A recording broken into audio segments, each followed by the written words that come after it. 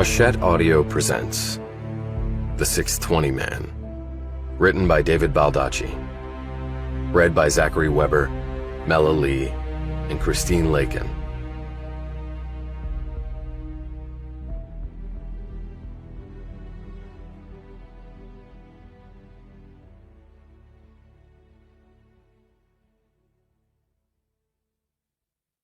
Dedication. To Anthony Forbes Watson, my brilliant UK publisher and dear friend. You taught me a lot during our time together, and not just about books and publishing, but about great French wines and important moral philosophies. Wherever your future path takes you, I will be cheering you on, and our friendship will endure, as all true friendships do.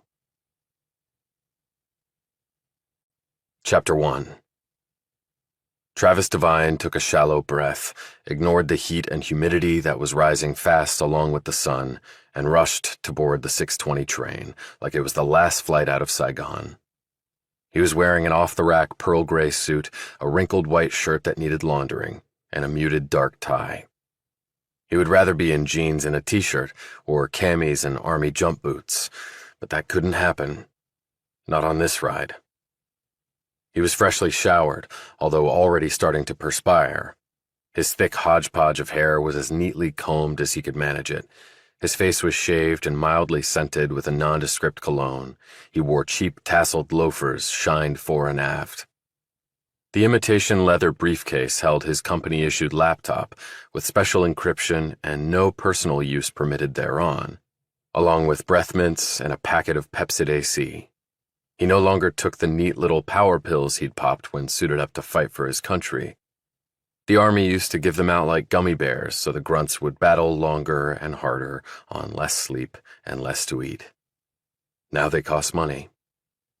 His primary weapons, instead of the Army-issued M4 carbine and M9 sidearm of yesteryear, were twin Apple Mac 27-inch screens, connected by digital tethers to mighty encrypted clouds, seeded with all the data he would ever need. It was all bullshit, really, and strangely enough, more important to him than anything else on Earth right now. What they taught you in the world of high finance was simple, really. Win or lose. Eat or starve. It was a binary choice. No Taliban or Afghan soldier pretending to be your ally before banging around into the back of your head. Here, his chief concerns were quarterly earnings projections, liquidity, free and closed markets, monopolies and oligarchies, in-house lawyers who wanted you to stick to the rules, and bosses who insisted that you didn't. And most significant of all, the person sitting right next to Devine at the office. They were mortal foes. It was him or them in Wall Street's version of mixed martial arts. Devine was commuting south to the big city on Metro North's Harlem line. At age 32, his entire life had changed, and he wasn't sure how he felt about it. No, he was sure. He hated it. That meant things were working according to plan. He sat where he always did when commuting into the city, third row window seat on the starboard side. He switched to the port side on the way back. The train puttered along with no real ambition, unlike the humans it carried. Sleek trains ran like cheetahs in Europe and Asia, but here they were snails. Yet they were faster than the cars stuck in the murderous traffic that piled in and out of the city morning, noon, and night. Generations before him had ridden this very same route to make their living in the sweatshop spires of Manhattan. Many had died along the way from the usual suspects: widowmaker heart attacks, strokes, aneurysms, the slow death of neurological disorders and cancers, a liver painfully scuttled by too much alcohol, or self-inflicted deaths among those who could take the strain no longer. Devine lived in Mount Kisco, in a saggy townhouse shared with three 20-somethings trying to forge their futures in various ways. He had left them all asleep as he tried to shape his future day by day. The train would continue to fill as it wended its way along to Manhattan. It was summer, the sun was well on its way up, and the heat was building. He could have lived in the city and paid a lot more money for the easier commute, but he liked trees and open spaces, and being surrounded by skyscrapers and concrete at all times was not his preference. He had actually been mulling over where to live when a realtor who knew a friend of his had called out of the blue and told him she had found him a room at the townhouse. It was cheap enough that he was able to save a bit, and lots of people commuted into the city, even though it made for long days and nights. But that philosophy had been beaten into his psyche for most of his life. "You work till you drop, Travis," his father had told him over and over. "Nobody in this world gives you a damn thing. You have to take it, and you take it by working harder than anybody else. Look at your sister and brother. You think they had it easy?" Yes, his older brother and sister, Danny and Claire, board-certified neurosurgeon at the Mayo Clinic and CFO of a Fortune 100, respectively. They were 8 and 9 years older than he was, and already minted superstars. They had reached heights he never would. He had been told this so often, nothing could persuade him not to believe it. Devine's birth had clearly been a mistake. Whether his father forgot the condom, or his mother didn't realize she was ovulating and failed to keep her lustful man at bay, out he had popped and pissed off everybody in his family. His mother went back to work immediately at his father's thriving dental practice in Connecticut, where she was a hygienist. He'd learned this later, of course, but maybe he'd also sensed his parents' indifference to him as an infant. That indifference had turned to fury when Devine was a senior in high school. That was when he'd been accepted into West Point. His father had roared, "Playing soldier instead of going out into the world and earning a living? Well, boy, you are off the family payroll starting now. Your mother and I don't deserve this crap." However, he'd found his place in the world of the military. After graduating from West Point, he'd gone through the arduous Ranger School, passing the crawl, walk, and run tests, which was how the 3 phases were described. By far the hardest part had been sleep deprivation. He and his comrades had literally fallen unconscious while standing up. He'd later qualified to become a member of the elite 75th Ranger Regiment. That had been even tougher than Ranger School, but he had loved the Special Forces and the dangerous and demanding quick-strike missions that came with being a member. These were serious accomplishments, and he had written to his parents about them, hoping for some praise. He had never heard back from his mother. His father had sent an email asking him what national park he would be assigned to, now that he was a ranger. He had signed the email, "Proud Father of Smokey the Bear." He might have assumed his dad was utilizing his sense of humor, only he knew his father didn't have one. Devine had earned twin purples, a silver star, and a slew of other bits of metal and ribbons. In the world of the Army, he was known as a combat stud. He would only term himself a survivor. He had gone into uniform as a boy and come out as a war machine. 6'1" and 1/4 inches, as the Army had precisely measured him, he had entered West Point a lanky 180 pounds of average physique. Then the Army and his own determination had transformed him into 225 pounds of bone, muscle, and gristle. His grip was like the jaws of a croc, his stamina was off the charts, his skills at killing and not being killed placed him at the top of the food chain with orcas and great whites. He'd risen to captain right on schedule and had worn the twin silver bars proudly. But then Devine had called it quits because he had to. It had torn him up back then. It still tore him up. He was an Army man through and through until he could be one no longer. Yet it was a decision he had to make. After that, he had sat in an apartment for a month wondering what to do, while old comrades phoned, emailed, and texted, asking him what the hell he was doing leaving the uniform. He had not gotten back to any of them. He had nothing he could say to them. A leader who had never had an issue giving orders and being in command, he couldn't find the words to explain what he had done. He did have the post-9/11 GI Bill to help him. It paid for a full ride to an in-state public university. It seemed a fair trade-off for nearly dying for his country. He'd gotten his MBA that way.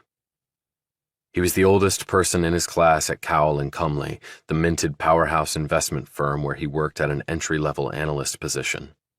When he'd applied at Cowell, he knew they had looked upon him with suspicion because of his age and unusual background. They had outwardly thanked him for his military service because that was always automatic, but they probably had to fill a veterans quota, and he was it.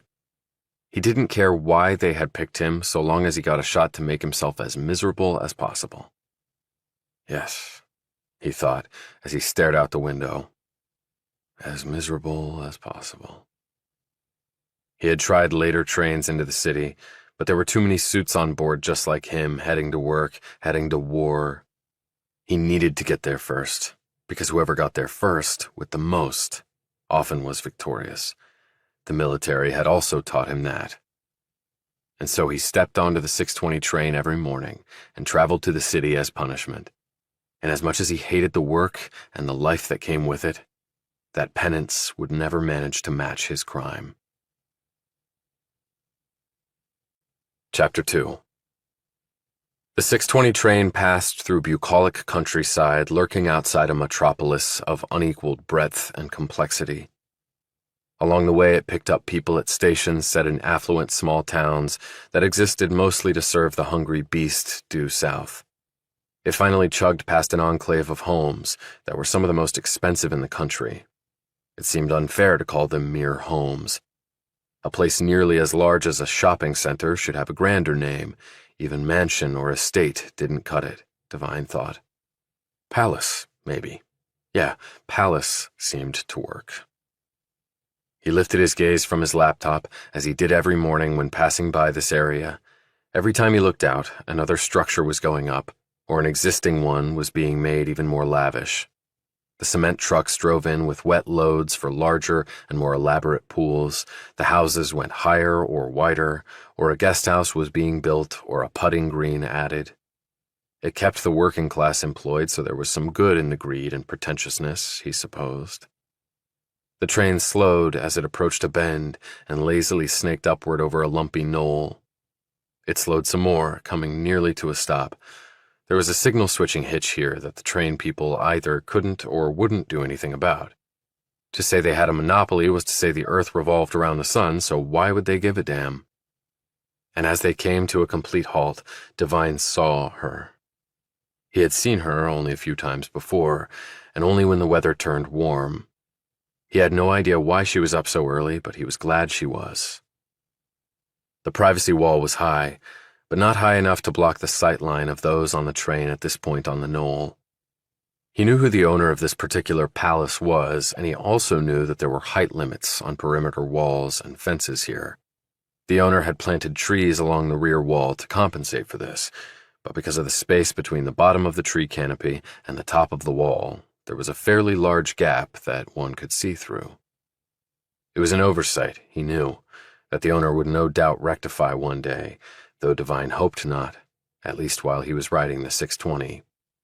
He felt a bit like Jimmy Stewart in Rear Window, the champion voyeur movie of all time, but he wasn't looking out the window because his leg was broken and he was bored, as was the case with Stewart's character. He was looking out the window because of her. The woman had sauntered out from the rear door of the largest palace in this enclave. Sauntered was the only word that worked for how she moved. It was a smooth, leisurely pace, like a panther just getting warmed up before breaking into a sprint. The hips and glutes and thighs and shoulders all moved in the most gloriously primal choreography. The place looming behind her was all modernistic, with glass and metal and concrete whipped into odd geometric shapes. Only the mind of an architectural savant snorting nostrils of coke could have conceived it. She had on a short white terry cloth robe that clung to her tanned thighs. When she took it off, revealed was an emerald green string bikini and a body that seemed too flawless to be genuine.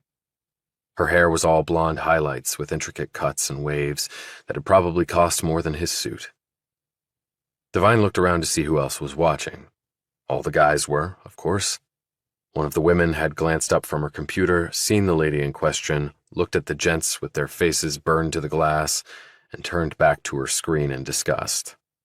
Two other women, one in her 40s and dressed like a hippie, and one in her 70s, didn't look up. The former was on her phone.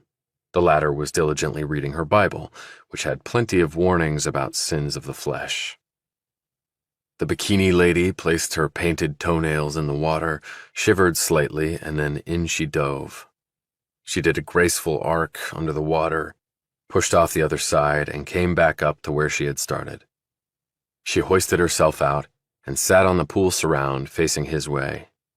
She didn't seem to notice the train or anyone staring from inside it. Devine could imagine at this distance all she might see was the train's glass reflecting the sunlight. With her body wet, the tiny bikini seemed to have shrunk, and her breasts hung heavy and firm in the twin pockets of the swimsuit top. She looked to the left and right, and then behind her at the house. Next, she slipped off her top, and then her bottom. She sat there for a long moment, totally naked. Devine could glimpse commingled white and tanned skin.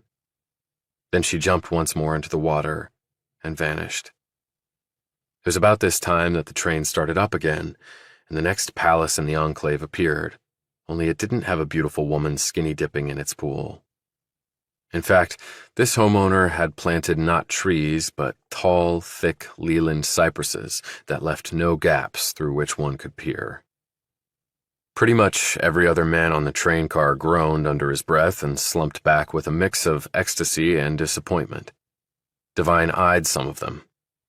They looked back at him, smiled, shook their heads, and mouthed things that sounded basically like, "Dude, what the fuck was that?"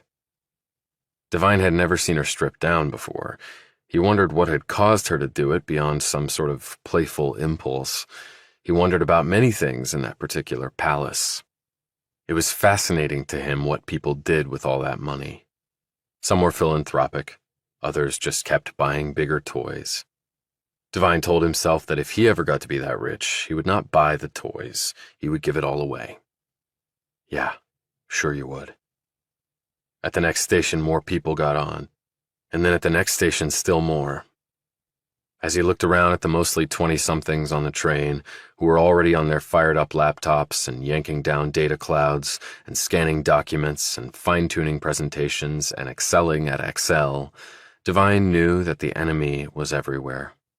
He was completely surrounded, and that should have panicked the former soldier. And yet, this morning, all Devine could think about was the naked woman in the water, and it wasn't for the obvious reasons.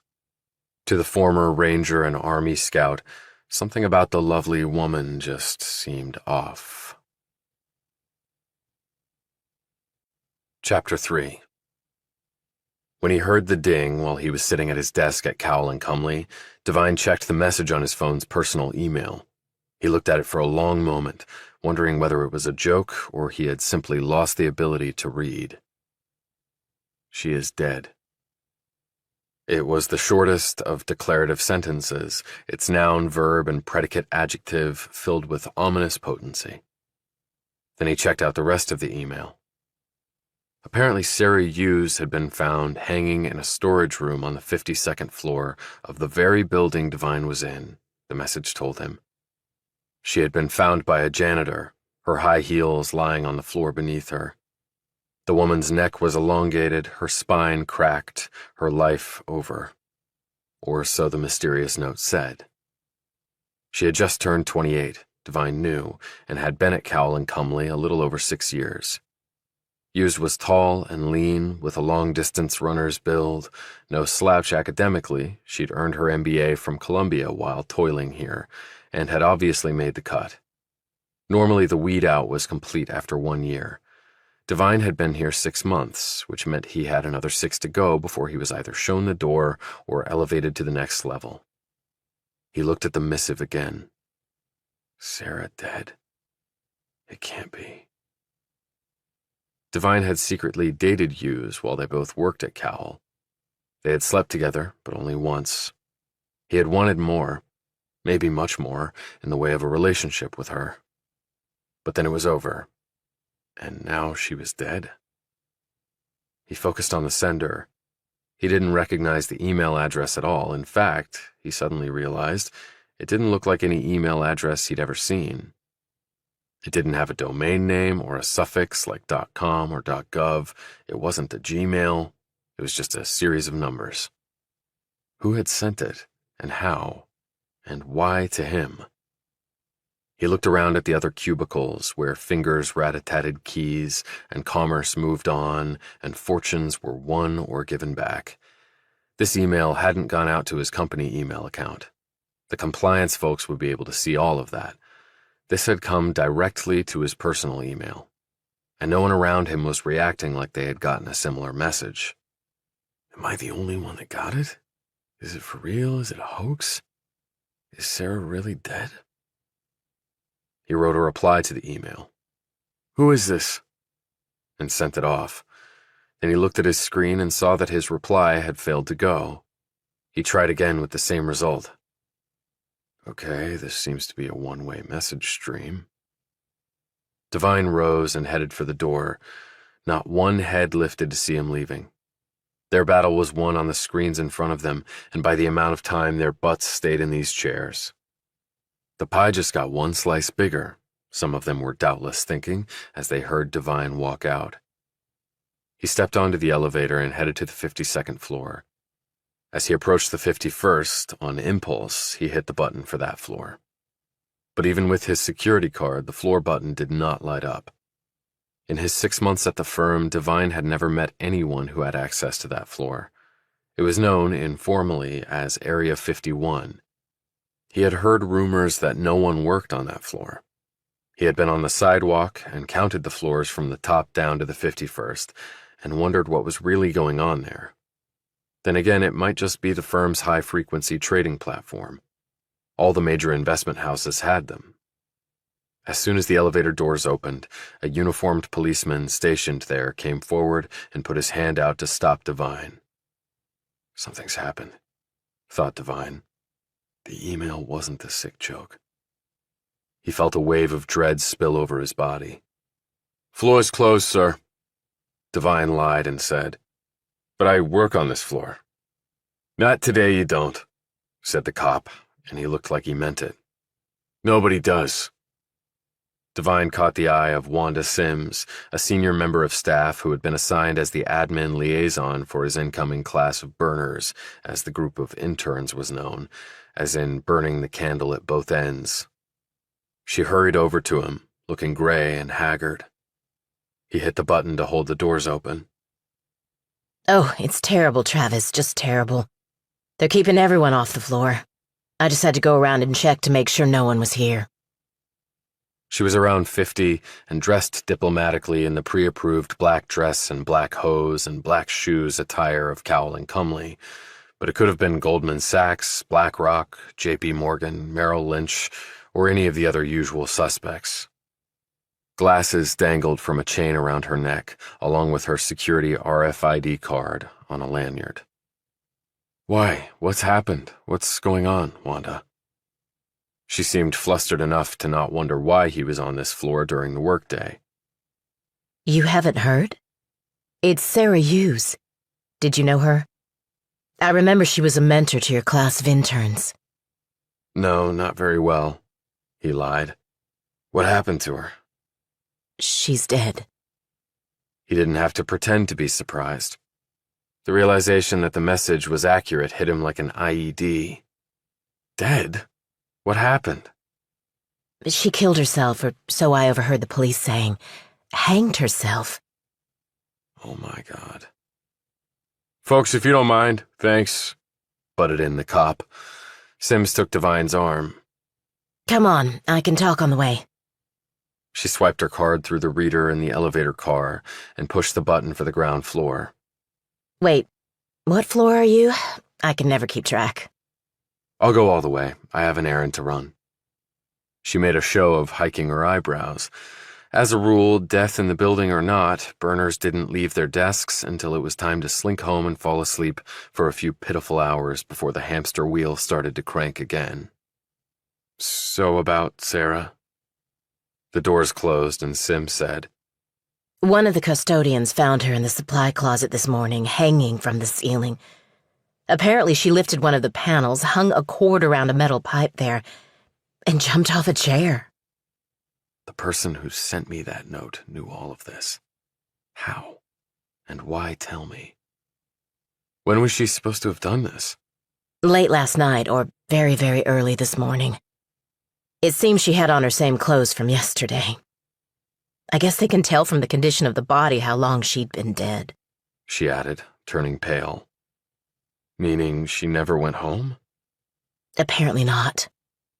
He thought about the email. Did she leave a note? Not that I've heard. And she seemed so level-headed. You probably know she worked in the M&A division, She added, referring to mergers and acquisitions.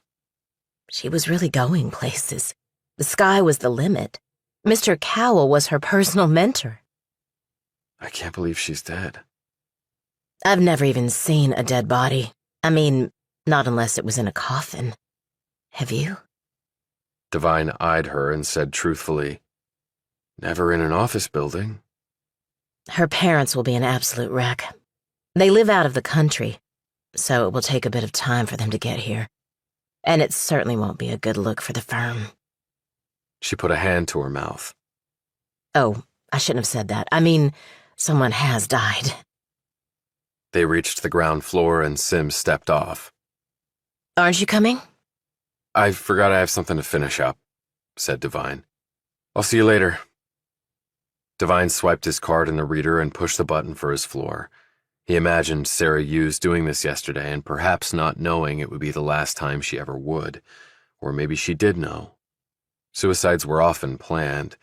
It certainly sounded like this one had been. As he shot skyward in the elevator shaft, Devine reflected on the fact that he had not told Sims the truth, since he did know Sarah Hughes very well. Given time, they perhaps could have grown to love each other, but it hadn't turned out that way. And now Sarah Hughes was no more, and he needed to know why. Chapter 4. A cloudless, starry night, and Travis Devine was mostly unaware of it. He hadn't really looked at the sky since going to work for Cowell and Cumley. He had gone from the office to the subway, taken it to Grand Central, and was now on the evening train heading home. From there, he would walk from the station. On leaving the Cowell building, he had nodded at the night security guard, as he always did. For obvious reasons, he related to men who carried guns. The bulky man usually glanced at the clock behind his desk, nodded back, and gave him a patronizing look as if to say, Really? Seriously? Is this shit really worth it, dude? Come on. How much damn money do you need? But not tonight. Not after Hughes's death. They just exchanged somber looks. On the train, Devine had his AirPods in and was half listening to a financial news channel on his phone. Money was already being made and lost overseas in Asian markets that would be officially up and running in about an hour. He would rather be listening to Janis Joplin or AC/DC, but he was now a budding financial whiz with a job to do and a career to build. He had no moments to waste on Me and Bobby McGee or Highway to Hell, and with the latter, he was probably already on it. The train car was packed with weary, sweat-logged warriors, some of whom would have the next 2 days off to lick their wounds and get ready for another week's slog on Monday. He was nearly cheek to jowl with the man seated next to him. Devine's mother was a first-generation American of Greek extraction, and he had taken after her in looks, while his siblings had favored their Irish father. Devine had dark, wavy hair, olive skin, a thickened nose, rugged chin, square jawline, and deep-set eyes that seemed to automatically broadcast brooding, regardless of what he was actually thinking. Some people just thought he always looked pissed off, and maybe he was. And his 5 o'clock shadow seemed to sneak up on him at noon. It didn't look exotic or cool, it just looked grungy. He leaned toward the window when they reached the knoll, and the commuter train slowed even more. The rear lights were on in the palace of the skinny-dipping woman. He knew she had taken a chance earlier that morning by stripping down in public. These days, everybody had a camera in their phone, which put her in danger of being plastered across social media platforms for all of eternity. But maybe she didn't care, which intrigued him even more. Party lights were strung up around the outdoor area now, resembling tiny stars that had lost their buoyancy. The pool surround was littered with guests in chic dress that managed to be both casual and, he was sure, costly. It took Devine a few moments to find her in the crowd as the train ground to a stop when the mysterious signal problem reared its head once more. She had on a white, clingy dress that slid to mid-thigh, and like the bikini, accented the woman's tan. Her shoes were golden stilettos. She had a drink in hand and was talking to another woman of nearly equal beauty. He watched her laugh, and the other woman followed suit. Devine wondered what they were talking about. He also wondered what made women like that laugh or be happy. Then Devine started to feel guilty and also stupid for maybe wishing he could be part of that world, especially after learning of Sarah Hughes' death. I don't want to be like the guy who owns this palace. I will never be like him. I hope. He was about to turn away when he saw the very man he was thinking about walk up to the women. He was in his 40s, with short dark hair and a bulky gym build, too heavy in the arms and shoulders and too light in the legs. The army built you from the ground up, with legs and core being the dominant muscles. The frat boys always did the biceps curls and couldn't squat or deadlift shit. They looked strong and were puny. The army would kill them during basic. With his clothes and manner, the man was clearly trying to look younger and hip, and very nearly succeeding. His name was Bradley Cowell, his boss of all bosses, and the force behind Cowell and Comely. Devine didn't know the name of the young woman who paraded at dawn in her bikini or less. It angered Devine that Cowell was having a party on the same day one of his employees had taken her own life, and a woman he was supposedly mentoring.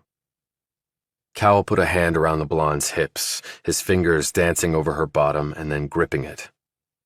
He next planted a kiss on her that seemed to go on, while others around them stared and exchanged embarrassed smiles. Damn, lucky son of a bitch. I mean, look at that shit. Look, dude. Devine turned to see the beefy, perspiring young man in a dark blue Brooks Brothers suit next to him, staring at what he was staring at. He could sense both the man's sweaty stink and his lousy envy. All about the damn money, opined Sweaty. But that's gonna be me one day, swear to God. And he sounded like he meant it. Devine stared at him for a moment, perhaps seeing himself in the man's fired-up rhetoric. When he had told his father he was getting an MBA, the old man was thrilled. When he'd gotten the job at Cowell and Comely, Devine Sr. had taken his son out to dinner, and they had even gotten drunk together. It was the first time Devine had had that sort of experience with his father. It had been intoxicating, and he wasn't talking about the booze. It was the first time Devine could remember his father being proud of him. And it was the first time Devine, as an adult, had felt positive feelings toward his old man.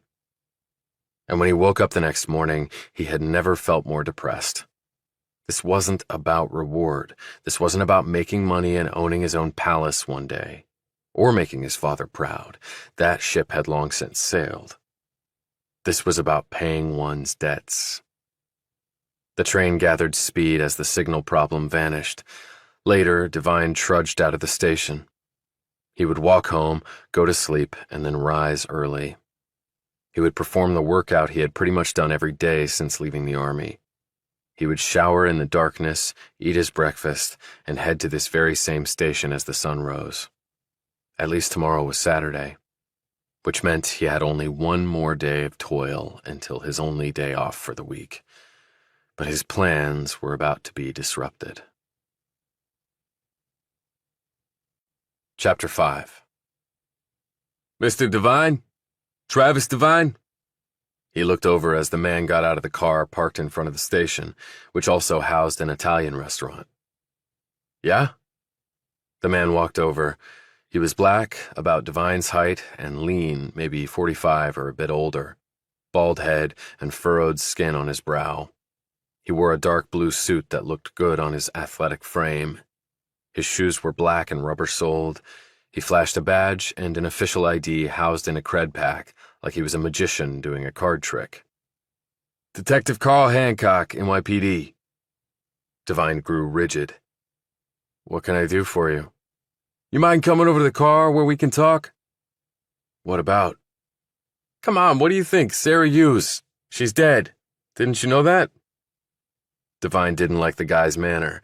It was blunt and seemed to leap to lots of conclusions. The brown eyes, clearly visible under the streetlight, scrutinized Devine and came away suspicious. I heard about it, along with everyone else. Right. This way, sir, if you don't mind. Won't take long. That's what they always say, and before you know it, years have gone by. He sat in the passenger seat of the car, where the smell of spilled coffee and the vapory veil of cigarette smoke was suffocating. Hancock rolled down a window and said, "Sorry about that. Fact is, I don't smoke and I don't drink coffee, and this isn't my ride, and they ain't supposed to smoke in here, but they do.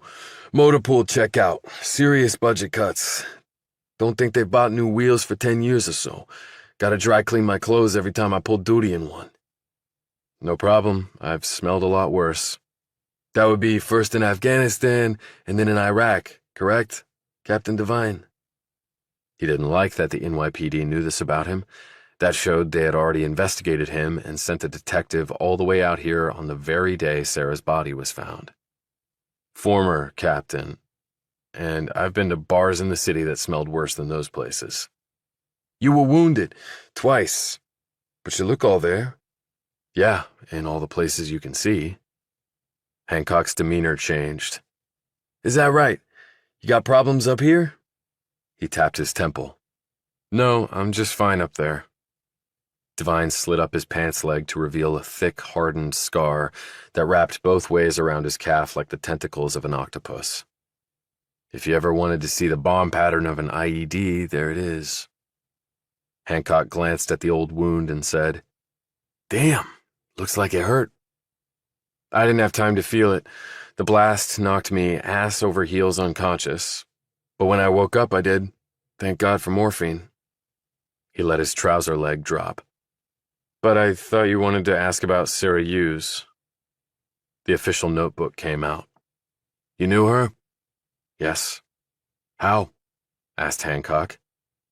"We worked at the same firm, Cal and Cumley, but you knew that." "So how exactly did you know her?" "We met at some company mixers. We went out in groups for drinks, some dinners before the recruitment BS was over and our noses got pressed to the grindstone. She was sort of a mentor to my intern class." "How did she strike you?" "Talented and hard-charging. But why did you come all the way out here to ask me questions? I was there all day. I'll be there tomorrow. And my understanding was she died by suicide, so why are the police involved?" "It's speculated that she killed herself. My job is to rule out all other manners of death." "And you work on Saturdays?"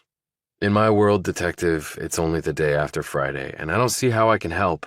I didn't work directly with her. I haven't seen her in months, in fact. Last time was a group dinner at Per Se, Columbus Circle. Over 50 people, with wine included. Must have cost the firm a small fortune, but it's only money." "Impressive memory. I can't remember what I had for lunch yesterday." His words were flippant, his stare was not. "And the only time I'll ever be inside Per Se is if someone croaks there." "In my line of work, you tend to remember things pretty exactly." "You work hard at that place, I take it." "Let's put it this way. I have but one set of balls to give for Cal and Cumley, and that might not be enough." "You're funny for an investment type." "I just crunch numbers and give them to the real investment bankers, and they make all the money and get all the girls." "How much money are we talking about?" Devine knew the man didn't really need to know this for his investigation. It was very American to be nosy about the wealth of the very rich. Whole industries were built around disseminating that information to the fascinated masses. "The firm has various divisions, and the comp and profit sharing are split differently depending on which camp you fall into. Partners on the very low end get mid-seven figures. People like Bradley Cowell, maybe $250 million or more per year in official comp and stock options. He also gets percentages of all the profit streams, so that goes on top of his base." Hancock was shaking his head this whole time. "I make $110,000 a year, and I thought I was doing great until you laid that shit on me." "How do you think I feel? I don't even make what you make, and I see all those dollars on the screen every day, and they just pass right by me." The man's eyes glittered once more, like a dog picking up a scent. "And so you resent that? Them getting all the girls and the dough?" "I resent no one about anything. You work hard, you earn it, it's yours. I hope to do the same." "And the girls? Like Sarah Hughes? Give me a break, okay? I can get girls if I want to. And Cowell has a strict rule against employees dating. If he finds out we were seeing each other, I'm screwed. Okay. Anything else about yous? Like what? The usual, depressed, ever spoke to you about suicide?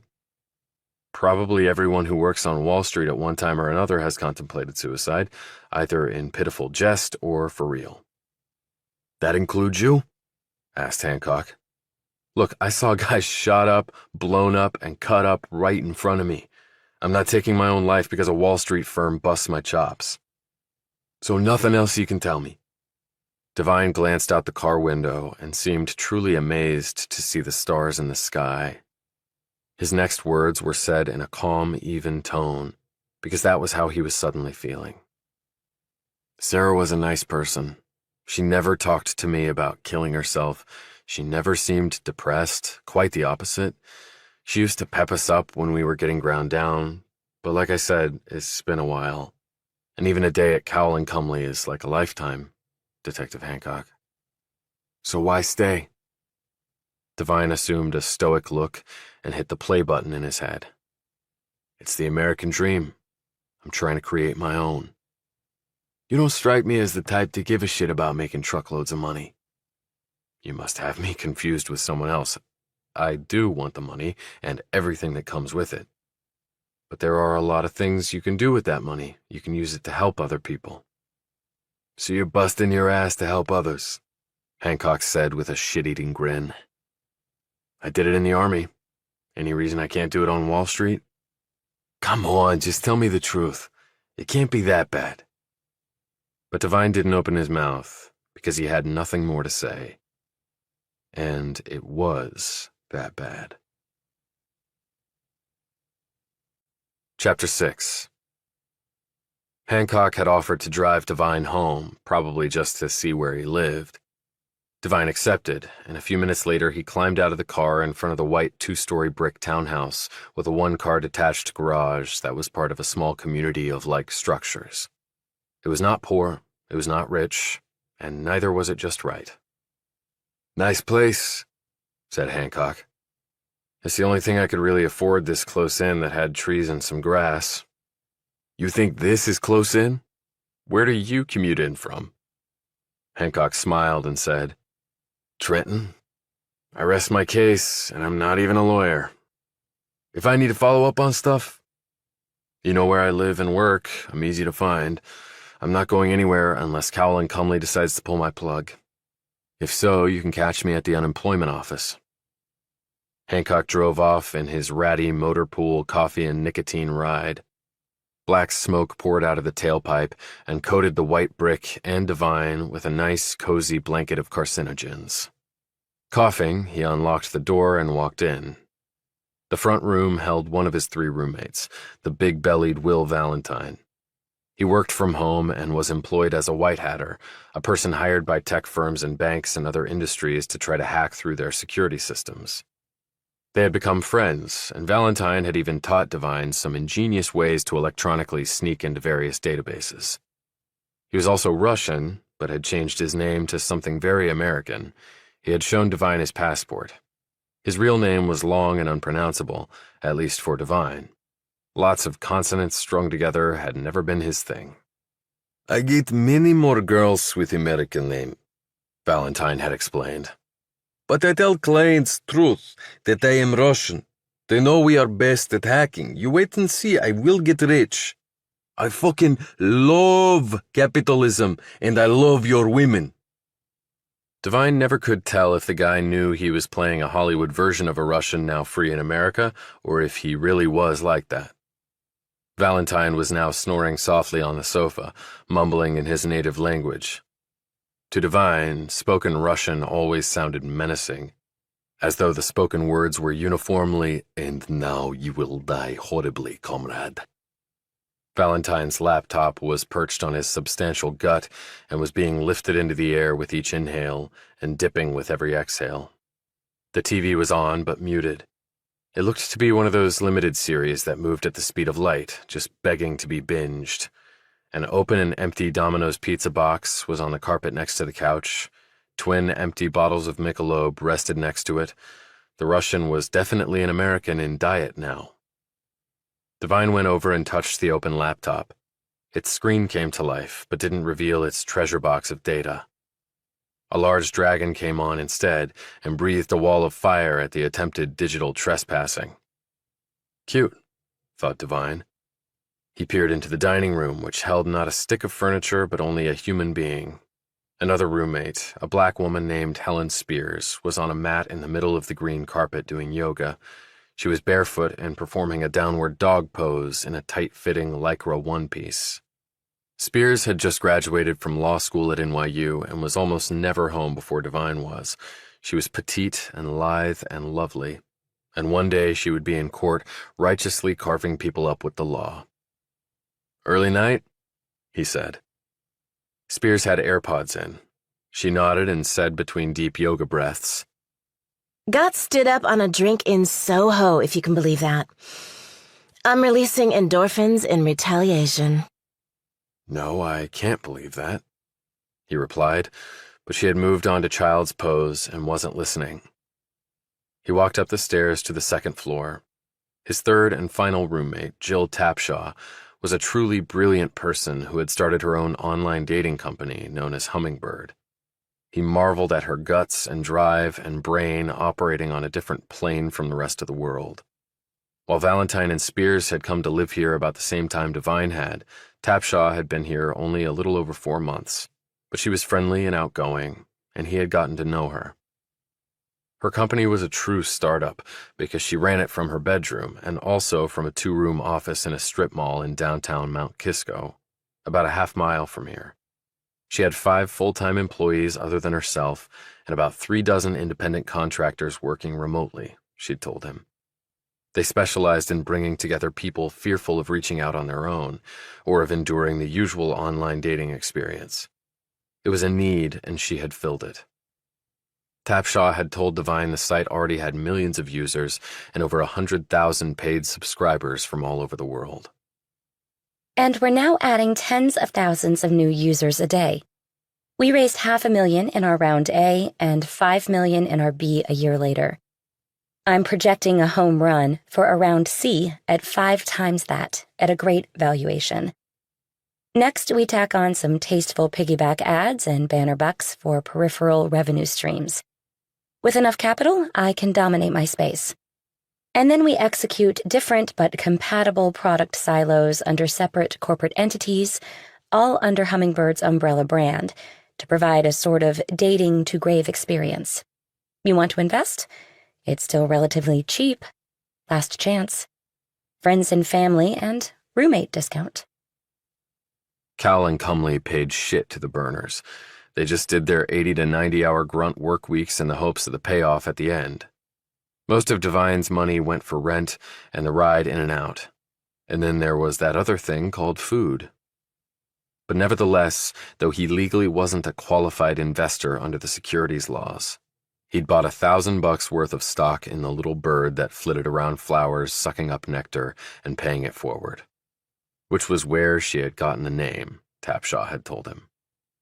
You can spend $100,000 on a branding firm to come up with horse shit, and then focus group the hell out of it for another $100,000, or you can do it on your own for free.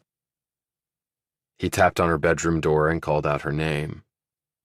Getting ready to Zoom with a Taiwanese venture capital group. Tapshaw's voice barked. Their birth rate is plummeting. Is it urgent? Is the place on fire? Are you bleeding to death, Travis? No, he called through the door. All good, just don't forget to eat. She kept a jar of peanut butter and a stack of celery sticks in a glass with water in her room. She was thinner than a rake and seemed to prefer it that way. She'd told Devine she hadn't been on a single date in over a year, not even digitally. Do as I say, not as I don't do, Tapshaw had quipped.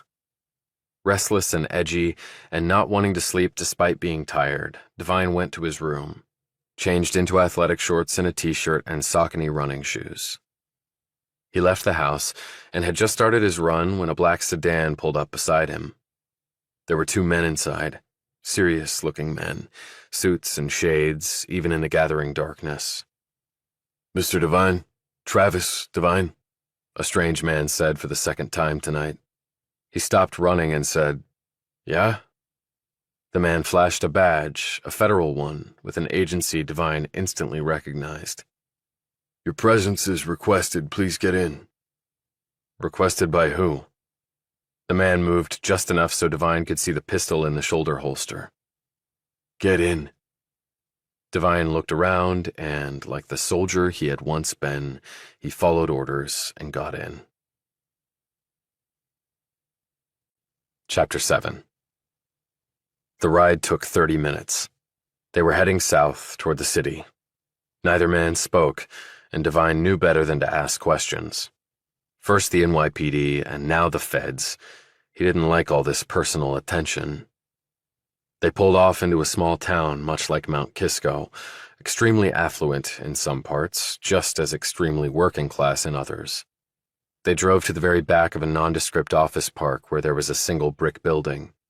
There were no cars parked out front and no signs on the building. The windows were blacked out, and it looked abandoned. The man parked and got out along with his colleague. He held the car door open for Devine, and they walked up to the front of the building. The man flashed an RF card in the face of a reader port, and Devine heard the door click open. This was looking both way too official and far too clandestine. He figured neither boded well for him. "I shot the sheriff, but I did not shoot the deputy." The driver led the way inside, Devine in the middle, the other guy bringing up the rear. Devine would have expected nothing less. It was the way you transported either prisoners or soon-to-be prisoners. Automatic lights came on as they walked through an open space. Devine was led to an interior door. The man knocked, and a voice said, "Come." The door was opened, and the man motioned Devine in. He closed the door, and Devine looked around the small space, and then at the man sitting behind the desk. "Sit down, Devine," said the man. "We have a lot to go over, so pay attention. There is no time to waste." Devine sat. The fellow looked like a well-worn slab of granite. His gray hair was bristly and cut short. His features were chiseled and fierce. The salt and pepper eyebrows swooped in all directions. The decades-old suit never had been expensive or of good quality when brand new, but it was so unremarkable as to still be serviceable now. The red and blue striped tie was too wide for the times, the collared button-down shirt a bit worn around the edges. He couldn't see the man's shoes from here, but if he had to guess, Devine would speculate they were black and pedestrian and shined to spit-polish perfection. There was something about him, his bearing, the way he gave commands, because they were commands, the breadth of the shoulders, the ominous thickness of the hands. He was now a suit who was once a soldier. Devine could just tell, and really still a soldier because it gets into your DNA and there is no way to separate it from you. It becomes you. The man silently studied him. "Gauging the size of my balls." Devine stared back, waiting. He had done this so many times with military superiors that it was second nature. "Exemplary record at West Point. Then infantry officer basic, ranger school, jump school, striker battalion out of Fort Lewis, line platoon company commander for a year and a half with a string of commendations. Made first lieutenant right on schedule. Company XO for 6 months. Next up, line platoon commander, ranger battalion. So you're ranger tabbed and scrolled," added the man, referring to the fact that Devine had graduated from ranger school and been assigned to the 75th Ranger Regiment. "Promoted to captain and got your silver bars right at the 4-year mark. Bradley company commander out of Fort Stewart for 18 months. Then ranger battalion out of Hunter Army Airfield, ranger company commander, then staff officer. All along the way, tours of combat duty in Afghanistan and then Iraq, and special ops missions in 10 other shitstorm countries where if you messed up, you get a flag on your coffin and a dignified transfer at Dover Air Force Base." Devine was impressed that the man had recited his military CV from memory. Some parts of it even Devine had forgotten. The man leaned back in his chair and studied Devine. "You have shrapnel on your shoulder and leg, and they'll stay with you until the day you die. You were picked up for 04 Major at the 8-year mark below the zone." he added, referring to the Army's esoteric promotion vernacular. In due time, you would have had the golden oak leaf on your uniform, Devine. And then you quit. I wonder why. The man didn't ask it as a question. He had thrown it out as a statement. But still, Devine decided to try to answer. I did my time. I took my shots, and pretty much all of them hit the target. They took their shots at me. Some hit, most missed. I moved on. It was time. I didn't relish pressing my luck. Don't bullshit me, son. I don't have the patience. My name is Emerson Campbell, retired Army 2-star. Never got the third or fourth ones because I don't play the political games necessary to do that. And so let me be clear, former Captain Devine. I know exactly why you left the service, and it has nothing to do with your luck running out. He opened a manila folder that was lying in front of him. He took out some photos and arrayed them in front of Devine. He pointed to one picture. Lieutenant Roy Blankenship. You knew him. You served together. He pointed to another photo. Captain Kenneth Hawkins. You knew him. Served with him as well. So what? Patience, Devine. We've been interested in you for a while now. Is that right? Who do you think got you the room at that townhouse in Mount Kisco? Devine's eyes widened at this. A realtor who was a friend. Right, a friend of a friend. We have lots of friends, Devine, who do what they're told. Why did you care where I lived? Let's just say it was a convenient spot for us, considering we have this office nearby, and you take the train in, and you pass a certain house there every day, right? The man could only mean one thing. Brad Cowell's palace, you mean? Palace, eh? You're right, and I'm glad you picked things up fast. Maybe our time won't be wasted. He took out another picture, clearly a morgue shot of the now deceased Roy Blankenship with ligature marks around his neck. He was killed, murdered, you also know that. Even though Army CID ruled it a suicide. The guy was cremated, evidence lost, a total clusterfuck. But you know who killed him. Kenneth Hawkins, his superior officer, his comrade in arms, did the honors. And you know exactly why he did it. Says who? Muttered Devine. He was feeling sullen and trapped because he was, and he also knew exactly where this was headed. Says the evidence. Hawkins murdered Blankenship and made it look like a suicide. He got away with it. Until he didn't, as you know. But to refresh your memory. He took out another photo of a very dead Kenneth Hawkins. And you know who killed Hawkins? Do I? Devine felt every muscle in his body tense. The nightmare had finally come home to roost.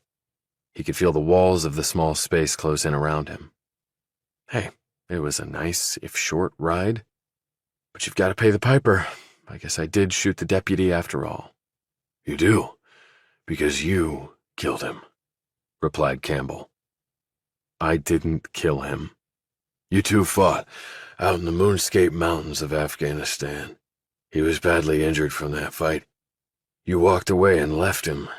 He died there. You could have saved him. You chose not to. How would you describe that? You have no proof of... We have proof of everything, enough to take years of your life away. With that said, I'm going to make you an offer that is akin to your winning the goddamn lottery, son. Now the choice for you is astoundingly simple. Those men outside are Army CID special agents. You can either go with them to be charged and thrown in the brig to await a military trial. Devine interrupted. You can't court-martial me. I'm a civilian now. Civilian courts have ruled that military retirees can be prosecuted under military law for crimes committed after they left the service. In your case, the crime was done while you were in uniform, so there is no question that the Army will be the one prosecuting your case. And you will be convicted and sent to USDB for a very long time. Campbell added, referring to the United States Disciplinary Barracks at Fort Leavenworth, Kansas, the military's max security prison. Unless you agree to work with us. And who exactly is us? The shop I run now. There's a small office within the Department of Homeland Security and has a joint operation agreement with the Department of Defense. It's aptly called the Office of Special Projects. It has about 500 operatives, of which I control 50. I'd like to make you the 51st. It has a wide latitude of core interests, with the security of this nation driving all of them. When I took off the uniform, I didn't forget my oath. Did you? What do you want me to do? A woman died at your place of employment. Sarah Hughes, yes? You knew her. I did. The fact is, there is something going on at Cowell and Comley, Devine. Something seriously not right. We have heard chatter, we have run down a few leads, but we have made no real progress, and we have no grounds to execute a search warrant or bring people in for questioning, and we're light years from federal prosecutors impaneling a grand jury. We need information, Devine. A lot of it. We need to ferret out whatever the hell is going on there. You are admirably suited to investigate this matter since you are already there. That is the reason you're here. That is why we've been watching you. That is why you now live in Mount Kisco and why you pass Cowell's house every day. We want Bragg Cowell badly, and we need your help to do it. So I'm to be your plant inside. I don't care what nomenclature you use. I just want results. And if I do what you ask and I'm successful, then you will have accomplished the mission, and I will ask you to serve your country again as a member of the Office of Special Projects. And when does this service end? Asked Devine. Campbell glanced down at the photos of the dead men. You ended Hawkins' life about 50 years early. What is avoiding the consequences of that worth to you? If you know all about it, as you claim to, then maybe you understand why I did what I did. I tried like hell to get CID to take a second look. I went through my chain of command and got stonewalled. Hawkins had friends at high levels, and the Army didn't want the bad optics of one officer's killing another. I understand perfectly. I might have done as you did in the same circumstances. However, the law makes no exception. But I am giving you a chance to avoid the penalty that would befall anyone else in your situation. You might consider yourself the luckiest bastard on earth.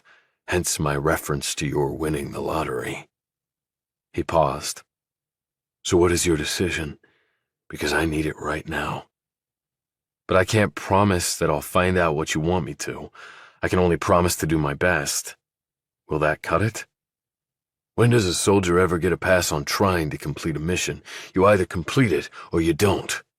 You sure as hell know the United States Army doesn't hand out participation trophies, son.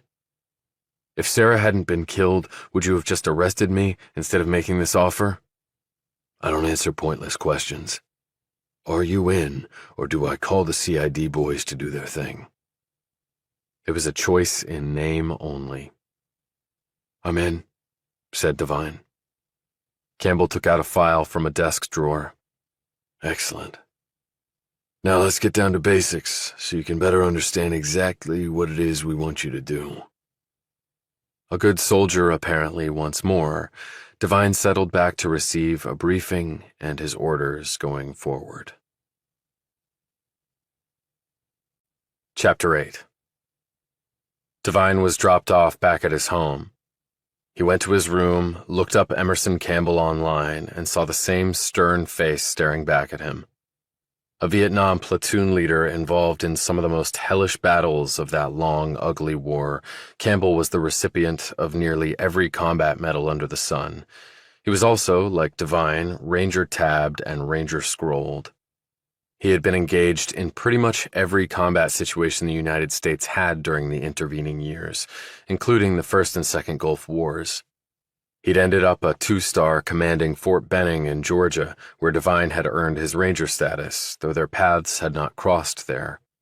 He had the rep of being iron-hard but fair, a soldier's soldier. He cared more for his troops than he did for the next star on his shoulder. Then his career had seemed to stall. One article reported that Campbell had been brutally honest during some congressional testimony, and the Army brass hadn't liked that level of candor from one of its senior officers. He'd then been apparently forced into retirement and gone into the private sector. He'd resurfaced a few years later with some civilian position at the Pentagon. After that, he'd dropped off the radar. Well, the old man was back on the battlefield, it seemed. Devine stripped off his running clothes and changed into jeans, heavy boots, and a long-sleeved t-shirt, then grabbed his motorcycle helmet and went downstairs and out the back.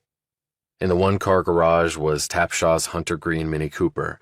She was the only one with a car for her 1-mile jaunt to work. Spears took the train into the city like Devine did, and Valentine performed his heavenly hacking remotely from his room, or the couch. Next to the Mini was Devine's BMW motorcycle. It was the only thing he had ever splurged on. He'd bought it used with money saved up from his army pay. He fired up the motorcycle and soared off into the night. He had been given a mission, and as a soldier, he had never liked to let time lapse between an order given and its execution. The problem was the file that Campbell had on Cowell and Cumley was very thin, but there was enough there that Devine could understand someone like Campbell being deployed to see what was up.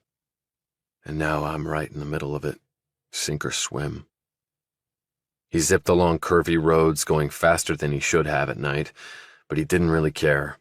At least he was finally flying along with a purpose beyond making money for Brad Cowell, a man who already had far too much wealth. 10 minutes later, he arrived at Cowell's private enclave, the rear of which he saw from his train every morning. It was ablaze with lights, like a movie premiere, for all to see. High-dollar showroom-level cars were parked in the palace's motor court. Wrought iron gates kept out the uninvited, of which Devine was assuredly one. He took off his helmet and watched. The people he had seen from the train earlier were filtering out now.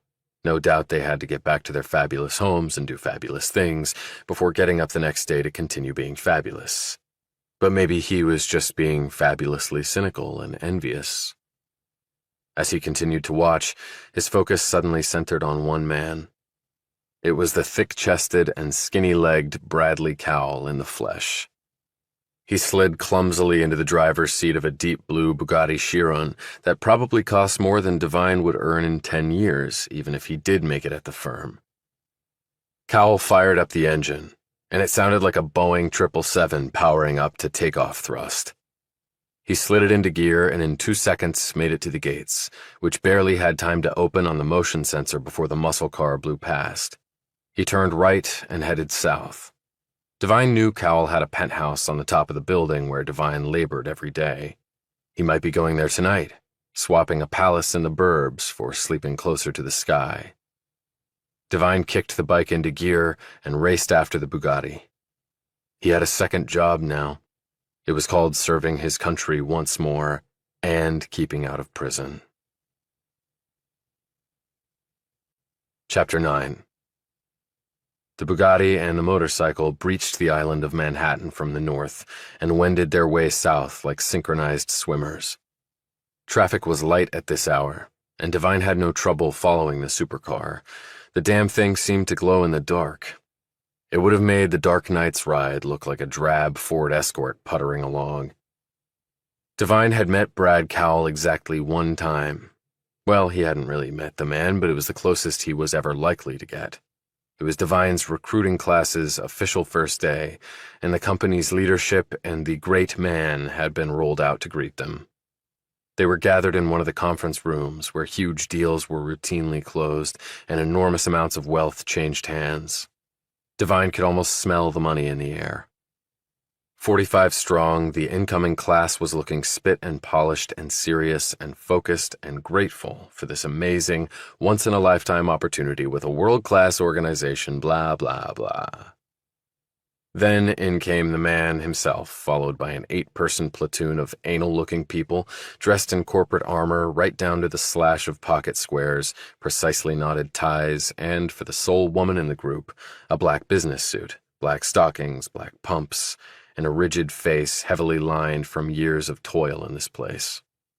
She was just like the buzz-sawed male lieutenants on that score. Cowell's pocket square seemed to have been mitered to an impossibly perfect angle, with the horizontal line of his breast pocket on his $20,000 custom-made suit. Devine wasn't guessing about the cost. because the man told all of them that was what the Italian tailor had charged him when Cal had him flown in from Milan on his private wings to mold 20 of these suits to the investment king's stocky frame. And he made sure to share with them that the talented paisano charged Robert De Niro and George Clooney and Brad Pitt the same price. The magnate's hair was parted seemingly with a laser's precision. His teeth gleamed so white and straight that Devine found himself running his tongue over his own in an attempt to remove the grime of his breakfast. The shoes were unlike any he had ever seen, the softest of probably Italian leather, triple-strapped, polished to a sheen that was possible only by a practiced human hand. Cal's gray shirt seemed grafted to him like a second skin of liquid chrome. "I came from nothing," Cal began in his address to the class of newbies, "and built everything you see here entirely on my own." And it was true, or so the official business press had always dutifully reported. A string of Cal's ancestors had inherited great wealth, but his grandfather apparently had been a lousy businessman and lost half the fortune. Cal's worthless father had sponged off his inheritance, and what he didn't lose in gambling he squandered in bad investments. When Brad Cal had come along, there was little if anything left, but he had worked hard and graduated summa cum laude from his Ivy League college. After that, the man had, in around 2 decades, built his eponymous firm up into the same league as Goldman Sachs and J.P. Morgan and Merrill Lynch. No one spoke much of the other named partner, Ann Cumley. She was reportedly in her 70s and lived primarily in Palm Beach, or was it Palm Springs? No one that Devine knew had ever seen the woman. She had never come to the office, at least that Devine was aware. It was rumored that she was a reclusive heiress who had provided Cal with the initial stake he needed to build his empire, and one of her rewards had been her name on the firm, and even more money in her already deep pocket.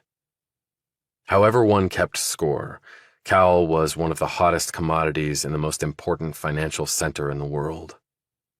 "There are 45 of you here now," Cal had said, looking around the room and lingering on just a few.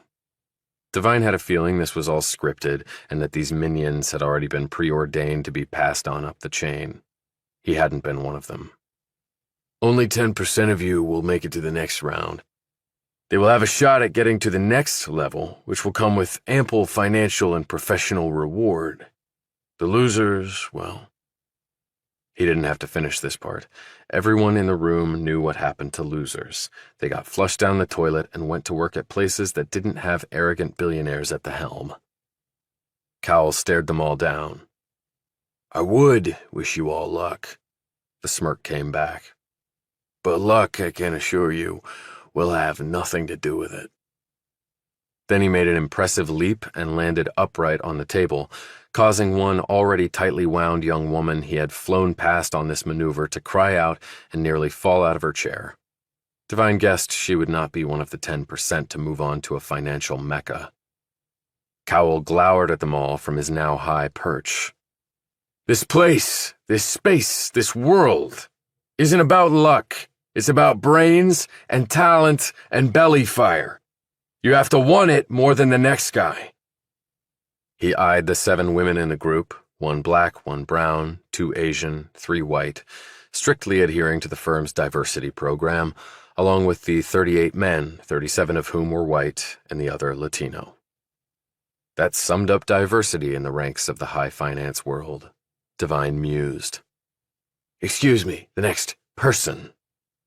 The suit platoon clapped, and Cowell cried out, "So what are you waiting for? Get your asses to work, and may the best people win." Prompted by this voice command, they had all stood like obedient dogs and filed from the room, while Cowell watched them from his intimidating perch. The guy just seemed to bask in this shit, Devine had thought at the time. His opinion had not changed. The Bugatti kept blasting south, through Midtown and next downtown, and then straight to the financial district. There it turned onto Exchange Place, 1 block south of Wall Street, to the building where Sarah Hughes had died. It turned into the parking garage at Cowell and Cumley. The Bugatti's window came down. Cowell held up his phone to the reader, and the garage door cranked up. The $3 million muscle car pulled in, and the door closed behind it. The man had not only his own parking space, but also his own private elevator right to the penthouse. Devine knew this because Wanda Sims had told him. Devine imagined the man going up in his silver tube. As he continued to watch, lights came on, but on the 52nd floor, because Devine took a minute to count down from the top. The penthouse was 4 floors higher. So why was he on that floor, where Hughes had died? The next moment, he saw someone else he recognized walking down the street. She reached the front doors of the Cal building, swiped her card, and entered. He watched as she hurried across to the elevator bank. Devine couldn't see the security guard. He might be making his rounds. With this interesting development, Devine parked his bike on the street, locked down the front tire, and walked over to the building. He used his security card to get in. He took the elevator up to the 44th floor, where he knew the woman he'd seen had her office.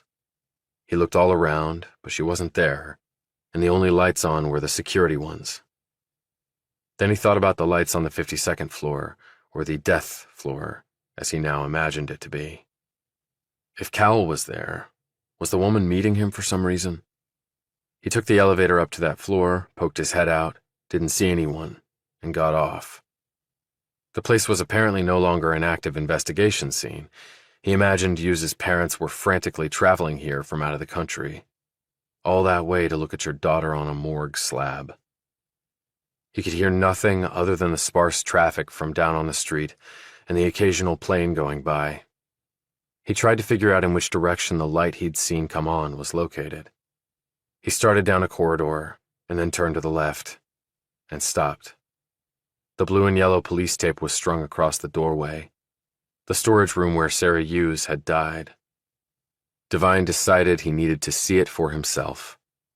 This didn't tie directly into what Emerson Campbell had tasked him to do, but if something nefarious was going on at Cowell's business, Hughes's death might be connected somehow. At least he couldn't rule it out at this point. And Devine had cared greatly for Sarah Hughes. He needed to understand why she had taken her own life. Looking at the place where she had drawn her final, tortured breaths seemed like a good start. Chapter 10. He first noted the chalky white fingerprint powder on the lock. He used his shirt sleeve to cover his hand and tried the knob. The door swung open. He was looking at a dark room until he flicked on the light with his elbow. There was the chair she'd likely stood on, still lying on its side, like it was dead too. The cord she had used was no longer there, though the ceiling panel was still removed and sitting on the floor, like a tooth missing from a mouth. It had powder on it, as did the chair. Floating through his mind was the image of Sarah Hughes standing on the chair, slipping the cord around her neck, and then pushing the chair away. He wondered if Hughes had had second thoughts, regretted her decision, and pulled against the cord around her neck that was killing her. At what point did she realize it was useless? That she was going to die? Did she scream for help that never came? And then just... He closed his eyes and shook his head with the absolute misery of this tragic image. She had been a wonderful, caring person, but everyone had their dark, unspoken side of which no one else, not even close friends and family, was aware. And I'm the poster boy for that. He looked around the space and observed things one would expect to encounter in a storage room: cleaning supplies, cardboard boxes, a vacuum, boxes of file folders, reams of copy paper, printer ink cartridges, an old fax machine, Christmas decorations, a whiteboard on a stand. She would have seen all these things while dying. It didn't seem fair. Staring bug-eyed at Christmas decorations, knowing you wouldn't live to celebrate the next one. He punched off the light and closed the door. Then he heard the noise to his left, down the hall. Halfway there, he already knew what he would find. It wasn't hard. Moaning and groaning and lustful whimpers. He stopped, looked around, and spotted a door with the necessary sightline. The office in question was in the corner. The lights inside were off, and he could well understand why. You would take no chances doing what they were doing, even with the blinds drawn. He stood behind the door but left it open a crack so he could see clearly. 10 minutes went by, and the moans and groans stopped. A few mumbled words, feminine to his ear, perhaps of praise or relief that it was over. Another minute passed, a light came on inside the office, and then the door was jerked open. Out staggered Brad Cowell, smoothing his hair down and putting his costly shirt tail back in his very expensive pants, and notching his crocodile leather belt closed. He took a moment to slowly zip up his pants, like he was reholstering his gun. He looked sweaty and triumphant. Devine took out his phone and snapped several shots of Cowell, as well as the woman who was clearly visible in the room behind him. Her head was turned to the side, and she was staring at Cowell, seemingly surprised that he was leaving her so abruptly. She was the same one he had seen going into the building earlier. Only now she was naked and lying on the desk on her back, with her thighs still akimbo. Cowell must have finished, jumped up, and headed on his way. He took 3 more pictures of what he was seeing. Then he turned the video function on and held the camera up. He did not like spying on people, particularly at a moment like this. But if something dirty with national security implications was going on here, he instinctively knew having this stick to hold over Cal's head might come in handy. The woman called out, Where the hell are you going, Brad? Cowell turned back and said, Early morning, need some shut-eye. And thanks, sweet cheeks, it was great. Next week, same time, but I'll let you know where. Don't know what came over me tonight, except you are so hot it makes me lose my damn mind. He laughed. The woman, Devine noted, did not. Cowell passed by Devine's hiding spot, no doubt heading for the elevator. If he were a betting man, Devine would say the Bugatti was done for the night, and Cowell was going to sleep, this time for real and not on a desk. A couple minutes later, Devine glanced back in the direction of the office, from which the woman stepped out, now dressed. Her name was Jennifer Stamos. She was 28 and had been at Cal for 6 years. In fact, she had been in Sarah Hughes's class. Devine knew this because she was in the firm's employee directory, which was accessible to all at Cal. It did not contain addresses like an old phone book did, or other personal information. This was strictly business-related. It was known, firm-wide, without a shred of originality, as the book. It contained all the things each person had done while at Cowell, every deal, every triumph, every failure, every screw-up. Cowell kept score like no one else. Everyone had a numeric and alphabetical grade that combined served to define their firm-wide ranking for all to see, and to ratchet the pressure up even more, that ranking was updated daily. Devine knew this glorified digital pissing contest was designed to make the competition even more intense. To see how far you were falling behind or racing ahead, all you needed to do was check the book. And then you ran harder and harder to catch up and then pass the front runners. Or else you ran harder and harder to get further ahead, or you worked your ass off and still fell behind and got depressed as hell. It was cruel and inhumane, and it was also just the way things worked in this world. Stamos, he knew from the book, had been a clear second in her class. But that was not the case now, because Sarah Hughes was no longer in the race. Stamos had just taken over the lead by default. She was beautiful. Long dark hair that fell straight to her shoulders, olive skin, full lips, lovely features, green eyes that Devine had watched seemingly spike with electrical current when she was animated. She had been to several of the mixers. He had watched her dance and joke and drink, and even do a stupid line of coke in a back room and not like it.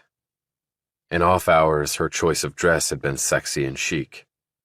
At leisure, she possessed a flippant, playful style that made her appear vulnerable and approachable. Coupled with her prodigious brains and sheer business talent, it was a truly potent combination that had captivated Devine and many others at the firm. She looked nothing like that right now. She appeared shrunken and depressed. Her hair was tangled, Her blouse was untucked from her jeans, and her painful-looking stiletto heels, which cranked her 5'3" stature to 5'7", were in her hand. Devine knew that Hughes and Stamos had not been friends. There was no room for that within the same class or even outside classes. The women knew that it was unlikely both would make the long haul at Cowell, because things simply did not work that way in this arena. But Devine wondered if Stamos felt badly for having sex in an office with the head of the firm on the same day that her chief competitor had been found dead only a few feet away. He at least hoped she did. Stamos stopped at the women's restroom for a few minutes. When she came back out, Devine followed her, but waited for the elevator doors to close behind her before he rushed forward and pushed a button to summon his own elevator car. Stamos was heading out of the glass doors when Devine's elevator reached the ground floor. He nodded to the guard, who was back behind the desk and watching him curiously. Then the guard glanced at the departing woman and his eyebrows went up, and a knowing grin spread over his face.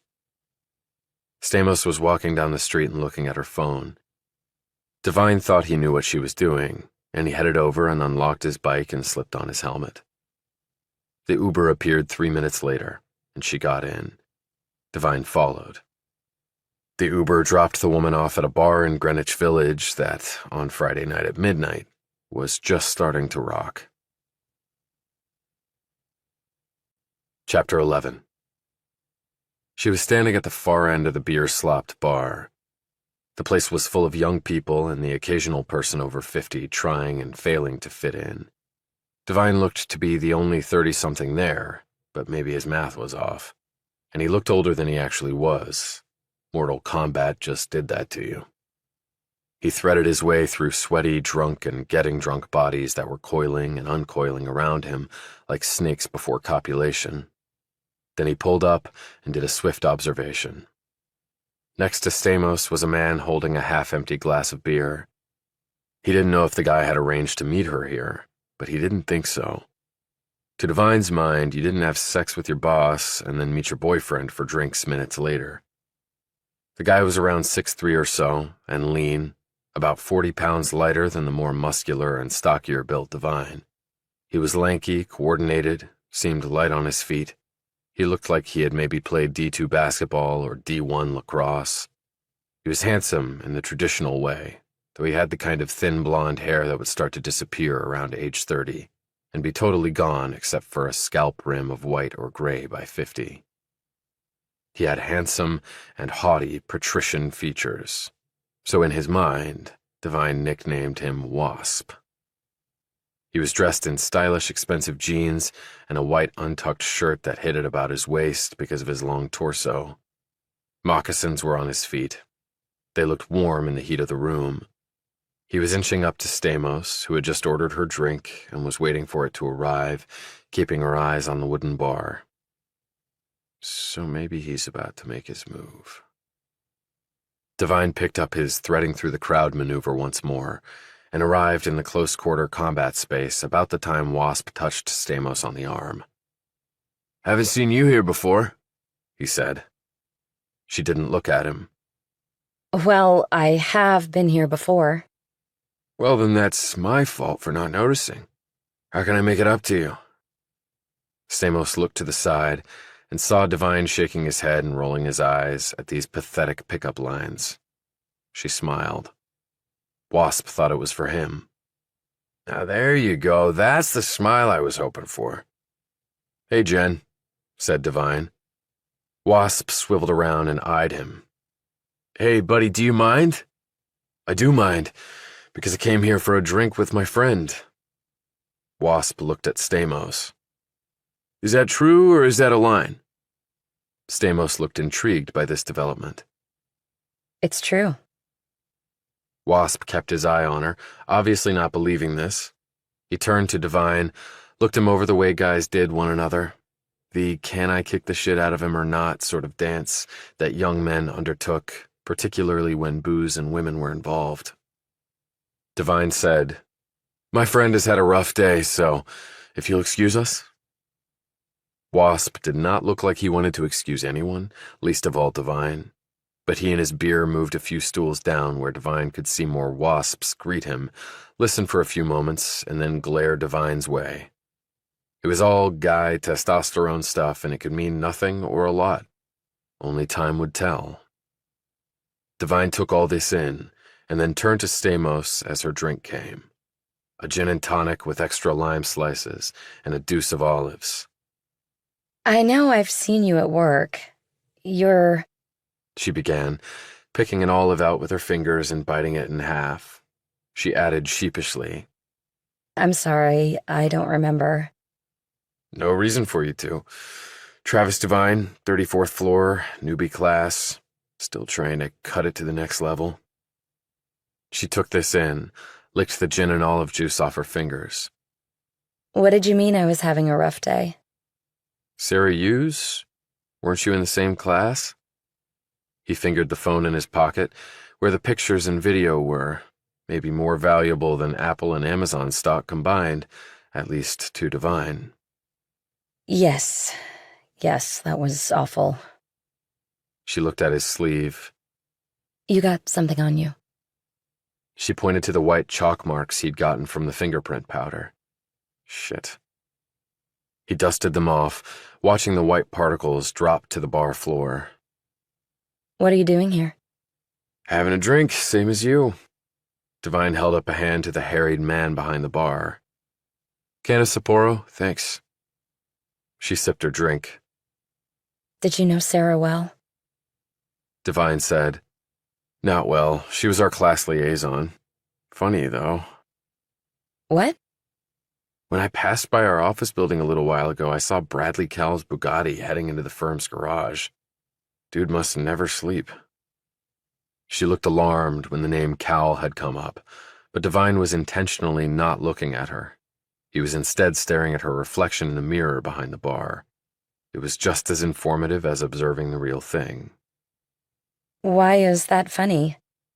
It is his business, and he has a penthouse apartment there. I get that, but you wouldn't think the guy would want to go back there tonight of all nights. I mean, with Sarah's having died there today.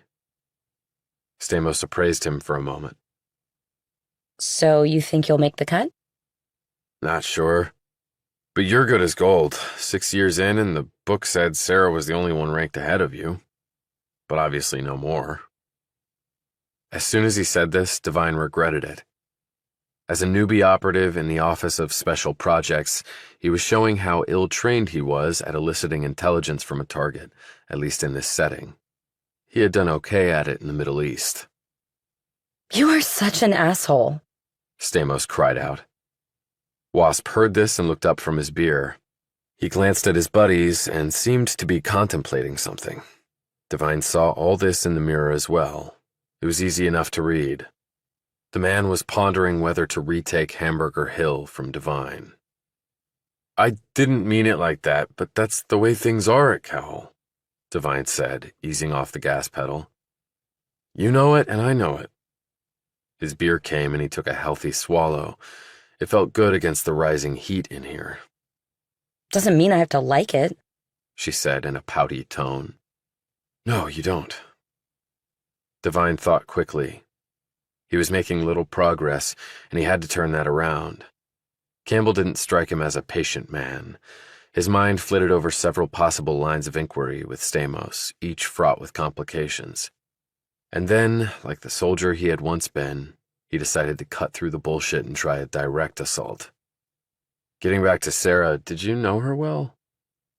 The answer to this query seemed harder than it should have been for Stamos. No, not really. She wouldn't meet his eyes when she said it. He decided to up the ante. You have any inkling she might kill herself? This question seemed to shake Stamos even more. Her eyes bugged out for a moment, and her body tensed. However, she quickly regrouped and shook her head, with the mouthed word no tacked on. So no warning signs, nothing on the grapevine? He persisted. I really didn't see that much of her. She was working on other things. Did you get an email about her death? What? An email with details about Sarah's suicide. No. You mean from the firm? I don't know. Maybe it just went to me then, but why?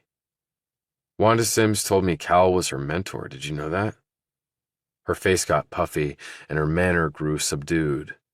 She looked down at her gin like she wanted to jump into it and pass through to a fresh new world. He mentors lots of people. So is he mentoring you? She glowered at him, and in that look, Devine knew he had blown it. I don't have to answer that. I don't have to talk to you at all. He felt a hand on his shoulder, and Devine turned to see Wasp and two of his comrades in beers standing there. The other two were at least 6'4" and built like the college athletes they no doubt had once been. Is he bothering you? Wasp asked. Stamos gave Devine a look with eyebrows raised as if to say, should I sacrifice you or not?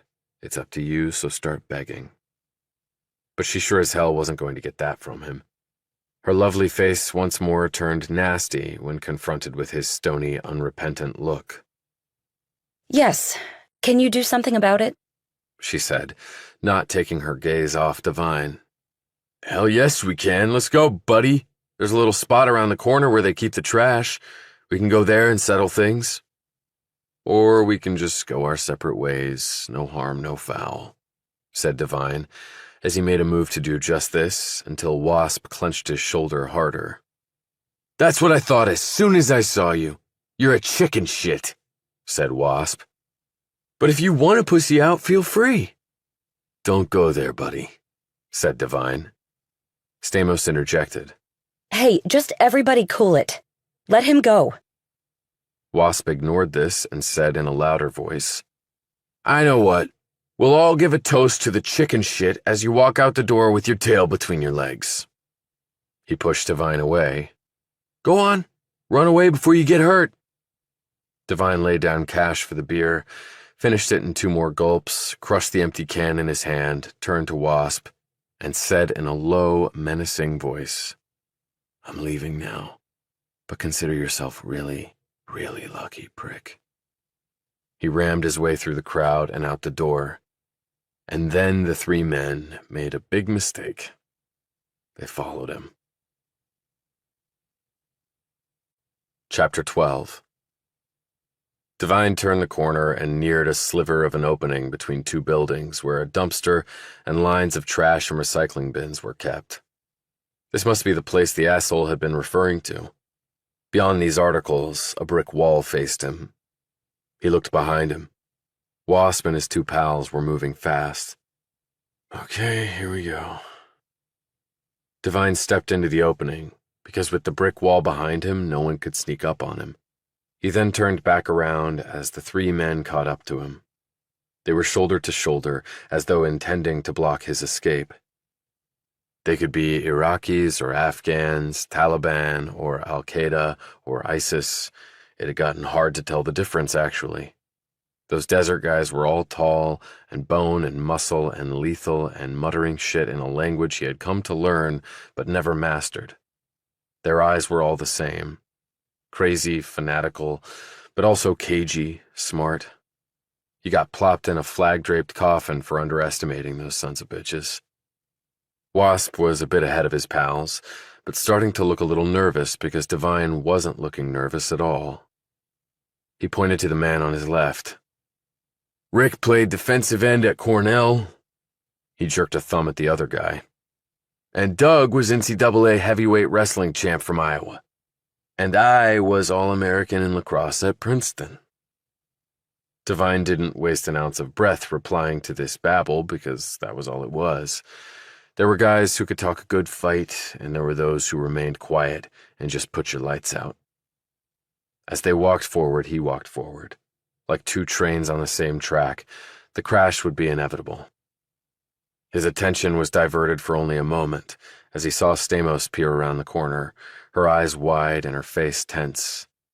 This had gone far past what she had intended. He could read that in her nervous features.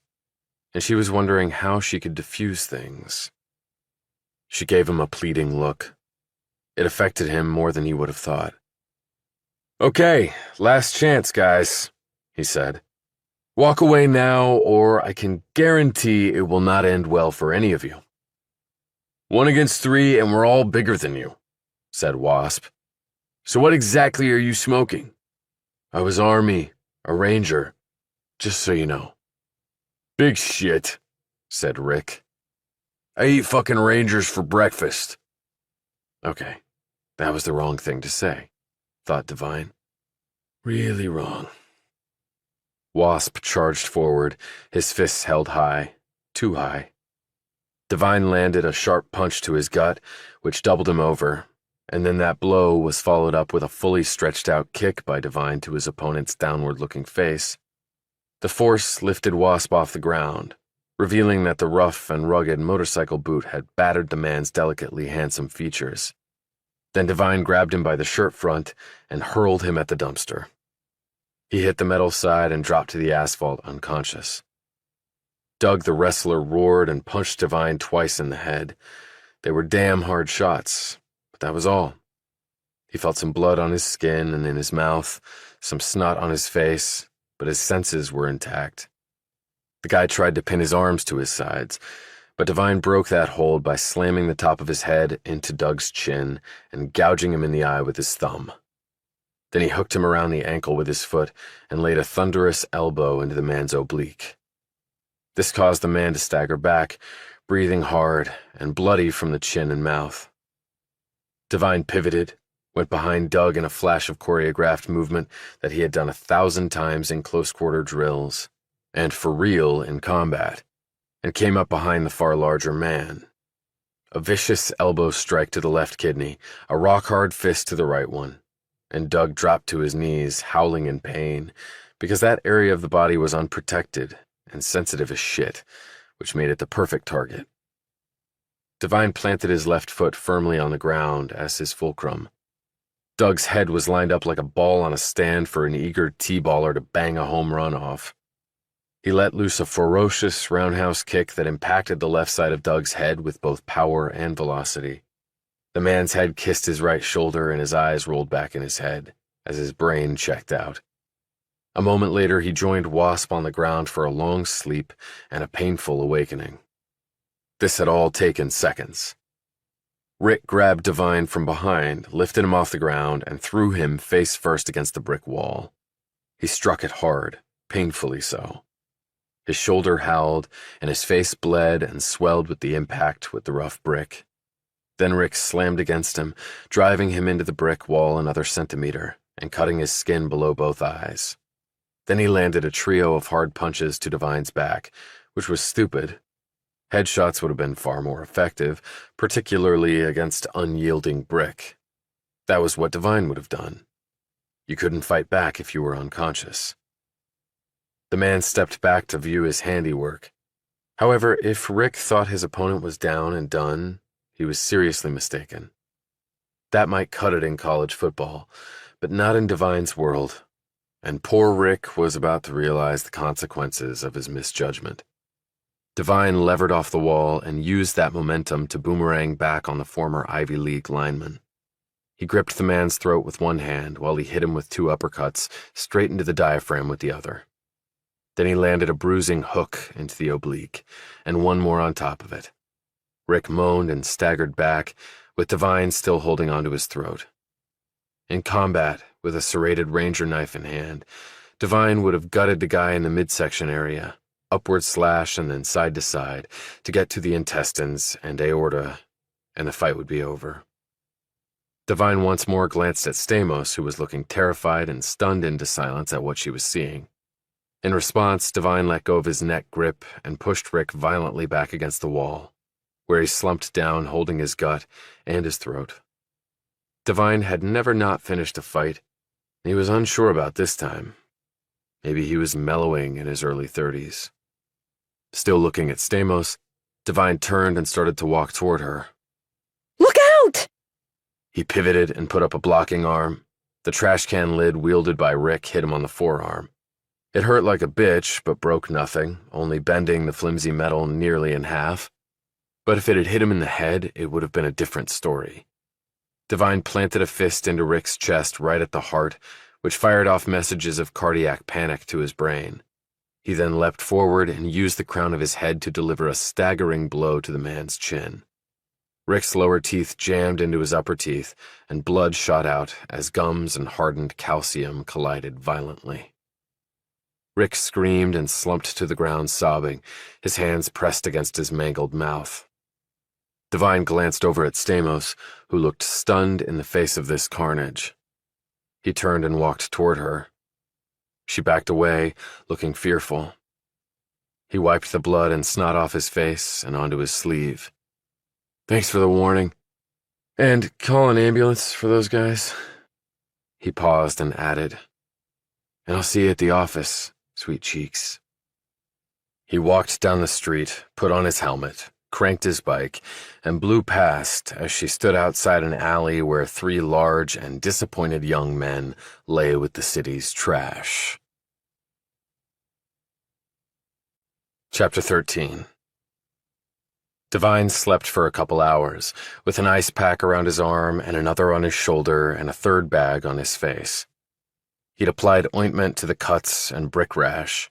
He rose, put on his workout clothes, jogged over to the high school football field that was right behind his neighborhood, and started his daily workout.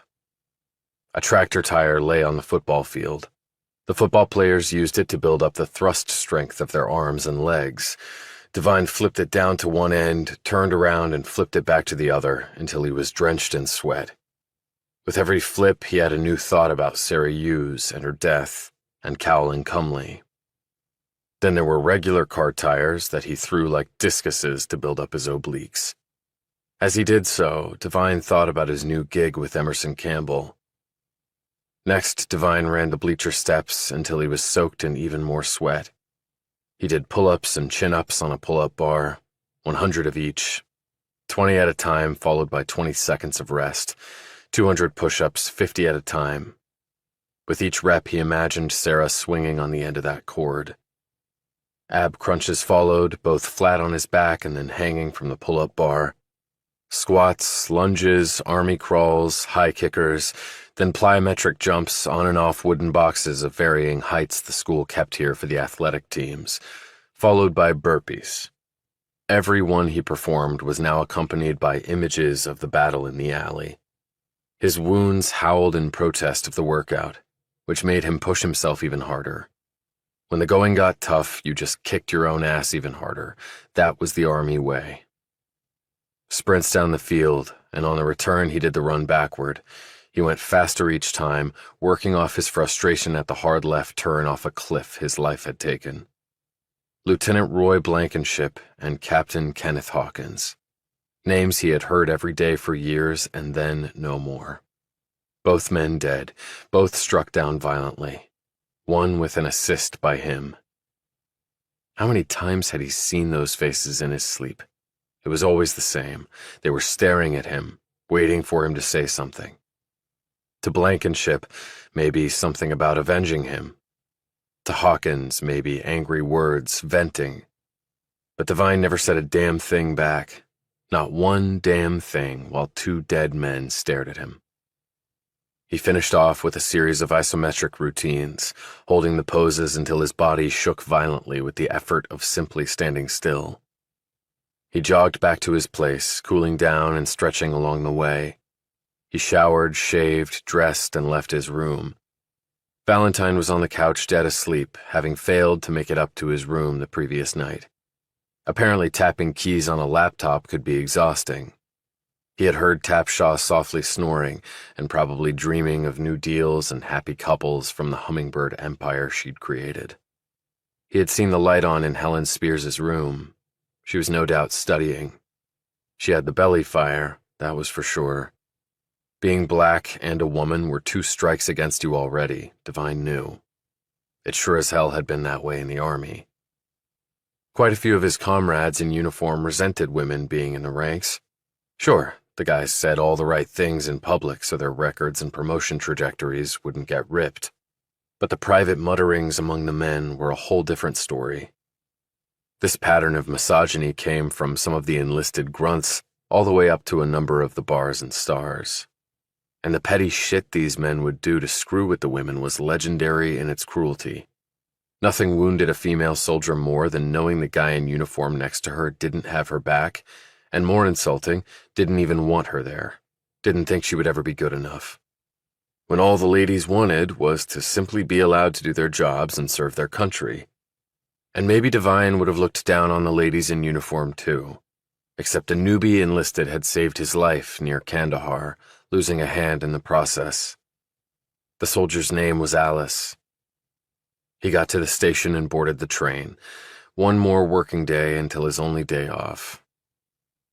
The train was empty except for Devine until a woman in a warm-up suit and carrying a large canvas bag got on 4 stations later.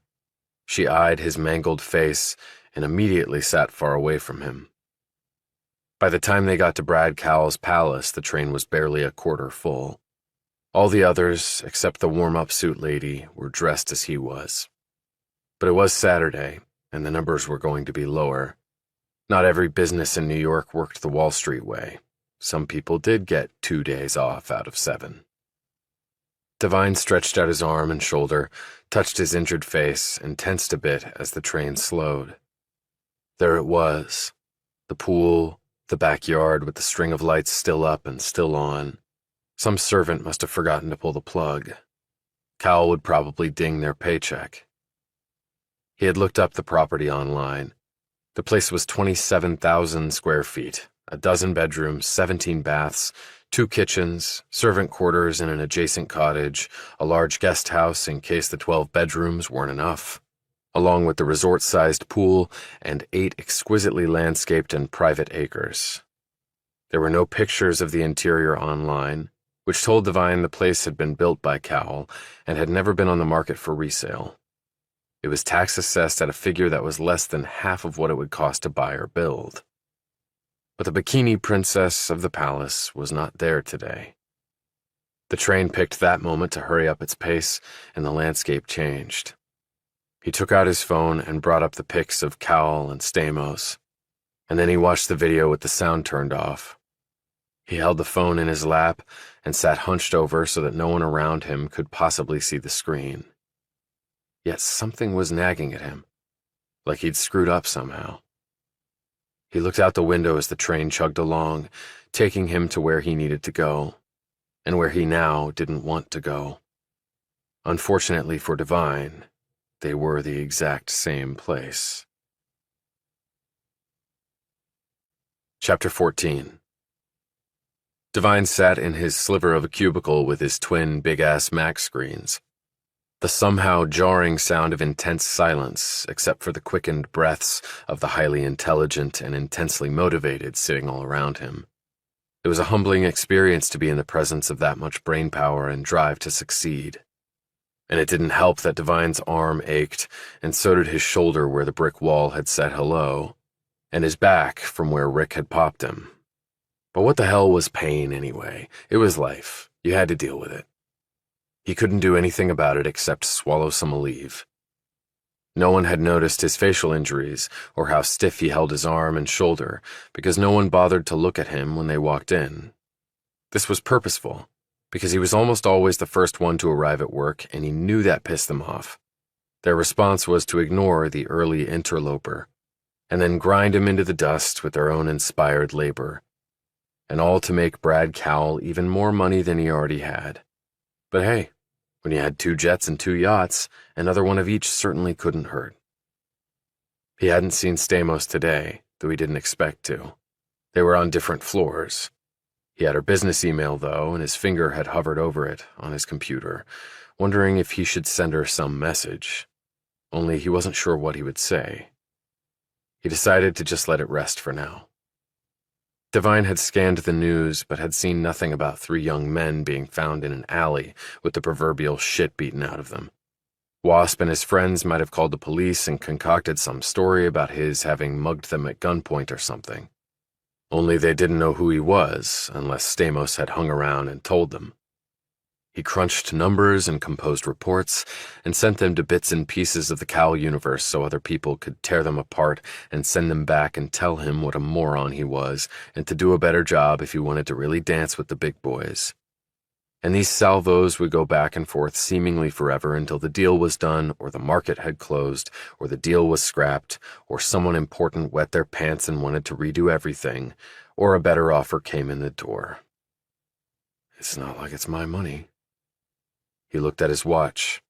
1 o'clock. There was a dining hall on the 3rd floor.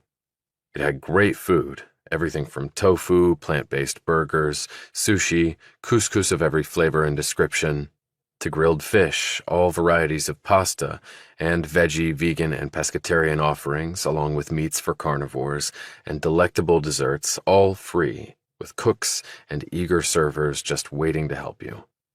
And none of the burners ever went there because 1, they were afraid to get out of their seats, and 2, they were even more afraid that some executive would see them on the 3rd floor in a place meant for people to eat, actually placing food in their mouths. Almost all brought their lunch and ate it at their desks, getting crumbs in their keyboards and crap smeared over their screens. That could be disastrous if a smudge made a decimal point disappear, or turned a dollar sign into the mark of the euro or the pound sterling. But they were apparently less afraid of that than appearing in the dining hall and losing a shot at the big time simply because they were hungry. And that was good news for the people who had cleared newbie status. They had the food all to themselves. And before yesterday, Devine would never have even thought about going to eat there. But yesterday had changed pretty much everything for him. His job was to act as a scout and to find important things. And to do that, scouts had to keep on the move and go to places other people never would. Devine rose and called out, "Anybody want to grab some chow with me on the 3rd floor?" They all looked up at him as though he had just suffered a stroke. Then they eyed each other to see if perhaps other people thought he was joking. Then they finally noted his facial injuries, and several men and women stiffened. Perhaps they thought he had been in a car accident and was now hallucinating. With no takers, Devine left the room and headed to the elevator. "I'm going to have a nice meal while you wipe your candy bar and Cheez-It fingers over the whole of the NASDAQ futures." He rode the car down to 3, turned left, and entered the dining hall that looked 1 narrow step down from the Ritz or the Plaza, or whatever was to die for these days. He didn't know because that was not his world. He was just a working man in the pay of the feudal lord. He got his piled-up plate and his glass of fancy seltzer water and found an empty table, keenly aware that people were staring at him. Devine knew he was the only burner in here. It usually took people 4 years to work up the courage to eat in here, unless escorted by a superior. What an effed up world. He sat down, his back to the wall, and suddenly noticed that none other than Brad Cowell and part of his entourage were here. The boss was dressed in a sharp suit, white shirt and no tie. A nod, Devine supposed, to it being the weekend. He said something, and everyone at the table laughed like the guy was the greatest comedian ever. This audience clearly wanted to keep their place in the inner circle, and that meant busting a gut at the boss's lame jokes. Cowell's gaze roamed the room. As it did so, he was waving, nodding, grinning, scowling, growing serious, then laughing and waving again. It was as if to say, "Look, everybody, your king is here on a Saturday in the summer instead of on my yacht or at my country club playing golf or banging my employee on a cheap desk while I have an even better-looking lady skinny dipping in my Olympic-sized pool." And then Cowell's X-ray beam came lurching over to Devine, and the man's features became unreadable. He lingered 1, 2, 3 beats. He took in the injuries and the man himself, probing, digging, creeping into unopened pathways that Devine might unknowingly have, like back doors on firewalls. Cowell had built a serious empire. To do that, you had to be smart and ruthless, more of the latter than the former, actually, because you essentially had to take what someone else had and not give a crap when they financially croaked. And then Cowell's gaze moved on, as he was laughing, scowling, grinning, waving, and even playfully flipping one man off. But he didn't come back to Devine. And Devine wondered 2 things. Why the look had landed in the first place, and what would come of it. Or maybe Cowell was seeing right through Devine and wondering about some problem in the Japanese bond market, or whether a tax audit was going funny, or whether the blonde princess would find out he was screwing young, nubile financial whizzes on the 52nd floor. But no, Devine had seen enough assholes in the world to know that Cal was staring at him and seeing him, and there was a good reason for it. And it was then that he realized his mistake, the one that had been nagging at him the whole ride in. Sweet cheeks. He had called Stamos that. The same term Cal had used after screwing her barely a half hour before. Heat-of-the-moment thing on Devine's part, bravado, and stupid, which bravado almost always was. Stamos had told Cal all of this, and Cal, smart and paranoid asshole that he was, had put two and two together and decided that Devine had seen things last night he should not have seen. Thus the stare. And in that stare he read decisive action coming. So Devine went back for seconds, because this actually might be his last decent meal. Retired General Campbell would probably have to recruit a new spy. Chapter 15. Travis? He had just left work when the person had called out to him.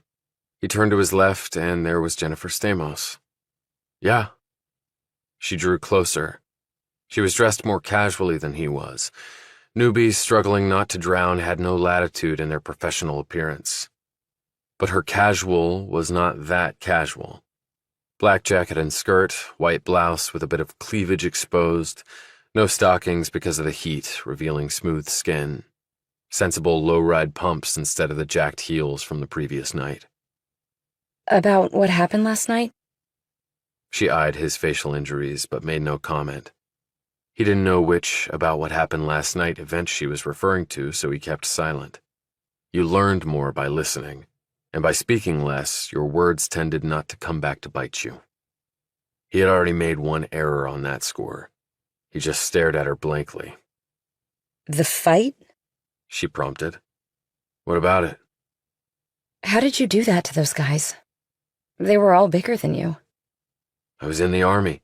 They teach you how to fight. That's right. You told them you were in the military. A ranger. Those guys got their shots in on me for sure, but they knew nothing about really hurting another guy. I do. And I did last night. But it was their choice, not mine. I walked out, they came after me. I gave them another chance to back off, and they didn't take it, so I had no choice. I feel a little guilty. I could have de-escalated things. And I chose to defend myself and walk out of that alley with my brain still intact. I couldn't believe what was happening. So what happened to them? I called an ambulance, like you told me to. And the police? I didn't say I called the cops. Someone sure as hell would have. Okay, the cops did show up, but I sort of snuck away before that. Before you snuck away, are you sure you didn't tell anybody my name? She looked surprised at the inquiry. No, I wouldn't do that. Why not? What does it matter to you? Boy, you sure don't make it easy for someone to like you.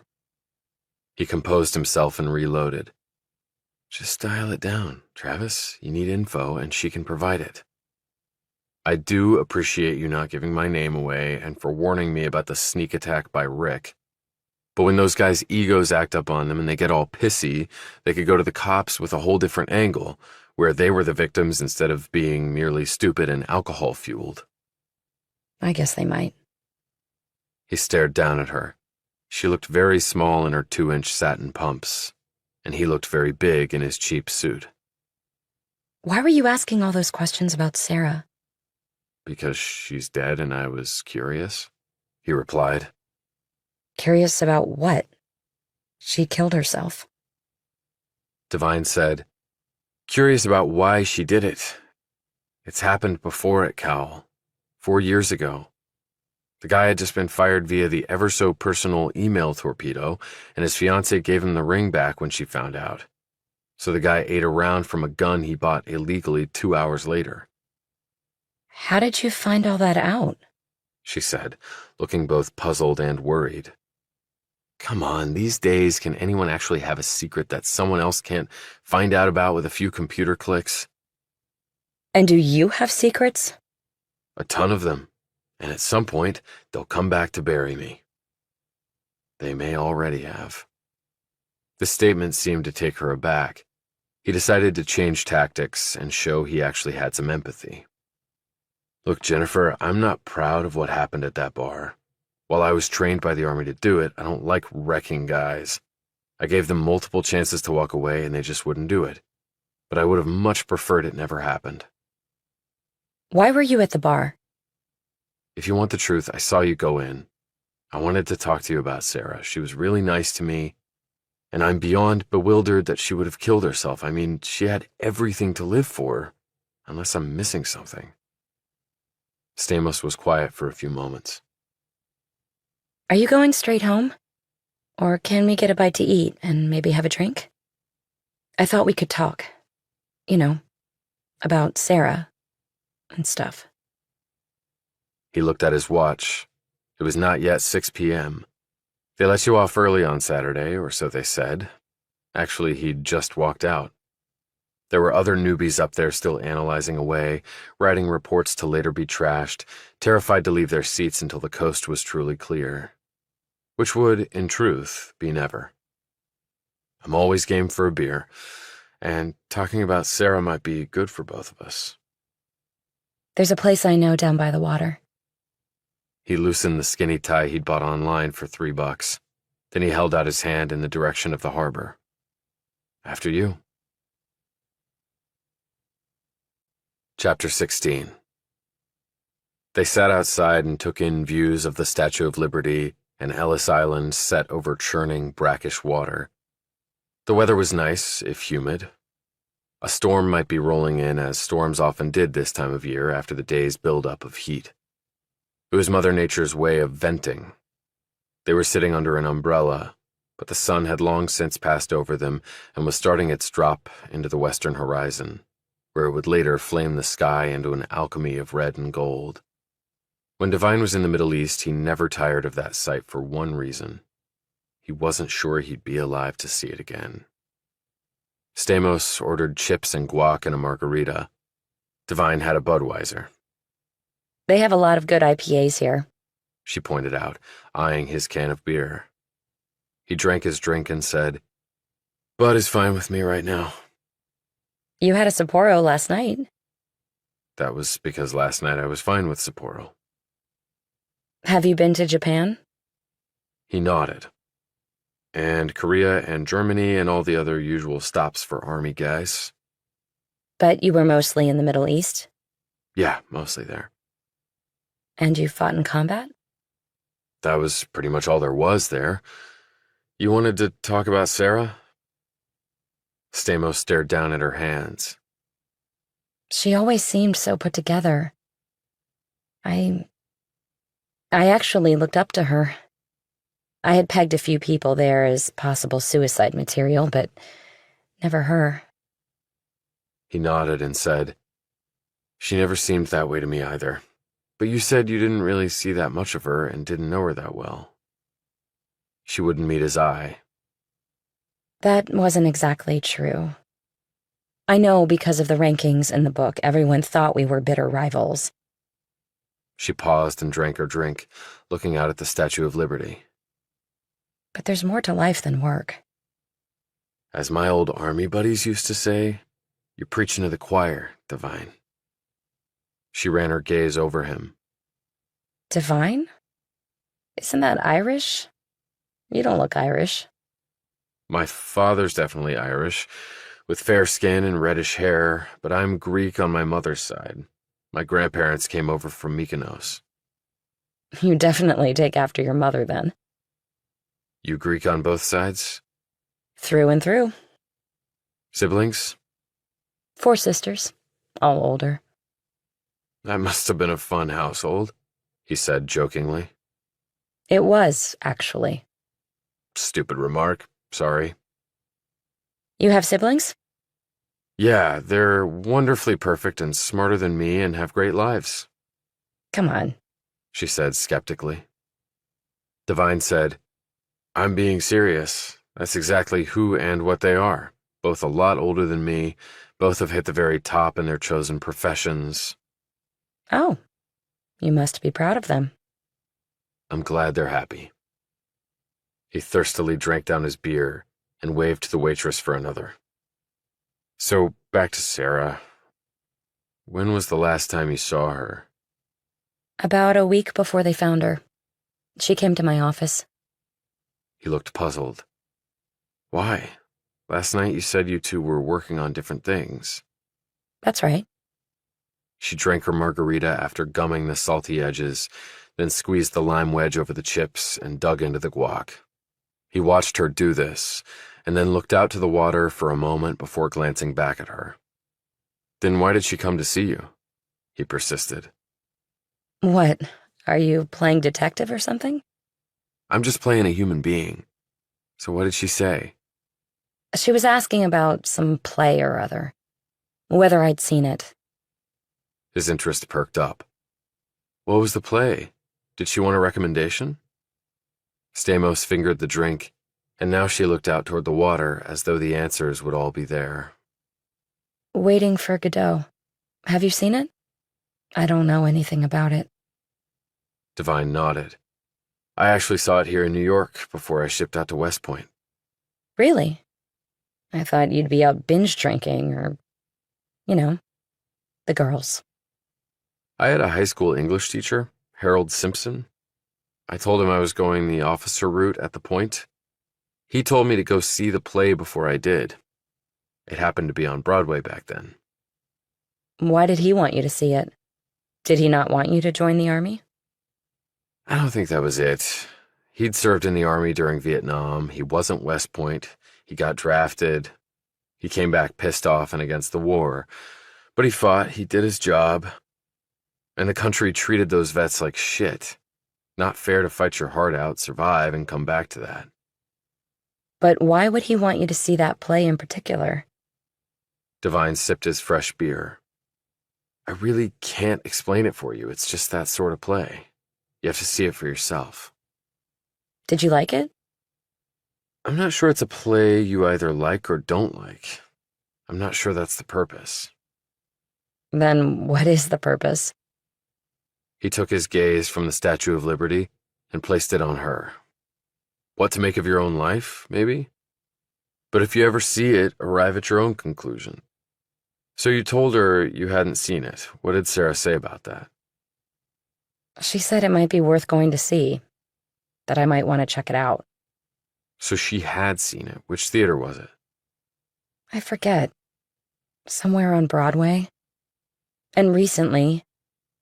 But you really can't believe that a stupid play had something to do with her killing herself. It's not a stupid play. Samuel Beckett wrote it, and he later won the Nobel Prize for Literature. Are you sure she didn't tell you more than that about her interest in it? Stamos looked uncertain. I think she wanted to, but she never came around to telling me. I tried to get her to fill me in, but... But what? I don't know. She seemed scared. She looked up at him.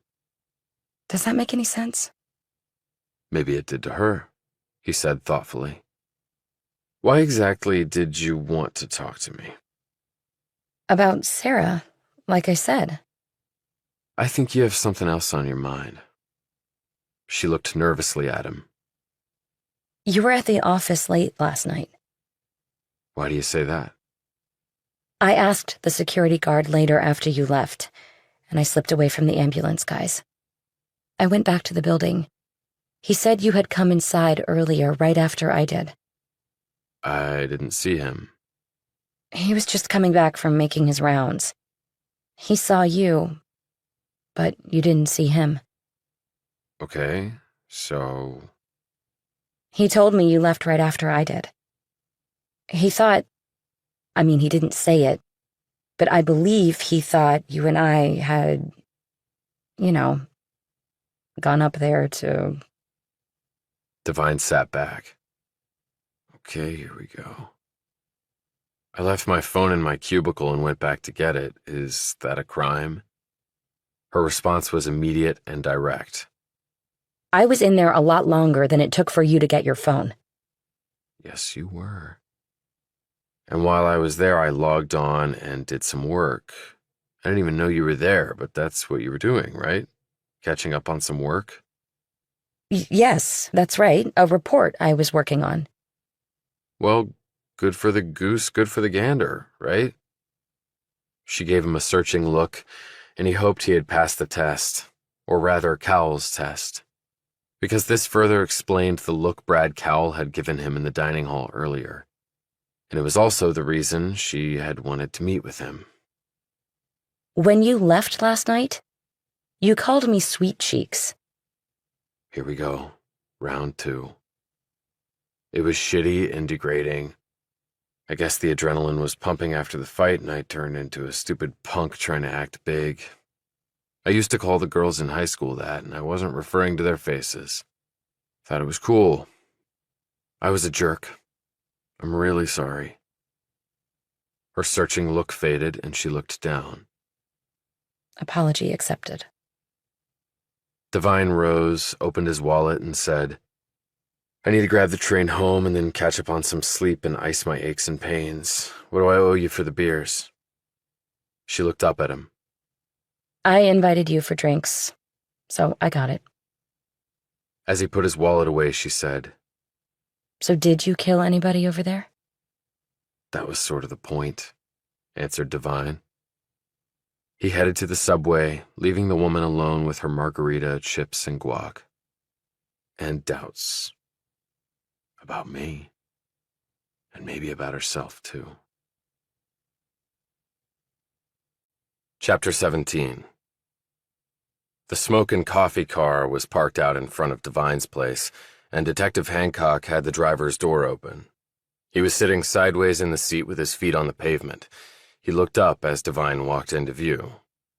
Hancock stood. As he did, his jacket swung open, revealing a gun in a belt clip holster. You prefer the Glock to the Sig? Asked Devine as he drew nearer. Hancock glanced down in surprise. You can tell just from the butt of the gun? I can tell from a lot of things. Army stuff coming through again, huh? Army green pours through every pore I have. What's up? Hancock focused on his face. Whoa, what the hell happened there? Playing pickup basketball at the high school over there and fell flat on my face trying to do stuff I don't have the skill to do against kids half my age, and a lot better than I'll ever be. Looks worse than it is. Right, leave that shit to the youngsters. I have some follow-ups. Got a minute? And if I said I'd rather get some shut-eye? Said Devine. Won't take long. Let's take a walk. You good with that? Nice night.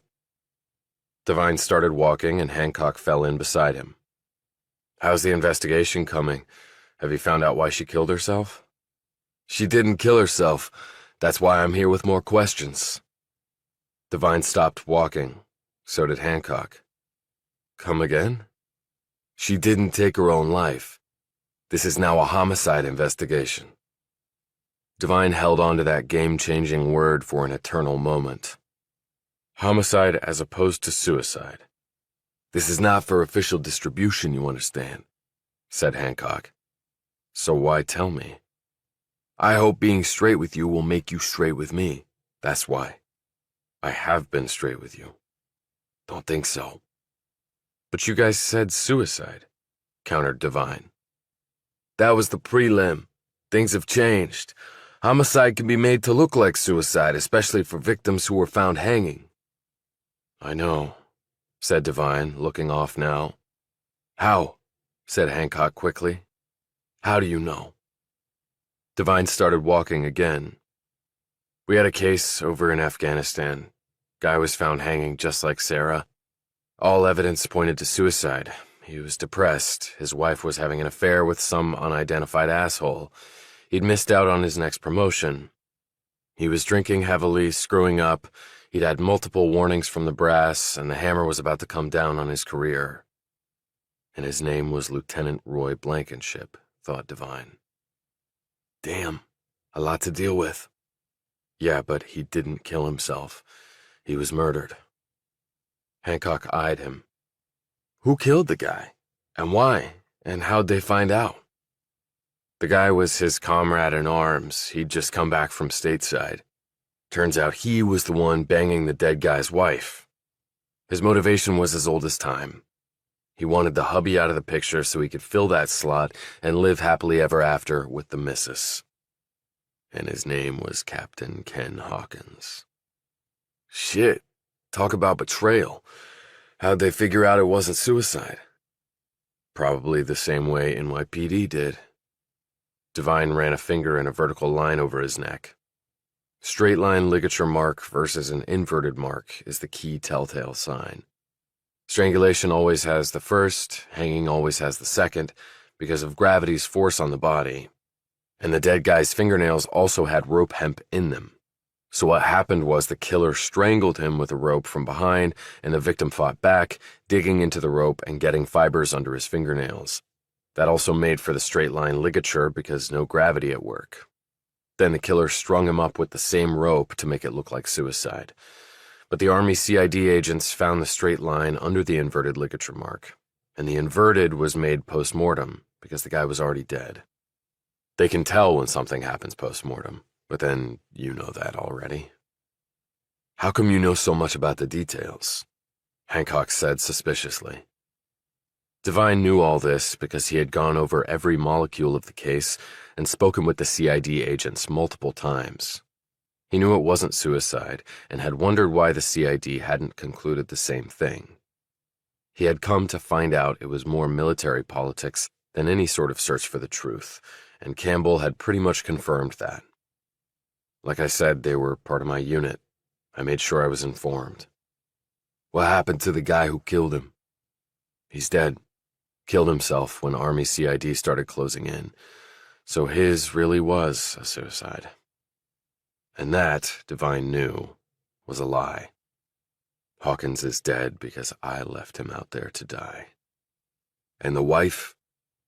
No proof she knew anything about the plan to kill her husband. She's remarried and doing fine, added Devine, who didn't look fine with this at all. And why is Sarah's case now a homicide instead of a suicide? For reasons very similar to what you just said, replied Hancock. So the killer was sloppy, observed Devine. And the killer is still out there, and it's my job to find him. Or her. Would have taken some strength to string the woman up like that. Dead weight, no pun intended. And what do you want from me? Asked Devine. Where were you between roughly midnight and 4 a.m. on the day she was found? Is that the window on the time of death? Devine asked. Roughly. AC was on high in the building, so it screwed with the TOD a bit. They're doing a more thorough calculation right now to get a tighter window if they can. Well, I was home in bed. At 4 o'clock, I was just getting up and going to do my workout. Anybody vouch for that? Asked Hancock. Probably one of my roommates. But the Cowell building has cameras and a security guard on duty, and you need a security card to get in after hours.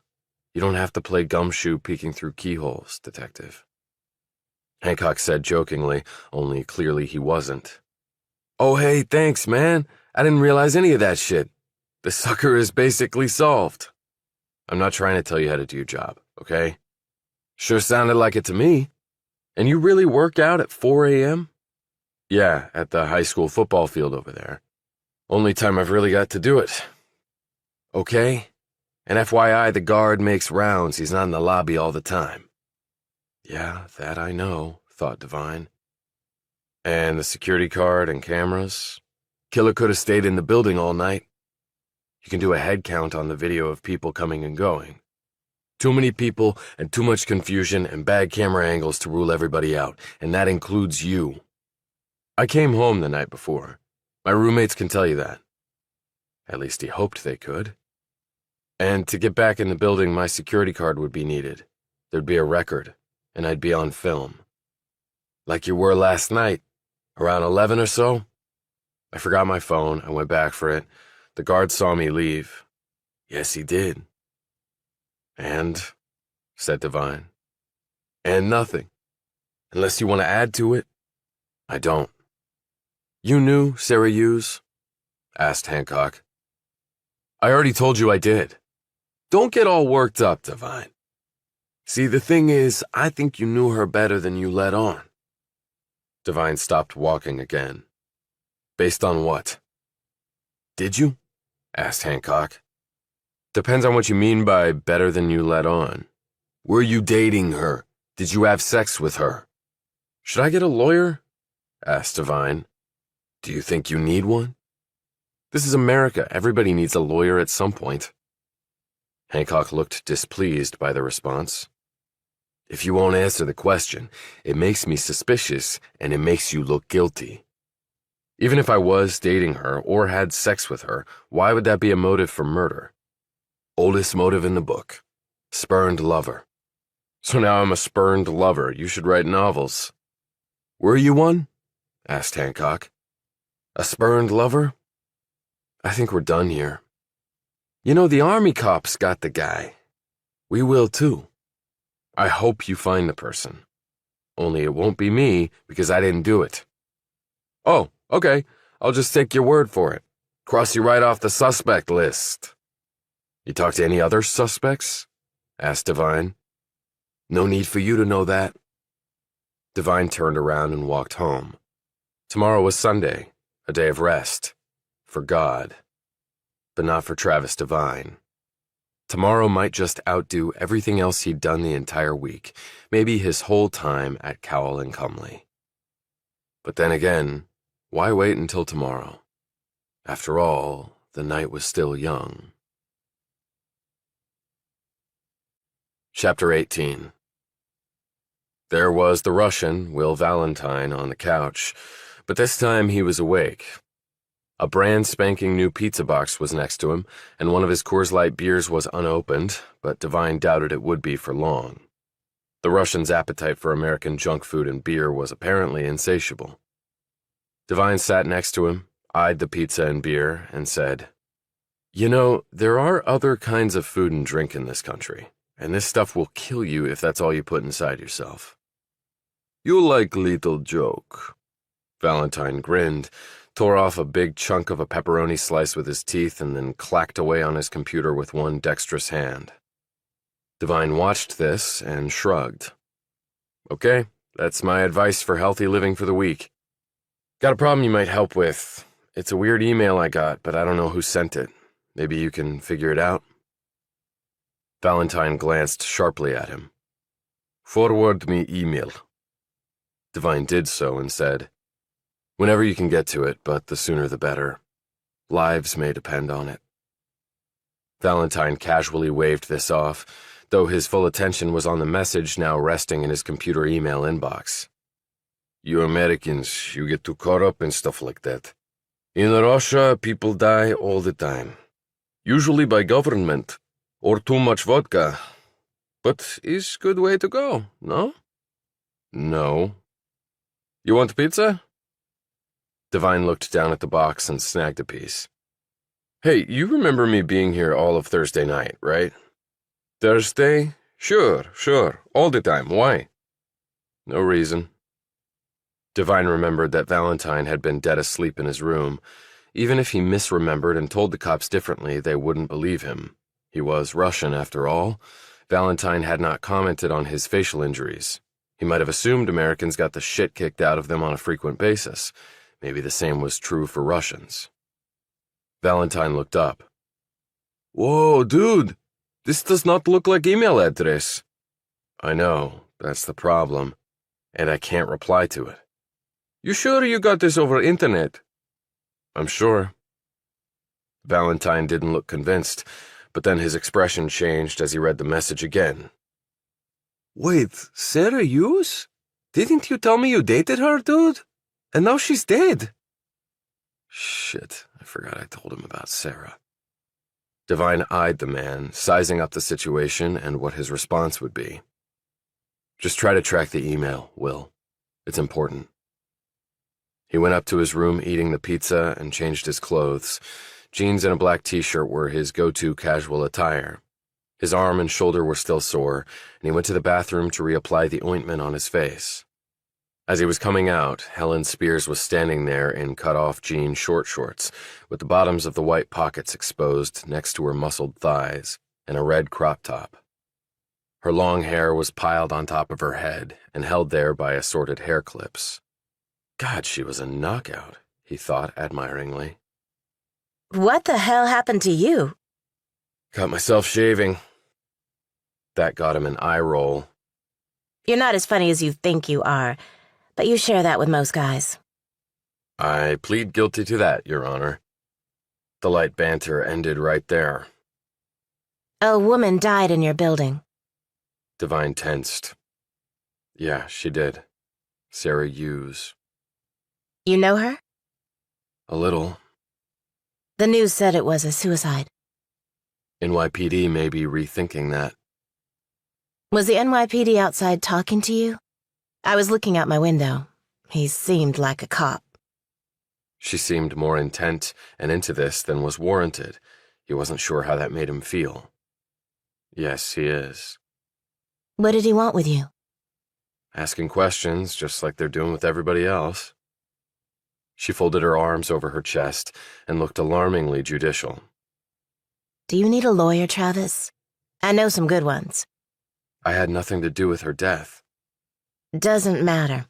Innocent people get sent to prison all the time. This set him back on his heels, although Devine knew what she said was true. I'll let you know. Thanks for the offer. Hey, you remember me being here Thursday night, right? Why? Am I your alibi? You can call it that if you want.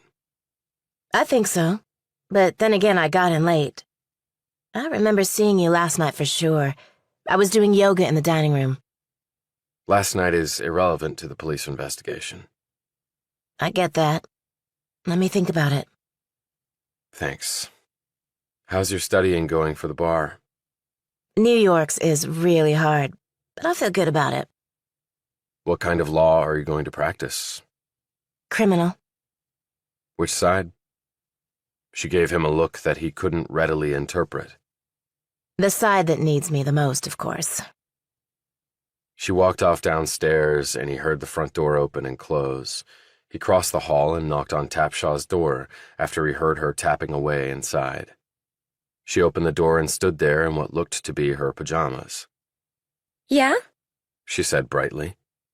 She had dirty blonde hair that spooled around her narrow shoulders. Her face was button-cute, and her eyes danced with both focus and merriment. She was in her late 20s, she had told him, but sometimes, like now, the woman still looked to be in her teens. She was too skinny, but otherwise appeared healthy to his eye. She had bunny slippers on her feet. Her room was a wreck. Devine had seen more orderly spaces after he'd tossed a grenade inside them. The walls were covered in yellow and green post-it notes. She had 3 large computer screens on her desk. There was a whiteboard that had revenue and profit projections and a business flow chart along with a corporate organizational schematic. He knew that Tapshaw had gone to MIT. Her undergrad degree had been in computer science. He'd also learned that she was a world-class gamer. In fact, she had used her winnings to start her company, she'd told him. She'd also won some prestigious international awards for her out-of-this-world computer skills and overall brilliance. Then she'd tacked on a fast-tracked MBA from Harvard. The burly, beer-chugging Russian downstairs knew his way around computers, Devine knew. But this shiny-faced, skinny young woman trying to build an empire in the love and dating space might be in a totally different league. How you doing, Jill? Ever come up for air or food? He really liked her. She was ambitious but nice and didn't think too highly of herself. He didn't run into too many people like that. And she had a tender smile and a kind, if naive, manner. Oh, yeah, I had breakfast, I think. She looked unsure and gazed back into her room as though searching for evidence to back up her statement. It's dinner time. She looked stunned. Wow, that went by fast. When I go to the office, I usually at least have soup and some coffee, but I've been working here all day. She fixed on his injuries. My gosh, what happened to you? Did you fall off your motorcycle? Slipped in the shower. Valentine has pizza downstairs. You might want to hurry before he finishes it. Good idea. Hey, are you doing all right? She obviously knew nothing about his dilemma. Her entire world revolved around Hummingbird. But it was nice that she had asked. No complaints. Look, if you ever take a break, there's a place nearby that has good tequila. I love tequila. Well then, How about next weekend? I know you work long hours. thanks for noticing. He grinned. I know you keep kinda busy too. She looked at her note-clad walls. It's crazy, isn't it? But it feels cool to be, I don't know, building something. Particularly something that people need and could help them. Beats what I do for a living. Now go get the pizza. If he puts up a fight, come get me. Thanks. She fled down the stairs. A few moments later, Devine heard Valentine cry out, "Hey, no, that's... Oh, well, you already bite into it. So America. But hey, I am American now, so he's all cool." Devine snagged his bike helmet and went out the back door. Chapter 19. Cowell's suburban palace was quiet tonight, or so Devine thought as he sat on his bike and surveyed the place with a pair of night optics he'd brought back from the war. He figured the army owed him that. Lights were on, people were moving around inside, and there were a couple of normal cars in the front, meaning a BMW 8 Series and a Maserati convertible. You could have bought at least 10 of them each for the cash Cowell had dropped on the Bugatti. Devine jogged across the road and took up position in the hook of a tree in a stand of oaks, which had been allowed to live when they had otherwise clear-cut this area. He could see into a fresh set of rooms from this vantage point. He hadn't seen the bikini blonde yet, and there was no sign of Cowell, but the place had 8 garage bays, so the Bugatti could be in one of them. Devine sat there for a few minutes. Remaining motionless for long periods seemed to be counterintuitive when thinking about what a soldier spent time doing, but the more intelligence you had beforehand, the better the eventual fight would go. He shifted out of the tree, hustled over some open ground, and jumped up on the perimeter wall. Then, keeping his upper arms and elbows planted firmly against the wall, he slowly lifted the optics up to his eyes, adjusting the focus. That was when he hit pay dirt. The bikini blonde was out back at a table beside the pool. She had on white slacks and a pale blue sleeveless blouse. Blue backless casual shoes completed the fashion pool-sitting ensemble. She looked like she could step right onto a magazine cover. Yet the man sitting opposite her was even more intriguing. His face was bandaged, but Devine had little trouble recognizing Wasp from the Greenwich Village alley. As he looked at them together, sitting close and speaking earnestly, Devine wondered 2 things. First, was Wasp's car the big-ass BMW or the Maserati? Second, were they brother and sister? Because they sure looked like they could be. Then he also wondered about something else. Wasp's being here was one hell of a coincidence, and not one Devine cared for at all. But then again, the bar in the village was popular with folks who worked in the financial district. He'd been there before on some official Cowell and Cumley outings with his fellow burners. So if Wasp was there, and he was in the financial field as well, he could very well know Brad Cowell. Devine couldn't hear what either was saying, so he dropped back to the ground, returned to his bike, and waited. He didn't have to wait long. Wasp came out and climbed into the BMW. Devine had gotten that wrong. He'd figured the guy for the Maserati. The BMW pulled out through the gates, and Wasp hit the afterburners. The car roared off, and Devine took up the chase once more. He was not completely surprised when the route took them to Manhattan. The BMW finally stopped in front of a brownstone on the Upper East Side after sliding into a permit-only space.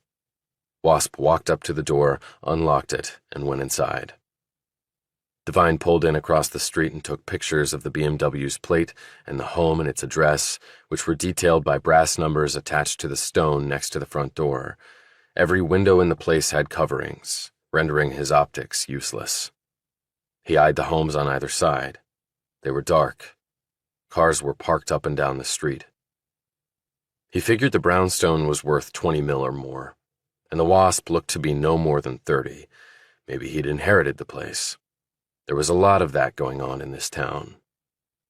Devine drove off and headed to Broadway. He looked up the address where Waiting for Godot was playing for another 2 weeks. It was on 45th in the heart of the theater district. The Lombard. He bought a ticket at the box office for the Sunday matinee. After that, he turned toward downtown and soon pulled up to the place in the village where he had fought the 3 men. He parked diagonally behind a car at the curb and looked around. There was no police tape up, and he saw no other evidence of this being any type of crime scene. Maybe Stamos had been telling the truth. He next drove farther south to the Cowell building and stopped in front. He could see the security guard through the glass. Devine craned his neck back to look up to the 52nd floor, where it seemed now that someone had killed Sarah Hughes. And since he had to find out what was happening at Cowell that might be illegal, he figured he also had to find out who had killed Hughes, because they had to be connected. And that connection might stem from a Broadway play. And if I don't solve this thing, even with my best efforts, why do I think Emerson Campbell will send my ass right to USDB?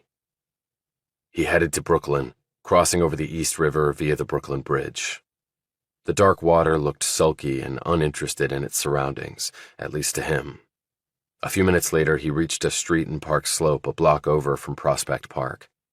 It was a quiet and tree-lined neighborhood of upscale homes, many of which had been renovated. Sarah Hughes had lived in one of them, and there were 2 police cars parked in front of it. A cop was standing guard by the front door, and the lights were on inside. A man in a suit came out of the place and looked around. A slender, red-headed woman hurried over to him, and they met at the bottom of the front steps. She had a microphone and a power pack under the back of her blouse and was trailed by a burly cameraman. So the media has gotten wind that something is up. The suit engaged with the reporter and they spoke briefly, though the cameraman did no filming. This appointment must have been prearranged, thought Devine. When the man turned and walked back to the house, the woman trailed him, ostensibly asking more questions and perhaps wanting to get something on film. Devine couldn't hear exactly what they were, but the reporter obviously had not gotten her fill. However, the man had. He closed the door in her face, and she clearly wasn't happy about that. The uniform stepped forward and motioned for them to leave. She gave him an earful and then turned away to jabber with her cameraman, who had lowered his piece of equipment. They walked back to a van parked farther down the narrow street and emblazoned with the station's logo. A minute later, they pulled off. Devine saw the woman close up as the van sped past. The dented and grimy vehicle said they were with Channel 44, which he didn't even know was a thing. She was around Devine's age, her expression was determined, and she looked like the type who lived only to be in the middle of all the biggest news stories of the day. Devine's attention was then drawn to a cab that pulled slowly down the street and stopped in front of the house. 2 people got out, a man and a woman. They looked to be in their 50s. The man was bald and dressed in slacks and a white dress shirt. He looked like death itself. The woman's face held the anguish of the recently bereaved. The man pulled out a large roller suitcase from the cab's trunk, and then the cab drove off. The man put his arm around the woman, supporting her, and they slowly headed up the steps, where they were met by the cop. After each of them showed him something, probably ID, the cop spoke into the mic velcroed to his shoulder pad. The door opened a few seconds later, and the same suit appeared. He ushered the couple inside and closed the door. Devine took all this in. Obviously, Yu's parents had just shown up from wherever they lived outside of the country. He wondered if they knew that the official verdict had changed to homicide. If they didn't, things were about to get far more difficult for the couple. There was guilt in thinking your child had killed herself. You would find yourself in what signals did I miss? What could I have done? Sorts of mind games. But with murder came horror. Knowing that someone out there had killed your kid. Your first instinct was to avenge your child.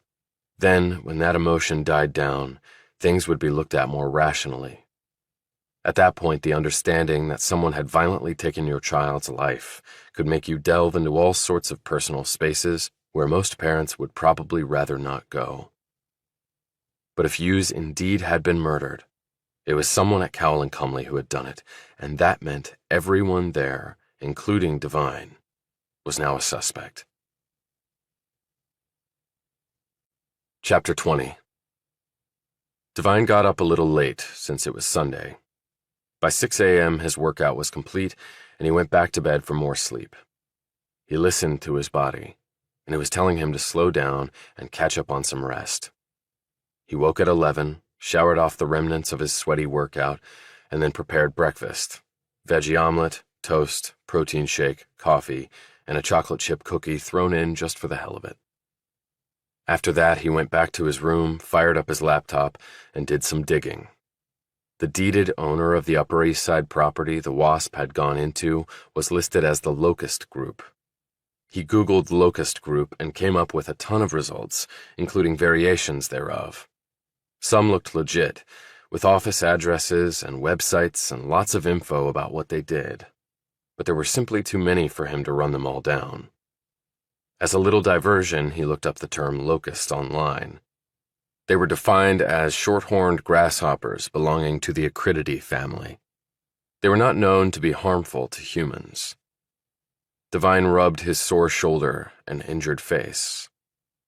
They may have to rethink that part. But if the sole purpose of this locust group was to own the New York brownstone, it was reasonable to have no business address and no website.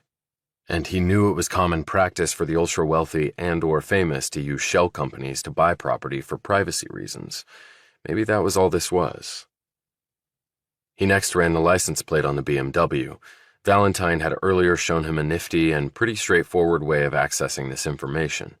When he'd asked him about it, the Russian had waved a slice of meatball pizza around and snorted, "The New York DMV? Please, they suck. My nephew can hack DMV and your FBI and your fucking CIA and other letter people, and he is still little baby." The guy really was a pill. The car was registered to a Christian Fullerton Chilton, with the address being the brownstone. Devine looked Chilton up online. There was more than one, but he quickly narrowed it down by the middle name and the fact that he knew what the man looked like. He had a Facebook page, but it was private, and thus restricted regarding what he had access to. But there were ways around that, and he hadn't needed the Russian to show him how. He checked the HTML source code, got the numeric ID off that, plugged it in, did a few more steps of URL manipulation, as it was known in the trade, because of Facebook's nonstop battles with nosy jerks like him, like copying profile attributes of some of Chilton's actual friends listed on the page and then injecting them into his own profile, and Christian Chilton's page was fooled into thinking Devine was his best friend. And since Devine was using a fake online identity of his own to do this, it was highly doubtful that Chilton would be able to reverse engineer to the real Devine. At least he hoped he couldn't. He quickly looked through the photos and posts. He saw some very famous young people and some very famous old people. Chilton apparently got around. He was in a dream car or on a mega yacht in the Med, or striding confidently onto a Gulfstream 650. Devine wasn't guessing. Chilton helpfully provided the type of plane in large cap letters. Devine had never ridden on a set of wings like that. For him, an assbuster seat on a C-130 or C-17 transport plane was the way Army grunts traveled. You could tell your perch was first class if it actually had a seat and a harness to keep you there. Chilton was also, he proudly claimed, a direct descendant of one Edward Chilton who had sailed over on the Mayflower, as though that really meant something today, and yet it would for some, Devine knew. Chilton listed his occupation as entrepreneur and investor. He had a company named, what else, Mayflower Enterprises. There was a link to that on the Facebook account. Devine went there and poked around. It looked legit. They had done a ton of investments in all sorts of different business spaces. Chilton was the head guy, and he had lots of smiling faces on the website who made up the rest of his team. Devine changed into khaki slacks, a blue short-sleeved shirt, and light brown canvas shoes, and was leaving for the play when Helen Spears approached him, frowning. I don't think I can provide you an alibi, Travis. I've racked my brain, but I honestly can't remember seeing you all of Thursday night. You're sure you were here? Yeah, but that's okay. If you don't remember, you don't remember. I'd never ask you to do something you're not comfortable with. She drew nearer and touched his arm. I am sorry, Travis. And if you ever need to talk, I'm here for you. Thanks. As she walked off, he closed his eyes, took a deep breath, and told himself to not go there. He had too much on his plate as it was. He eyed Jill Tapshaw's door and knocked, but there was no answer. She might have gone into the office. For her, Sunday was just another day to build her empire of shared love. He left and went outside. He wasn't taking his bike this time. He'd opt for the train. As he walked to the station, he wondered if there was something more to Spears's words. But that might just be wishful thinking. Sure, he had a mild crush on the woman, and she might have one on him.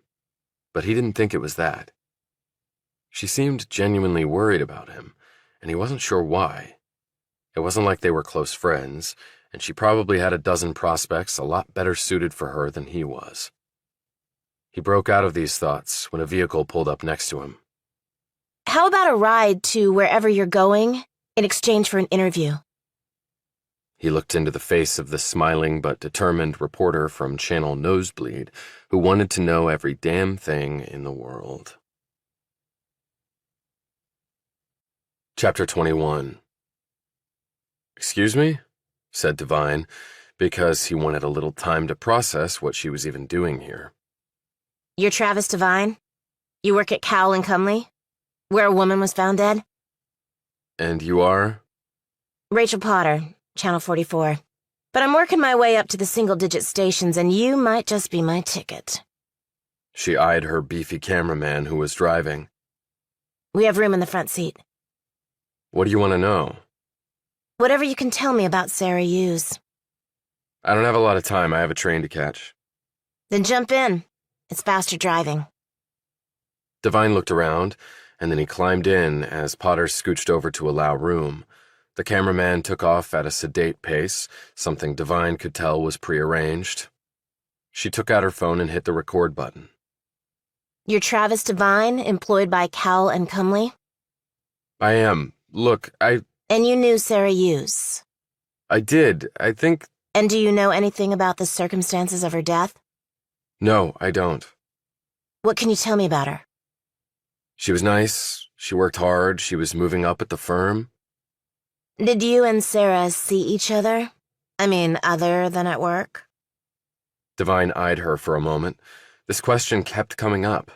Hancock had already been sniffing around about it, intimating that Devine had not been entirely truthful. They knew something. They had to. And maybe this Potter woman did too.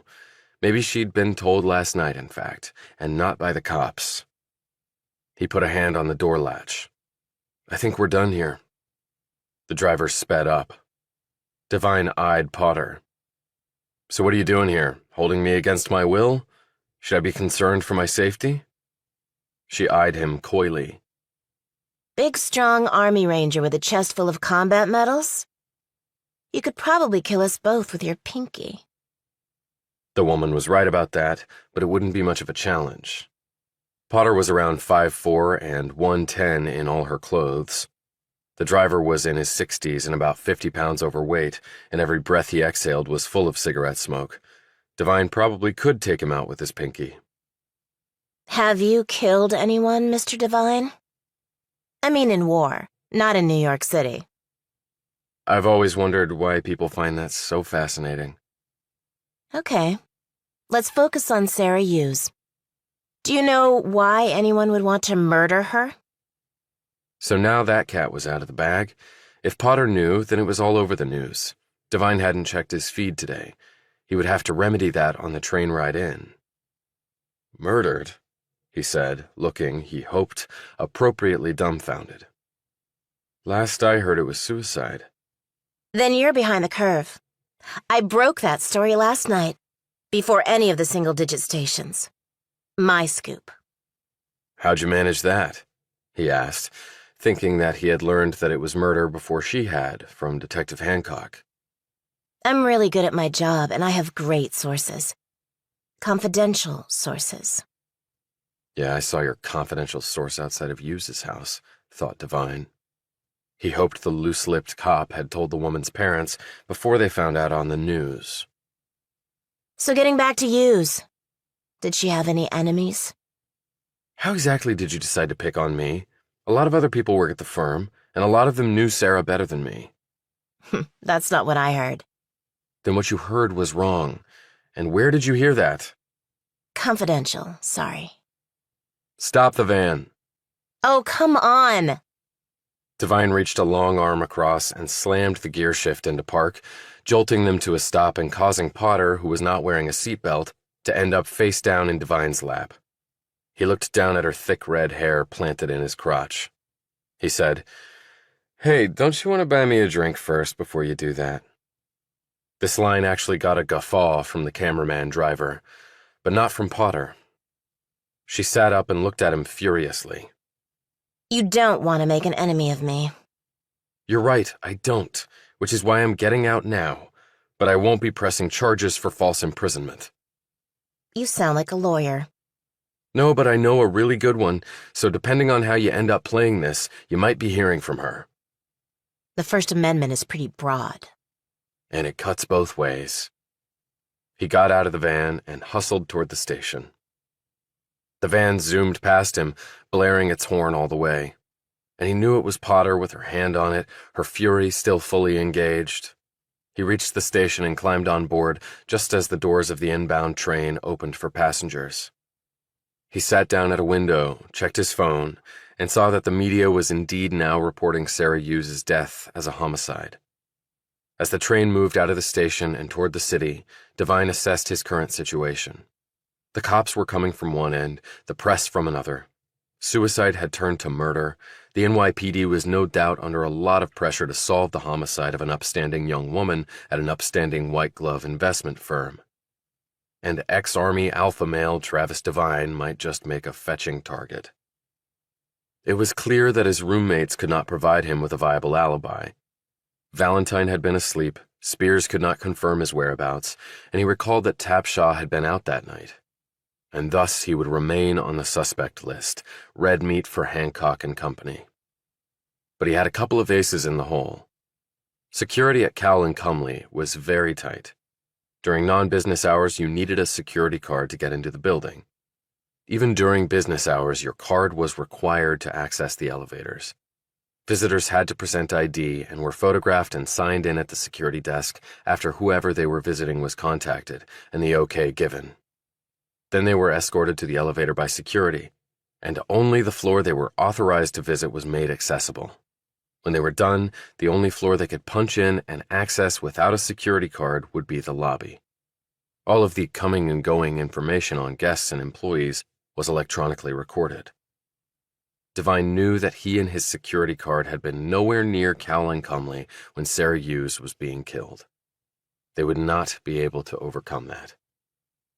But on the ride in to see Waiting for Godot, he thought about all the ways he still might be screwed. He assumed the play might have a whole new meaning for him after all this. Out of the frying pan and right into the pits of hell. Chapter 22. It wasn't the 6:20, but it still passed by Brad Cowell's humble digs. Before Devine had rented his room at the townhouse, he had done some investigating and knew that Cowell lived there and that this commuter train would pass by it. So he had had his eye on Mount Kisco, even without Campbell using a realtor to get him his current home. Devine had thought, however unrealistically, that seeing how and where Cowell lived could be used as an advantage. He might be able to take an observation he made from the train and then use it in conversation with the man to impress him, to help Devine move up the rungs at the firm. None of that had happened. His only meeting with Cowell had been in that large conference room that day with all the other newbies, so now he was stuck every single day seeing how ungodly rich the man was. So much for my grand plan. As he thought about that, he started thinking about his last few months in the Army. Roy Blankenship had confided in Devine about his wife's affair, and Blankenship knew that Ken Hawkins was the one screwing his wife. He had told Devine about it. After Blankenship's death, Devine had gotten access to the forensic records via a buddy of his in CID. That was when he had learned a lot about vertical versus inverted ligature marks. It was clear even to Devine, not a trained investigator, that it was murder and not suicide, and he had questioned his CID contact as to why the verdict had come down as Blankenship's killing himself. His friend told him, "The brass doesn't like rocking boats, Travis. The war is turning against us, and the last thing they need is an officer-on-officer murder investigation in the mix." When Devine had told him that was all bullshit, his friend had added, "Welcome to the politics of the United States Army." But after Hawkins had been found dead, his body had shown telltale signs of having been attacked by animals, Devine had gone into a deep depression. He had hated Hawkins for what he had done. He had managed to get the man alone out in the mountains, and then he had unleashed on him, telling him everything he knew, the centerpiece of which was Hawkins having killed Blankenship. At first Hawkins had denied it, but after Devine laid fact on top of fact, the man admitted his guilt. And then he had come at Devine with a knife. The men had fought, but Devine was younger, stronger, and his inner motor just couldn't be beat by the likes of Hawkins. He had left him there, unconscious, but he had never expected the man to die out there. The official cause of death was internal hemorrhaging, brought on by repeated blows to the head and body, blows provided by Devine. However, the official report was that Hawkins had died at the hands of the Taliban, and Devine had never corrected the record. But he also could not remain in the army with the guilt of what he had done.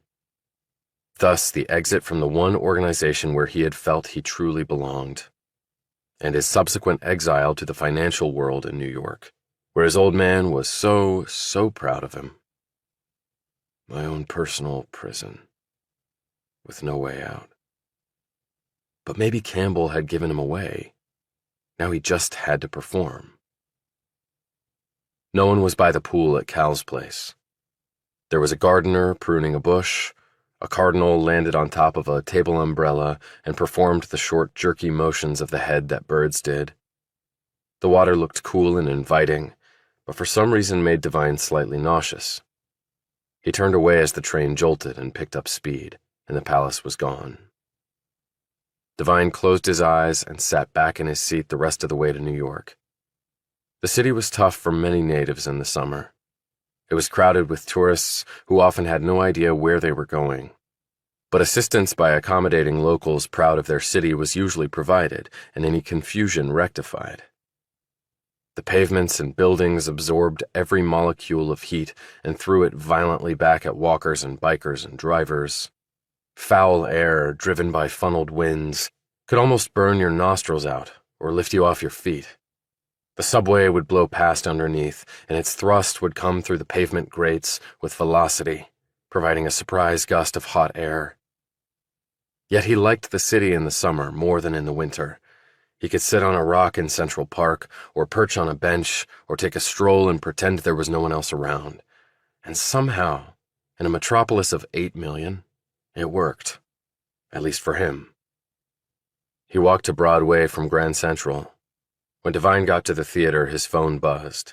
He looked down at the screen where a message appeared. Emerson Campbell wanted to meet with him for a progress report. Devine knew why. Suicide had just changed to homicide. He looked around. It was a typical Sunday on a warm summer's day in Manhattan, meaning the streets were packed and people were either leisurely walking along or rushing on their way to get somewhere. Devine moved over to a corner of the street out of the way of passing pedestrians and called the number on the screen. A voice answered, giving him a time later that day and an address. Luckily, it was in the city. For a moment, he wondered if they knew where he was. He looked at his phone. Idiot. If Apple knew where he was, of course Campbell did. He took his seat inside the Lombard Theater, in the back and on the left. The interior had been redone with taste and quality. The place was full, and there was a nice mix of young and old, more women than men. There was a heightened sense of anticipation. The lights went down and the curtain rose, and Devine forgot about most everything else as two performers who had achieved dazzling heights on both stage and screen and were now in the twilight of their careers waited for, well, Godot. although Devine already knew Godot would not be coming. That was the point, after all. Devine was riveted, just as he was the first time he'd seen a different production 15 years ago. Back then, the teenaged Devine had just made a momentous decision that had resulted in a bad relationship with his father becoming even worse. Consequently, Devine had seen a bit of himself in the portrayals on stage.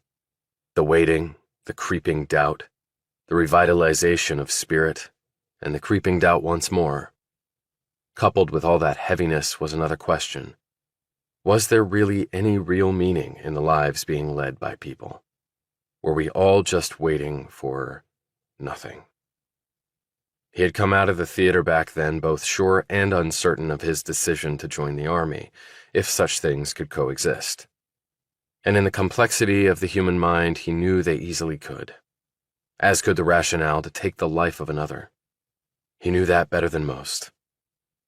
Now, as a mature man, Devine had a deeper appreciation for Samuel Beckett's tale of two men desperately waiting for something that they could not even begin to define. Devine had thought he would be in the military for the full ride, and then muster out and maybe go work for a defense contractor. Or hell, maybe find an island far away and lie on the beach with stacks of good books. But none of that had worked out. He had gotten his MBA and gone to work for Cowell to appease his father, to be more like his siblings, to be a success in the way that success was normally defined, at least in America. But mostly to make himself pay for having essentially killed another soldier, regardless of whether the man deserved it. When the lights came up and the curtain came down for the final time, after the actors had performed their bows and filed off the stage, Devine remained where he was sitting and looked around the theater. The seats and the trimmings and the carpet and all the other hundreds of details clearly showed the place had been given some serious TLC. It was good they kept these old structures around instead of knocking them down. Some people would knock down everything given the chance, including other people. But with respect to the reason he had come here, the results were disappointing. Why Hughes had mentioned the play to Stamos, he still didn't know. He knew that Hughes had walked into Stamos's office and told her about Waiting for Godot, encouraging her to check it out. Well, Devine had checked it out, and he still understood not one damn thing about why it was important to Hughes, or whether it was connected to her death, or whatever was going on at Cowell and Cumley. But the more he thought about his conversation with Stamos, the more he honed in on her vague response and her reluctance to go into detail about what Hughes had told her about the play. Maybe she does know, but just didn't want to tell me the truth. She said Sarah was scared. Maybe Stamos is scared too. Something dawned on him. Maybe she thinks I'm spying on her for Cowell for some reason. And if Cowell had something to do with Sarah's death, that would be a reason for Stamos to be afraid and also not reveal the truth to me. But if she was scared of Cowell, why sleep with him? To keep on his good side? To avoid ending up like Sarah? With these troubling thoughts in mind, he rose and left, taking his official program with him, hoping that there might be a clue in there as to why Hughes was so interested in the play. He stood in the lobby and read through it twice, but it was simply a program for a play.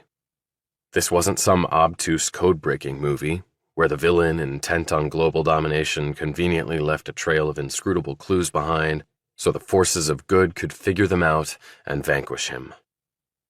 He left the air conditioning and walked out into the heat.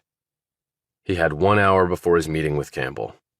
He got a Coke and a hot dog with ketchup, mustard, and onions from a street cart, and ate while sitting on a raised wall along with a million other sun-seekers. After he finished, he checked his watch and gauged the time to get there. When that deadline hit, he rose and headed off. He was no longer waiting for Godot. He was going right to the source, in a manner of speaking. And Emerson Campbell sure as hell would be there. Chapter 23. Devine ventured up into the land of the 50s now, and headed crosstown between 6th and 7th. It was a long, narrow, pothole-riddled street full of construction equipment and ripped-up asphalt and exposed trenches and plywood and steel plate pathways with warning signs everywhere. The construction work was thankfully silent on the Sabbath, but the people, heat, food carts, trash, and everything else one would expect in the big city were in full and sometimes malodorous splendor. He made sure no one was tailing him, and then he reached the door of the Italian restaurant with the single green awning, situated precisely at mid-block. It was too late for lunch, too early for dinner, and thus the timing was perfect for Devine's visit. Someone had been watching because the door swung open before he could touch the knob. He walked through and was hit immediately with chilly air from the AC. The door was closed behind him. The person didn't look at him, and he didn't glance in their direction either. There was no need to. He walked right down the short hall. There was no one else visible. Chianti bottles with wicker bottoms were lined up behind the tiny bar, and some metal pizza platters were stacked on an old wooden credenza, along with a mess of laminated menus. The mingled scents of garlic and basil and parmesan and pasta sauce were readily apparent. The stained carpet was cheap and coming up in places. The walls were dotted with photos of long-dead celebrities and the usual cheap prints of Napoli, Roma, and the Amalfi Coast. Bottles of olive oil and single droopy flowers in chipped porcelain vases were on every cloth-draped table. It looked like pretty much every standard Italian restaurant he'd ever eaten at in New York City. He opened the one door at the end of the corridor, just beyond the single bathroom. He closed it behind him and looked at the man seated on the far side of the small table in the room, which seemed instantly claustrophobic from where Devine was standing. Emerson Campbell looked at Devine, and Devine looked back at him. "Sit down." Devine sat. The older man's voice was low, monotone, and still managed to raise every hair on Devine's thick neck. "Report, Devine. There have been significant developments." Devine did so. Short, succinct, each sentence packed with meat and no emotion, though he was feeling a great deal. But Emerson did not care about such things, Devine knew. To him it was all about the mission. He finished, eased forward, and said what he really wanted to say. "The cops are bearing down on me. I can feel it. They've been fed info. This will be a problem. And a reporter came to see me. Someone's talked to her. They're trying to tie me to what is now a murder investigation. And I had nothing to do with Sarah's death." "If you're innocent, you have nothing to worry about." Devine looked at him closely. "Lots of innocent people go to prison. And I would venture to say that far more guilty people do not." "What's that supposed to mean? I did not kill her. I'm not a killer." He paused and added quietly, his gaze downcast. "At least not that kind. But who knows, maybe there's no difference." Campbell steepled his hands and looked at Devine like a judge about to impose a death sentence. "Your actions and inactions led to a fellow soldier's death. But this only happened when it became clear that Captain Hawkins was going to get away with the murder of a fellow officer after having an affair with the man's wife. You went through your chain of command. You tried to do the right thing for the fallen Blankenship. In my time, I stood up to the brass, too, and got my ass handed to me for my troubles. In that way, we are kindred spirits, you and I, which was one reason I recruited you for this mission." I always wondered if Blankenship's wife knew about what Hawkins did. "Stop wondering. She did, though we can't prove it. And Blankenship had $1 million life insurance policy. Combat death was not covered, but suicide was after 2 years. She got it all and is living fat and happy. Now, you texted me before about waiting for Godot. Theories?" "I just saw it. Nothing clicked." "What will you do now?" "Keep digging. When we first met, it was believed that Sarah killed herself. Now the police think she was murdered. That changes everything, including my mission for you." Campbell said, "When we first met, my assumption was that Hughes hadn't killed herself. I believed she had been murdered." "Why? I didn't think she would kill herself, but I knew her. You didn't." "Yes, but I know something about Brad Cowell and what's going on there. So if she had found out something illegal was occurring, that is plenty of motive to kill the woman." "You really didn't get into it at our first meeting? But do you have anything definite you can tell me about Cowell and why you suspect something criminal is going on there?" We believe it started when Cal was gone from the country over 20 years ago for a considerable period of time, and no one seems to know where he went. He then returned and skyrocketed up the financial ranks right after that. There is also little known about where his seed money came from. Most accounts I've heard think it came from his partner, Anne Cumley.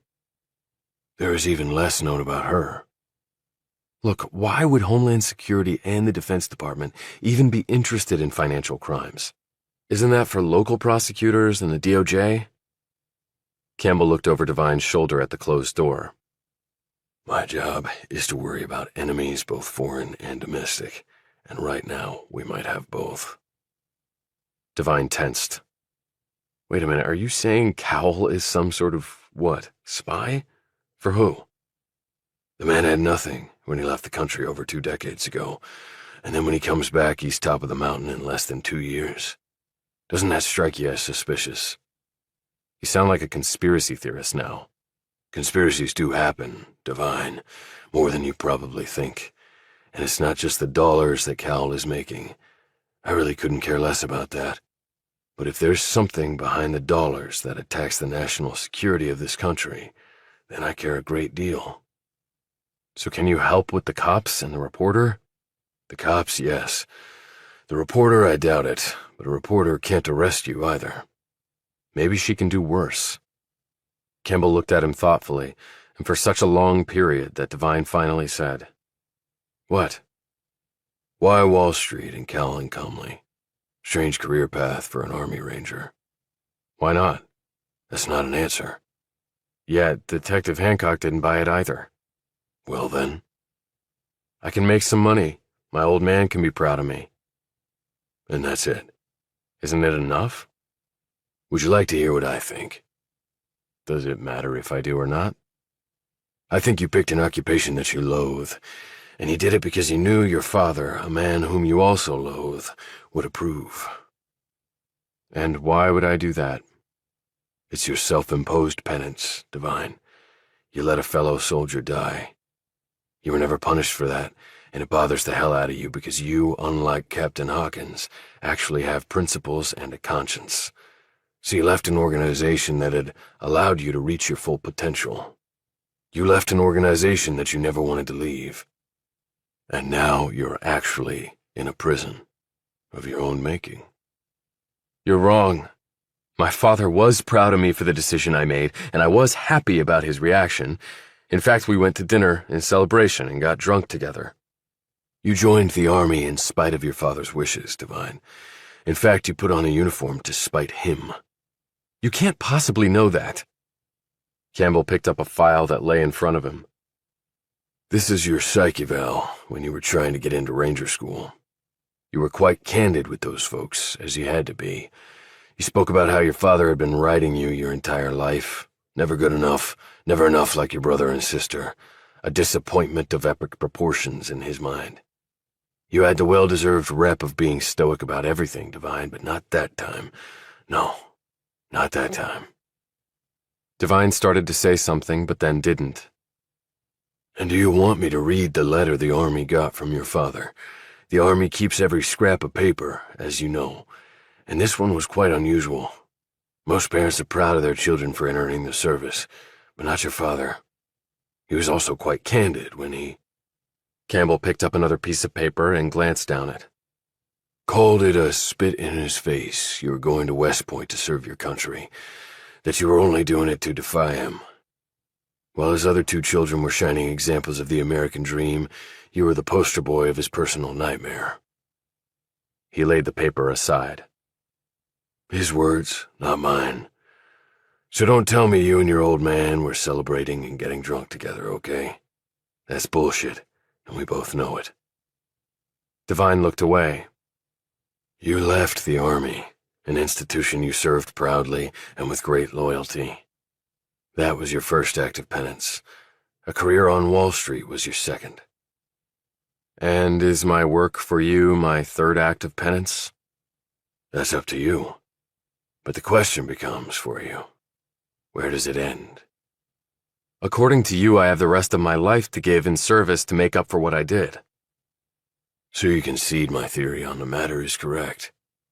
I concede nothing. And what does it matter now? It only matters, Devine, to you.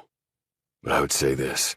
Life is a long enough journey without having only negative motivations to get your ass out of bed every day. What I'm offering you is, once again, something positive to do with your life and serving your country. And it's not just money-making that's going on at Cowell, Devine. I'm not sure exactly what is going on there, but it's more than the dollars. Now I think it's time we both got back to work. Campbell inclined his head toward the door. Devine didn't leave the way he came. The door to the rear was standing open. He breathed in the garlic and Parmesan, and the next moment emerged into the heat. In his recurring dream, there was Lieutenant Blankenship on a morgue slab with his throat destroyed. The other person he always saw was Captain Hawkins lying in the Afghanistan mountains, unconscious after the battle between the two. It hadn't been much of a fight, actually. Hawkins had allowed himself to grow too soft, and maybe his guilt was a bit too much for him to put up a spirited defense against Devine's ferocious attack. The thing was, Devine thought the man would wake up and limp back to camp. If he had tried to file charges against Devine, he was going to raise the whole murder scenario to anyone he could. Only the man didn't wake up. I hit him harder than I thought. He walked to the corner, turned, and headed downtown. The cops were going to be coming after him too, and he needed to do something about that, despite Campbell's assurances of assistance.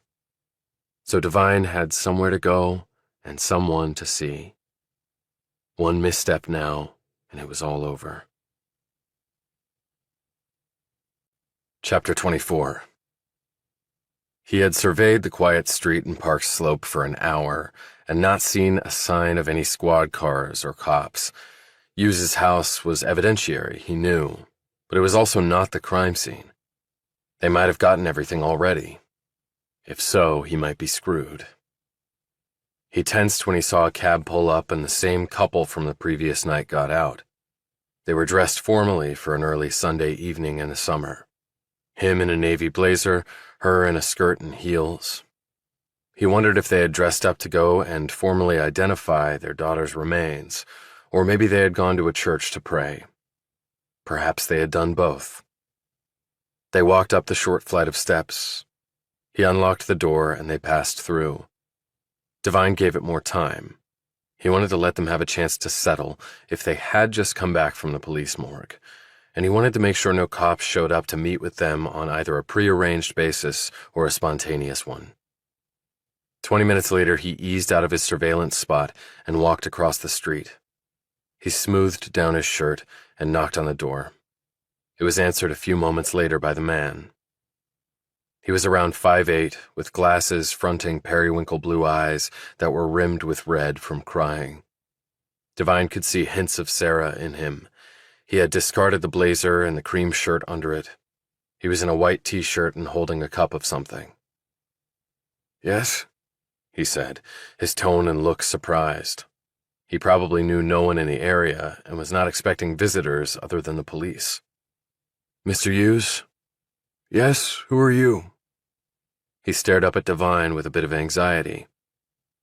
Devine knew he could look intimidating as hell to certain people, particularly with his damaged face, and he moved to quickly diffuse any rising apprehension. "My name is Travis Devine. I worked at Cowell and Cumley with your daughter." From his pocket, he pulled out the lanyard with the photo security card attached and showed Hughes. "I'm so very sorry about what happened." Did you know Sarah well?" His voice cracked before the end. "She was the liaison with my group of interns. Everyone thought she was terrific." Fred? Who is it? The woman appeared there. She was as thin as her husband, but paler. Her hair was blonde with white roots. Her face was puckered, her bloodshot eyes wandering aimlessly at first, but then holding on Devine. She had on the same skirt but had shed the pumps. She was around 5'4" in stocking feet. Sarah had been nearly 5'9". Since Fred wasn't tall, there must be height somewhere else in the family tree, thought Devine. "This young man knew Sarah," said Fred. "He worked with her at that place." Well, please come in, Mr. Travis Devine, thank you. I'm Ellen. This is Fred. He stepped inside and Fred shut the door. Ellen motioned him to a chair, and the couple sat on the couch across from him. The place was decorated with a blend of Wayfair buys mingled with original creations from the unique shops that littered the area. It was colorful and bright and optimistic, right down to the throw pillows and the rugs over the wooden plank floors. The brick fireplace held pine cones, which was a nice touch, he thought, in the heat of summer. Devine had seen it all before, but when he had, Sarah Hughes was alive. Excuse me. Would you like anything to drink? Fred just made some coffee. Or iced tea? No, I'm fine, thank you. So, you worked with Sarah? Not directly, different division, and she was about 6 years ahead of me. He caught their looks and said, I went to West Point and then served in the Army for a number of years before leaving. Then I got my MBA. Well, thank you for your service, Travis, said Fred. I know this must be quite a shock to you both. The whole firm is reeling. Was there any inkling of a problem? Asked Ellen, her voice small, but her hopeful look looming large. Do they not know it was a homicide? None. She was doing great. I still can't believe that she took her own life. He paused, waiting for them to respond to what he now knew was incorrect information. Fred spoke in a trembling voice. I know that's what the police initially thought, Travis, but their thinking has changed. He looked between them. What? I don't understand. Ellen glanced down at her lap. She looked like she wanted to leap up and run from the room. Fred said, The police now believe that that someone killed her. He put a hand to his mouth even as Ellen let out a sob. Oh my God, I'm so sorry. This is stunning. And even though he knew all of this, now it was stunning to him. Like it was the first he was hearing of it, because he was seeing it through their eyes, their grief. Seconds passed with nothing but elevated breathing among the three. So, you two were friends? She had a lot of friends. She was very outgoing. She mentioned that she was seeing someone. This was a while back, but she never gave a name. I don't know about that, he said quickly. Do you live nearby? Asked Fred. No, I live way out in the northern suburbs, Mount Kisco. I take the train in. This is a beautiful place. She did a nice job decorating it. Had you ever been here before? Said Ellen, watching him closely. He met her gaze. No, whenever we met it was in a group, mixers, company functions, things like that. He glanced to the left where he knew Hughes's bedroom was located. Then he looked up to see Ellen's eyes still on him. But you knew where she lived, Travis. I walked her home once from a bar near here. We'd been drinking. I just wanted to make sure she got home all right. But this is my first time being inside. Oh, I see. I hope you didn't come all this way to see us. But I suppose you didn't even know we were here. I didn't. I came into town to see a play. Then I thought I'd come over here just to look at the place. I was thinking about Sarah, you see. Then I saw you two get out of a cab and come in here. I didn't want to bother you, so I went away for a while, but the more I thought about it, I just wanted to let you know how sorry I was. I didn't know how long you were staying and didn't know if I would have another chance. I was told you were coming in from another country. New Zealand, answered Fred. I was transferred there. A very long trip. A horrible trip. Nothing but hours and hours of having to think about. I'm sure. What sort of business are you involved in? We're missionaries, spreading the word of Christ. Fred is actually an ordained minister. That's great. So, New Zealand? It may seem like an odd choice, but nearly half the people there follow no religion at all, particularly the young people, which means their children will grow up without God in their lives. And while most Australians who practice a religion follow Christianity, the fastest-growing faiths down there are Hinduism and Sikhism. She frowned at this. Devine looked at Fred, who was staring at his wife. Now, those are fine religions, Ellen. Lots of people believe that way. I'm just glad they're practicing a faith. They have their God, and we have ours. My husband and I disagree on some things, but we find common ground where we can. I hear that most successful marriages do, opined Devine, glancing at Fred before looking back at Ellen. We just came back from... She eyed her husband. He finished for her. The morgue. I can't imagine how hard that must have been. I suppose you just assumed we were her parents, said Fred, obviously trying to move on from certain images, probably gripping all of them. Partly, but I see some of Sarah in each of you, though she was taller. My father and brother, said Ellen with a sad smile. They're both 6'4". Sarah took after them in the height department. He hunched forward, deciding to just go for it. Have the police been by? Are they keeping you informed of everything? They were here when we arrived last night, said Fred. They were already searching her things. I guess they'd do that with anyone, regardless of how she... But now that they know she didn't, that somebody... Right, sure. I guess they have to do all that. Get her electronic devices, diaries, whatever might help them find out who did this. Fred nodded in agreement. Yes, they took all of those things, at least the ones that were here, and they looked everywhere, very thorough, dusted for fingerprints, that sort of thing. They were pretty much done when we arrived, so they said we could stay here while we were in town. He looked around. She didn't have this place when we moved to New Zealand. She had that little apartment. Where again, Ellen? Tribeca. Right, Tribeca. Now she's out here in Brooklyn. I thought that used to be a bad area. Devine said, It's a lot better than it was decades ago.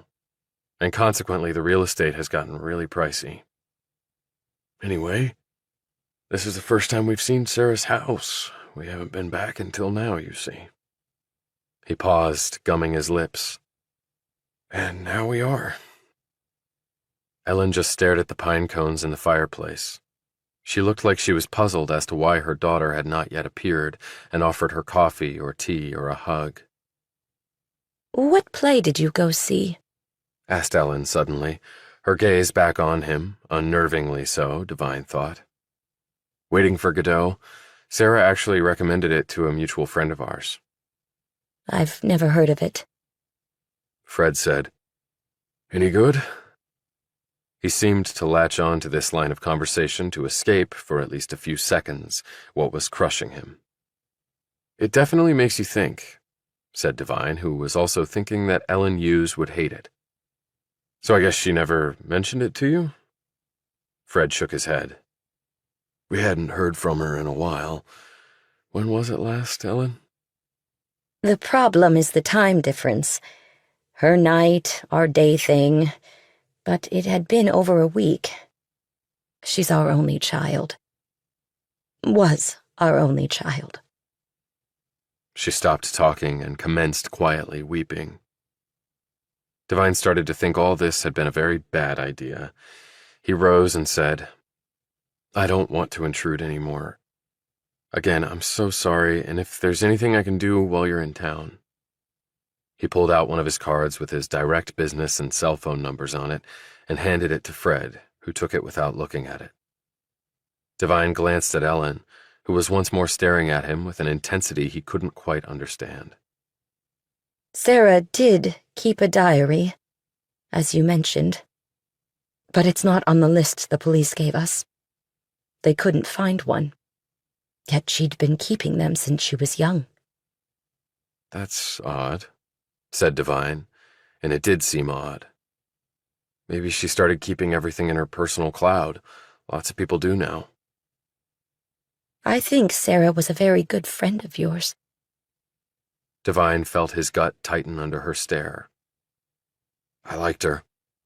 Everyone did.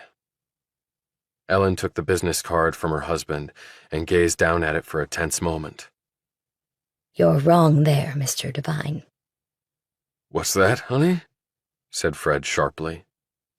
Ellen turned the card over and over in her hands, like it was hot to the touch. Someone clearly didn't like Sarah at all. Chapter 25. When Devine got back to the house, Valentine was waiting for him in the living room, excitement and concern competing for equal time on his features. What's up, Will? Dude, the email? What about it? Did you find out who sent it? No, it's untraceable. Well, thanks for trying. It's the weirdest thing I've ever seen. I mean, it doesn't even look like an email address. No, Travis, is not that easy. I mean, I could not trace it. People I work with, they cannot trace it either. At first, I think it is some kind of weird spoofing email or maybe hexadecimal. What? Exclaimed Devine. Hexadecimal, a base system to simplify binary language computers use. But I dig deeper, and it is not that either. Okay, but people send anonymous emails all the time, said Devine. Don't they? There are many ways to sending such messages on internet, said Valentine. Cheap, not so cheap. Hard, not so hard. Devine leaned against the wall. You're going to need to explain that. New phone number, preferably burner or prepaid with cash or cloned credit card, fake name and info, new email account, Hotmail, Gmail, different browser, use incognito mode, and of-course mail. Russia has Yandex webmail, no phone verification needed. Hotmail and Gmail require phone number, but that is bypassed with burner phone. Incognito mode still has location IP address sent with email, but this email has none of that. So then it's untraceable, you mean? Not if person you send it to has resources, and by being cheap, you create big problem. What are the more expensive and better ways? Use special service to do just what you want, send anonymous email. Built-in premier encryption, spoofed IP address, auto-deletion from whatever server is used, password protect, no personal info required. Good shit like that. Who does that? Asked Devine.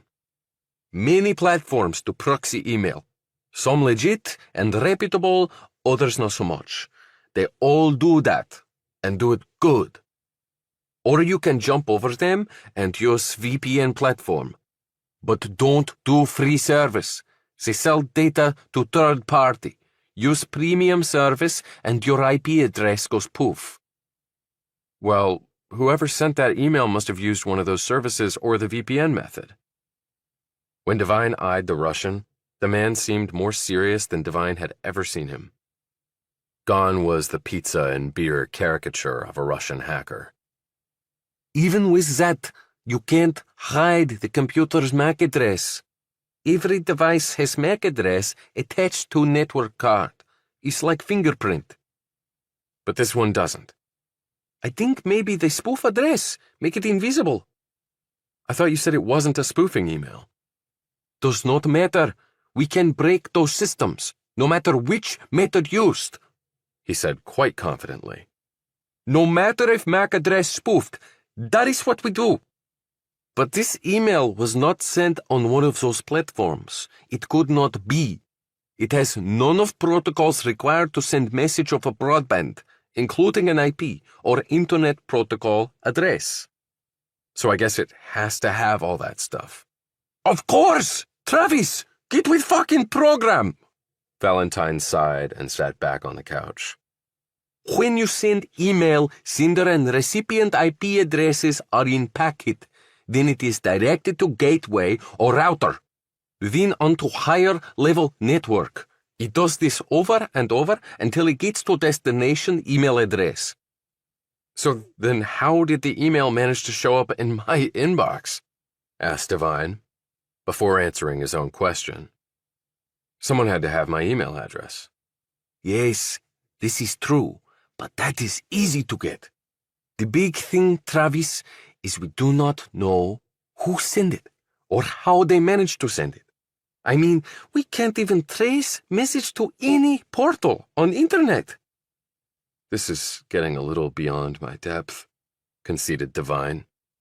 There are basically 5 IP classes. Classes A, B, and C are used for public and private use. Class D for things like video streaming, TV networks, and such. That's only 4 classes. What's the 5th? Asked Devine.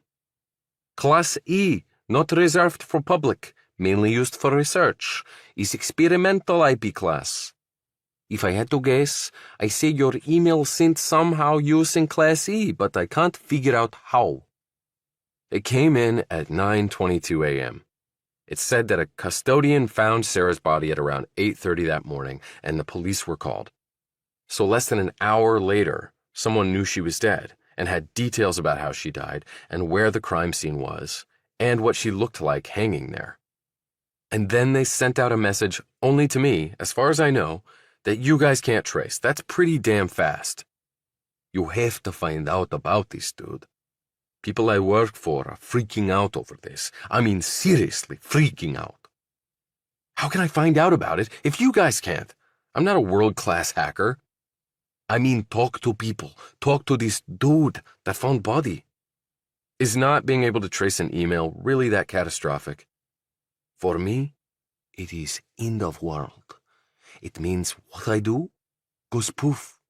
And it means that bad people on internet, they get away with anything because they are invisible. Get with program. When he said it like that, Devine began to understand the importance of the situation. And you knew this girl, Travis. You told me you dated her. Don't you want to find who killed her? Of course I do. But if I'm going to be snooping around there, I need your help. Devine was thinking about the security database at Cowell and Cumley. He told Valentine what he wanted done. Give me your login and password, the Russian said. Devine hesitated. I'm not sure I should do that, Will. Valentine smiled. I can find out in about 1 minute, dude. But if you don't want my help, you screw me, I'll kick your ass, said Devine. Dude, Valentine said with a smile. Devine emailed it to him, and the Russian's fingers began flying over the keyboard. How long do you think it will take? Asked Devine. It's done. What? Your employer has bullshit encryption. I email you what you need to get into database. Valentine did so and said, And you Americans wonder why you get hacked all the time. It's bullshit. As Devine walked off, he knew one thing. There was really only one way the sender of the invisible email could have known those details at that point in time. I think whoever sent me the email also killed Sarah. Chapter 26. 6:20. The train slid free from the station, and Devine dutifully looked out the window. Sunday had hardly been a day of rest. He felt like he'd already worked a full week at Cowell, not simply starting another one. The nosy journalist, Rachel Potter, waiting for Godot, the meeting with Emerson Campbell, Hughes's parents, particularly the suspicious mother, whatever the police had found there, the missing diary that might have him in it, and finally, Valentine and the apparently earth-shattering invisible email revelation. It exhausted him just thinking about all of it. The train stopped and picked up passengers, then chugged up to the knoll and stopped. It was so regular, it was almost funny. Almost. And there she was through the gap between the bottoms of the tree canopies and the top of the wall. She was already sitting by the pool, Her terry cloth robe was off, and her string bikini was once again shiny emerald. The color looked good on her. She's an exhibitionist, you know. At least that's what I figure. Why else would she be out here this early in pretty much her birthday suit for all of us to see? She can't miss spotting a stopped train, can she? Devine turned to the man sitting next to him. He was around 50 and dressed in a stylishly cut dark blue suit, slim tie, and white shirt with matching pocket square. His hair was a wavy brown, heavily laced with gray, his brow was lined, and saggy pouches undergirded his eyes. Devine thought he might be staring into a futuristic mirror and seeing himself in less than 2 decades. The man looked woeful and lustful in a hollowed-out, pathetic way, Devine thought. He eyed the man's wedding band. "What do you know about her?" asked Devine. "Nothing other than she's got one of the hottest bodies I've ever seen, and she's probably a nymphomaniac. Women who are exhibitionists are usually nymphos, too." "Is that so?" asked Devine. The man sniffed, eyed the woman, and in a wishful tone said, "Well, on the streaming shows they almost always are. And the woman before her was just as hot." Devine started. The woman before her? "Yeah, I've been riding this train for a long time. I remember them building that house. That's Brad Cowell's place, in case you didn't know. Anyway, that chick would come out in a bikini too from time to time. She was a stunner, just like that one. Cowell obviously likes them young, beautiful, and nearly naked." "What happened to the other woman?" "I don't know. One day she was just gone." "When was this?" "Oh, a little over a year ago, I think. It was during the summer." "What did she look like?" "Pretty much the same as this one, only brunette." Devine turned to look back at the woman. She just sat there, her legs crossed one over the other. She didn't appear to even realize a body of water was there. She lifted her gaze, and it appeared for an unsettling moment that she was staring right at him. But that wasn't possible. Not with the distance and the angle and the glass in between. Right? She rose, picked up her robe, and walked into the house. He and every guy on the starboard side, and probably a bunch on the port side, watched her every step of the way, their focus so intense it was like the last minute of their lives. Maybe she does get off on that stuff, thought Devine. She knew the train was there, with people on it, watching her. He wondered how Brad Cowell felt about it. But then again, he was having sex with his employees on desktops. The train picked up speed and headed on. Later, he walked out of the subway station in the financial district and into the heat of the morning. It was early enough for the city to still be waking up. Delivery trucks were parked illegally, and cabs, cars, and Ubers were hammering their horns, besmirching the only quiet time of the day the city had. Birds pecked at pavement trash, street sweepers were sweeping, yawning suits and non-suits were shuffling to their jobs, looking like they were heading to their graves. Food carts serving breakfast items were opening for business. Later, for lunch, there would be offerings of grilled halal, chong fun, rice noodles, and Indian king biryani, and traditional fare like pretzels, hot dogs, falafel, Tex-Mex, steak, barbecue, and sushi. If you couldn't find a food here, it was because it didn't exist. Construction crews were muscling pipe and wheelbarrows, and gripping shovels and lunch pails, and smoking their Camels, and drinking their non-Starbucks morning eye-openers. The sky was clear, the heat already percolating over the fingertips of the skyscrapers.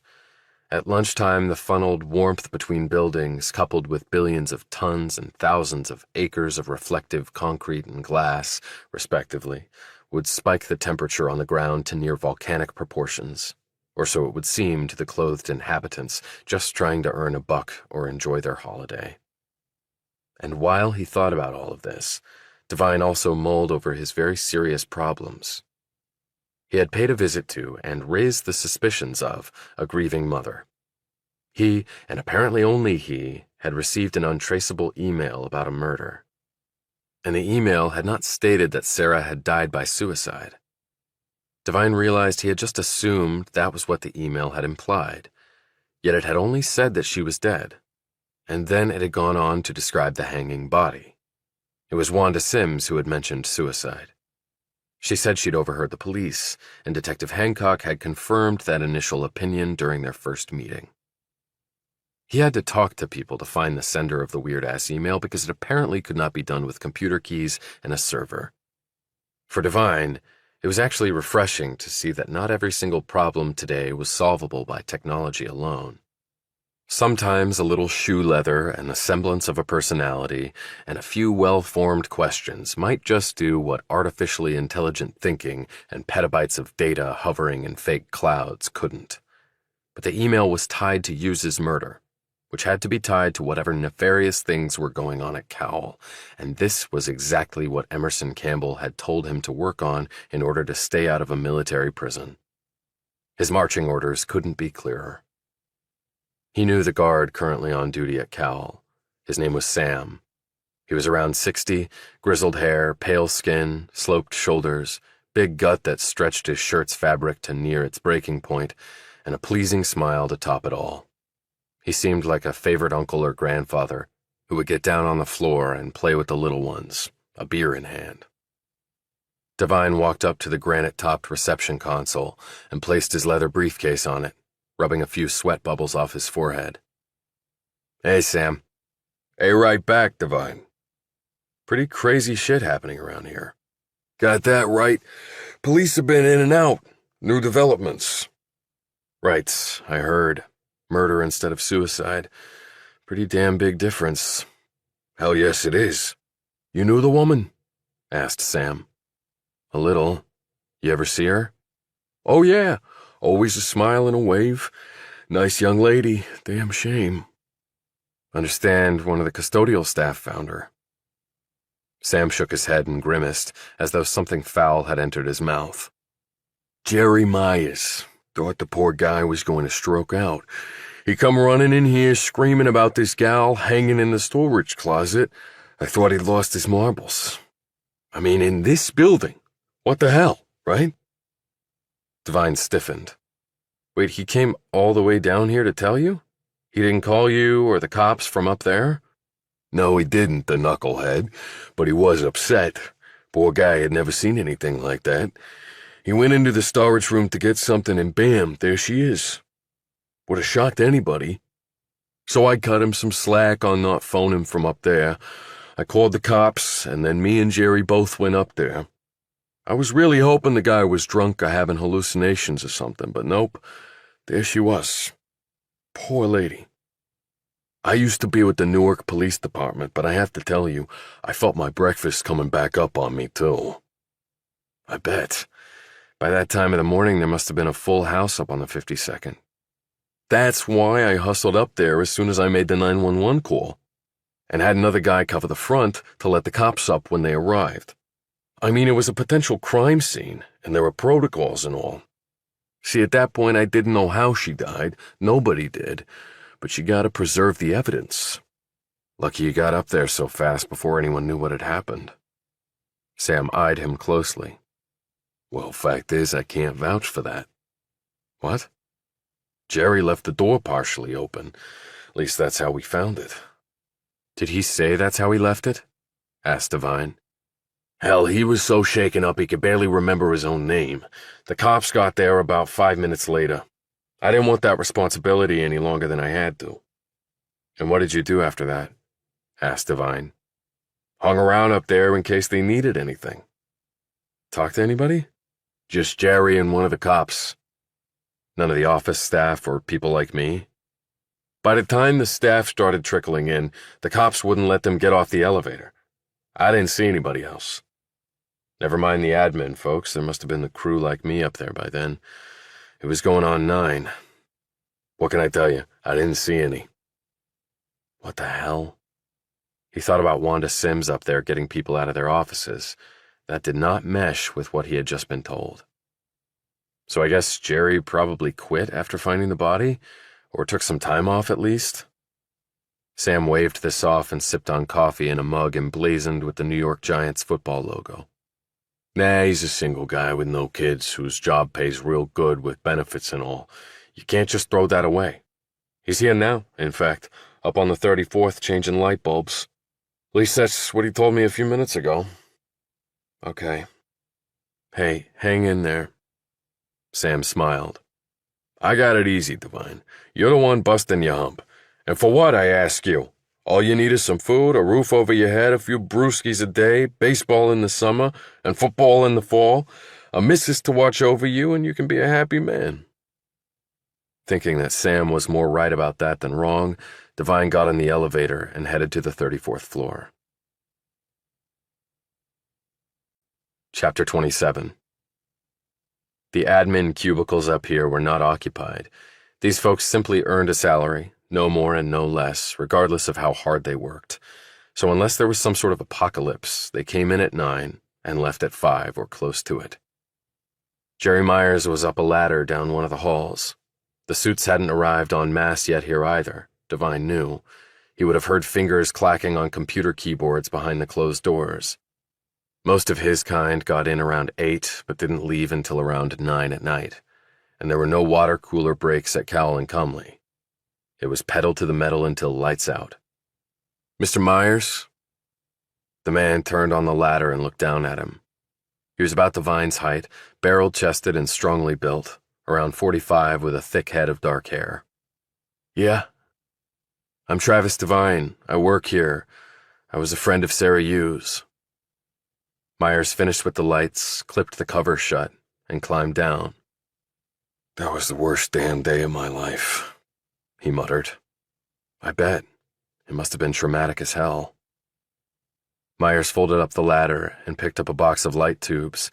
He looked at Devine and said, You want something?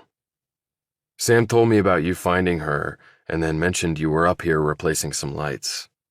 Okay, so? Devine thought quickly, realizing he was close to blowing this whole thing. Like I said, I was a friend of hers. I still can't believe she's dead. First they said suicide and now it's murder. I mean, what the hell, right? Myers looked sympathetically at him now. Yeah, it was a gut punch for everybody. It sure as hell looked like a suicide to me, but what do I know? I never found a dead body before. Devine picked up on this. You found her around 8:30 or so? Something like that, yeah. Told the cops that. He started to walk down the hall, and Devine kept pace with him as he thought of his next question. Sam said you came to the lobby to tell him and that he called the police. That's right. I was shaking like a baby. Could barely hit the elevator button or swipe my card through. What did you go in the room for? Asked Devine. Look, I already told the cops all this. I know, said Devine quickly. It's just that we were friends and this has really shaken me to my core. I just want to know some of what you know. It might help me process all this.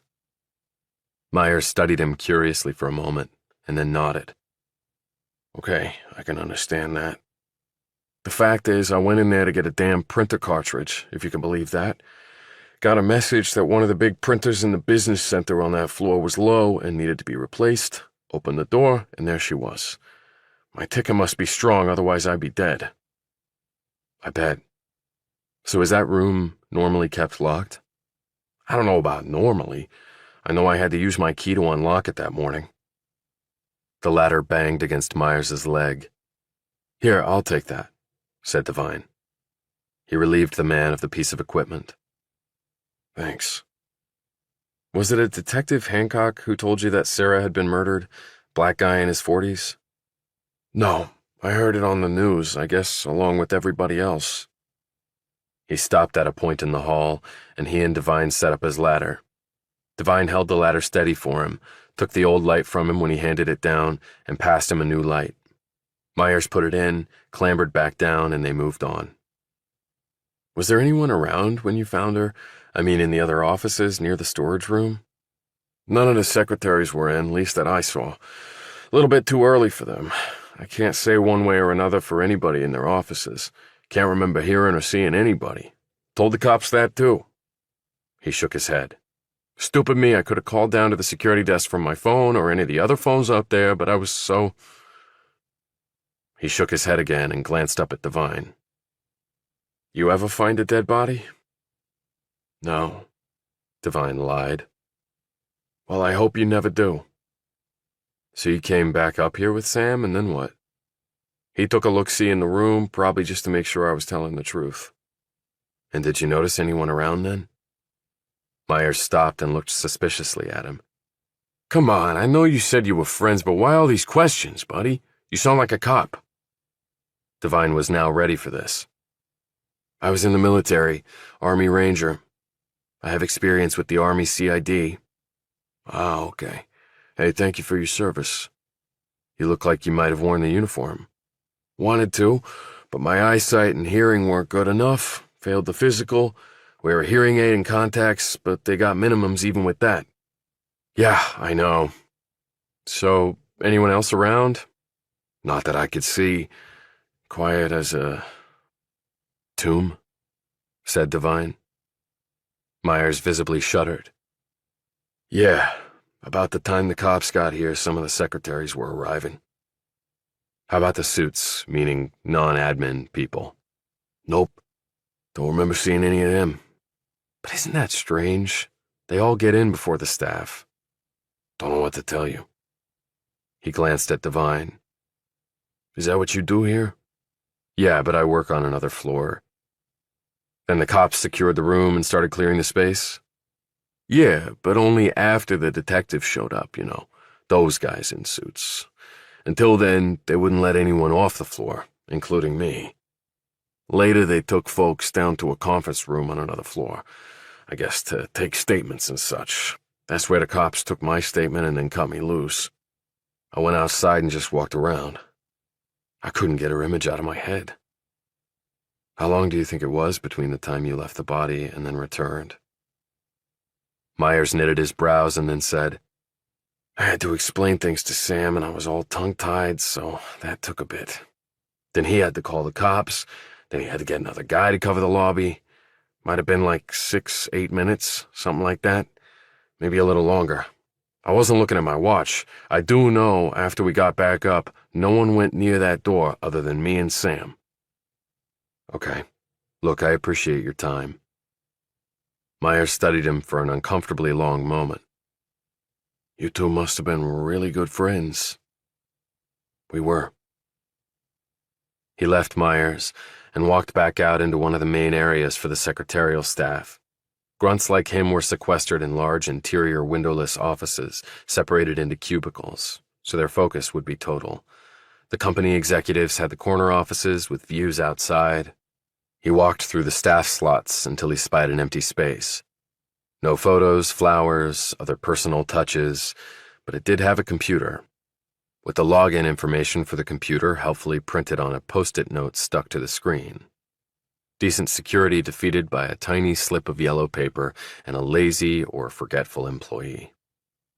He sat down and used the information Valentine had sent him to get into the security logging database. He typed in the search. Who had accessed the 52nd floor on Friday morning? Because it would all be in there, and at least that would tell him who was around.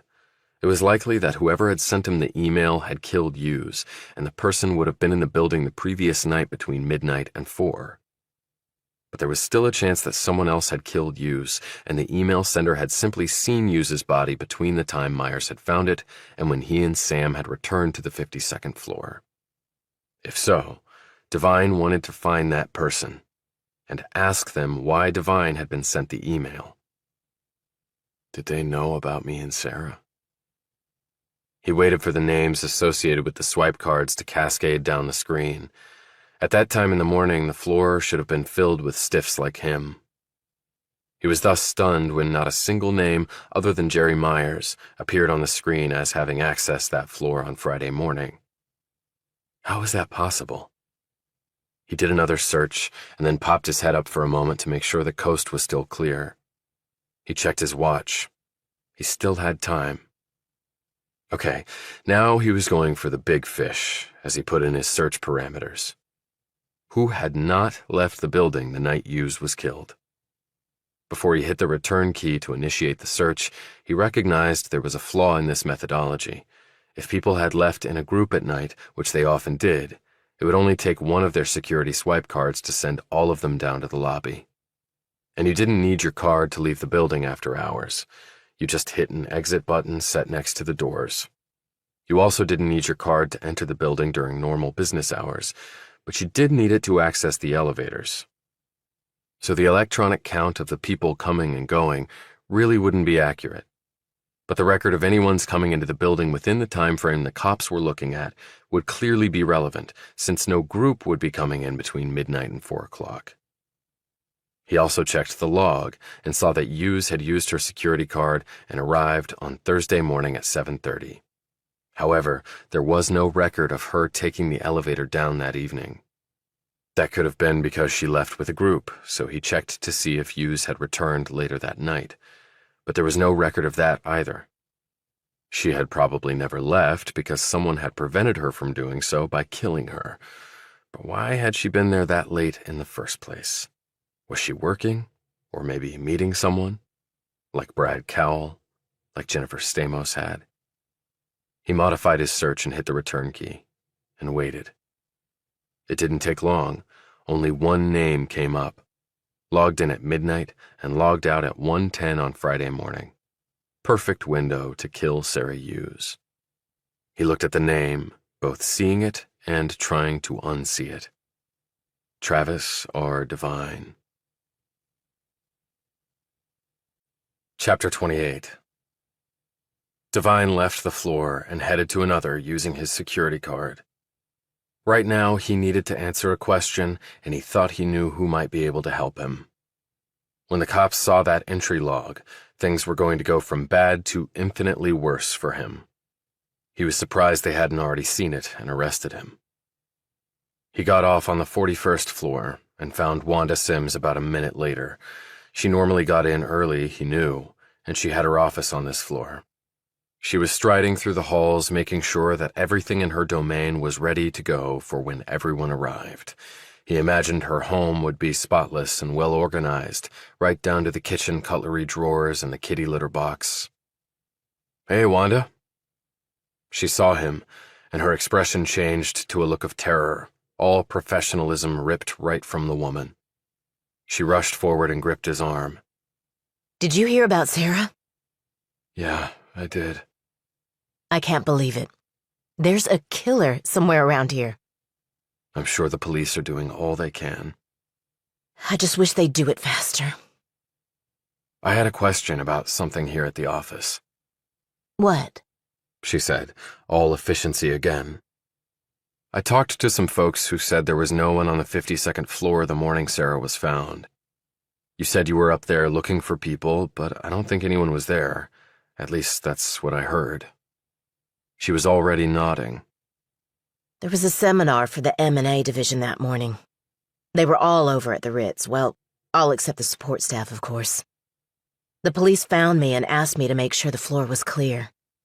I told them about the seminar, but they still insisted I go office to office with 2 police officers. But I wasn't surprised when no one was there. It was an all-hands seminar, you see, no exceptions. Her expression grew sad. Sarah didn't deserve to be killed like that. No one does, said Devine. The cascade of financial data washed across his computer screen, but Devine wasn't really focused on it. He was just treading water in a shark tank. It couldn't be long now, could it? He still flinched when the knock came. The door opened and a woman's face appeared. She was one of the staff here. He couldn't recall her name at the moment. His mind was already moving past her. He started to rise even before she spoke. Mr. Devine, someone wants to speak to you. He slipped past the other cubicles. Several heads lifted to glimpse him for a moment before falling back to their screens in the pursuit of vast wealth thereon. He followed her down the hall toward the elevators. There were 2 men there, both in suits that looked more like his than most of the other suits here, meaning rumpled and cheap. One was a little taller than him, about 6'2", beefy, around 50 with grayish hair parted on the side. His partner was in his 40s, balding, 5'10", and lean, with an expression that gave away nothing. The woman didn't make introductions. She just scurried off while the men showed Devine their badges and identified themselves. The tall one was Ralph Shoemaker, the shorter one Paul Ekman. They were assigned to the NYPD's homicide squad and were investigating Sarah Hughes' death, Shoemaker said. His voice was low but sharp. Ekman's was even sharper, with a helping of falsetto on certain words. Whether that was for effect or had something to do with his vocal cords, Devine didn't know or care. "We'd like to talk to you, Mr. Devine," said Ekman. "Okay, seems like lots of people want to talk to me lately. We have a room. This way." He followed them down the hall and into a space not much larger than the storage closet Hughes had been found hanging in. There were 3 chairs. Ekman told Devine to sit, and he did. Both men sat across from him. There was no table separating them. They were nearly knee to knee. Devine knew this was intentional. Take away personal space, and you got your target on edge from the get-go. He had done this very same thing interrogating Taliban and Al-Qaeda fighters they had captured. Even with a translator present, you could still put the screws to people. And they were doing it to Devine right now, or at least trying to. Ekman took out a notebook, while Shoemaker leveled his gaze at Devine. Shoemaker said, "Ranger, huh? My son's in the Army, infantry. He's in South Korea." "Yeah, I did a stint there too." "You earned lots of medals. Wounded, twice. Served your country well. Hell of a soldier." "I did my job." "You were friends with Sarah Hughes?" "I knew her." "That's not what I asked." The man's expression didn't change, though the tone of his words had. It was neatly done, thought Devine. He had sat through these sorts of interrogations before, when he was having his security clearances updated, and was being grilled on whether he'd ever had sex with animals. He could appreciate skill when he saw it. "We went out to mixers. I saw her at group events. I liked her. I think she liked me. If that's being her friend, then I was her friend. But so were other people." "You went to her place, visited with her parents. Out of all the people here, you're the only one who did that." Shoemaker sat back and unbuttoned his jacket. Clipped on his belt was a holster with a Glock writing in it, and his shiny badge on the other side of the belt clasp. He looked like he was ready to stay here all day if need be, and just let Devine stare at that gun and that badge. 2 powerful symbols for sure. "I was walking past her place and saw them." "How'd you know where she lived?" interjected Ekman, the falsetto notes boomeranging around Devine's head. "As I told her parents, I walked her home one night from a nearby bar to make sure she got there safe." "Go on," said Shoemaker. "I saw them, figured they were her parents. She took after them in appearance, and on the spur of the moment, I knocked on the door and things went from there. I just wanted them to know I was sorry about what had happened, and if they needed anything to call me. I left them my card." Shoemaker reached in his pocket and pulled a card out. "Mrs. Hughes gave this to us this morning when we saw her. She called and told us about your visit. That's why we're here to talk to you." "Why did she do that?" asked Devine, who was relieved they weren't here because of the electronic log showing him entering the building in time to kill Hughes. Ekman leaned forward. "Let's just say that she felt you weren't being entirely forthcoming about your relationship with her daughter." "In what way?" "Why don't you tell us?" replied Ekman. "How? I can't read minds." "Just read your own, then."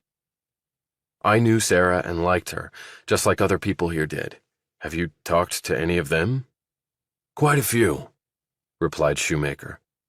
"But now we're talking to you." "Okay, and I'm answering your questions." "Hughes kept a diary, did you know that?"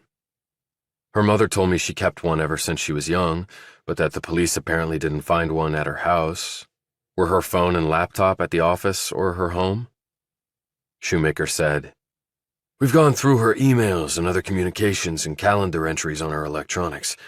And do you know what we found?" "I have no idea."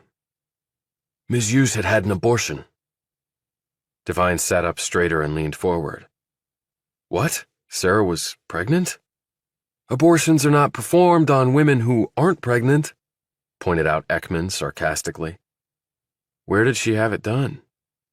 "It was a calendar entry with the procedure listed." We'll run down who performed it. Did she say who the father was? Shoemaker crossed one leg over the other and tapped his wingtips with his index finger. Was it you?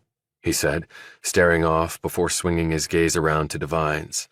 It was clearly done for dramatic effect, and Devine had to admit the cop pulled it off nicely.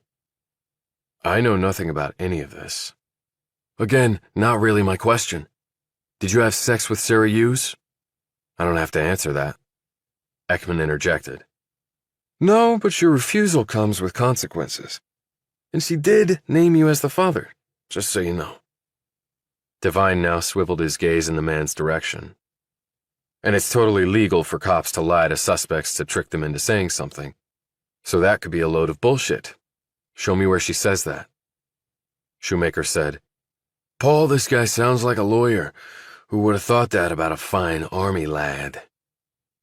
Devine knew all about this because the CID had interrogated him after Hawkins's death, tried to screw with his head, lied to him, tried to get him to confess, pounded him with everything they had. Only the body had been so torn up by animals that the forensics were of no use in assigning legal blame to Devine, and the injuries he had incurred in his fight with Hawkins were minimal and inconclusive. All soldiers had bumps and bruises and cuts, and any DNA of one man found on the other was also inconclusive, since they served in close proximity to one another. No witnesses, no other evidence, and a time of death that was all over the place allowed Devine to reasonably argue that he had an alibi for the broad time window in question. The CID had finally given up. Devine also assumed that they didn't want to pursue it more thoroughly because doing so might open up for scrutiny the whitewash investigation they had done of Blankenship's supposed suicide. You can take my prints and my DNA. I did not kill her. How about a polygraph? Will you take one of those? Devine sat back. Which means you found no DNA and no prints at the murder scene, or maybe you just didn't find any of mine. And you're trying to railroad me into a confession so you can clear this one off your list and make your boss happy and Wall Street rest easy. Only if you did pin it on me, the killer would still be out there. But I'll make a deal with you. I don't remember asking for a deal, said Ekman. I'll take a polygraph if you show me where Sarah names me as the father and you swear in an affidavit that it's legit and not made up to get me to confess to something I didn't do. You watch too many cop shows, said Shoemaker. But while we can make deceptive statements to you in an interrogation, we can't manufacture evidence. That would be a crime. Do I take that as a no-go on my offer, then? Where were you between the hours of midnight and 4 a.m. on Friday? Devine grimaced impatiently. Come on, I already told the other guy all that. What other guy? Said Shoemaker sharply. Hancock. Hancock? Parroted Ekman. Detective Carl Hancock with NYPD. I guess he's working the case with you two? The two men exchanged a glance that Devine couldn't really read but didn't like. When did this Hancock talk to you? Asked Ekman. He was waiting for me at the train station near my place in Mount Kisco. This was on Friday, and he was waiting for me at my house the next day when I got home from work. And you told him where you were that night? Yes, and he wrote it down. Describe him, said Shoemaker. Black guy, around 6'1", bald, athletic build, in his 40s, dressed like you guys, and he said he was driving a coffee and cigarette motor pool piece of crap, at least in so many words, because NYPD hadn't bought new cars in 10 years, at least that's what he said. He also told me he lived in Trenton, New Jersey. He looked between the two men. Don't you know him? How many homicide detectives are there in the city? Manhattan South Homicide, where we're from, has 10 of them, down from 26 in 2001. And you're looking at 2 of them. He had a badge that looked real and he talked like a cop. He was the one who told me that Sarah hadn't killed herself, that she was murdered. He said that? Exclaimed Ekman. On Saturday? Yeah, and he knew all about my background in the Army. Exactly what about the crime did he know? Asked Ekman. Devine told them everything, including the straight-line ligature versus the inverted, but he didn't tell them about the similar case in the Army that he had mentioned to Hancock. He said that it proved it was a murder and not a suicide. Shoemaker gave his partner a nervous glance. one that showed he was no longer fully in control of the situation. His partner seemed to read this like a cue card. Okay, let's move on for now. Where were you between those times? Asked Ekman. At home in bed until 4. Then I was doing my workout at the high school next to where I live. Then I showered, dressed, and took the 6:20 train just like always. Must be cameras in the station to show me coming in. Not that many people are there at that hour. Shoemaker said, You could have killed her that night, taken the train home, and come back into town on the 6:20. But again, the train station may have cameras, and the office building has a security guard. You didn't have to take the train, Ekman pointed out. And the guard makes rounds. But you need a security card to get in the building. There's a record of coming and going because of that. And it shows me coming and me going at the critical time in question, so why are you jerking my chain on all this other crap? Wondered Devine. We're checking all that, said Shoemaker. It's taken a little time to pull the records. And I won't be happy with what you find. You get up at 4 a.m. to work out, said Ekman. Doesn't everybody? Anybody corroborate this? No, I slept alone and I worked out alone. Nobody else around. No roommates? Yeah, 3, but they were asleep at that hour like most normal people. They can't alibi me. How do you know? Asked Ekman. Because I asked them if they could when this Hancock guy showed up and seemed to be trying to pin all this on me, but they couldn't, and I wouldn't ask them to lie. Shoemaker studied him so closely that Devine was sure the man was going to read him his rights and cuff him. What a nice guy you are, he said, but there didn't seem to be much acid behind it. The big cop just looked truly confused. If you saw this Hancock again, would you recognize him? Asked Ekman. Hell yes, I would. I don't like getting played. And why pick on me in the first place? That's what I don't get. Well, maybe there's something special about you, Devine, at least when it comes to Sarah Hughes, said Shoemaker. Devine didn't like any bit of that remark. The two men rose as though connected by string. You don't leave the area, warned Shoemaker. I have no intention of doing that. I have a job to do. Shoemaker looked around. Yeah, making dough at this place. That's not the job I'm referring to. And it wasn't. He was thinking about Emerson Campbell and the mission. He was also thinking about dead Sarah Hughes. Shoemaker and Ekman exchanged curious glances and then left. Devine sat there for a few minutes digesting everything that had just happened and trying to place it neatly into certain boxes in his mind that would make the most sense. Some of it did. Much of it didn't. Sarah was pregnant and then had an abortion. This news was staggering to him. He ran a hand through his hair and closed his eyes for a moment, trying to process all this. Was I the father? We slept together once. I didn't use protection because she said she was on the pill, but maybe she wasn't. They didn't say when she had the abortion. Did I lose a child and not even know about it? He rose and looked out the small window. Staring back at him was another building of equal height. He felt boxed in, trapped, blindsided beyond all reason. And they're going to look at the entry log, and they're going to see my name as the only one, and then they're going to be back with an arrest warrant. And who the hell is Carl Hancock? But now it made sense why the guy had approached Devine away from the office both times. If he wasn't the real cop, it was much safer that way. He lifted his lanyard from around his neck and looked at his security badge. He had not been in the building when Hughes had been murdered. So maybe someone had stolen his badge and then returned it before he woke up at his home in the suburbs, which he did not think was likely at all because the timing was just too tight. Or maybe someone hacked into the system and set me up as the fall guy. That was also not easy to do. But for the person who had sent an email that could not be traced by the best in the business, it might be a piece of cake. He shuffled back to work, with what felt like a knife sticking right in his gut. Chapter 29. When Devine returned to his office, he found several of the other burners staring daggers at him as he walked in. He retook his seat. Something was up. Somebody knew what was going on and had shared it with others. Emails and texts must have been flying since he'd been gone. Devine had a few people here he'd gone out with on occasion for beers or meals and a couple of concerts, and he counted Wanda Sims as a friend. His direct supervisor had lots of newbies just like Devine to oversee, and the unwritten rule at Cowl and Cumley was you never got close to any burner because chances were very good they would be gone in less than a year. And the competition here was so fierce that close friendships were just not possible. At least that was the perennial vibe around here.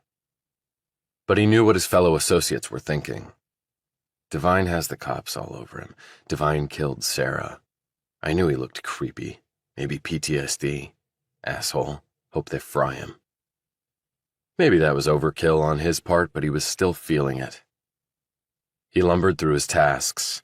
His job right now was to help analyze a slice of risk on a deal between two corporate titans, on which Cowl and Cumley was advising the buyer. On the other side was the mobilized army of Venerable Morgan Stanley. Both clients wanted this spin-off of a subsidiary and a management-led buyout to be completed, so the deal-making was fairly amicable. It was what was known in the business as a shit sandwich. The management was buying the company on the cheap because that was part of the plan. It was all front and back end loaded with fees for the M&A boys. The sub would then issue debt that it never intended to repay. They would use the proceeds from the debt offering to pay management a huge dividend. Then they would go back to the bankers, wrap the junk debt with some decently rated stuff into a CBO or collateralized bond obligation, and then sell it off to pension funds, police unions, and grandmas.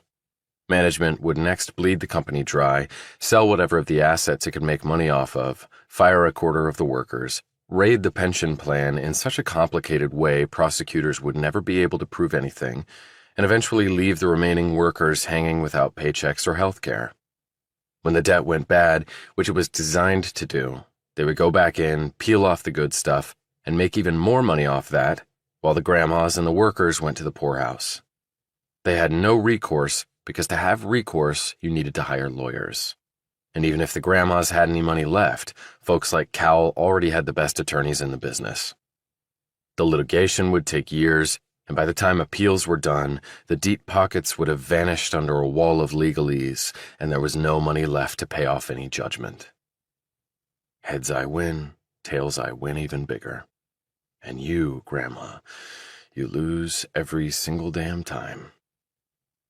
He hated every tap of the keys. He despised every dollar moving across his screen. He loathed the fact that the rich were getting unbelievably richer by pitting everyone in this room against one another. And in 20 years, the ones who survived would be at the top looking down at a new crop of suckers and doing the very same damn thing. It was a hamster wheel of plutocratic proportions, aiming straight for something maybe even worse. The man next to him got up abruptly, holding his stomach and looking a bit green. Devine knew he was from Connecticut and had gone to Yale. His father was the CEO of a Fortune 100. The guy really wanted to be a full-time gamer, he had told Devine, but the old man had threatened to cut him off if he did. So here he was, looking ready to puke. When Devine gazed up at him, he stammered in an embarrassed manner. "Stomach bug. Had it all night." Then the man rushed out of the room. "Thanks, bud. You've only been sitting next to me all morning." He glanced over at the guy's screen, which had not gone blank yet. Streams of numbers flew across it. He didn't know what his fellow burner was working on, so the data lines didn't make much sense to him. Actually, nothing made much sense to Devine now. At lunchtime, he swam against the current once again and rode the elevator down to the third-floor dining hall. He got his food and was going to sit by himself. Until he saw her. Jennifer Stamos, looking stricken and lost, was sitting alone at a table with a nice view of the East River. However, from her expression, the woman didn't appear to even be seeing it. He carried his tray over to her and said, "Want some company?" She looked up at him in a daze. Okay. He sat, sipped his iced tea, and looked her over. Her makeup had hidden some of the dark circles under her eyes, but not every fragment of them. Her face was pinched, and her normally luxuriant hair seemed thinner, less robust. You doing okay? No, I'm not. She glanced at him. I heard the cops talk to you earlier. They were asking about me and Sarah. Did you know she was pregnant? Stamos tensed for an instant. How do you know she was? Because the cops told me she'd had an abortion? She said aggressively. Did they want to know if you were the father? They did, actually. And were you? No. How would you really know whether or not you're the father if you had sex with her? Who says I had sex with her? And I didn't kill her. Some guys kill women who are pregnant by them. But she had already terminated the pregnancy, so where's the motive to kill her? Stamos looked at him funny. I guess you're right about that. He looked out the window and bit into a celery stick. What else did the cops want to talk about? The usual stuff. Alibis, polygraphs. They lied to me to try to get me to confess. How did they even know to talk to you? I'm sure they're talking to lots of people. I wouldn't be too sure about that. Did you get a strange email the day they found Sarah's body? She sat forward, tense once more. Strange email? No, I didn't. You asked me that before. Did you get one? You mentioned it talked about the details of Sarah's death. What exactly did it say? I think it was just somebody trolling or something, he said vaguely. I couldn't really understand it. It was all over the place, and I have no idea who sent it. Stamos didn't look like she believed him. He decided to change the subject before she pushed him further on it. Someone I talked to said there were no suits on the 52nd floor that morning. She stared at him, puzzled. There should have been. I know, Sarah's office was on that floor, but there was a seminar at the Ritz that morning for the M&A division, all hands on deck, and the support staff don't show until 9. What are you saying? Just that it's either a coincidence that there was a seminar that morning, or it wasn't. She processed this and came away looking even more stricken. He said, I was in here having lunch on Saturday. Brad Cowell was here with some of his usual posse. I'm surprised you would do that. I'm surprised you're here now. Hell, I'm probably not going to make the cut. So why not enjoy a few good free meals until they give me the boot? You sound like a prisoner awaiting execution. And maybe some people would be fine with that. She didn't comment on this jarring statement. Why did you mention Cowell? Because he gave me a look that I can't explain. I mean, why would the guy even know who I am? You're a rookie, Travis, and he knows it. Even if you think the guy doesn't notice the newbies. Brad Cowell lives and breathes this place, and he was probably pissed to see you in here. You're supposed to be eating crackers at your desk and busting your ass to make him more money, so you got the look. What's he really like? How should I know? Come on, you're a star, Jennifer. Don't sell yourself short. And Cowell is a smart guy. He takes care of his stars. So you must know him better than most at this place. Her response was unexpected and chilling. In a lowered voice, she said, You saw us, didn't you? What? That bullshit explanation about calling me sweet cheeks? She leaned forward and spoke in an even lower voice. You were in the building that night. You didn't leave your phone behind. You went up to the 52nd floor and saw us. And you're here trying to, I don't know, blackmail me? Or make me feel like shit? Or both? If I knew what the hell you were talking about, I'd answer you, but I don't. She gave him a patronizing look, and he answered it with one of bewilderment. He didn't know if it carried the day or not. He sort of doubted it. Stamos hadn't gotten to where she was by being thick-headed. But maybe I'm thicker than a log, since my security card would not only show I entered the building that night at a certain time, it also would show I went to the 52nd floor at the same time they were doing their thing on the desk. Cal must have found that out and told Stamos, and she would have told him about my sweet cheeks comment. That explains the evil eye from the guy and this confrontation with her. She stood. You know, you might want to try the truth for a change. Devine felt like saying, "Look who's talking." But what would have been the point? She walked out, leaving him staring moodily out the window at the bright sky. Who knew there could be so much resolute darkness in the middle of the day? Chapter 30. As Devine was leaving that evening, a man in a dark suit and a blood-red tie and sporting a self-important demeanor approached him in the lobby of the building. "Mr. Devine, I'm Willard Paulson, special assistant to Mr. Cowell." "Okay." Devine recognized the man as being part of Cowell's official harem. He was thin, narrow-shouldered, and in his late 30s, already balding, and as bland and innocuous as Cowell was showy and pretentious. "Mr. Cowell would like to meet with you." "Okay, but I'm surprised you're conveying the message. There's a chain of command here that rivals what we had in the Army. Normally this would go through your immediate supervisor, but Mr. Cowell preferred to go outside the normal channels." "And why is that?" Paulson bristled at this response, obviously not expecting any reply other than, "Yes, sir, thank you, sir, for this gift from heaven to meet with Emperor Cowell." "He didn't say. Where and when?" "At 10 this evening. Here's the address." He handed him a slip of paper. Devine took it but didn't look at it. "Is this really necessary?" "You must be joking. It's Mr. Cowell. Do you like working here?" "Best job I've ever had," he said with as much sincerity as he could muster, which, granted, wasn't much. He headed to the subway, unfolding the piece of paper and reading off the address. Well, this could be instructive, or maybe disastrous. Devine took the train to Mount Kisco and walked quickly home, sucking in the heat and humidity. His mind was going 1,000,000 miles an hour and still getting him nowhere fast. Valentine, with his gamer headphones on, was lying on the couch working on his laptop as always. A beer was on the floor next to him. He looked up as Devine came in, his expression anxious. He had apparently been awaiting Devine's return. "So?" said Valentine in a prompting manner as he took off his headphones. "I talked to the security guard and the guy who found the body. That room was unguarded for maybe a max of 10 minutes.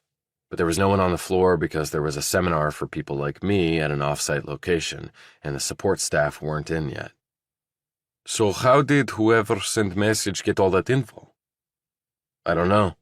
The killer would have known some of those details when he murdered her. But the person could not have known that Sarah had been found hanging in that room by a custodian unless they were around at the time and either saw it for themselves, which is doubtful, or someone told them shortly thereafter. And that just isn't likely. And I don't think anyone else got the message that I got, or if they did, they're not saying anything." "So during those 10 minutes, maybe person sending emails saw the body and stuff, and saw the custodian finding the body. But that's not certain, and I'm still working on it. By the way, I used the info you gave me to access the security logging database, and I've got a question." Valentine closed his laptop and looked up. "Shoot, dude." Devine explained to Valentine about the security logging system at Cowell using the RFID cards. Can that be manipulated to show that someone was there who really wasn't there? Valentine nodded before Devine was finished. "Sure. Clone card. Then it like electronic twin walking in place, easy peasy. Do it in seconds, depending on what protection they have on card. Let me see yours." Devine handed over his security card. Valentine pulled a device out of his backpack on the floor and held it up to the card. "This is 125. It's bullshit. I have app on phone. I can clone card right now by writing what's on your card onto clean one I get from Amazon. It's big bullshit, just like encryption on your security database." 125? 125 kilohertz is radio frequency. Open 26-bit format. Card is just simple LC circuit, capacitor, and integrated circuit working in combo. Card number transmitted is key, is what reader reads, but 125 not encrypted. You get that key, you tell the reader, let me in, and it does. $10 RFID reader/writer, bam, you got card number. Most security cards are 125s. My little baby cousin can hack that shit. Your little baby cousin really gets around. So what else is out there you can use that's better? He said promptly. 13.56 megahertz. SOS technology, encrypted, hard to clone, hard to hack, but not impossible for someone like me. In the Army, we would use protection shields over our RFID cards to prevent any electronic skimming. That is good. That works, mostly, unless hackers really good. Two-factor authentication is very good. Need 2 things to get in door. I use that on my phone. Valentine took a swig of beer. Good for you, Travis. You kick-ass champ. But we don't have two-factor authentication at Cal, and it looks like all the cards are 125s, and everyone wears them around their necks with no shields. He's babe. He's bullshit. Can that be proved? I mean, that someone cloned a card? Depend on card, and depend on how good cloning is. Pretty technical. He held up his phone. Use this as security card. Mobile cards too easy to loan out. You don't do that with phone.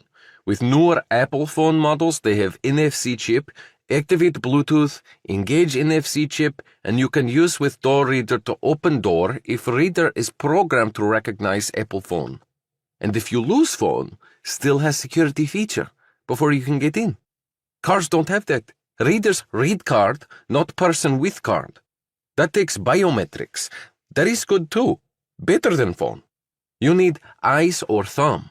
In Russia, they have to be living eyes and thumbs, you know. In Russia, they used to take fingers and eyes from people to open doors. But dead fingers and eyes not work anymore. You need pulse, I can tell you that. Yeah, I bet. Devine thought back to the night Cowell had accessed the garage entrance. Cowell used his phone to get into the building's garage, and I've never seen him with one of these cards around his neck. That is because he is not messing around. He uses NFC chip. He just lets guys like you have bullshit 125 security. But it's his building, and we can get in with these bullshit cards. Valentine handed the card back. Does this let you go everywhere in building? Devine thought about this. No, there's an off-limits space on the 51st floor. We call it Area 51 as a joke. He watched Valentine closely to see if he got the reference. What is special about it? Said Valentine in a way that made Devine unsure whether he had gotten the cultural allusion or not. I'm not sure. I don't think anyone works on the floor. I think it's just computers. Not so weird. It might be supercomputer trading space. They get millisecond head start on trading at volume. They make millions every day on head start over others who not do this. I know. It's called high-frequency trading. Buy it a millisecond before the shares or bonds rise a penny, which in the course of a day they all do, and sell it a millisecond later before the shares or bond prices drop a penny. It's like being just ahead of a wave rising and falling. You have to have expensive and specially designed software and infrastructure. The institutions have that, plus, because they're licensed brokers, they're hardwired into the exchanges. It's called naked access, and it's not just brokers, but hedge funds and specialty firms. He's smart and he's stupid at the same time. Why is it stupid if they make so much money off it? Asked Devine. First reason, you have flash crash when computer make mistake because of bad line of code or something. Then it sells when it should buy, or vice versa, you lose billions in snap of finger. That has happened, conceded Devine. And what's the second reason? All eggs in one basket, dude, replied Valentine. Ransomware? You hit that one target? What will they pay to get back up and running? Huh? I tell you what they pay. Shitloads. And nobody will know because company will tell no one because they are afraid clients will not trust them and run to other guy. So a few computer clicks and you are a fucking billionaire. They pay in Bitcoin now. Cryptocurrency. How do you know that? Said Devine, staring at him suspiciously. Valentine caught this look and held up his hands in mock surrender.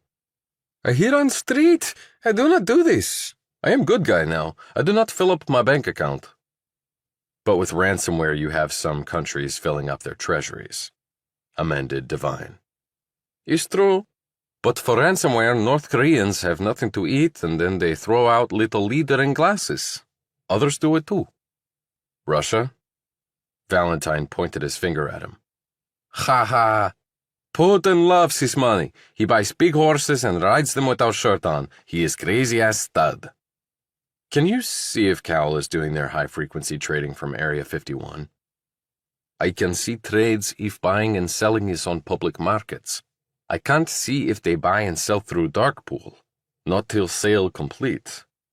Is how high-frequency traders operate for so long without being found out. But can you tell if it is high-speed trading going on, based on the activity in the pipe? Will take time. I have other things to do. I thought you liked a challenge, and you couldn't trace the message. I thought I'd give you a shot at redemption. What is this redemption bullshit? He asked, frowning.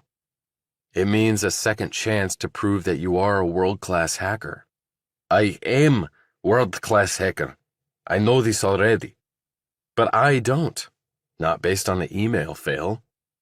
You are a funny man. Let me think. I get back to you. Just don't take too long.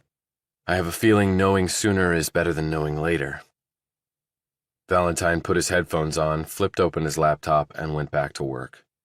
Devine climbed the stairs, rinsed off the day's grime in the shower, and changed into a pair of light brown slacks and a short-sleeved white shirt that he wore untucked. He put his dress shoes back on. As he was heading back down, he met Helen Spears coming up the stairs.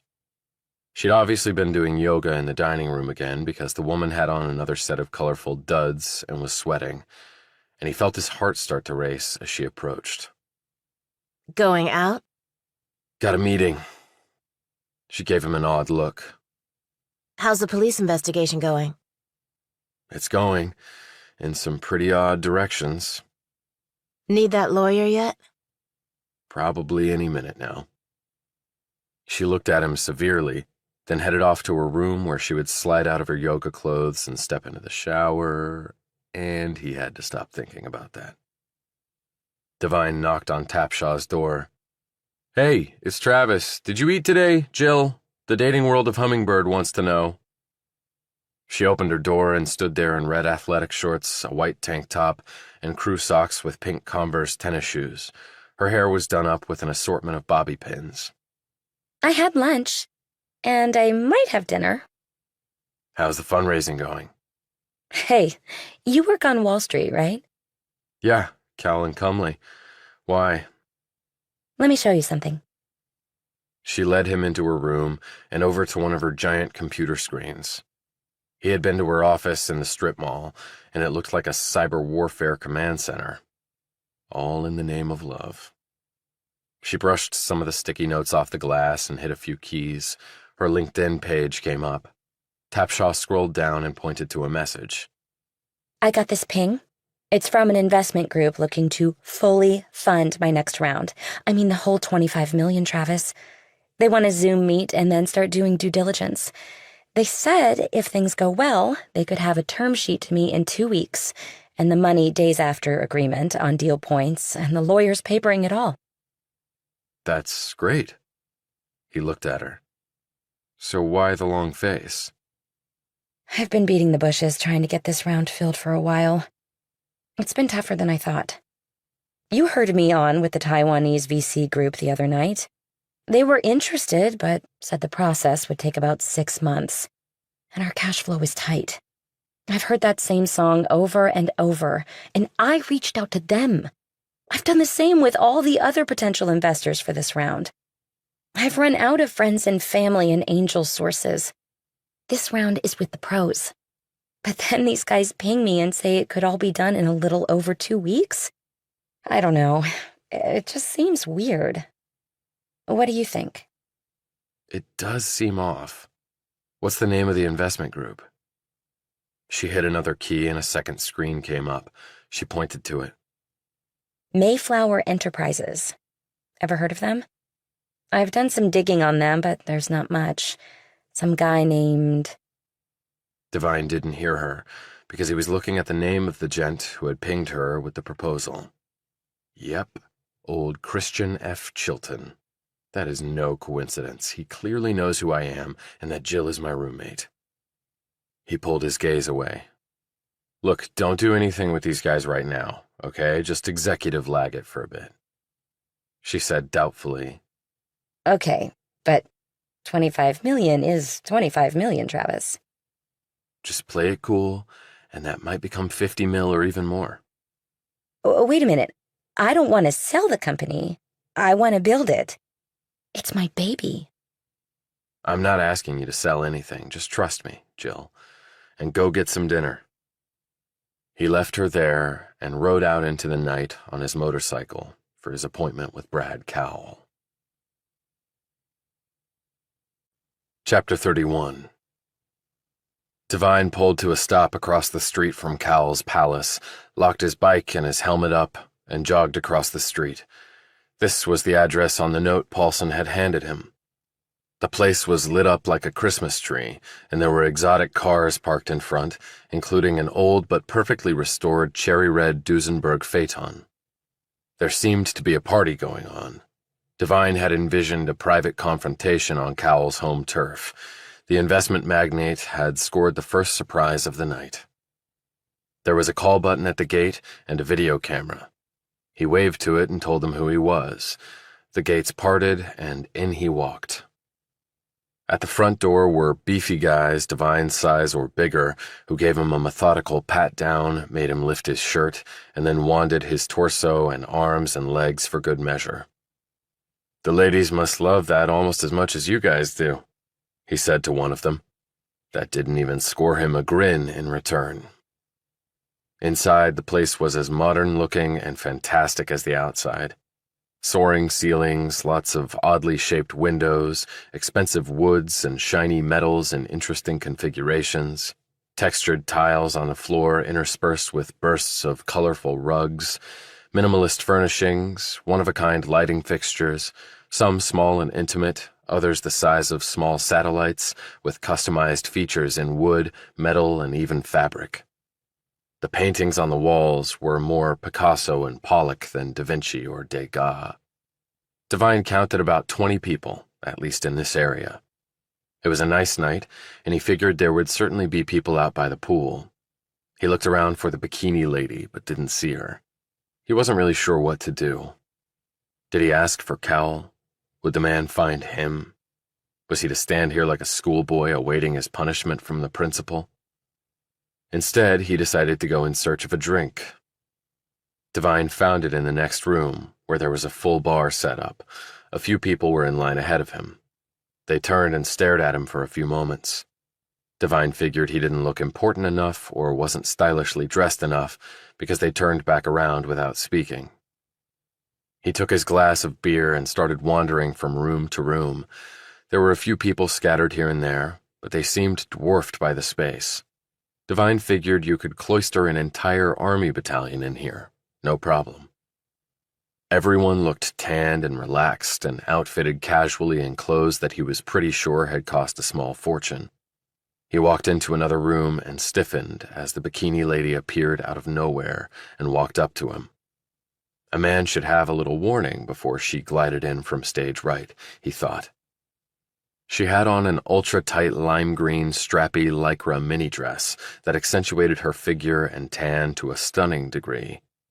Remarkable blue eyes, flashing white teeth, blonde hair dancing around her elegantly chiseled features, gold sandals completed the picture, and he caught himself gazing at her turquoise-painted toes.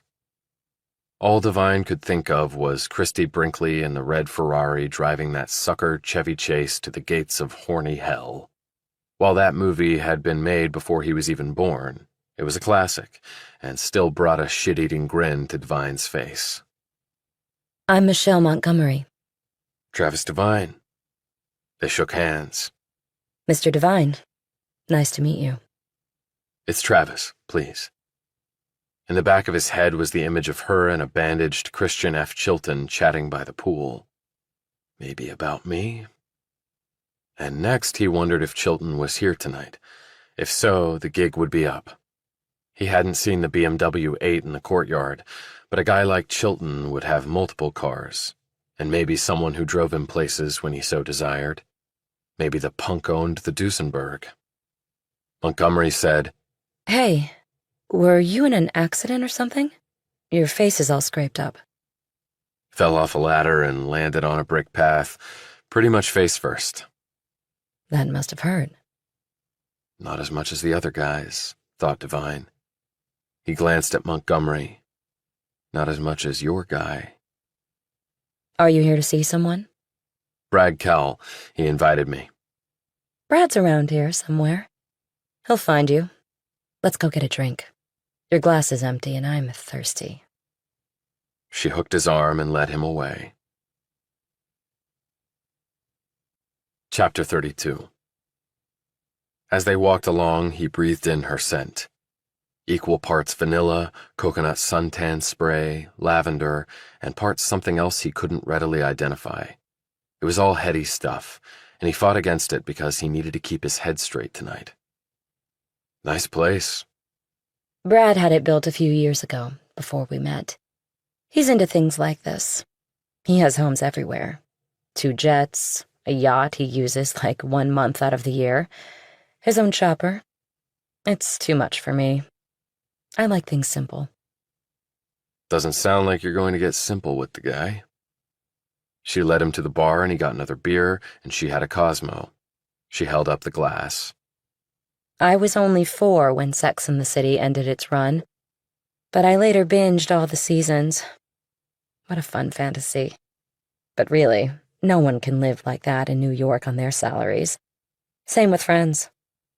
Like you said, a fun fantasy. So how did you and Cal meet? He was in Italy, and I was in Italy, and we hit it off. I know he's a lot older than me, but he doesn't seem it. Some days I feel like the older one. He's still very much a little boy in many ways, with all his toys. He's made a ton of money in business. He never talks business with me. I'm not into that. So do you live here? Not all the time. Brad and I are just, I don't know, boyfriend and girlfriend, to use an old-fashioned term. And what are you into when you're not hanging out with him? Travel. I went to college for a year, didn't like it, and decided to see some of the world. That's how I met Brad. I was staying at a student hostel in Tuscany, and he had rented like 3 villas on a hillside. We met at a restaurant, bonded over some really great Brunello di Montalcino wine, and suddenly I was in one of the villas. Hey, good for you. How long ago was this? Nearly a year now. Time goes by. How do you know Brad? I work for his firm. Just a low-level newbie. I got a late start. What were you doing before that? Did some time in the Army. Why? He had expected her to thank him for his service like everyone else, so this threw Devine a little. He answered more truthfully than he probably intended. To piss off my old man. She laughed, and it was a nice, throaty laugh. She sipped her Cosmo and gave him a look that he couldn't quite decipher. Do you like working for Brad? Just chasing the money, like everybody else. She wrinkled up her nose and looked around. I watched you when you came in. You looked very uncomfortable. You got a beer instead of something expensive and hip. You don't really want to be here. And yet here I am, summoned by the man. She looked disappointed in this response. Like a dog on a leash, you mean? He took a mouthful of his beer and worked this around in his head. He decided to take control of the conversation. A woman at my firm was found dead. Suicide, they thought. Now it looks like murder. I heard about that. What was her name again? Sarah Hughes. Is that why you're here to talk to Brad? I don't know. Did you know her? I did. Why would anyone want to kill her? That's what the cops are trying to find out. She shivered. There are so many creeps in this world. He looked past her, out to the pool area. My train comes through here early every morning. It stops right behind this place for reasons unknown to anyone other than some systems engineer. She glanced where he was looking. I'm in the pool sometimes in the morning. I know you are. He let that hang out there. She looked back at him, her manner unapologetic and her eyes wide and seeing everything. So you're trying to tell me, in a painfully roundabout way, that you've checked me out? Me and every other guy on board. I think the popularity of the 620 is spiking. Word gets around. Now her face flushed, and not in a good way. I didn't say that to embarrass you, he said hastily. I'm just amazed you're up that early. She composed herself. I like to have time to myself. Meditate, swim. That's a good thing. She sharpened her look at him. Don't patronize me. He said, Not my intent. Before I catch the train, I do a full workout starting at 4 a.m.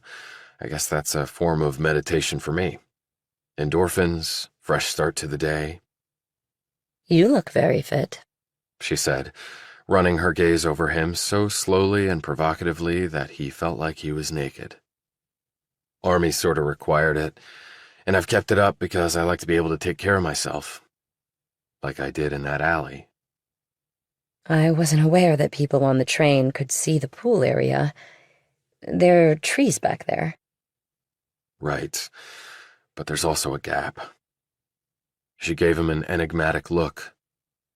I'll have to keep that in mind. Okay. 6:20. Why do you go into work so early? In my world, if you want to make it to the next round, you have to work your ass off and beat the other guys. Sounds like a fast track to a heart attack. Maybe. I guess you know pretty much everybody here?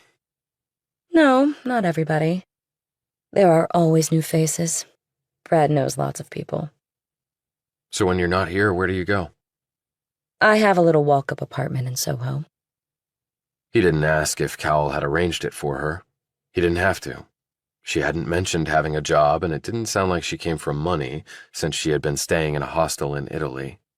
And even little walk-ups in New York were not cheap, particularly in Soho. Do you work around there? She ignored the query and said, Maybe I'll see you sometime. Or you could come by here and go for a swim with me. Maybe late at night, when Brad's not here. He stays at his penthouse a lot. This one caught him like a left hook. I'm not sure how my boss would feel about my swimming with you alone at night. No, I am sure how he'd feel about it. He'd fire me. Why? I'm his girlfriend, not his wife. Who knows? You might end up being his wife. Not in the cards. I don't want that. And neither does he. He'll trade me in for a younger model at some point. And how do you feel about that? I don't feel anything about it. So what's in it for you? Just something different. So, how about that swim? You game? Devine was having a hard time keeping up with her. I imagine a place like this is loaded with help, servants, whatever you want to call them. Lots of wandering eyes to tell on us. Like they would care. Brad treats them like crap. If he's that kind of guy, why do you stay with him? You assume I have a choice. Don't you? Give me your phone number. I can text you my address if coming here makes you nervous. For some reason that was not entirely clear to him, Devine told her his number, and Montgomery put it in her phone. Now I see Brad coming. So I'll say goodbye. I'll be at my place tomorrow night. I'll text you the address, just in case you're interested.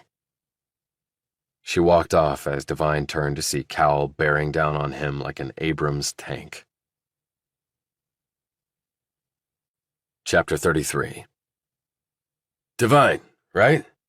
Said Cowell. He had on jeans, a black shirt open enough to reveal dark, curly chest hair, and loafers. His hair wasn't slicked back like he wore it at the office. He was less Gordon Gekko and more tousled hair man-child, but with something definite and important on his mind. "I'm Travis Devine. Come with me." He headed off and Devine followed. He glanced around and saw Michelle Montgomery staring at them. She raised her Cosmo and added a supportive look. Devine thought they would head to a private room. Instead, Cal led him outside, to the pool area. There wasn't anyone else around, so it was private, and maybe prearranged. Devine spotted a beefy security guard hovering at the rear door, probably to make sure no one else came out here. The lights were lit, and fancy tiki torches kept the bugs away, though crickets sounded off all around them, and the smell of freshly mown grass dominated. Cal sat at a table next to the pool and motioned for Devine to sit across from him. Devine did and put his beer down. Cal didn't look at him. He stared at the pool and then the wall beyond it. Devine followed his gaze and saw the outbound train slowly passing by. The lights were on in the train, and through the gap he was used to looking at from the other side, he could see a collection of weary New Yorkers. Their heads were bent and shoulders slumped, some half-dozing as they returned from battle to catch some sleep and get up the next morning to do it all over again. "Poor assholes," said Cal. "Why's that?" "Schlepping on a train in and out every day like mice on a treadmill. But on the other hand, I need them to do exactly that to keep my dream going. But I'm not a total dick, despite what some say about me. I was born into money, and then by the time I could count, it was all gone because my father and grandfather were morons. So I know what it's like to have zip. I could have grown up a legacy kid, gotten into all the Ivy Leagues I needed through those connections. And then I could have become an entitled prick, all nice and polite and holding my fork and cup just so while I stab you in the back. Instead, I'm a street fighter who chooses to stab you in the front, which you have to admit is a lot fairer." He eyed Devine as though to make sure he was listening, really listening to all this. "So, I know what it's like to ride that train, but it's partly a gravy train. They're not doing it for free. And the lowest paid on there, who work in my world, make a shitload more money than most folks." "Okay, I get that." Now Devine wondered if Cowell had allowed the gap to be there so those poor suckers on the train could see how opulently he lived. He was just that kind of a jerk. "You live somewhere around here, right?" asked Cowell. "But not this neighborhood, out of my price range. I share a townhouse with 3 other people." "Uh-huh." He drummed his fingers on the teak tabletop. "You knew Sarah Hughes, I understand." "I did." He hesitated, mulling over how best to play this. He decided to slide a stack of chips forward on the pass line and roll the dice. "Did you know her?" Cowell knifed him with a glare. "I'm asking questions, Devine, not you." Devine took a breath and rolled his neck from one side to the other, letting the tension ease. "You want to throw a punch? Throw it," said Cowell, who was watching him closely. "Then I bury you under legal bills and you go to jail for assault." He paused and made his own play. "And maybe for more than that." Devine didn't take the bait. He reverted back to his military training. When in doubt, say nothing. When not in doubt, double down on that advice. The train moved on with its beaten-down riders, and still Cowell did not speak. He was now staring at the dark pool waters so intently, Devine wanted to check to see if there was a body floating in there. "I'm trying to come up with the best way of handling this, Devine." "Handling what?" "The cops are interested in you. I hope you're smart enough to know that. Otherwise, you have no business working for me. They've talked to me, they know certain things, they've talked to other people. They have no proof I had anything to do with Sarah's death because I didn't. Except for one thing, and it's a big one." Devine knew exactly what that one thing was. The entry log, showing him in the building and on the 52nd floor in the time window necessary to kill Hughes. "Then why haven't they arrested me?" You can thank me for that, was Cowell's surprising reply. Devine tensed more than a bit. You'll have to walk me through that one. It's delicate. It's all delicate, Devine. He abruptly sat up straight from his slouched position. A dead body in a building invites all sorts of attention. Unwanted scrutiny for a firm like mine. Why? It's obvious, Devine. Shit, are you that stupid? Maybe. He held up one stubby finger, even as Devine's mind wandered to the image of him walking out of that office, zipping up his pants, not far from where Hughes had been strung up, while Jennifer Stamos was lying naked with her thighs still spread on a metal desk with a laminated top. Cheap on cheap. Cowell said, The one major asset I have isn't money or talent. It's respectability. People pay us enormous amounts of money because we are respectable. No scandal, no dirt, no Ponzi Bernie Madoffs, no blood-sucking Enrons, no dickhead Ivan Boskis. They are the kiss of death. A murder is not the same thing as financial crimes, noted Devine. You have to go deeper than that, Devine.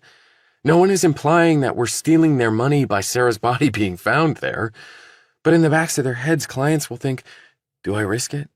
Why go with them when I could go with Morgan Stanley or Merrill Lynch or one of their other competitors?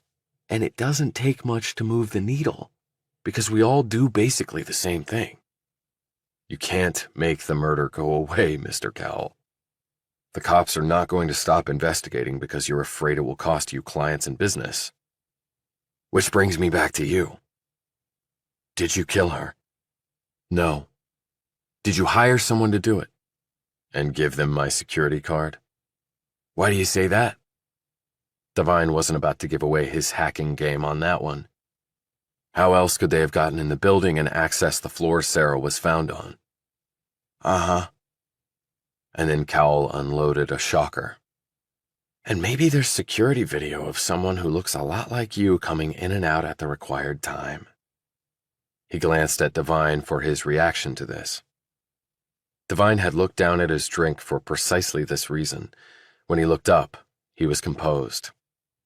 I'm no computer genius, but give me the right equipment and a little time and I could put your face on somebody else's body and walk it anywhere I wanted. Is that right? You just bought a company 2 months ago that does that very thing. Cybersurgeon, yeah, I know. We're going to flip that sucker in a year and make a killing because, like you said, they can do that very thing. Which means truth becomes meaningless because you can invent your own. Not that people don't already do that all the time. Only with this technology, the lie becomes very convincing. And there goes any proof of anything, said Devine. Maybe, or maybe not. If the cops believe what they think they see, and then a jury does too, you got about $1 million to spend on the best lawyers? And that's probably the minimum you're going to need. No, I don't. Nowhere close. Then I don't care if you didn't kill the woman. You're screwed, replied Cowell. Justice in America? Reality in America. And for your information, we don't have a justice system in this country. We have a legal system. I got a whole platoon of in-house lawyers and 15 more on the outside on retainer, all top of the heap in talent and connections. And I still don't think it's enough. Just the cost of doing business. Courthouse is open to every son of a bitch who wants to play the legal lottery, and I am one big target. So why am I here? I wanted to see what kind of guy you are, Devine. Military, combat guy, medals, blah, blah, blah. Yeah, I got all that. But I wanted to talk to you, feel you out, poke inside your head. He looked at the facial injuries. Hurt much? Devine could tell the man knew what had happened from Stamos. Not even a little bit. Cowell gave a sneering smile. Right. Devine decided to attempt a draw to an inside straight. He pulled out his phone and laid it down in front of him. I've spoken to Jennifer Stamos a couple times. Saw her at a bar, too. Oh, yeah? Why do I care? Cowell didn't even look at the phone. Devine glanced down at it. I heard you were mentoring her, like you were Sarah. I mentor dozens, but they're not all like Jennifer. They're not all sweet cheeks. Cowell now looked at the phone. Maybe you are smart enough to work for me. Maybe I am. And maybe I need to think about this some more, rather than bring the hammer down like I thought I was going to. Maybe you should. Like you said, it's delicate. He paused and chose his next words carefully. But then again, you can always just fire me. The man shook his head. Friends close and enemies closer, Devine. That's the way I do business. And thanks for confirming for me which one you are. He rose and walked away, leaving Devine to stare down at his phone and let out a tight, uncomfortable breath. Funny, when you'd been in a war and had killed others and been nearly killed yourself, you wouldn't think a battle of words could stress you all that much. But getting fingered for a murder charge and spending the rest of your life in prison did give a man pause. At least it does this man. He rose and walked right through the palace, not making eye contact with anyone. And outside, he ran right into Christian Chilton. Chapter 34. What in the hell are you doing here? Chilton snapped. He instinctively took a step away from Devine, his fists made and held at the ready. But the fear in the man's eyes told Devine that Chilton would haul ass before fighting him again. Devine studied him. The bandages were gone, but the bruises and cuts were still there. Just visiting a friend. What? In there? Bullshit! You never know where you might find one. Rick needs major dental work, and Doug has a fractured jaw. I know you were lights out and didn't see, but I let Rick walk with only a sore gut. Then Rick decided to try and crack my skull while my back was turned. He's lucky it's not worse. Chilton looked over Devine's injured face. At least my buddies got their wax in. And you sucker punched me, you asshole. While I was standing right in front of you and you were coming at me with fists raised. You know what I mean. You were running your mouth. It wasn't a duel where you count to 3. You wanted to fight, so I fought. It was 3 against 1. What the hell did you expect? Marquess of Queensberry rules? And I gave you lots of chances to walk away, but you wouldn't take them. But if it makes you feel any better, I couldn't raise my arms over my shoulders for a whole day, and my back still aches like a son of a bitch. He touched his face. And I'm not getting any better looking with brick face. The two men glared at each other for a few seconds. Chilton finally said, Yeah, I guess fighting over that woman was pretty stupid. Fights over girls usually are, said Devine, who was still suspicious of why Chilton had even been at the bar that night. So you frequent that place? Sometimes. Did you really know her? We work in the same office. A friend of ours died there. Shit, I read about that. Suicide, right? That's what they initially thought. Now it looks like someone killed her. Chilton went all wide-eyed on this, which made Devine even more suspicious. Damn, do they know who did it? Not yet. One more thing. What? Asked Chilton. You were at that bar in Greenwich Village hitting on a girl who works at Cowell and Cumley. Now you're here. So what? Did you follow the woman to the bar and pretend to hit on her? Otherwise, I'm feeling a bit of a coincidence here. In case you didn't know, the New York financial world is pretty small, and that bar is popular with our crowd, so piss off. As Chilton started to turn away, Devine said, Hummingbird? Chilton turned back. What?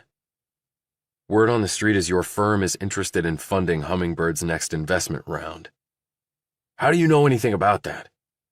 I work in that little financial world you just referred to, and I keep my ears open. How do you even know about me or my firm? Your family came over on the Mayflower. Everybody knows you. You're really starting to tick me off. Not really my intent, and we already did that dance. Actually, a friend of mine told me, how can you do the Hummingbird deal so fast? I don't have to explain my business to you. You're right, you don't. But if you want my 2 cents, Hummingbird is a great company. It's going to be worth a shitload really soon. Your investment will be worth $100 million in a year. Chilton's aggressive attitude faded. Based on what? Based on the CEO. She's the smartest person I've ever met in my life. MIT grad, Harvard MBA, world-class gamer. There's nothing she can't do with a computer. And she lives and breathes Hummingbird. Her subscription base is soaring, she's got positive cash flow, her business strategy is sound, and all she needs is the capital to be the preeminent platform out there. And it's a big market, and only getting bigger. You sound like her CMO, said Chilton, referring to a chief marketing officer. You got skin in the game? About 1/1,000,000%, but I believe in her. I've been around a lot of business types, some good, some terrible. She's really in a league of her own. Chilton looked away for a moment. When he glanced back at Devine, his entire demeanor had changed. Everything you just said comports with what we found in our preliminary due diligence. So can you really do the deal that fast? She's got other suitors, but nobody who can pull the trigger as quick as you guys. Chilton smiled. We've heard that before. Fact is, we've got a ton of capital to deploy, and I've been looking at the online dating space for a while now. Tapshaw's coming at it from a whole other angle. Not just dating, but a whole other array of services and benefits. It shows in the sophistication and thoroughness of the business product she's put together. I think she really wants to bring people together. Most of the other platforms are clearly in it just for the bucks. At least that's my opinion. So where did you hear about her? We have spies everywhere. She talked to a Taiwanese VC firm recently. The Taiwanese don't screw around. If they're interested, we need to be interested. So you haven't met Tapshaw yet? No, but we have officially reached out to her. We hope to have a face-to-face with her very soon. This was all sounding legit to Devine. Maybe Chilton wasn't targeting Tapshaw because she was Devine's roommate. Maybe he didn't even know they were roommates. So where does all your money come from? Just professional curiosity, he added. Chilton looked for a moment like he might lash out again. He shrugged. I can't give out names, but from all over, family offices to institutional investors. My grandfather started Mayflower. I'm no wunderkind who built something from scratch. I'm just this generation's rep. Been groomed for it from first grade. We have ties to everybody. Brad Cowell? Chilton looked up at the house. You must know him since you're here. He's my boss. He invited me here to meet. Chilton looked at Devine in a different light. How'd your meeting go with him? Too soon to tell. So you're friends with Cowell, then? We do business together. He did the same with my father before he died. Good luck with Hummingbird. Treat her right and you won't regret it. But you're not the only game in town, so be prepared to pay a premium valuation. Oh, I met Michelle Montgomery, too. Very nice. You know her? Yeah, she's actually a family friend. I was over here the other night visiting her. I know. Funny that you know her and she knows Cowell and you work with Cowell, too. Another coincidence. No coincidence about it. I was the one who introduced Michelle to Brad. This was over in Italy. Really?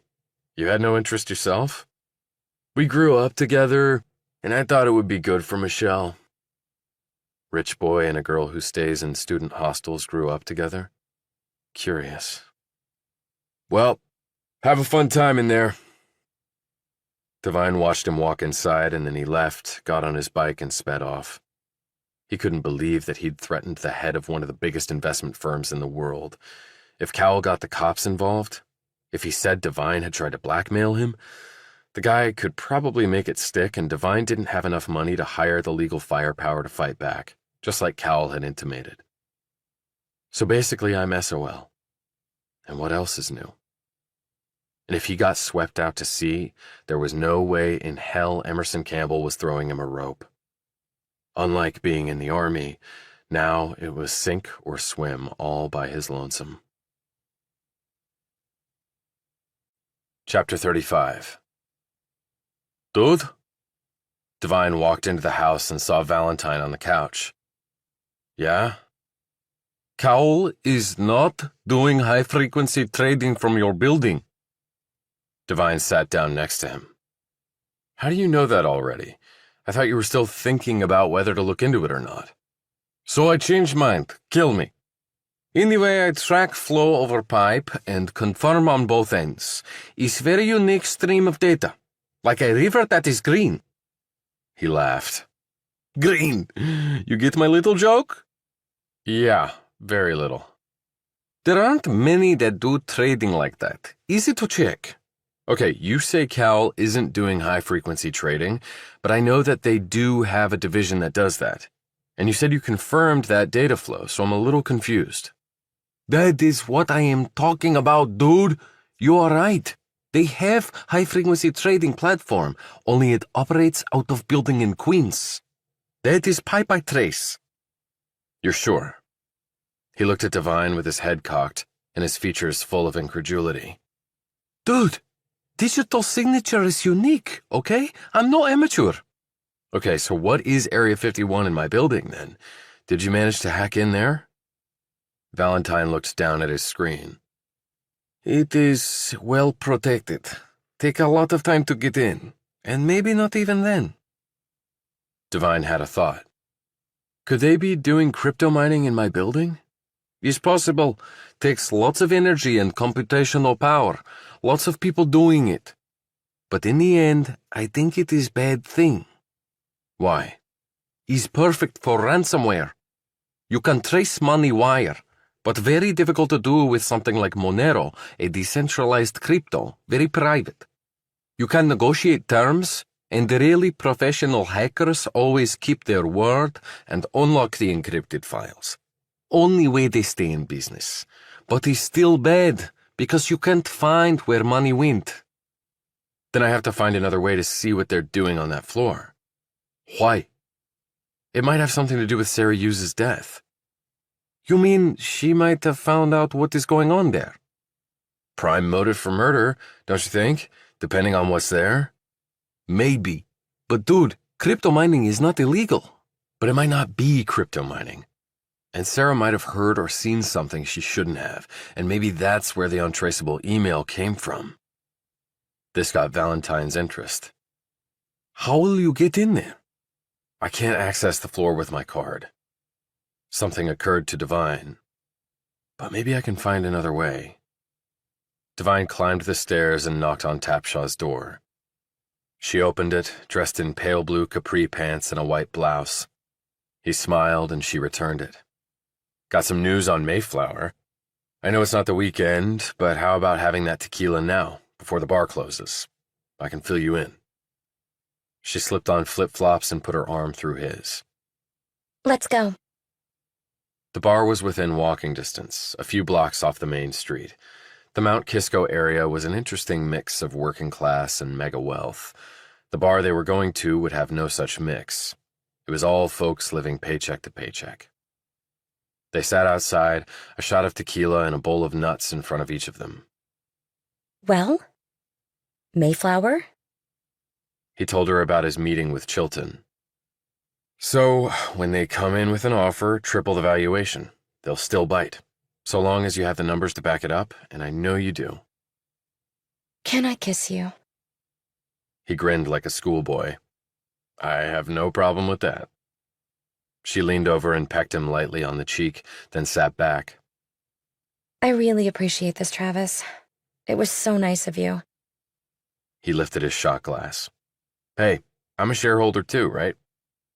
They tapped glasses and drank their tequila. So, after you take over the world, what's next? You think way too highly of me. Not from where I'm sitting. It's ironic that I founded a dating service, because I haven't been too lucky in that regard.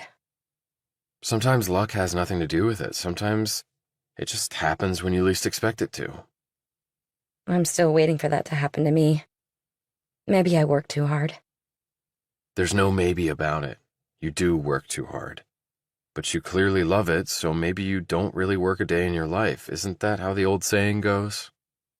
She smiled, and then her expression turned serious. You haven't seemed yourself lately, Travis. Is everything okay? A woman was killed at my office. What? They thought it was suicide, but turns out someone murdered her. Oh my God. Why would someone do that? I don't know. yet. Helen told me the police were questioning you, but she didn't say about what.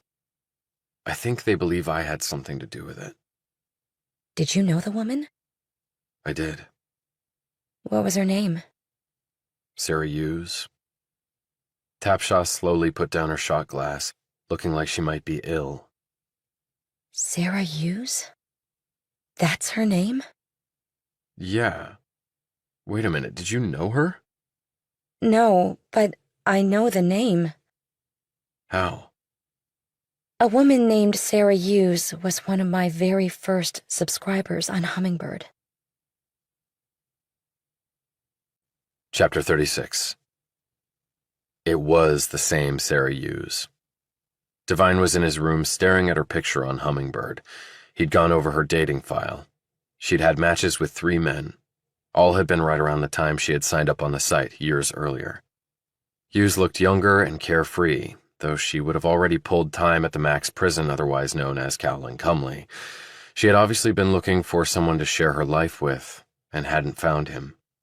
And perhaps she had grown disenchanted because, after these 3 tries, there had been no more activity on the site for her. She was smiling, her hair was set just so, grazing her shoulders. He knew she had a nice laugh, an easygoing manner, nothing pretentious about the woman. He had liked her. He could have maybe come to love her, given time. And now her body had been autopsied, with the remains to be handed over to her crushed parents. At age 28, nothing could be more tragic. He looked up at his open doorway as Tapshaw appeared there. Is it her? He nodded slowly. I'm so sorry. You have a good memory for names. She walked over and stood beside him. My first 100 subscribers were the only ones I had for a long time. I studied them every minute of every day, figuring out how to get more just like them. I knew them in some ways better than I knew my own family. I can see that. She glanced at the image. Was she nice? I mean, in person? Yeah, she was very nice. Did you two... were you dating? He looked away for a moment. Maybe I would have wanted that. I sense a but coming.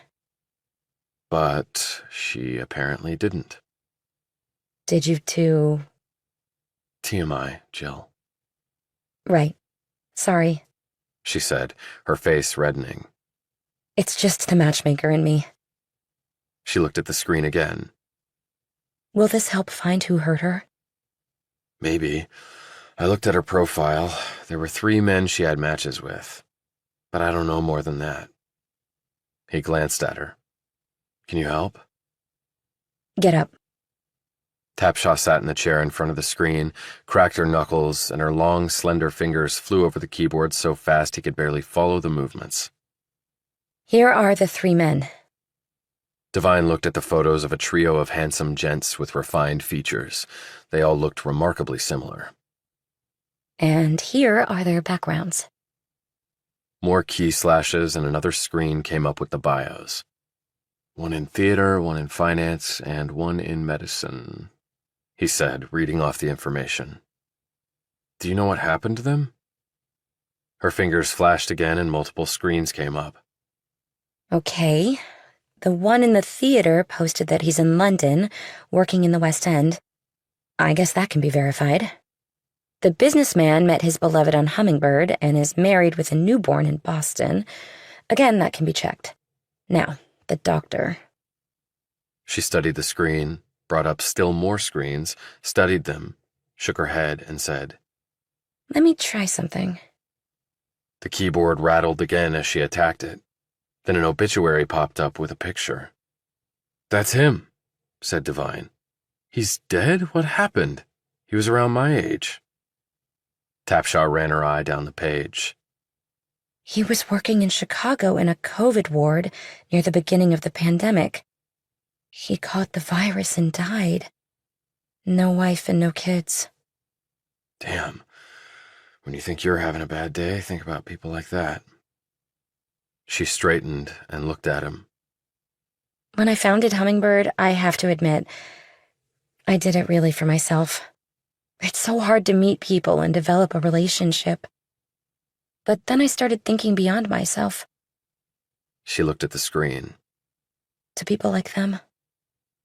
So do you have a profile on Hummingbird? I used to, and I got some matches, but none that really went anywhere. I think I'm resigned to building my business and then looking for someone. Well, thanks for all this info. You are a true artist with computers. I got my first Apple MacBook when I was 8 and never looked back.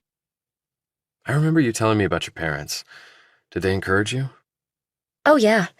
My dad has a slew of patents he developed for companies like Microsoft and Intel. He also lectures all around the world. My mom teaches physics at Caltech. Well, you clearly didn't inherit any brains from them. He joked. You told me before that you had a brother? Dennis.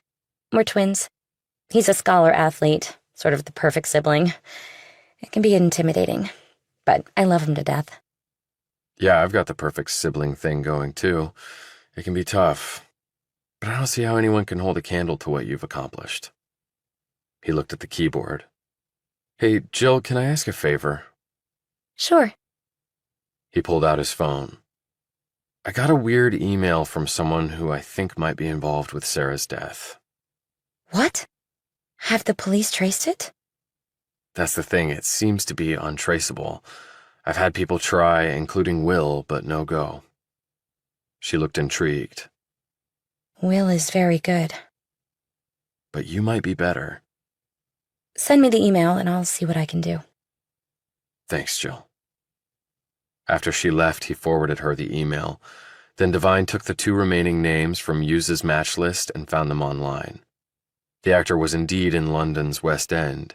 He was an understudy in a play there, and had actually performed in the lead role on the night Sarah had died, so he was obviously out. The businessman was employed at Fidelity in Boston.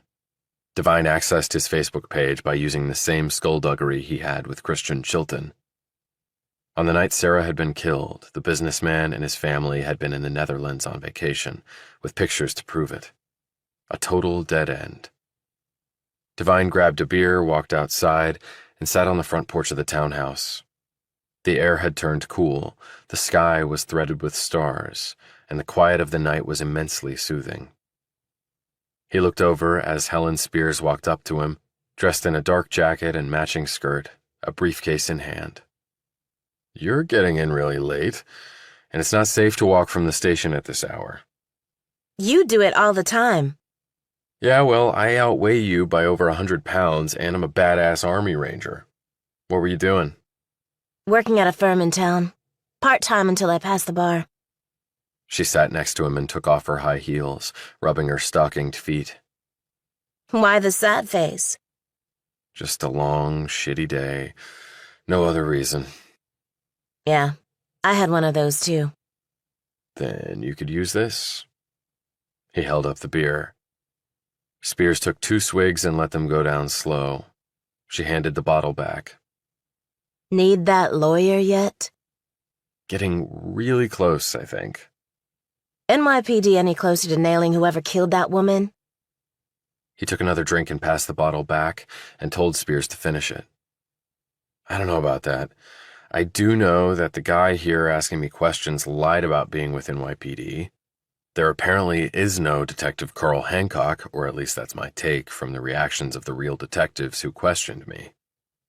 A fake detective? What the hell is that about? I wish I knew. I seem to be right in the middle of a little conspiracy. She shot him a look. Are any conspiracies actually little? He eyed her. Not when you're in the middle of one, actually. You gonna do your yoga? Thinking of bagging it, actually. Why? He gave her a look up and down, taking the woman all in. She was just mesmerizing to him right now. I don't know, he lied as he looked away. Don't you, Travis? He shot her a glance. What? You ever seen me reading Braille? No, because I'm not blind. She stood, put on her heels, and said, Give me a few minutes to freshen up.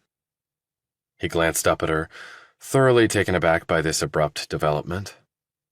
You sure about this, Helen? I mean, to Devine it all seemed sudden, but also a long time in coming, with lots of glances and sneaked looks and innuendos that danced around probably the most natural and difficult phenomena between two people. I'm attracted to you, and you to me. We're consenting adults, are we not? Devine didn't answer. He didn't think he had to. He gave her 10 minutes and then headed up. She was lying on the bed when he walked into her room. She had on a loose-fitting top and a pair of pajama shorts. As he slipped next to her, Spears met him with her mouth. After 5 minutes of feeling each other out in both familiar and unfamiliar ways, they slowly undressed one another. She pushed him flat on his back and climbed on top. She looked at his shoulder where the shrapnel had torn through, with some of the metal still in there. She next glanced down at his damaged calf. Still hurt? Not right now, no. Her lips curled into a smile. Thank you for your service, soldier. He grinned back. Fuck me, legal eagle. Your wish is my command. 20 breathless minutes later, she toppled off her perch and nestled beside him. Been a while, She said, nicking his chest with her nails. For you or me? both, I think. Yeah. Spears closed her eyes, her hand gripping his, and fell asleep. He lay there with her for about an hour before quietly disengaging and heading to his room. Later, when 4 o'clock came and his phone alarm went off, Devine didn't budge. The rain was pouring outside, and he heard a crack of thunder. A moment later, the accompanying lightning brightened his room briefly. No workout this morning. He needed to sleep anyway, but he stared at the ceiling. And on its surface, Devine saw the image of a dead Sarah Hughes, and his heart felt like it was about to break. Chapter 37. Devine had arrived at the train station a little early and had a chat with a man who worked there. The security cameras were often not working, he was told, and the police had not been by to check them.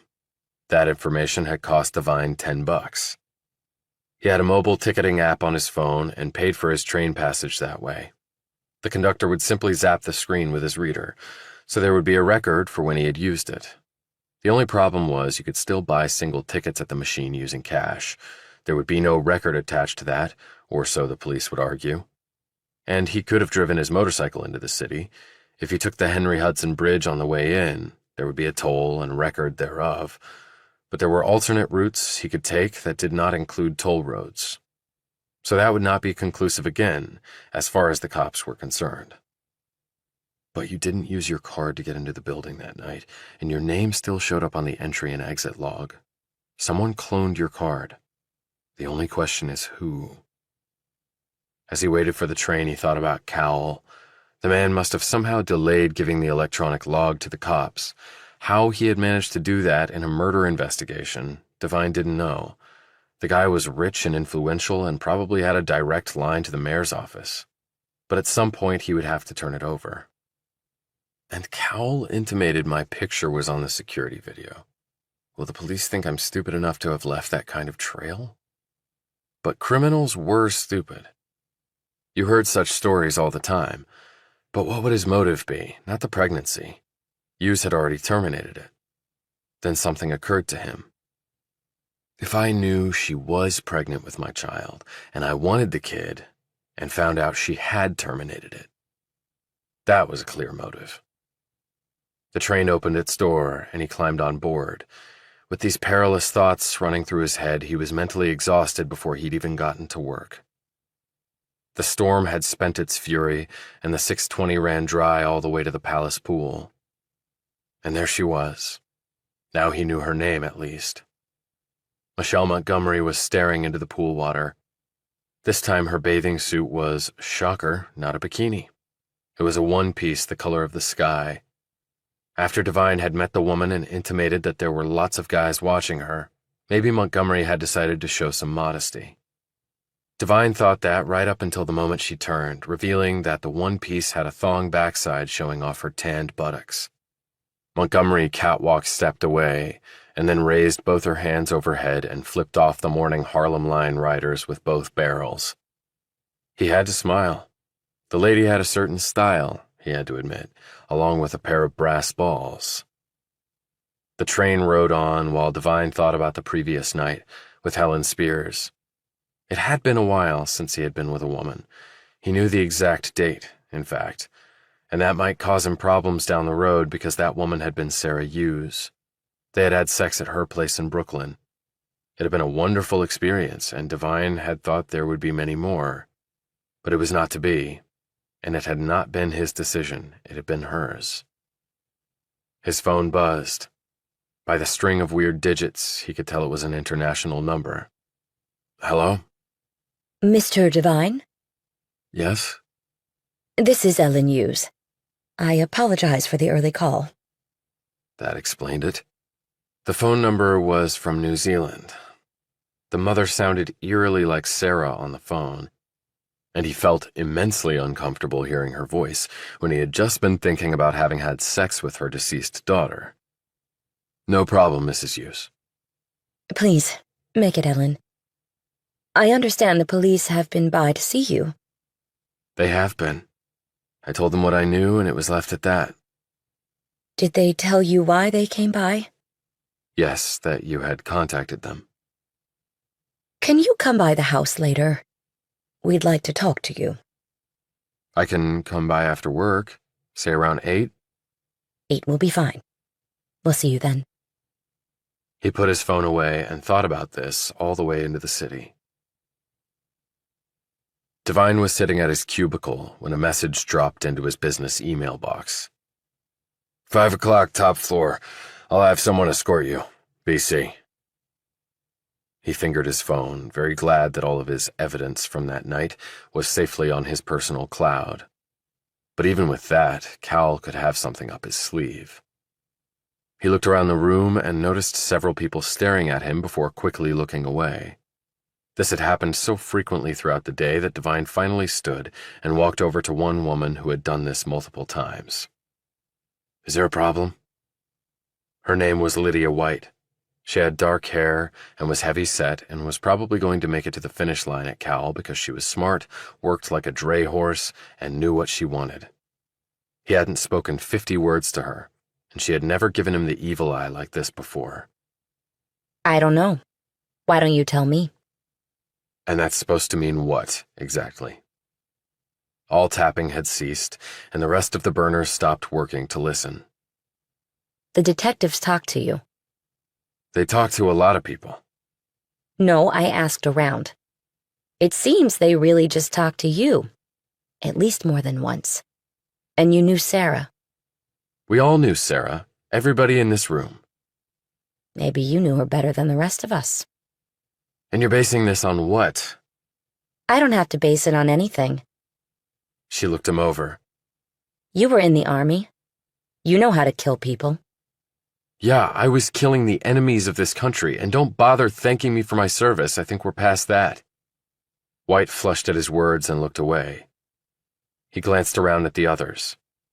Anybody else have a problem they'd like to bring to my attention? The keys started tapping again, soon turning into an avalanche of sound. That was why most people here wore headphones or AirPods. Devine sat back down and put in his AirPods. They did nothing to quell all the noise in his head.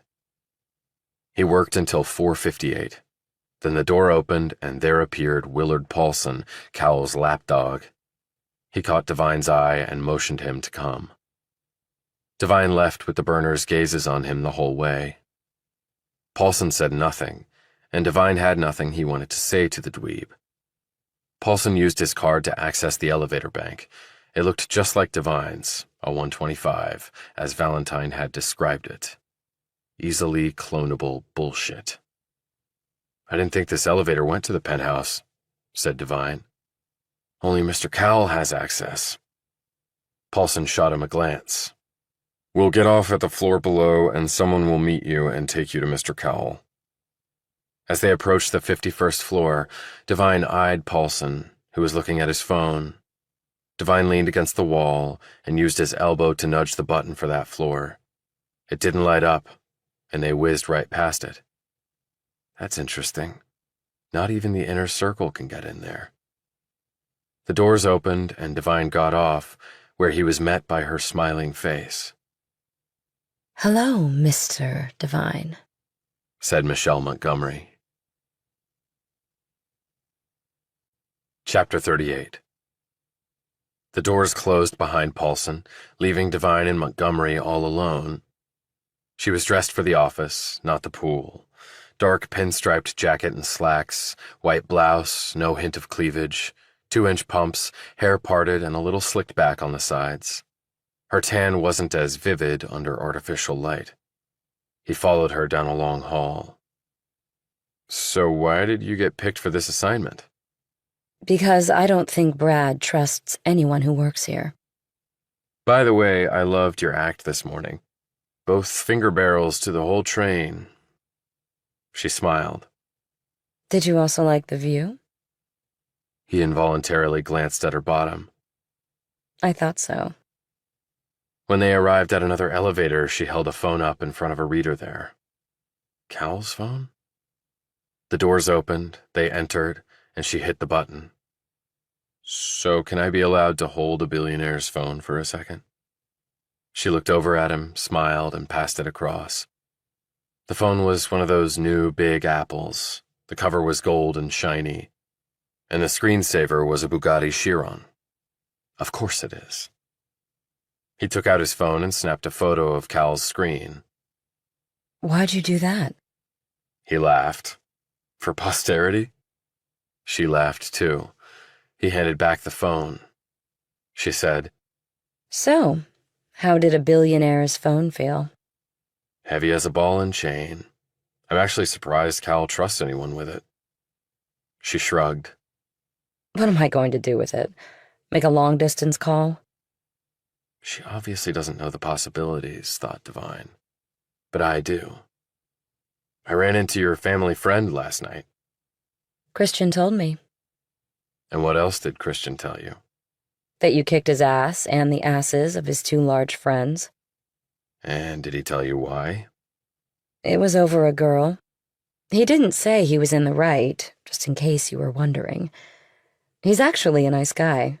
A little full of himself, but I've seen far worse from guys with money. The doors opened directly into the foyer of the large penthouse. Nice place, said Devine. Yeah, if you like stuffy, over-furnished, and mundane. I like the other house a lot better. Minimalism is my thing. She called out. Brad? He's here. Do you know why I am here? I don't get involved in his business. I told you that already. You coming by my place like I asked you to? How late are you up? As late as it takes. I'll text you my address. It's not far from here. Maybe farther than you think, at least from my perspective, he thought. Devine, called out Cowell as he rounded a corner. He held out his hand and Montgomery placed the phone directly in it. This way. Thanks, Michelle. Montgomery smiled inscrutably at Devine and disappeared somewhere. Cowell said, Follow me. They entered what looked like a study. Cowell closed the double doors and said, What do you want to drink? Beer?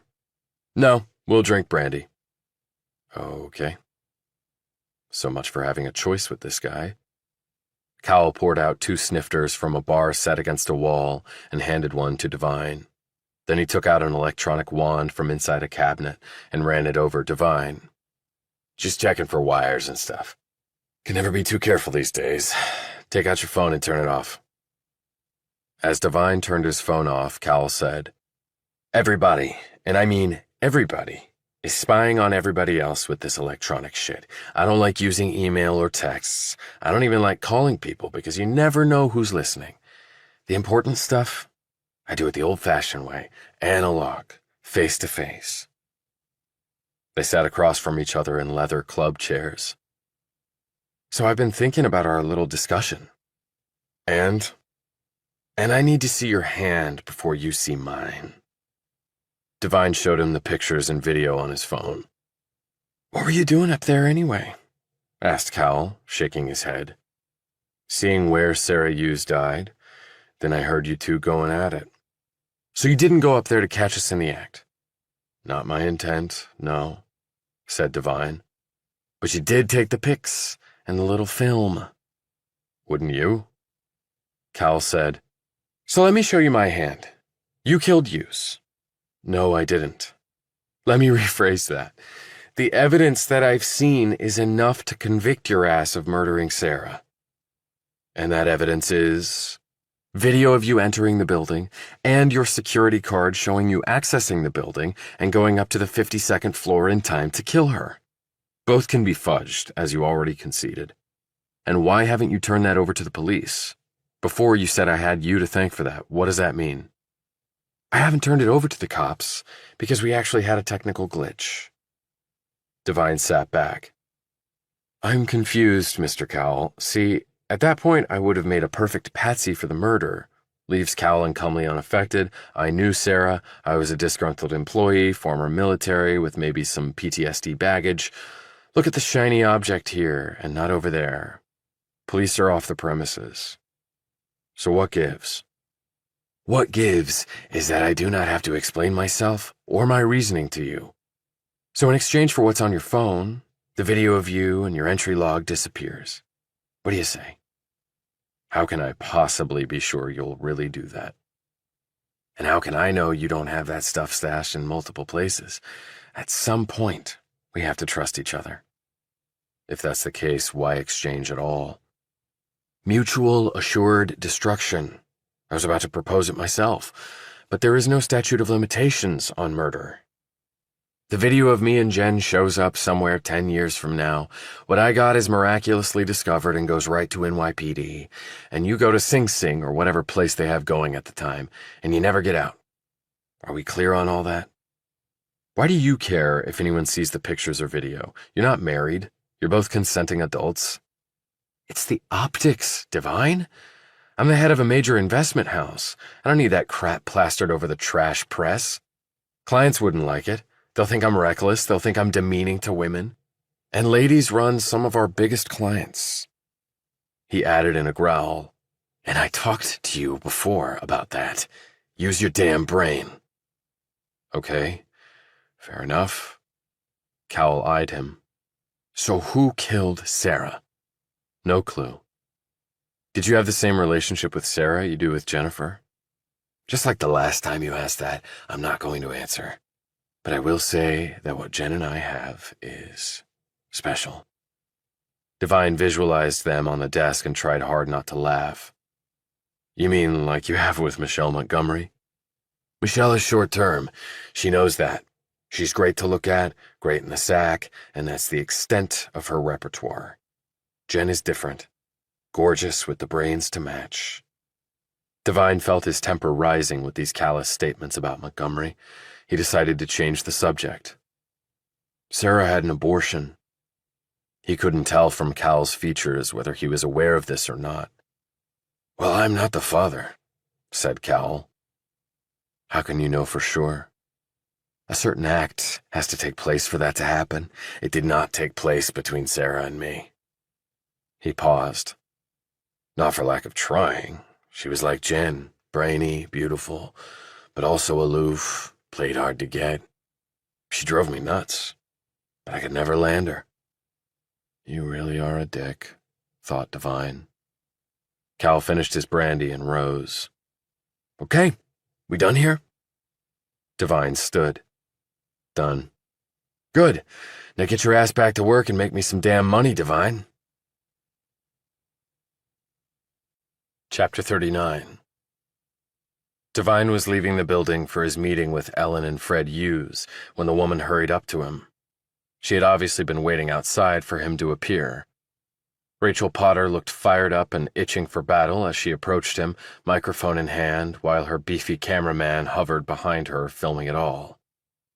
Mr. Devine, Rachel Potter, Channel 44 News. I understand that NYPD is investigating you in connection with the murder of Sarah Hughes, a story I previously broke. Do you have a comment, Mr. Devine? No. He pushed past her as people on the streets gawked and started whispering.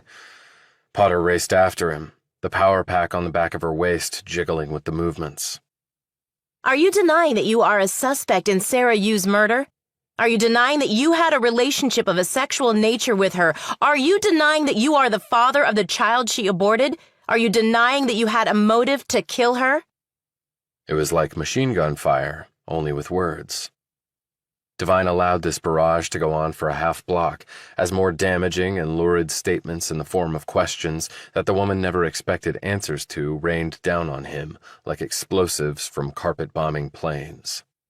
"Is this live?" he asked, suddenly whirling around so fast she bumped into him. Would it be a problem for you if it were? She said in a simpering manner. She stuck the mic in his face. So talk to our viewers, Mr. Devine. Here's your chance. Tell us your side. Okay, do you deny taking me prisoner in your news van while attempting to coerce me into giving you a scoop because you said you wanted to get away from shitty Channel 44 and make it to the big league single-digit stations? He stood there, and Potter stood there, her face shedding color like a landing plane did altitude, while the camera shot was jumping due to Beefy's trying hard not to bust a gut. How dare you make such an accusation? Took the words right out of my mouth, lady. He turned and stalked off. This time Potter did not follow. He dialed up an Uber and took it to Hughes's old home in Park Slope. Old home. It makes it sound like she's been gone for decades instead of days. Ellen Hughes answered his knock. She was dressed in jeans, a sleeveless white blouse, and sandals. The inside of the house was warm. It would be winter in New Zealand now, he thought. Maybe they were trying to take in as much heat as possible before heading back. Fred Hughes was in the living room drinking what looked to be lemonade. He had on jeans, too, and a lavender polo shirt. He looked up absently at Devine. Ellen and Devine sat across from each other. Ellen began. The police have told us some things. Really? Such as? They traced the clinic that Sarah used for the abortion. How did they do that? Asked Devine. I'm not sure. It was a place outside the city. Were the doctors able to provide any information to the police? Do they know who the father was? No, at least not that they've told us. Devine sat back, looking and feeling disappointed. If they had, would your name have come up? Why would you ask that? Is it something Sarah mentioned? No. She was not very transparent with me on her relationships. I thought you two were close. You said you talked pretty much weekly. Ellen looked uncomfortable with the question. The fact is, Sarah and I were estranged over the last year or so. She seemed to have changed. Changed? How so? She was not the girl that I raised. I don't understand. You don't have to. I just want to know if you could have been the father. Okay. Do they know how far along Sarah was? 8 weeks. At least, that's what we were told. And when did she have the procedure done? In December. Then I was not the father. I hadn't even met her at that point. But you had sex with her? Outside of marriage? Is that the reason for the estrangement? Sarah was having sex outside of marriage? That is not how we raised her. She glanced at her husband. Fred? He didn't look at her or Devine. He merely said, "Young people sometimes make poor decisions." Ellen rolled her eyes at this mild rebuke and shook her head. Yes, very poor. She took the life of our grandchild, which is a mortal sin. I'm sure it must have been an incredibly difficult decision for her. It shouldn't have been her decision at all. He put up a hand. I'm not going to get into all that with you right now, but she must have had a good reason.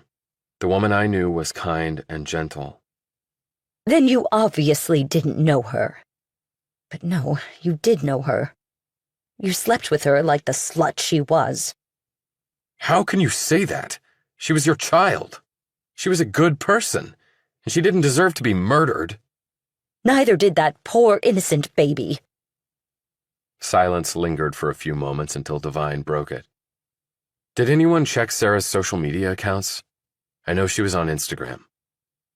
Fred said, "The police looked at all that and found nothing helpful. No pictures or references to current or past boyfriends." But that could mean anything, since you weren't on any of it, Travis. Did the police tell you that specifically? She looked down and didn't answer. Did they ever find her diary?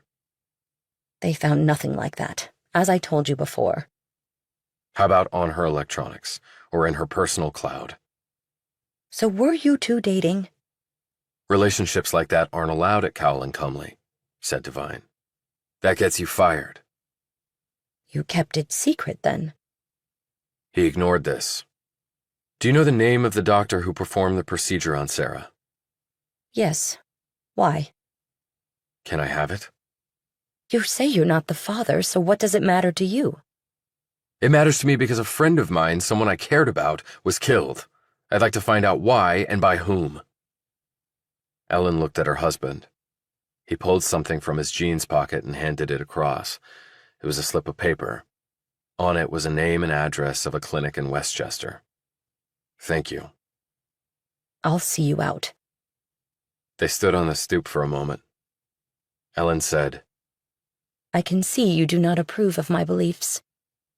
They're your beliefs, so I have to respect them. But not agree with them? Like I said before, Ellen, this is really not the time or place to have that discussion. You have the absolute right to believe what you want, and so do I. Her mouth suddenly twisted in disgust, but she wasn't looking at him, Devine observed. He looked over his shoulder to see two women on the pavement holding hands and kissing. Devine turned back to her. The disgusted look was gone, but she said, I can't wait to get the hell out of this town. Chapter 40. Well, twice in one day. What a lucky girl I am. Michelle Montgomery had answered Devine's knock on the front door of her walk-up. She had taken off her business suit and wore faded holey jean short shorts, a white short-sleeved t-shirt, and no shoes. Her toenails were painted scarlet. Depends on how things turn out, he replied. She ushered him inside and he took in the space.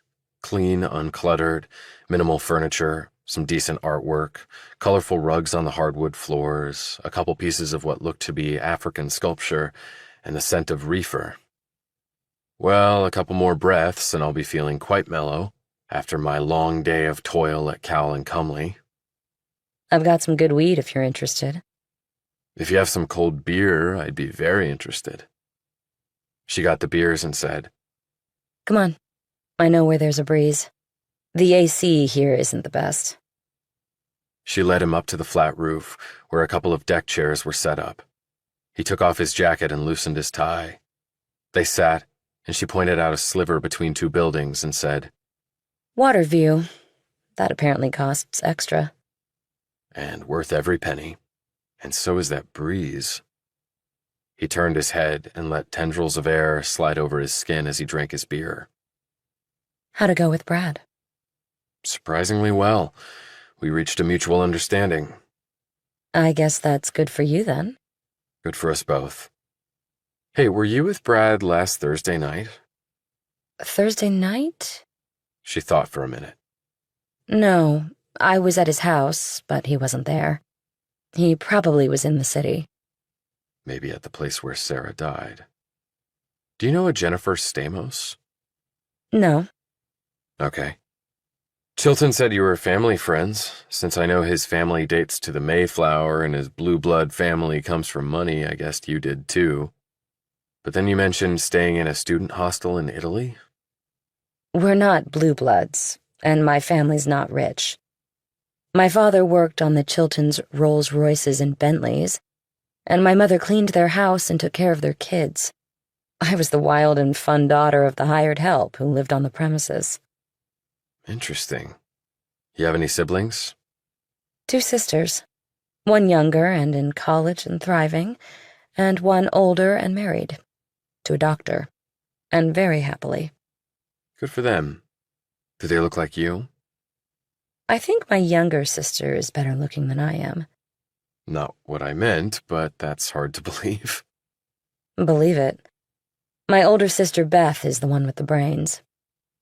He thought back to the disparaging remarks Cal had made about her. I don't think you're too shabby in that department, Michelle. I couldn't even make it through college. You probably didn't want to be bored with all the cookie-cutter courses in return for a boatload of student debt, and you wanted to see the world, like you said, and look where it landed you. She fingered her beer. Yeah, I get paid to hang on the arm of a wealthy man and look wonderful. I like to think of it as living by my wits, but it's not really that. She looked down at herself. I need this. Brad is not interested in my brain, in case you hadn't noticed. Use what you have. Guys do it, why not girls? She glanced at him. Guys do it in a very different way. And I like you more when you're less agreeable. She stared off. My mother wanted me to be a model. Pushed me from an early age. All the auditions, shooting local commercials when I was 6. This pageant, that pageant, teeth fixed, lessons on how to walk a certain way and talk a certain way. I never got to have a normal childhood. She got mad when I tried to do my schoolwork. She told me my strength, unlike my older sister's, was not my mind, but somewhat lower on my body. She was pissed off when I finally walked away from it all. Said I had betrayed her. Yeah, like it wasn't my life, but her little vicarious fantasy. My father rode me all the time, too. I was never good enough. Not like my brother and sister. She said suddenly. How about giving me a foot rub? She put her feet up in his lap. A little surprised by this, he put his beer down and started rubbing her feet. You have very strong hands, and I can feel the calluses. What every guy wants to hear. I am saving up. Brad pays me, and invests it for me. My portfolio is going gangbusters. Good for you. I've got like $10 in my account. She took a sip of beer. My goal is to retire when I'm 30. He started grinding away at her heels, applying lots of pressure. My God, this is like heaven. You should charge for that. I just might, Miss Portfolio. And then what would you do after you retire? Maybe go back to college. Learn something that doesn't require me to wear a bikini. Sounds like a plan. It has to be. When my looks go, it's over. Come on, don't sell yourself short. You seem damn astute to me. More than a lot of the so-called brainiacs I work with who can barely pack a lunch across the street safely. You're lying to make me feel better. I don't lie to make anyone feel better, including myself. She put a hand on his arm. But you want to have sex with me, right? I am the fantasy train girl, right? The further they went in this direction, the less he liked it. Was Cal paying her to do this, as some sort of chess move in the battle between them? I'm not on the train now. I'm rubbing your incredibly tense feet and enjoying the 4-inch Hudson River view. And you're flesh and blood, not a fantasy. And we're having a nice conversation that is heading to pretty deep waters for some reason I'm not sure about. He looked over at her. And why would you want to have sex with me? She almost coughed up a mouthful of beer. Okay, that's a first. No guy's ever asked me that before, especially when I've made the first move. I usually have to stop them from ripping my clothes off. She eyed him appraisingly. You're a nice guy. Or at least you seem to be. You're certainly different. You don't seem to care about what so many people care about in this city. Meaning money, prestige. All of that. It's a great town for culture and entertainment, and I love the vibe. But it's also hyper-competitive. Whatever folks have, it's never enough. I hate that. You mean like Brad Cowell? She finished her beer and stared dully out at the gap to the water. He picked up his beer and asked, "If you went back to college, what would you get a degree in?" People. So psychology, then? No, I want to be a photographer. A picture can capture everything. No matter how much people lie to you, their true selves are always revealed in their pictures. Always? Even when they know you're taking them? She looked at him. Especially then, because they try so hard to hide who they really are. It comes out in some other way in their body language, their expression. She slipped her phone from her pocket. Say cheese. Montgomery took his picture and looked down at it. "What do you see there?" he asked, mildly curious. A troubled man, but a good one. You have a lot on your mind. So you think we'll get through all of it okay? He didn't know why he was asking, but for some reason he wanted to know her answer. I don't know, Travis. I don't think anyone knows for sure. Especially us. She glanced over at him. What would you do today if you knew tomorrow wasn't coming for you? I'd go and see my father. Why? To make peace with him? The image of him and his father getting drunk the night they had celebrated Devine's getting the job at Cowell and Cumley came into his head. No, I'd tell him to stay out of my life and let me run it the way I want to, and that I didn't want or care about his opinion of me anymore. She stared at him for an uncomfortably long moment. What? That's pretty much exactly what I said to my mother. Chapter 41. Devine left her on the roof and hit the street once more. He had only gone about 10 feet when he had an idea. He used his phone to look up the real estate records to see who owned Montgomery's building. Bingo. It was owned by the good old Locust Group. He put his phone away and was starting to walk toward the nearest subway station when two men approached from the shadows. Detectives Shoemaker and Ekman. They both looked grungier and even more pissed off than the last time, and that was saying something. Shoemaker took the cigarette out of his mouth and tapped it dead on the pavement with the heel of his shoe. He'd probably like to do the same to me, mused Devine. "So, are you following me now?" he asked. "I feel very special." Neither man said anything. "Found Detective Carl Hancock yet?" "He doesn't exist," said Ekman. "Tell me something I don't know." "Because we think you made him up." "And why would I do that?" Ekman barked. "To make yourself look innocent, an alleged victim of some nutty conspiracy to throw us off the scent." "Oh, right, and it worked so well. I mean, you guys spent, what, minutes going down the rabbit hole because of it?" Shoemaker said darkly, "Shut up with the smart mouth. Who were you visiting in that building?" "It's got nothing to do with what you're looking into."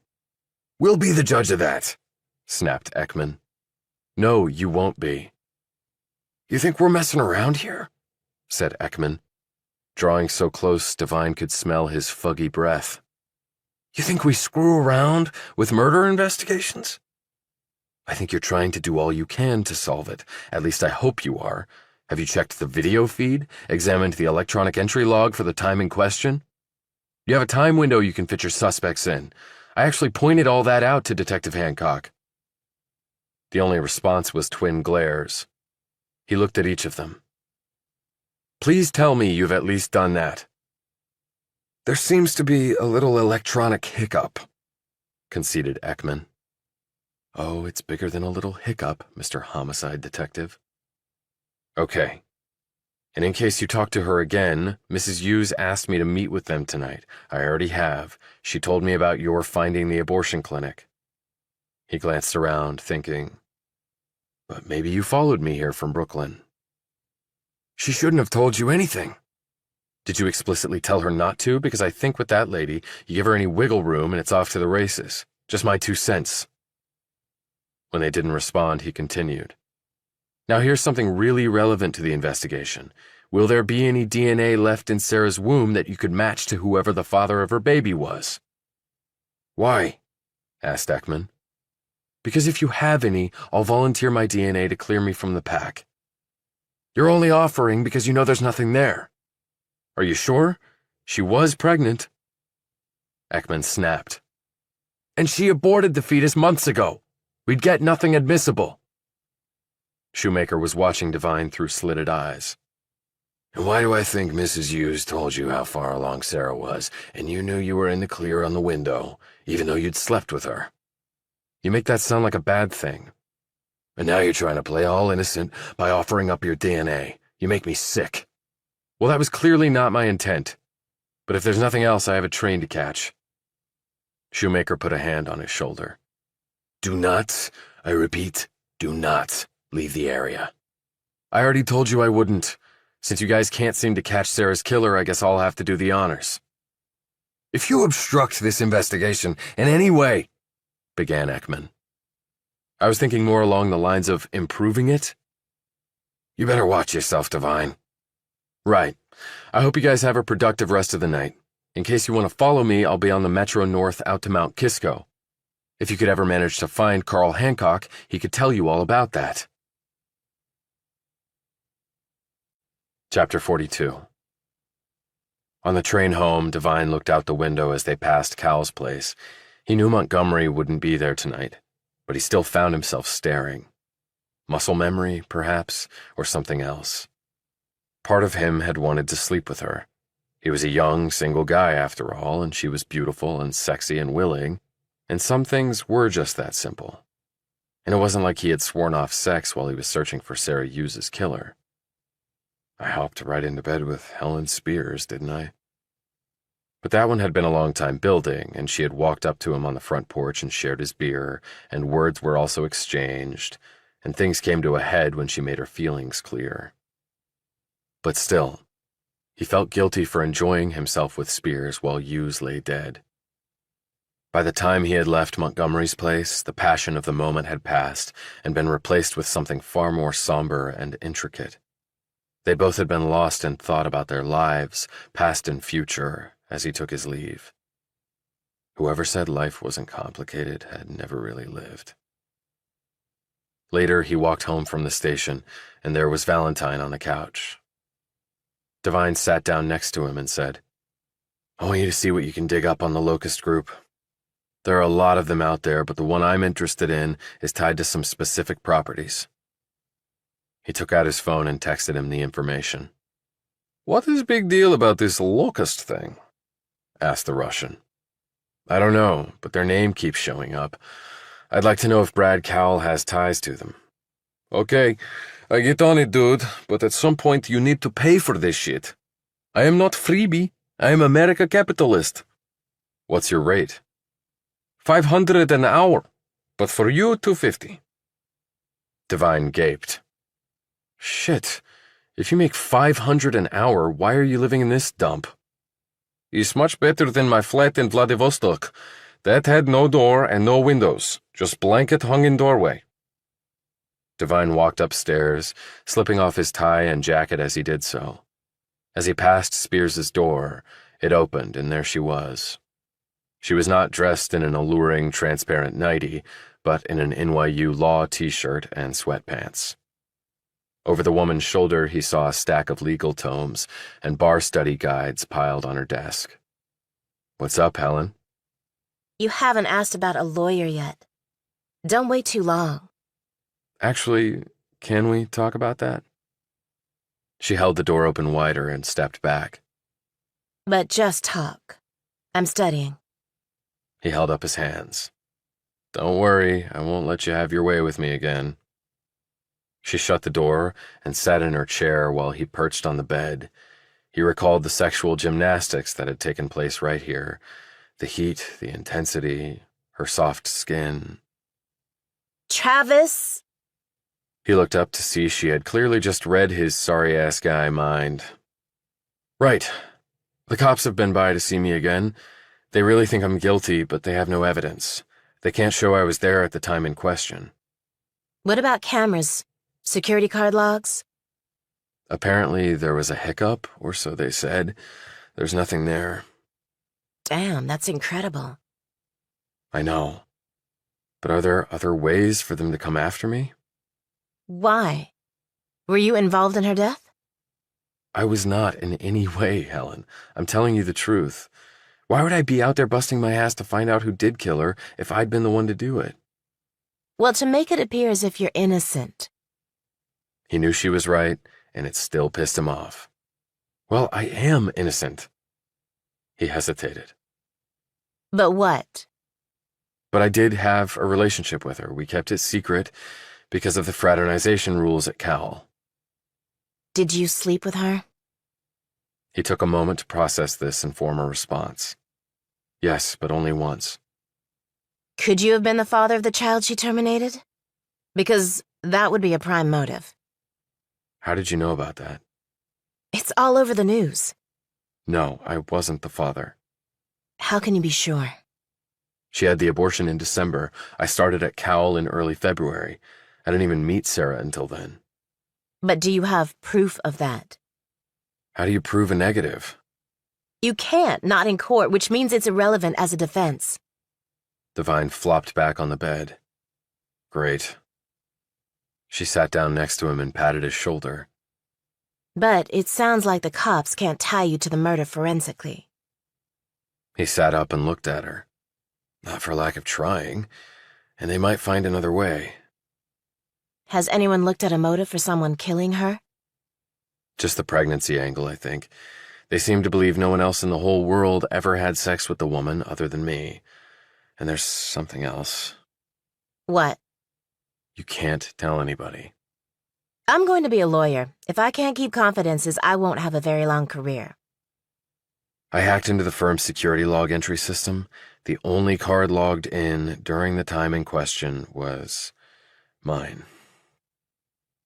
She looked at him stoically, her gaze piercing.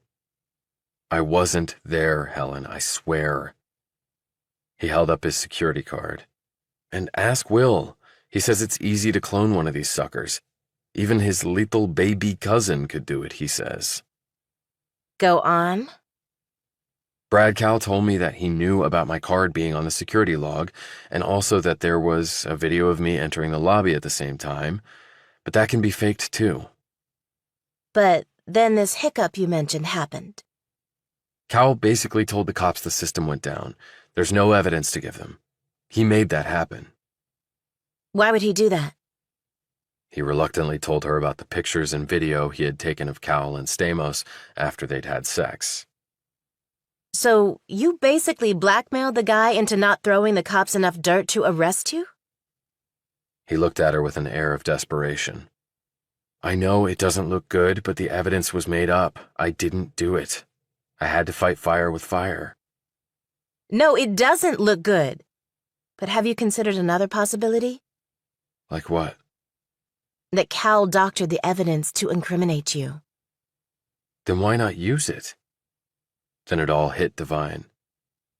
Of course. He basically told me why. Right. You turned the tables on him with your dirt before he could pull the trigger and throw you to the cops. So he had to change plans and stonewall NYPD. He bought a company recently that can manipulate any video. Before he knew about the dirt I had on him, he basically said he wanted to get the cops off his case by framing me. Surprisingly, Spears was shaking her head. What? Have you considered the possibility that there might be video and entry log evidence of Cowell being in the building when the woman was killed? If so, he would definitely take steps to erase it. Then he would have the video doctored, maybe using this company he bought, and there you would be instead. Devine looked both intrigued by and wary of this theory. And his motive? He might have been the father of her baby. And he might have known about her abortion and decided to use that against you, because he might have found out about you and Sarah having had sex. Which means, if I'm right, that he could have ended up playing you and the cops. Devine once more slumped back on the bed. In a hollow tone, he said, "Meaning I did a deal with him to avoid being charged with Sarah's death, even though I'm innocent. And in putting together that deal, he might have destroyed the real evidence of his guilt and just gotten away with her murder." What a smart boy you are. Chapter 43. As he was heading to his room, Jill Tapshaw called out to Devine from her doorway. She was dressed up, her hair was styled, and she had on makeup, all a rarity for her. "You going out?" he asked, walking over to her. No, I've already been out. I had a meeting with Christian Chilton from Mayflower Enterprises. He came out to Mount Kisco. We met at a fancy restaurant in town. He bought the meal and everything, and he had 2 associates with him. "What'd you think?" He's very professional, stylish, expensive suit. His haircut cost more than my dress. But his face was bruised and swollen. He must have hit it on something very hard. "Yes, he did," thought Devine. "How did it go?" They're very interested in Hummingbird. We're sending them our current slide deck and updated financials. I could tell from what he said that they have a ton of capital and not many viable places to put it. That's a problem for a lot of investment firms these days. There are lots of shitty companies out there begging for money. "Well, you're not a shitty company, you're the real deal. And don't forget what I told you about valuation." Don't worry. I'm going to quadruple rather than triple it. That way we can back off to look like we're giving something up and still get to 3x of what we had hoped for. "There you go, thinking like a Harvard MBA again." But I want to thank you for what you did. This could really be the turning point for Hummingbird. "What I did was nothing compared to what you've done, Jill. If Hummingbird blasts off, it'll be because of you and no one else." You know, you might want to register on our platform. There are legions of wonderful ladies looking for someone like you. "Maybe I will. Hey, any luck with the email I forwarded to you?" I'm through about 3 layers of obstruction. I can see why Will was having trouble, but I'll keep working on it. I see it now as a cool challenge. "Thanks." So, they haven't found out what happened to Sarah Hughes? "No, not yet. I met her parents. They came in from New Zealand. They're staying at her place for now." I'm sure they're devastated. "Maybe the father is." Tapshaw frowned. What do you mean? And her mother's not? "She's a piece of work, actually. Turns out Sarah was pregnant, but she terminated it. Her mother accused her of being a slut and of murdering her child. That's awful. And no surprise, her mother and Sarah were estranged. She said Sarah had changed over the last year, so I'm not sure she cares all that much about her daughters being dead. And they're missionaries, teaching Christianity in New Zealand." They should try teaching themselves to be nice to other people. "But you're trying to make the world a happier place," said Devine. "So just keep doing what you're doing." She pecked him on the cheek and went into her room and closed the door. He was about to go to his room when he heard the doorbell ring. He looked at his watch. What now? He hustled down the stairs to find Valentine at the open door, staring at Jennifer Stamos. Chapter 44. Valentine turned to look at Devine. "It's for you, Travis." "Thanks." Valentine walked off and Stamos looked nervously at him. Surprised? "Yeah, I am. Everything okay?" Can we talk? He looked around. "Out on the front porch is the most private. I've got 3 roommates." Okay. But what about the people living in the places next to you? "They're empty, being renovated by the owner." Okay. "You want a beer or something?" No, I'm good. He closed the door behind him, and they sat side by side on the brick steps. She had on shorts and a sleeveless blouse and sandals. The temperature was still around 80 and humid. She looked at his clothes and said, Did you just get home? "I had a few errands to do after work." Is this a bad time? "No, it's fine. Did you take the train out here?" No, I took that zip car parked over there. It's silly to keep a vehicle in the city. Devine looked at the green Prius.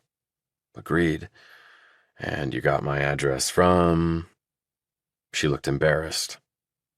From the personnel office. Didn't think they gave that info out.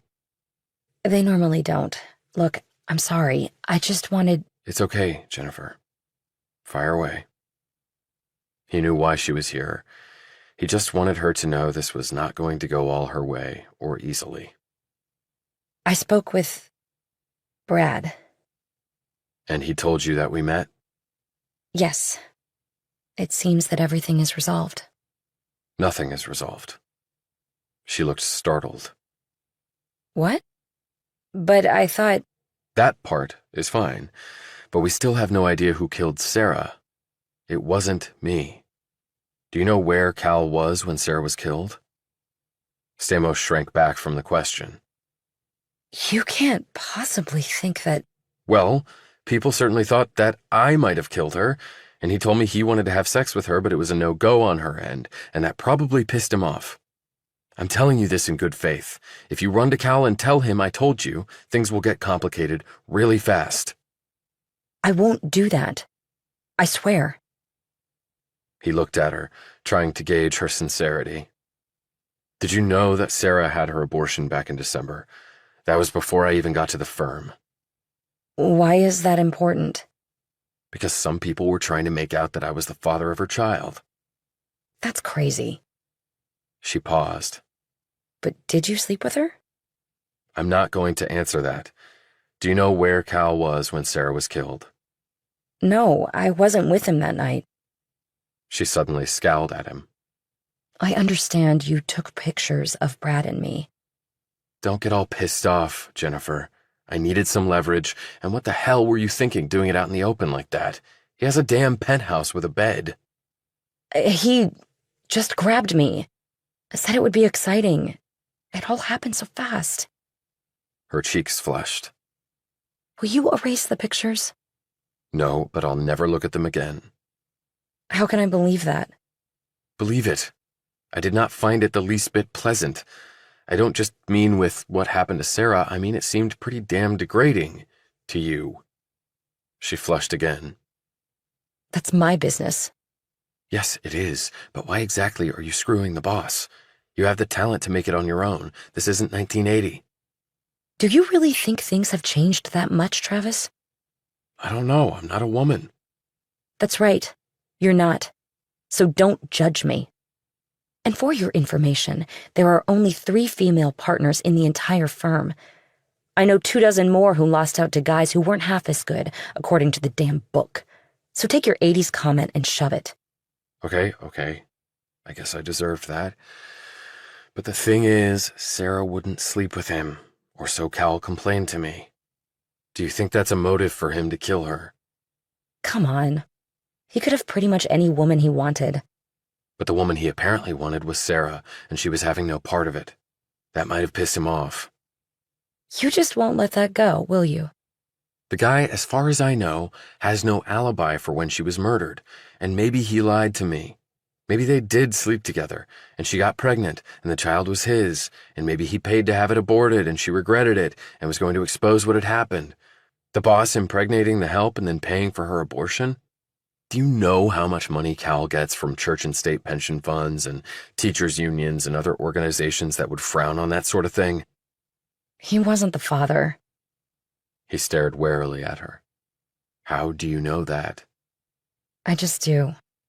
How? Sarah told me. Why would she do that? You weren't close friends. We were closer than I let on. Wait a minute. If that's true, did she tell you the real reason why she was interested in the play Waiting for Godot? I don't know. What the hell do you mean you don't know? Either you do or you don't. She was worried about something, but she wouldn't fully confide in me. I think she was scared. I told you that before. And she didn't want to involve me. I think she was protecting me. Devine studied her.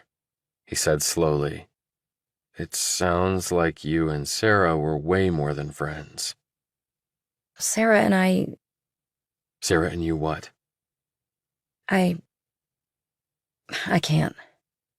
Devine was out of patience.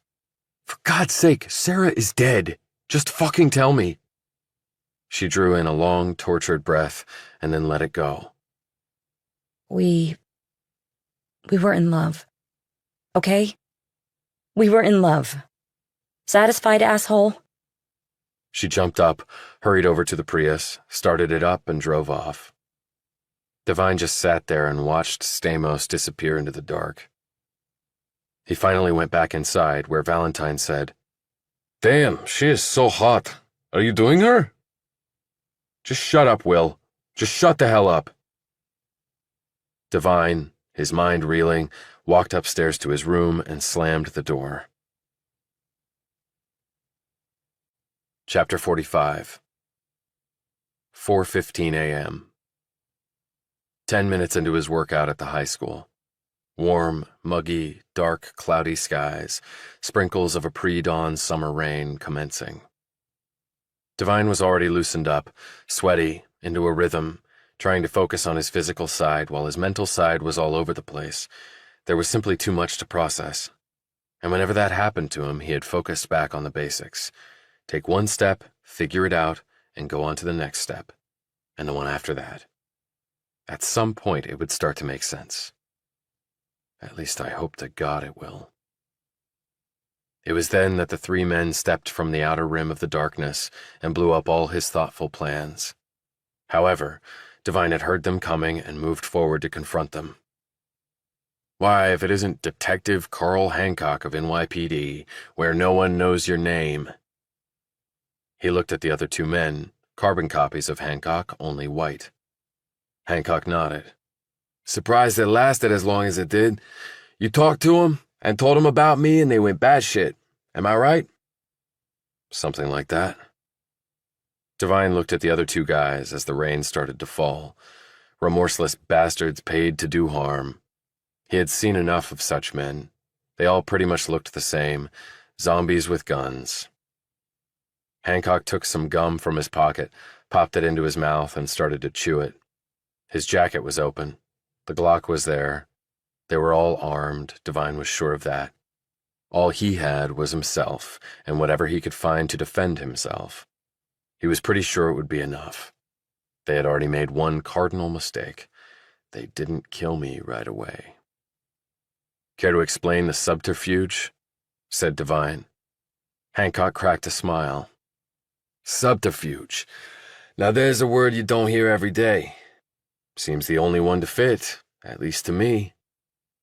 Devine moved slowly to his left, an inch at a time, while not appearing to move at all. "Who are you, Devine? Really?" "I can ask you the same thing." "You have upset some serious folks. They don't like to be upset. That's why they bring in guys like me." "I'm not sure what I've done to deserve the attention." "Not being square with me was part of it. Military dude, now trying to make it in the investment world. What kind of bullshit is that?" "I can't spend the rest of my life getting shot at." "But see, you've also been playing detective, asking questions, getting involved in shit you shouldn't be. That bothers people greatly." "Well, you've been doing the same, and it bothers me greatly, too, and Sarah was my friend. I was naturally curious as to who killed her, but I did a deal with the head guy. It's all good. Your services are no longer needed." "I seriously doubt that." That was a slip on Hancock's part. He had just divulged something very important. Now if I can just survive this encounter to use it. "Care to explain that?" "We didn't come here to chit-chat, Devine.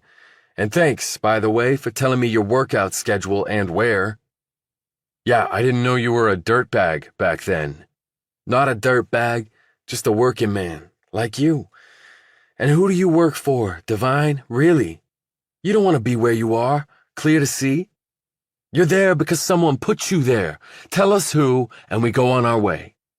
"And leave me for the high school football coach to find on the 50-yard line with a bullet in my brain?" "We won't leave you here. We're a class act. We do things right. There's a lake not that far from here. You won't feel a thing. Swear to God." Devine had now moved in total 9 inches to his right, without, in the poor light, seeming to have moved at all. It was like an optical illusion, and these guys had bought into it, slightly moving along with him to keep their relative positions the same, and not even realizing they were doing it. It was like planets revolving around each other. So long as the distance and angle were the same, you never focused on the actual movement. He had been taught this in close-quarter combat drills in the army, and it was as true now as it had been then. And they were overconfident, cocky, because they outnumbered him. That was what separated guys like them from guys like him. "We need information. If we have to beat it out of you first, we will." "There's only 3 of you, so how will you manage that?" "Army Ranger speaking," said a grinning Hancock. "All badass, right? If you're faster than a bullet, kudos to you. So last chance. Who are you, and why are you at Cowell and Cumley?"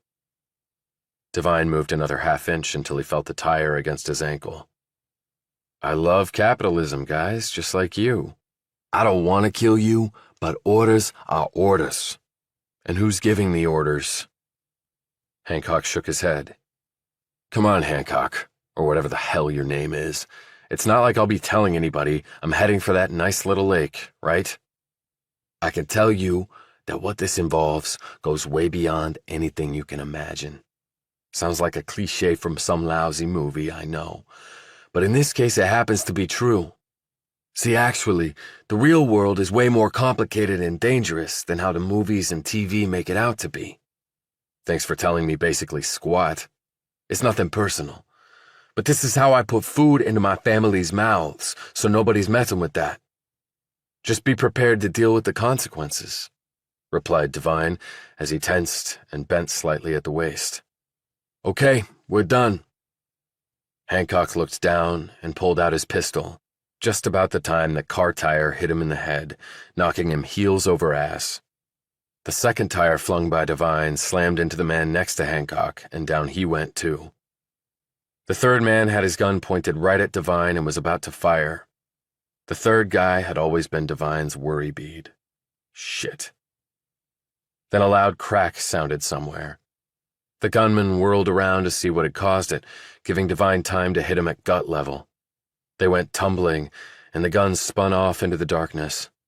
As the men fought, Devine gripped the man's throat, placed his rebar-strong thumb against the left carotid, and at the same time pressed his index finger dead center of the throat. He crushed the carotid with his thumb and used his index finger to rupture the trachea. The man stopped struggling and went limp. Next moment, Devine was up and sprinting flat out. As he passed by Hancock, who was trying to stand, Devine kicked him in the head, sending him hard back to the dirt, grunting in pain. Devine jumped the waist-high fence and hit the ground running on the other side. As shots rang out, he zigzagged his way over and then in between 2 buildings, kicked it into high gear, and got free of the men's sightlines. He made it back to his townhouse and called 911, telling the dispatcher what had happened. It was only then that he noticed he'd been wounded.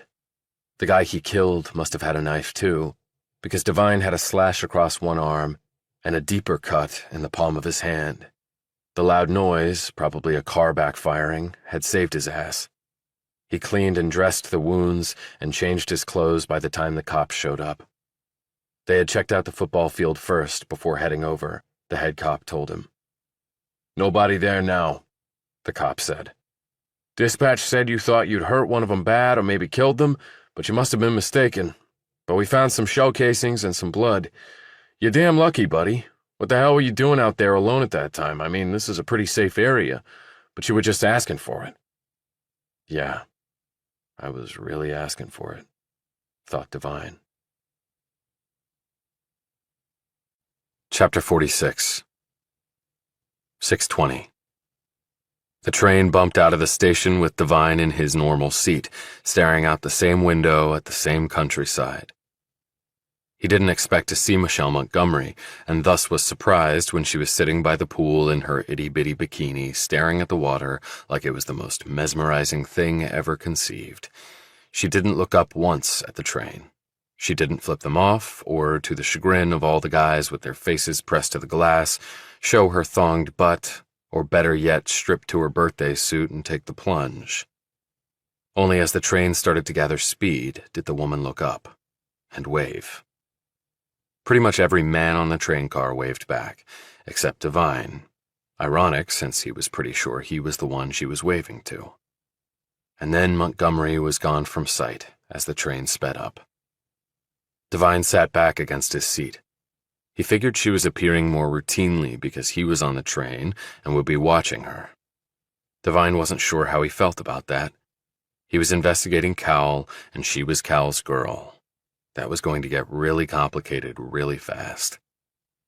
He took out his phone and sent a text to Emerson Campbell to arrange a meeting that day. Next, he looked at the slip of paper that Fred Hughes had given him, with the information on the clinic that had been involved with Sarah's abortion. He doubted they would tell him anything over the phone, but they might if he went to the clinic. He had to try. He checked the train schedule on his phone and calculated the logistics.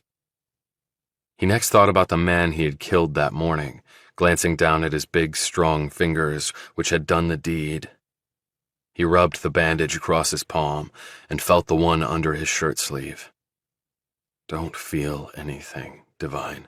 Not remorse, and sure as hell not guilt, because it was either him or me.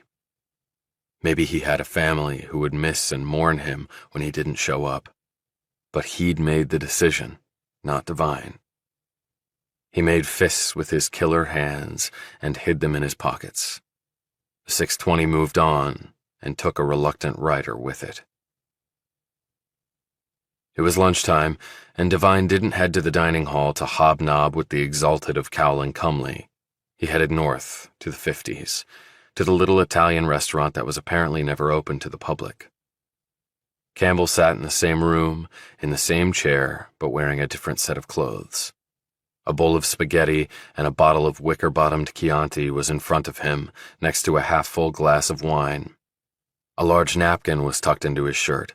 He did not look up from his food.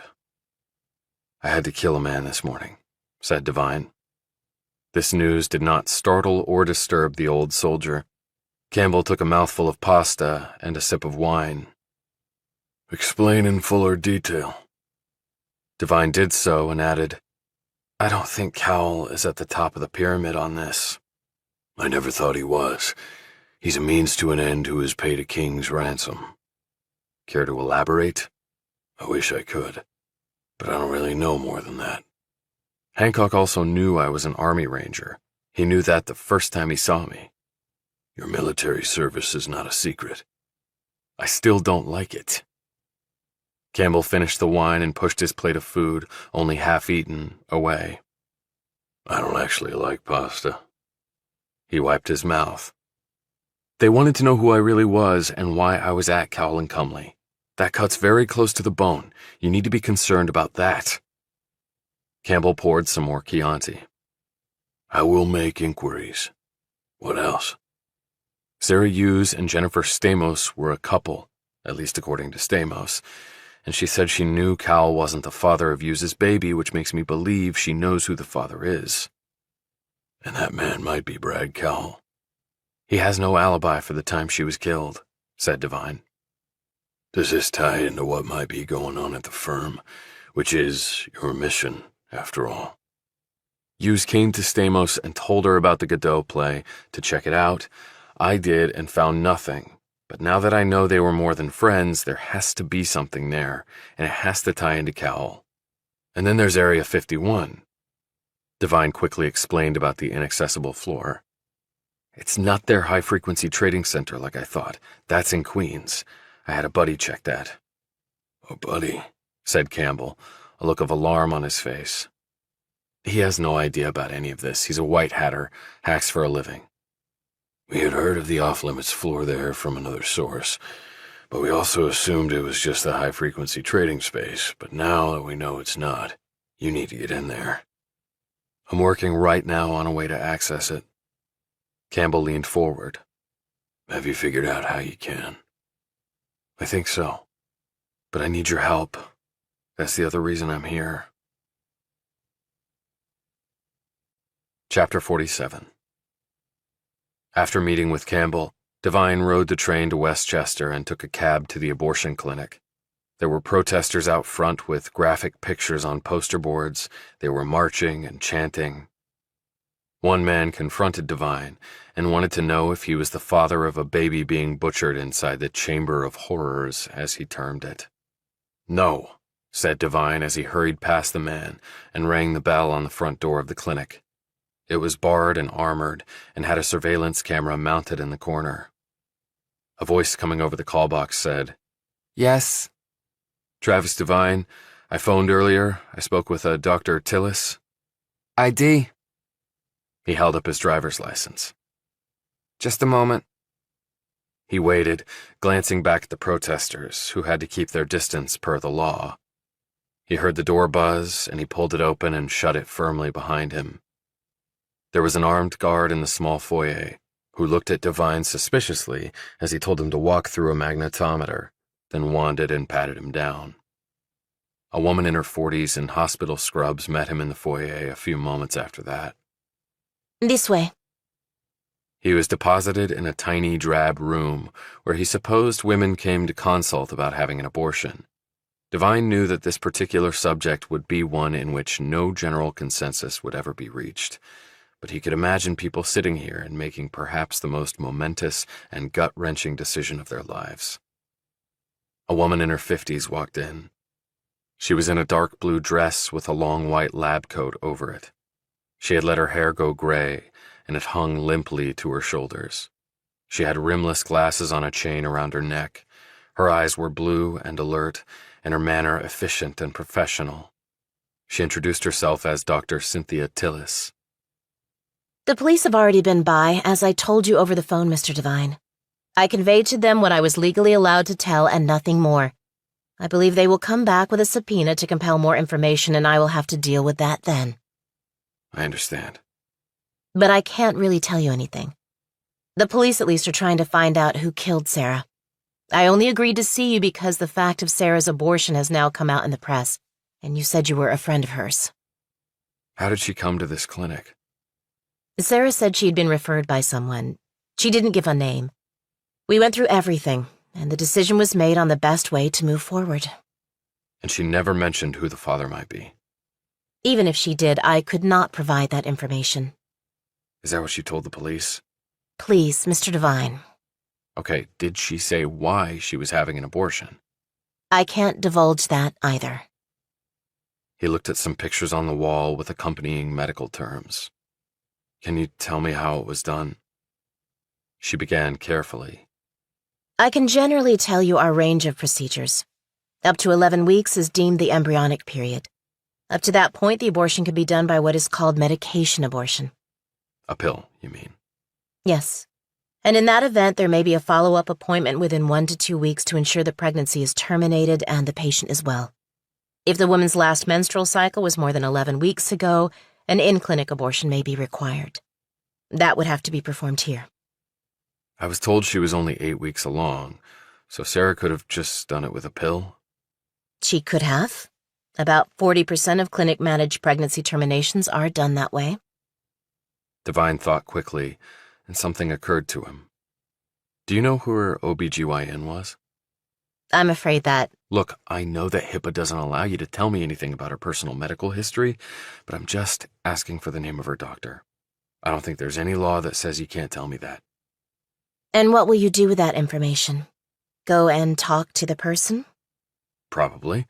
And they won't tell me anything they're not legally supposed to. I just wanted to know about, well, her pregnancy, why she ended it. Her OBGYN might know." "I take it you knew her well?" "We worked together. We were friends, as I told you on the phone. I'm very sorry she's gone." "I can understand that." Tillis tapped her fingernails on the desk and then looked at something on her phone for a few moments. "The name Sarah provided was a Dr. John Wyman." She gave him the man's contact information. "Thank you very much. Was Sarah alone when she came here?" "I won't get into that. But if the person is undergoing a medical procedure, they need someone to be with them. With medication abortion, they normally don't. It can be done at home and often is." It must have been a very hard decision for her. For every patient I see it is, and Sarah was no exception. Her parents are in from New Zealand. Have you talked to them? No, I've had no contact from them. Why do you ask? Sarah's mother was the one who told me about your clinic. That's how I knew to contact you. She must have gotten that from someone else. The police, perhaps? That's right. She did mention that. Do the police have any leads as to who killed Sarah? Not that they're sharing with me. She looked at him closely. I don't necessarily expect you to answer this, but were you the father? No, I wasn't. But I guess I could have been if things had turned out differently. Tillis did not seem to know how to take this. To Devine, she seemed a bit alarmed, and he suddenly wondered if he had really stepped in it again. She might call the police the second after he left. I didn't even know she was pregnant until after she was killed, he said. Nobody did, apparently. She wouldn't have been visibly showing at that stage. Many women don't even know they're pregnant at that point. She was very nice, a good person. When everyone at the firm found out what had happened, we were all rocked. It just didn't seem possible. I can see that. Do you have any idea who could have done it? No, but I hope to find out. She looked alarmed again. I think that is better left to the police. You'd think, wouldn't you? Only it might be more complicated than that.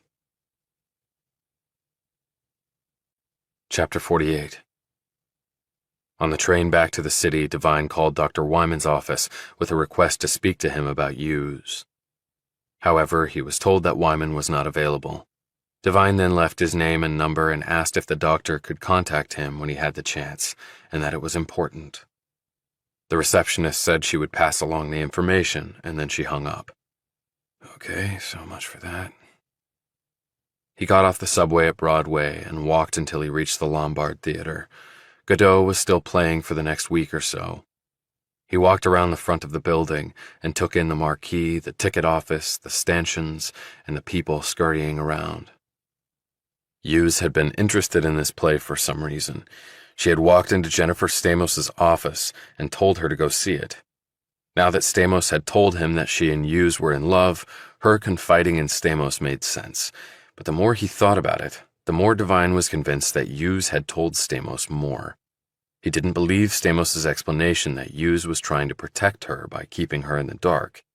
If Hughes had told Stamos to check out the Lombard Theater, he was sure she would have told her lover why.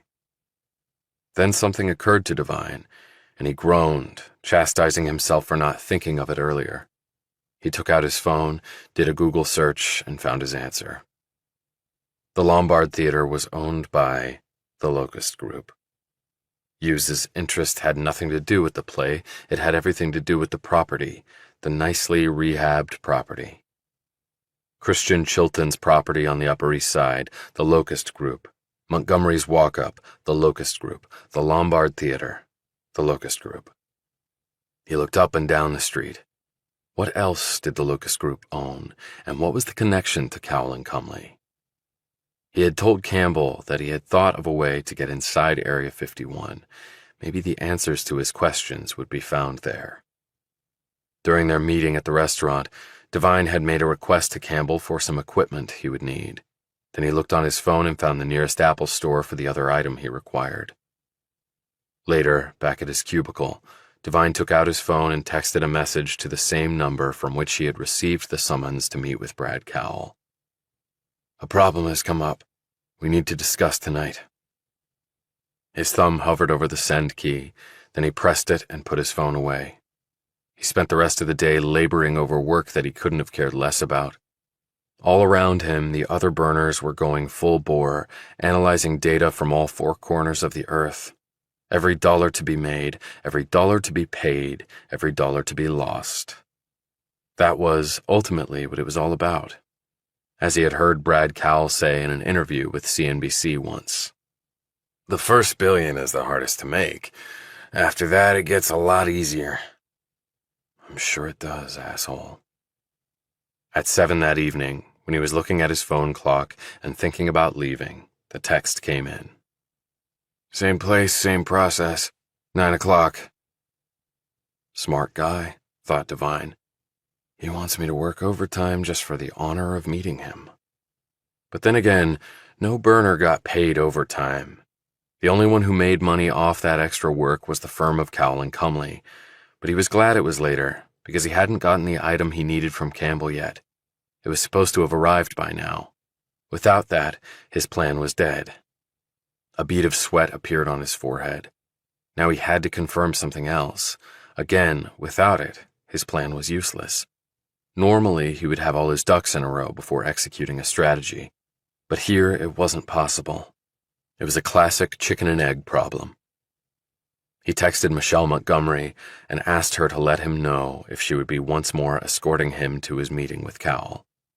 Come on, please. 10 minutes later, he got an affirmative on that from her. He felt tremendous relief. Without her, his plan had no chance of working. It still might not have a chance, depending on how good or bad his powers of persuasion were. Next, he Googled the name Anne Cumley. He had done this before and found nothing. The result this time was the same. Even Emerson Campbell and his people could find nothing on the woman. He then Googled Bradley Cowell and found about 10 billion results, maybe one for each dollar the man had. He sat back and thought about this. Morgan and Stanley. Plenty of stuff on both people, now long dead. Same for Merrill and Lynch. The defunct Lehman brothers, the same. J.P. Morgan was a real guy. E.F. Hutton as well. Hell, even Harley and Davidson, if you ventured outside the financial world. But Cowell and Cumley, apparently not so much, and he doubted he was the first person to wonder about that. He did another search focused more on that inquiry and found a video from 6 years ago that Cowell had done with the Wall Street Journal. The reporter had asked Cowell about his partner. Cowell's response had been interesting. Without directly addressing the question, he had said, "Partnerships can be of many different varieties. It can simply be an idea or a perspective." When the journalist had asked him point blank if Anne Cumley existed, and if so, where and who she was, Cowell had terminated the interview. As the video ended, Devine thought he could see just the barest of smiles on Cowell's features. At 7:50, Devine finally received a text from Campbell. "Thank you, Jesus." He left the building, walked around the corner, and passed a man who had just left a paper bag on a stone wall. Devine gripped the bag as he walked by and looked inside it. The object was small and wafer-thin. He surreptitiously palmed it, then threw the bag in the trash and bent down as if to tie his shoe. He slipped the device into his sock and pushed it down until it rested inside his shoe. He had no formal training as a spy, but he had spent years as a soldier in the Middle East, and those wars weren't just about carrying guns and shooting at the enemy. They had been about gathering information, getting Afghans and Iraqis in villages and towns and cities and deserts to trust him and provide intelligence. And he had participated in a number of info drops where he knew he was being watched and had to carry it off in a way that would not cause harm to him or death to his informants. He returned to work, feeling better about things. At 8:58, the door opened and there stood Willard Paulson. He motioned to Devine, who put on his jacket, grabbed his briefcase, and waved to the remaining burners. Two of them, a man and a woman, looked up at him curiously. He'd had beers and meals with them, not many, but a few. They had vented about Cowell and Cumley, about the oppressive workload, the ungodly competitiveness abounding in this building, and the insecurities they all possessed about not being good enough to make the cut. And yet he knew little about their personal lives, and they knew next to nothing about his. It was just that way here. As a soldier, he had known pretty much every personal detail of the men and women with whom he served. It was just a totally different reality on Wall Street, where literal walls were set up everywhere. And I hope to breach a big one tonight. Chapter 49. Montgomery met him at the elevator, and Paulson left them. She was dressed all in black, as though she were in mourning. Devine hoped it wasn't for him, and he suddenly began feeling some nagging doubts about the woman. But he had a mission to perform, and he had to get started. He glanced at the pot of gold in her hand. Here was the whole ball game. He drew a deep breath and said, Michelle, Yes. can you help me do something? He hadn't asked her this in the text. This was something he needed to do face to face. Like Cal had said, analog. What? He took the iPhone he'd bought that day and held it up. It was the same model as Cal's, with the same gold cover, and he had made the screensaver the exact same image of the blue Bugatti Chiron. He also had the same icons showing, using the screenshot he'd taken previously of Cal's phone as a guide. He had also signed up with the same phone carrier so it would have that name and network bars showing. I don't understand, She said, glancing at it. I need that phone, just for a few minutes, and you can give Cal this one while I have his. She paled and drew back. What the hell? Are you crazy? No. I am a little bit crazy, I guess, but some men tried to kill me early this morning, and it had to do with something going on here. She just gaped. Someone tried to kill you this morning? Do you really expect me to... He took the bandage off his hand and held it up. I didn't cut that on a soup can. He took off his jacket, rolled up his sleeve, and showed her the wound there. Oh my God. Did you call the police? Yeah, and the guys were long gone by the time they got there. How do you know it has anything to do with Brad's firm? From things the guy said. He might be freelance, I don't know. Freelance? Mercenary might be a more recognizable term. What the hell are you mixed up in, Travis? The question is, what the hell is Brad Cowell mixed up in? And that's why I need his phone. She looked down at Cowell's phone like it was a cobra about to strike her. Please, Michelle, it might have to do with Sarah's murder, too. She looked visibly distressed. What are you going to do with it? I'm going to get into a place in this building I can't get into without it. At least I hope it's the golden key. If it's not, there's no harm done. And what are you going to do once you get in there? Just look around, I promise. I won't take anything. If you're lying to me... I'm not lying to you. I don't want to do this, but I have no choice. Not now. Those guys didn't get the job done this morning. They'll be back. He added, Look, we better get going or he'll be suspicious. But he'll know I switched... It's an exact duplicate, complete with screensaver and apps. But if he tries to use it... He won't use it while I'm meeting with him. And once I'm gone, just keep him busy. I won't be long. Then I'll sneak back up and switch them back. My God. Do you know how many things could go wrong with that plan? And I would be in so much trouble. It's the only way to get to the truth, Michelle. If there were another way, I'd do it. Look, Travis, I don't really know you that well. And I've known Brad much longer. I know he can be a prick, but... The Locust Group. What? The Locust Group. It owns your building, it owns the Lombard Theater, and it owns the brownstone where your buddy Christian Chilton lives. I don't understand. Sarah told Jennifer Stamos to check out the Lombard Theater. She was worried, she was scared, then she ended up murdered. I checked the property records and found it was owned by the Locust Group, just like your walk-up. I'm pretty sure Cowell is the Locust Group. It's not a crime to own property. It is a crime to kill people, Michelle. But you have no proof that Brad... Give me the phone and I'll try to find that proof. The fact is, there's an entire floor here that's off limits. I thought it was the firm's high-frequency trading platform, but it's not. It's something else, and I need to find out what it is. I'm betting Cowell's phone, which he uses like my security card, will get me in there.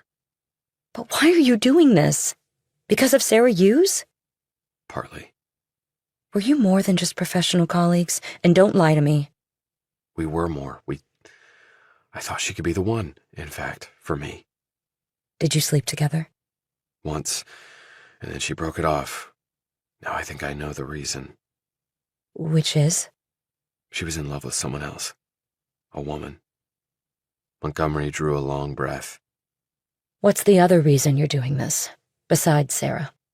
You just have to trust me on that, Michelle. I took a big risk telling you all this. You could easily run to Cowell and tell him everything, but I trust you not to.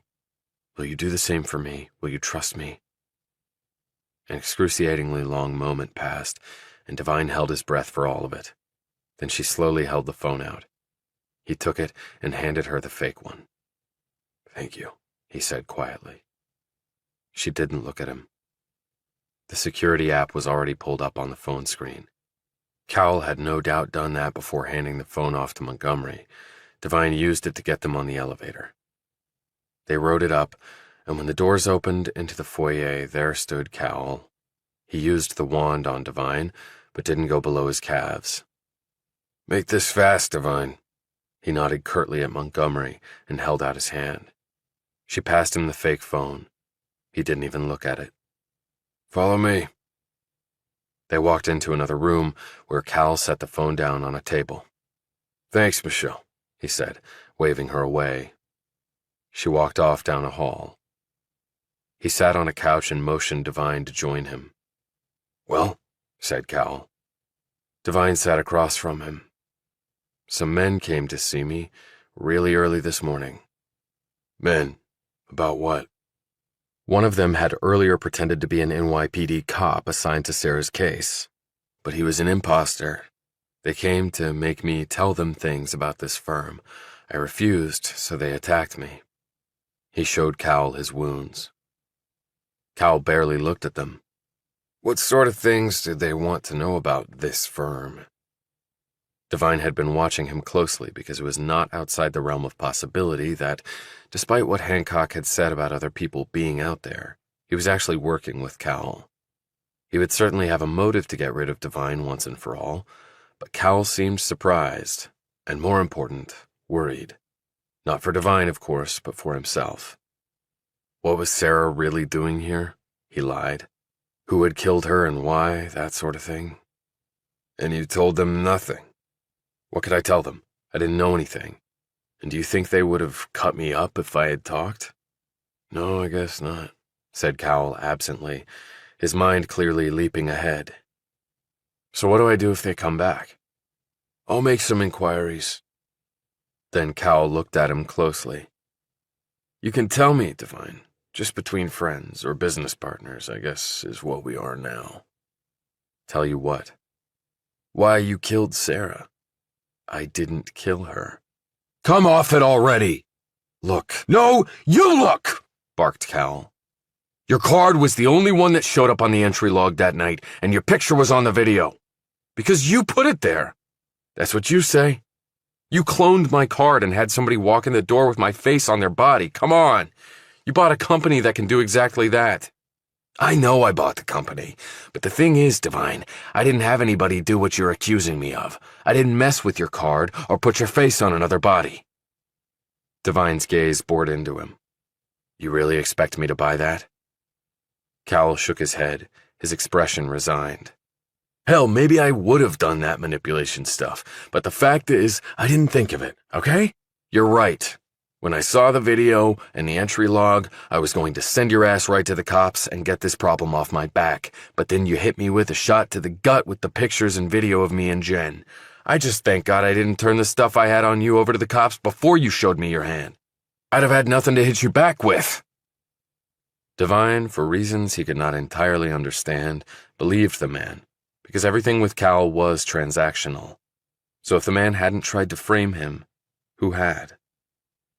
Cowell continued to grouse. I need to get better people advising me. Not one of them even mentioned the possibility of framing you using the technology I had just bought and paid for. Useless pricks. He sat back on the couch and stared off, clearly pissed. Let me know what you find out, said Devine. Yeah, right. Okay, we're done. Devine rose, but Cowell said, Wait a minute. I gotta let you on the elevator with my phone. Cowell rose too and started to the table to get his phone, only it was the fake one. Devine hadn't thought of this, and his mind went blank. His panic level hit the top floor. I've got it, Brad, said Montgomery, who suddenly appeared from around the corner where she must have been listening. She snatched up the phone before Cowell could get there and led Devine out. I owe you. More than you'll ever be able to repay. Don't ever forget that, Mr. Devine. Chapter 50. The elevator went down, and Devine hit the button for the 51st floor and held his breath. It lit up and stayed that way. He let out the breath and leaned back against the wall. The doors opened on the 51st and he cautiously stepped out. He had checked the phone's settings. Cal wasn't using a time lock right now, probably because he had to give the phone to Montgomery to get him on the elevator and up to the penthouse, so he was good to go on that score. The hallway was long and bare of anything. There wasn't even carpet on the floor, only the building's underlying concrete slab. He looked around for signs of video surveillance but saw none. They must count on the fact that no one can access this floor except Cal, and he wouldn't want anyone watching. He checked his watch and hurried forward. There was a door at the end of the hall with an electronic reader. He put his ear to the door, and all he heard were hums. No footsteps, no snatches of conversation, no one on the phone. You're running out of time, Devine. Just do it. Shit, you took less time to go into rooms in the Middle East where you knew there were guys inside waiting to kill you. He held the phone in front of the reader, and the door clicked open. He slipped through and stopped, again looking around for any sign of video surveillance, but again coming up empty. The room was vast. All he could see were servers stacked in cabinets and computer screens set on tables across the entire space. He rushed over and looked at some of the screens. Data appeared on them, much like they did on his computer in his cubicle. He took out his own phone and started taking pictures and then video, account numbers maybe, wire routing data, perhaps. Money moving, almost certainly. Names of companies, properties, and other assets being bought and sold, surely. He was thinking the whole time, trying to piece together or envision what sort of business was being done here. Illegal or just highly confidential, he didn't yet know. The streams of numbers he was seeing and the currency symbols attached to them demonstrated that assets were being moved around the world. If this went on 24/7, the size of the operation, whatever was being operated here, was Leviathan in scope. At least from what he could glean on the screens, most of the assets being acquired seemed to be in the United States. But from the bank names and other data he saw, a lot of the money pouring in seemed to be emanating from outside the country. As he watched one screen, he saw the name The Locust Group pop up. $4 million had just gone into its coffers from somewhere. He took a picture of that. On other screens, properties were being purchased, big, small, in between. Accounts filled up, and then accounts were drawn down, and then they were filled back up in what seemed like an endless cycle. He took video of all that. He looked at his watch. He had to get back upstairs to the penthouse without being seen. He couldn't make some excuse to Cal about returning because the only way he could return alone was if he had a phone he wasn't supposed to have. From inside his shoe, Devine brought out the wafer-thin device provided by Emerson Campbell and looked around for a good place to locate it. He quickly found a spot on the wall. After he affixed it there, the device blended right in. This camera was space-age in its capability and had originally been designed by NASA for use in outer space, but then was deployed by American intelligence for surveillance purposes in the most demanding environments. Area 51 had to have pretty significant protections against electronic eavesdropping from the outside. There were no windows in this room, and underneath the walls were probably copper sheathing and other counterintelligence measures. Valentine had been unable to get through them, apparently. Only Devine had an advantage there. Valentine had been outside trying to peek in. Devine was inside trying to get intelligence out. And this space observation device turned spy video camera, he believed, could do the job of stealing Area 51's secrets. At least he hoped. He brought the related camera app up on his phone, engaged it, and on the small screen he saw Area 51 operating on all cylinders. Now he just needed to see if it would do the same when he left the building. He exited the room and headed up on the elevator. He said a prayer right before the doors opened. He glanced out, saw no one, pushed the button for the lobby and then for the door to stay open, and darted into the foyer. This was it. This was where it was probably all going to go to hell. Because the chances were very good that as absorbed as the man had been, Cal was probably still on the couch, thinking, or else had the fake phone with him. Devine did a turkey peek into the room they had been in minutes earlier. Cal wasn't there, and he wondered where the man might be. He hurried over to the table and breathed a sigh of relief because the phone was still there. He made the switch back after wiping his prints off the case with the sleeve of his jacket. He once more looked around, and that was when he heard it. Oh, shit. He followed the sounds and saw the door where they seemed to be coming from. When he looked down at the floor, he had confirmation. There, in a pile, were the clothes Montgomery had been wearing. He was sorely tempted to go over there and put a stop to it all, to tell Montgomery that... But what would be the point? He ran back into the elevator, released the hold, and the elevator shot down to earth. All the way, the only thing Devine could envision was the door to the bedroom opening and Cal walking out, zipping up his pants with that triumphant expression that made Devine want to punch his lights out. And Montgomery would be in the room, flat on her back, legs akimbo like Stamos had been, and wondering what the hell she had just done. As Devine left the building, he couldn't remember feeling more miserable with himself. God, let it be worth it. Then he engaged the camera app on his phone and said a silent prayer. 1, 2, 3. Popping up on his screen were real-time images from Area 51. He let out a lungful of air. Bingo. As he stared back into the building where the night security guard was at the front reception desk, an idea struck him. He used his card to get back inside and walked over to the man. It was the same guy as always. He grinned at Devine. Trying to get a jump on tomorrow so soon? Devine smiled back. No way, I'm done, but I did have a question. Shoot. You were on duty the night that Sarah Hughes was killed. The man's smile faded. He shook his head and closed his eyes for a moment. That was some sick shit, man. Sick. Yeah, it was.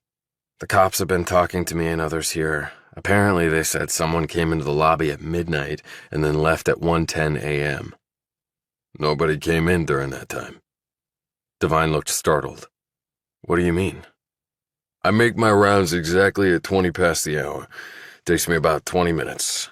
I have to key into certain areas, so there's an electronic trail. That means I was in the lobby at midnight and at 1:10. Nobody came into the lobby that night. I can count on one hand the number of times someone came in that late, and I've been working here 6 years. And you told the cops this? Yes, I did.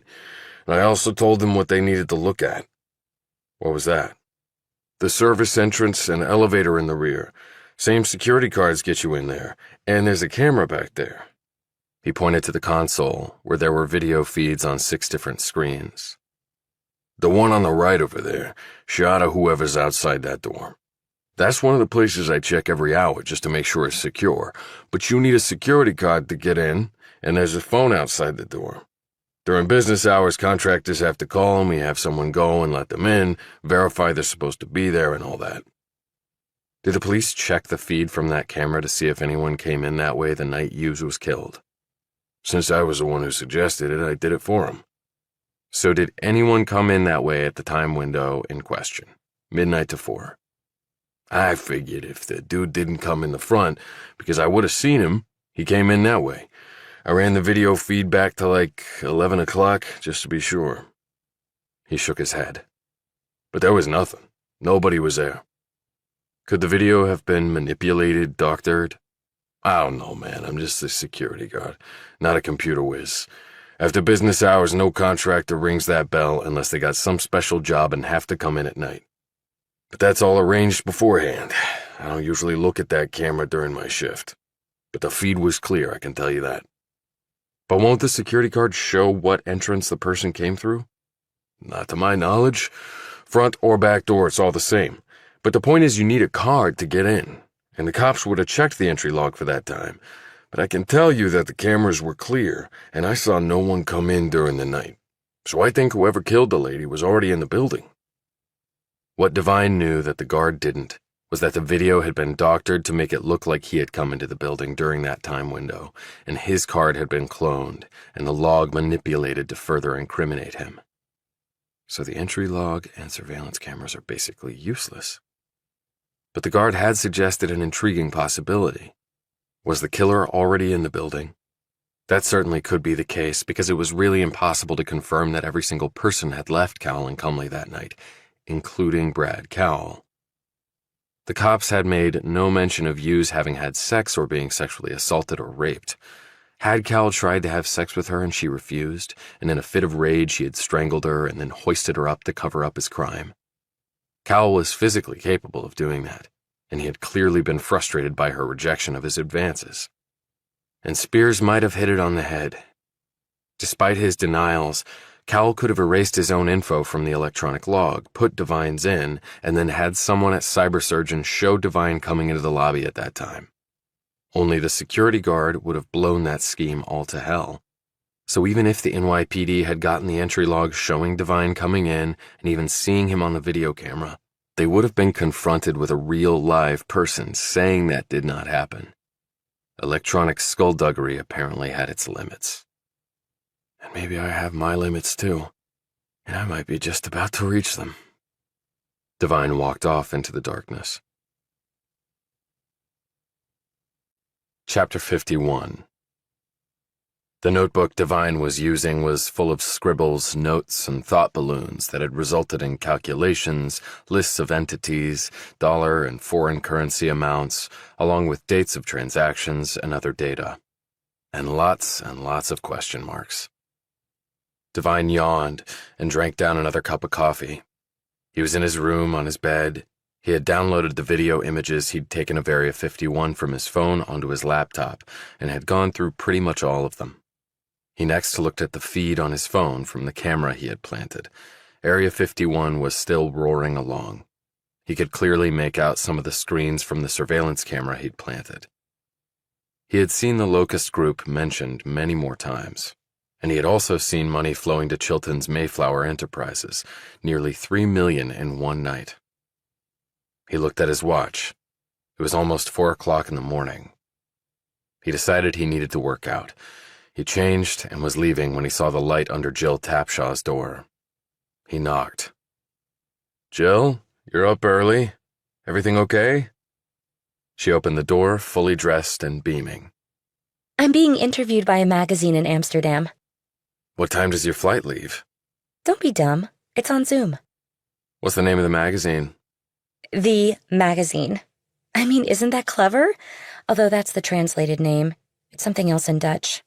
I don't think I could speak Dutch. The words are too long and there are too many consonants.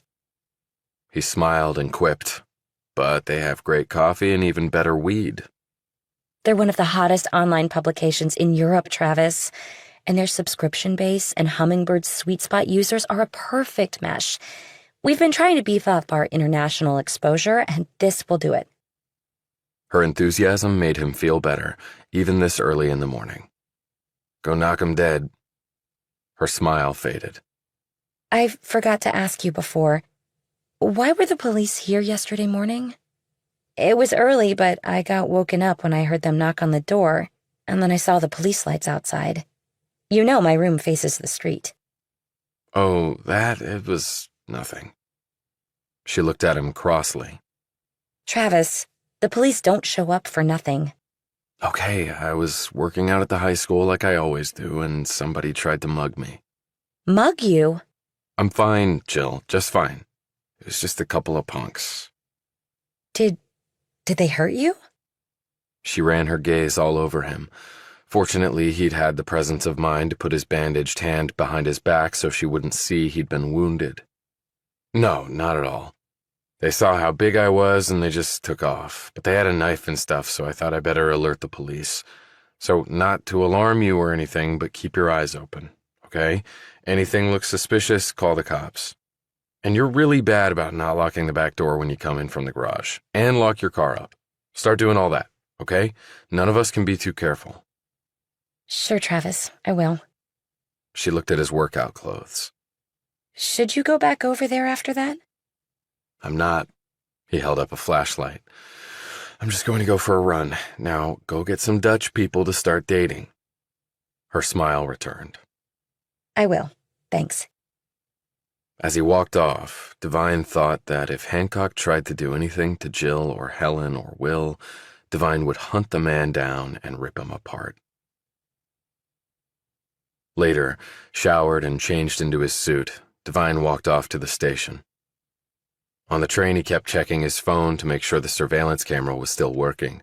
He still marveled at the amount of money and transactions moving through that digital space. He didn't expect to see Michelle Montgomery after what had happened the previous night, but he was wrong, because there she was in her bikini. She didn't look at the train or wave. She looked tired, her shoulders slumped. She must have come back here with Cal. He didn't blame her for getting up early to meditate by the pool after what had happened the previous night. I do owe her more than I could ever repay. He got to the city and jumped on the subway. He checked his phone again and got a shock. The entire operation in Area 51 had shut down. The computer screens were black. The servers were no longer humming. It was dead. When he got to the office building, 2 men were standing out front. For some reason, he thought they were waiting for him. Shoemaker and Ekman looked like they had been up all night. Devine approached them and said, "I thought I looked like crap until I saw you two." Stuff the bullshit, Devine.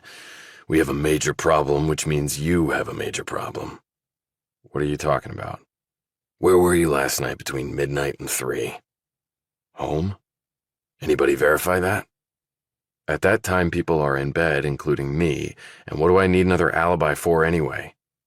Jennifer Stamos was found murdered at her home, said Ekman grimly. Chapter 52. To say Cal and Cumley was like a morgue might have been an understatement, Devine thought. Everyone looked on edge. Everyone looked like they wanted to be somewhere else. Me included. The firm had had an all-hands-on-deck meeting at 9 o'clock in the largest conference room. Surprisingly, Brad Cowell didn't speak. He wasn't even there. Neither did the mysterious Anne Cumley pop out of a cake and give her 2 cents worth to the troops. Instead, one of the top executives provided scant information about the crime. Stamos had been found in her bedroom. The police had not released any information on how she had died. When someone asked who had found her and called the police, the executive said he didn't know. The firm was providing counselors for anyone who wanted them. And that was about it. Everyone went back to work. And that included Devine, until a message dropped into his personal mailbox. And there goes Jennifer. It was only a matter of time. You can only love one person. After that, you love and lose. And she lost. I will spare you the more intimate details. It wasn't pretty, and it wasn't fun, but it had to be. Devine stared dully at the message. Again, he didn't recognize the sender. It was just a series of numbers like last time. Devine texted Montgomery, asking if she could meet him for lunch in the city. She texted back in the affirmative, and he ducked out of the office around 12:30. They met roughly halfway between the Cowell building and her walk-up in Soho. Montgomery had on white jeans and a blue short-sleeved blouse. Her features were strained and her eyes were puffy. Devine had a terrible thought. Wait a minute, he didn't... She held up a hand. No, he didn't force himself on me. I let him. I encouraged it, actually. You didn't have to do that, Michelle. When I said distract him, I didn't mean... Then what did you mean? For me to read him fucking poetry? As soon as I got back, he grabbed the phone and was going to make a call. I had to think fast, and that was the only thing I could think of. God, I'm an idiot. I'm so sorry. Just forget it. It's over and done with. It's not like I haven't screwed the guy before. It's the only reason he has me around. You're taking this pretty calmly. Sex is sometimes just sex, Travis. Okay? Men look at it differently than women. So long as I controlled things and it ended on my terms, I can deal with it. So please, just deal with it too, okay? Okay. They went inside a small brick-faced cafe, sat at a table in the back, and ordered. After they got their drinks, Montgomery said, Did you get what you were looking for on that floor? Yes. What's going on?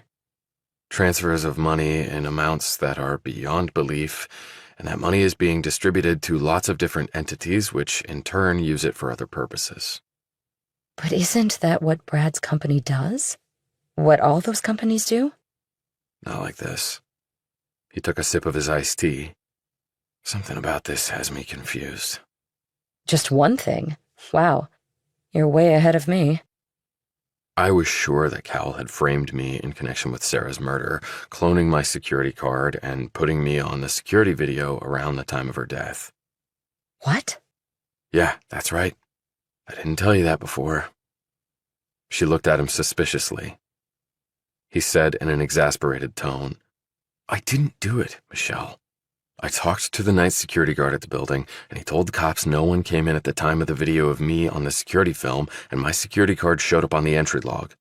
So the frame would have been worthless. But Cal didn't know that. Okay. But last night, I point-blank asked him about trying to frame me, and he denied it. Come on. What else did you expect him to do, confess? I know, I keep going back and forth with that too. Did he or didn't he? But the more I think about it, the more I think he was telling the truth. He is one competitive prick, and he always wants value for his money, and he was pissed that he hadn't thought of framing me. He was also ticked off at his highly paid advisors because they didn't think of it either. He said he saw the security log and video later, and then he was going to use it to put this problem behind him. In fact, based on that evidence, I think he thought I really had killed Sarah. He doesn't want the police snooping around here, and after what I found last night, I can understand why. But then I countered with some dirt I had on him that stopped him from revealing what he thought he had on me. What kind of dirt? Devine thought of Stamos, now the dead Jennifer Stamos. Just something that he would never want to see the light of day. But the point is, if he didn't try to set me up, who did? I can't help you there. I have no clue. He looked over at her, his own suspicions ratcheting up. When did you leave the penthouse last night? I saw you by the pool from the train. Around 1 a.m. I couldn't sleep after, well, that. And Brad got woken up by a call from someone, and he said he had to go out, but that I could stay the night if I wanted, which I didn't, not after what happened. We went down together in his private elevator, and then he called a car service for me. I decided to go out to his place in the suburbs. I didn't want to be in the city at all last night. Did he take his Bugatti? No, he called a car service too. Did he say who called him or where he was going? No, why? He eyed her nervously. Because Jennifer Stamos, a woman he was having a sexual relationship with at the office, was murdered last night at her home between midnight and 3. Montgomery had taken a sip of her Coke and almost spit it out. What? And we had a big meeting of everyone at the firm this morning. With 2 people murdered, folks are getting edgy. Only Cal wasn't there. Some other guy filled in for him. You asked me before if I knew Jennifer Stamos. I did, yes, because I knew she and Cal were a thing. He eyed her closely. She flinched and said, Wait a minute. You're not... Are you suggesting that Brad killed her? I don't know. It would make sense that she would call him late at night. Even if he didn't kill her, he might have found the body. The guy this morning didn't say who had notified the police or who had found her. Do you think Brad might be dead too? I think we would have heard about that if he was. Unless they haven't found his body. He also might have called the police anonymously and then run for it. If he found her dead, he'd probably think, like I did, that people would believe that he had killed her and others might know of their relationship. I gave him a lot to ponder last night, and a murder on top of it with a woman he was screwing around with, the press would have a field day with that, and the cops would be all over him. He paused and said, Did you have any idea he was seeing somebody else? With Brad, it was pretty much a given, and our relationship wasn't going to be permanent. And I asked you over to swim in the pool. I was ready to go to bed with you the other night, so I have no problem with him sleeping around when I'm willing to do the same. Fair is fair. Okay. She shook her head. And I thought I had a shitty night. That poor woman. I have something else to tell you. What? I got a message from her killer. Travis! He explained about the email he'd gotten that morning, and about the previous one he'd received after Sarah Hughes had been killed, and about both messages being untraceable. Why would the killer be contacting you? I don't know, Michelle. I knew both women. That's the only connection I see. But so did lots of other people. But you and Sarah had a thing.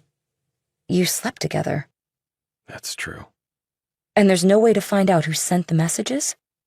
I had a world-class hacker try and fail. I have someone else trying. This is beyond bizarre. Agreed, but we have to keep pushing forward. He paused, took a sip of his iced tea, and said quietly, "Look, can you contact Cowell and tell him that I want to talk to him about Stamos' murder?" That's a little vague, isn't it? It's meant to be. She pulled out her phone and texted the message to Cowell. She set her phone down and fingered her Coke. Where did you go after you left there last night? I went home and started going over the stuff I found. Let me know if you hear back from him. Do you really think he killed Stamos? Someone sure as hell did, and it wasn't me. Chapter 53. 8 p.m. Devine was standing across the street from where Jennifer Stamos had lived in Hamilton Heights, near Harlem, and where she had now died. He had found her home address on a database at work. He had read the cryptic message a dozen times. You can only love one person. That might be significant. Stamos had loved Hughes. Had Hughes loved someone else before, and because her love had moved on to Stamos, she had lost, and so had Stamos? And what did the sender mean by it not being pretty or fun? Stamos' apartment was on the ground floor of a walk-up like Michelle Montgomery's, only situated in Upper Manhattan. She would have to traverse nearly the entire island north to south to get to work each day. While not as tony as where Sarah Hughes had lived, it was a diverse and thriving working-class community. Police cars were parked outside, and he figured detectives and forensics people were inside trying to find out who had killed her. There were no details in the news on how Stamos had died. The police were holding that back for obvious reasons. He again wondered if Cowell had been the one to report the murder before fleeing. If it hadn't been Stamos who had called Cowell, it was quite a coincidence that he had gone out right around the time she had been killed. And did Cowell send me the untraceable emails? With all his resources, he could afford to hire the best IT people around. Was Stamos pressuring him somehow? Perhaps Hughes had told Stamos something about Cowell, and maybe what was going on in Area 51. Hughes knew about the Locust Group and its ownership of the Lombard Theater. That knowledge had probably gotten Hughes killed, and now maybe the same thing had happened to Stamos.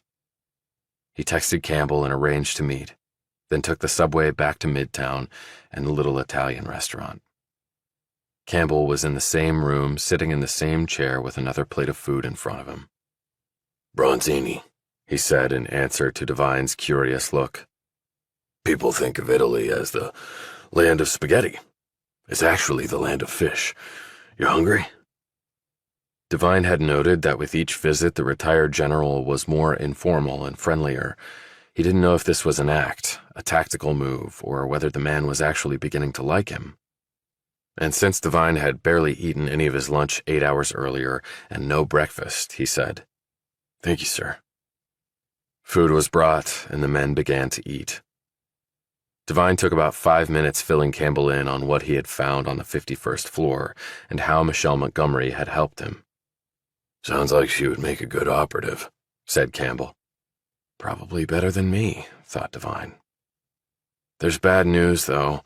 The camera feed was working great, but on the train ride in this morning, the whole thing shut down. What?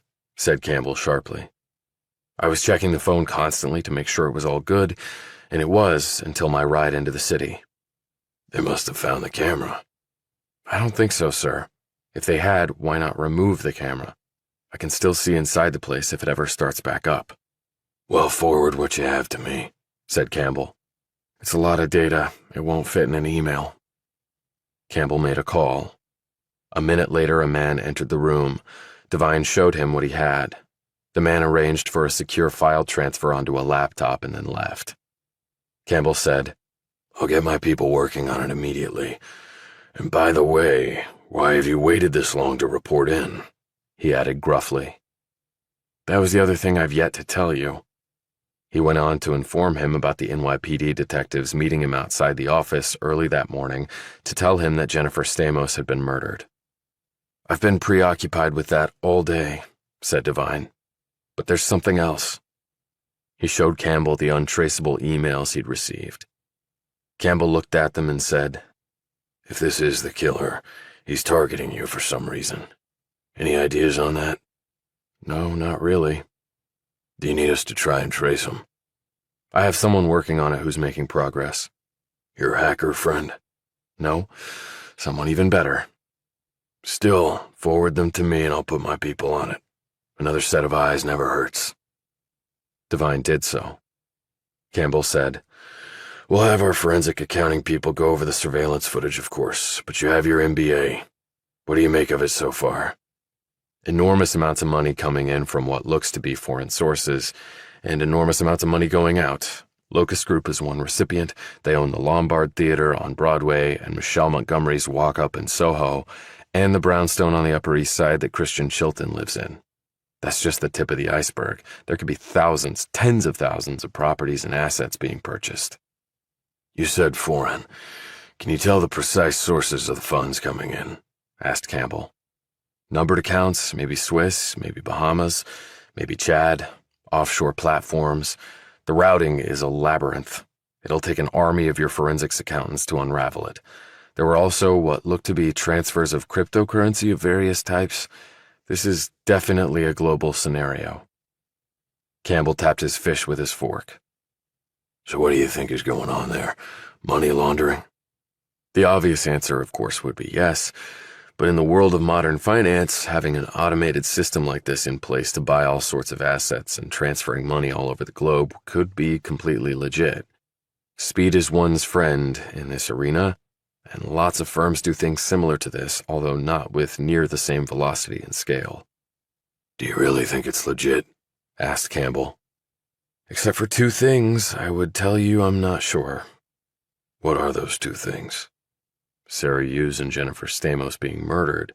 That is obviously not something that typically happens in connection with big investment firms doing these sorts of transactions, so hopefully it will be enough to take them down, right?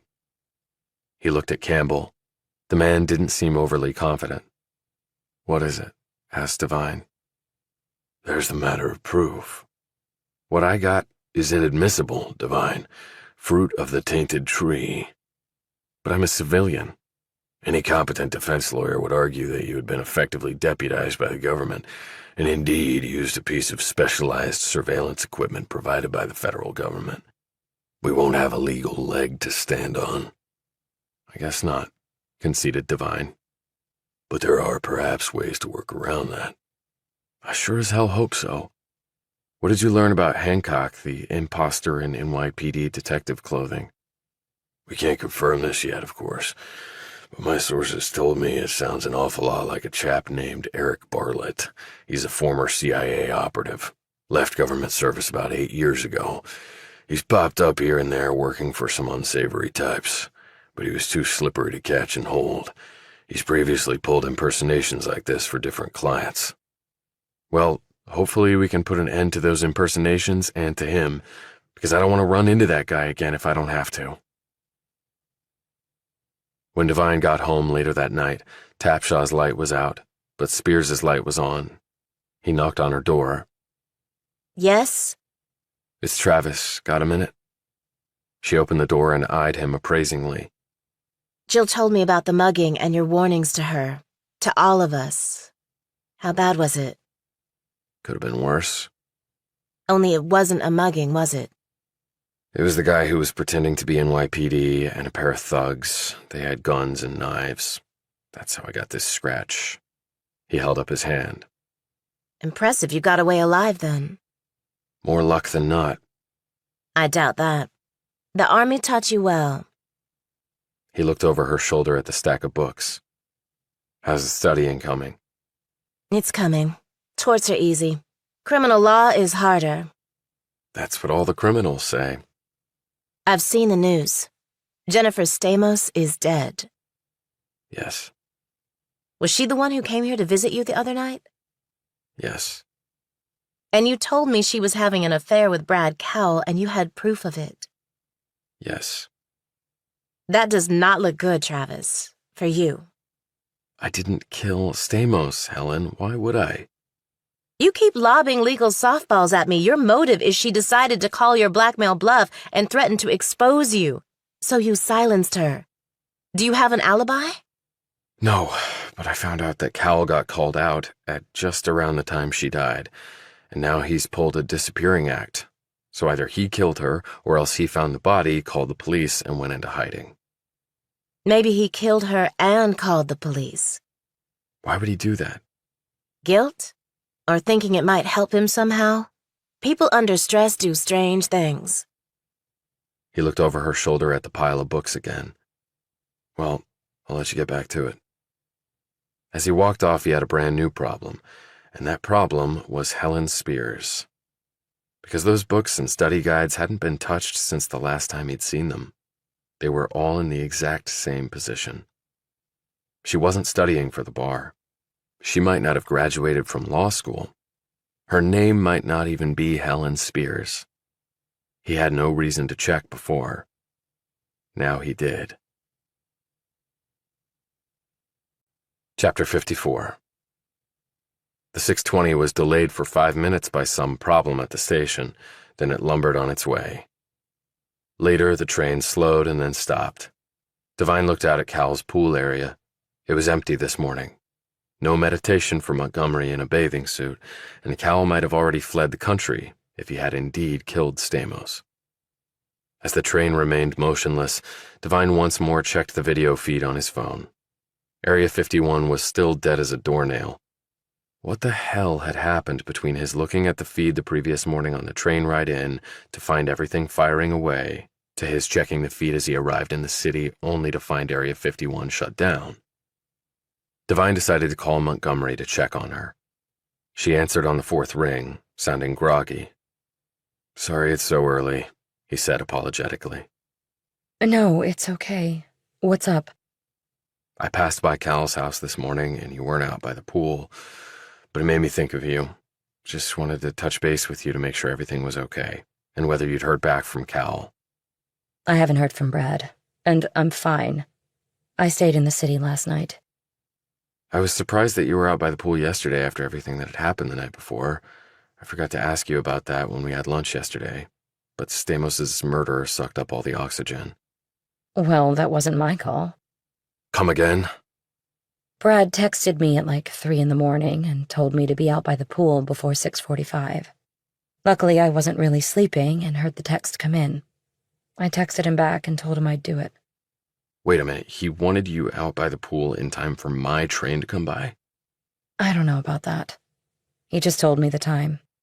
Michelle, why didn't you tell me about this at lunch yesterday?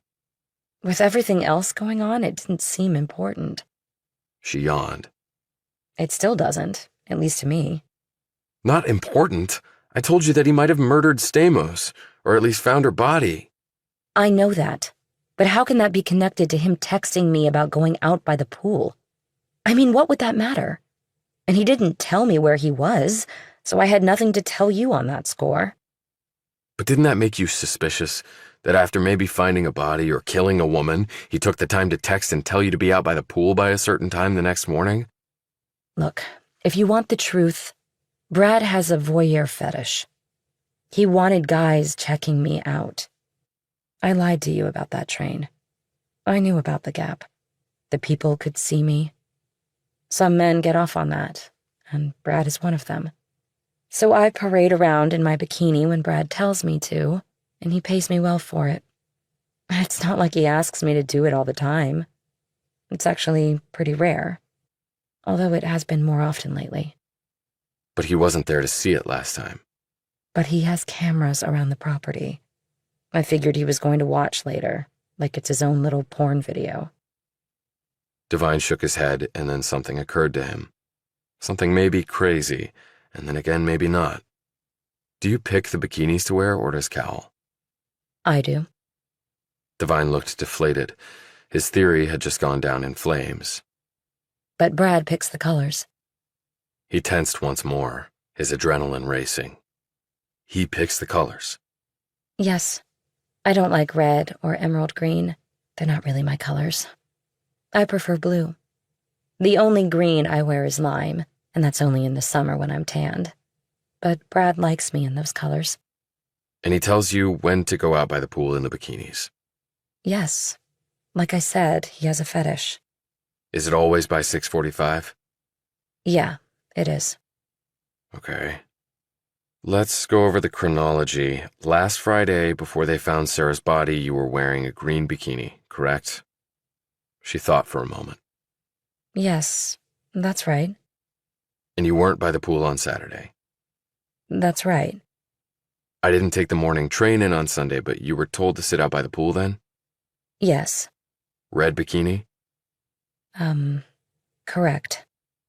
I was told on Saturday that Sarah's death was due to homicide, not suicide. Okay, but I don't see the connection. Then on Monday morning, I saw you wearing a green bikini. That's right, I was.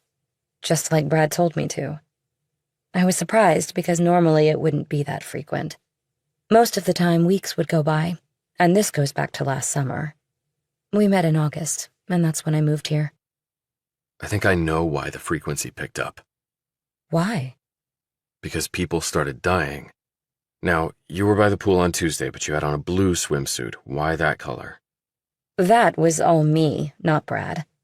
Like I said, blue was my favorite color. But why were you by the pool if Cal didn't tell you to be?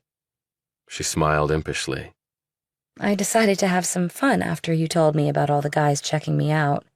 I mean, I knew they were, but I knew you'd be on the train too. So I decided to put on a show and then flip everybody off. He shook his head. That's why it didn't fit the pattern. Okay. Then on Wednesday, you were by the pool with the red bikini. Yes. That was when Brad texted me late and told me to get over there. So Stamos was dead, Cal probably knew about it, and you got the message to be by the pool in your red bikini. I must be pretty dumb because I don't see where all of this is going, Travis. I think you got the message from him to wear the red bikini because he had found Stamos's body. Her face screwed up in confusion. Why are you so fixated on me and my bikinis? It's just one of Brad's quirks, like I said. He has a lot of them, let me tell you. Devine sighed and sat back. You ever heard of Hermes? The people who make the handbags? No, the Greek god. What does that have to do with anything? He was the cleverest of the gods. He was their interpreter, and he was also their messenger. Again, so what? So at the most basic level, Michelle, green means go, and red means stop. Chapter 55. Devine finished explaining everything to Montgomery and then clicked off.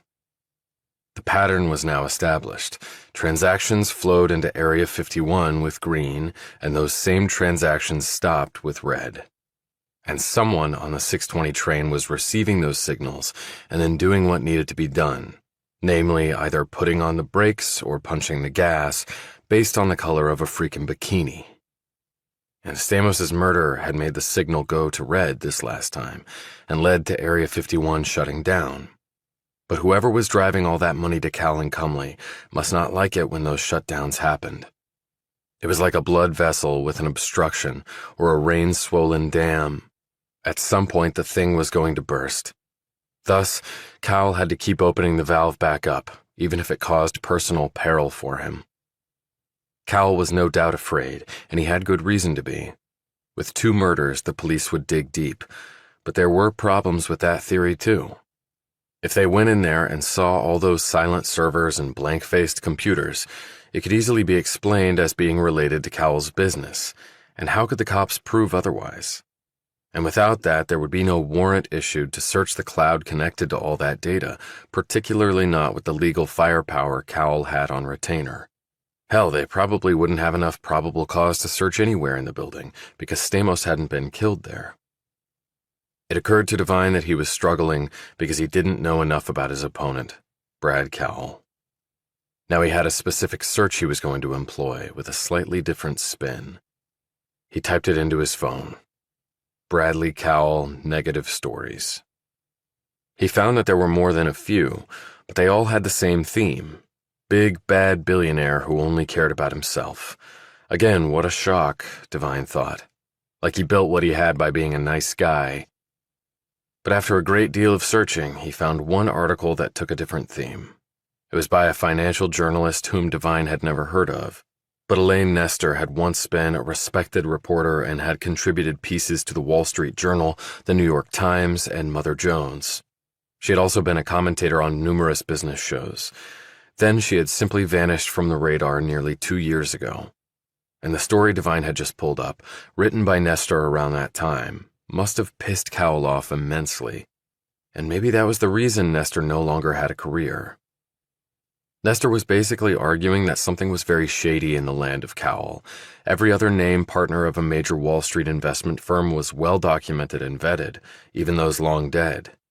Not so Anne Cumley, argued Nestor, which was the same thing Devine had previously thought. While others in the financial field waved this off as trivial and unimportant, Nestor said that Cumley was a red flag because no one could find out anything about her. And in the financial world, that sort of deception might have been reflected in other areas of the firm's business, Nestor had concluded. In the matter of Brad Cowell personally, the lady had been even more pointed.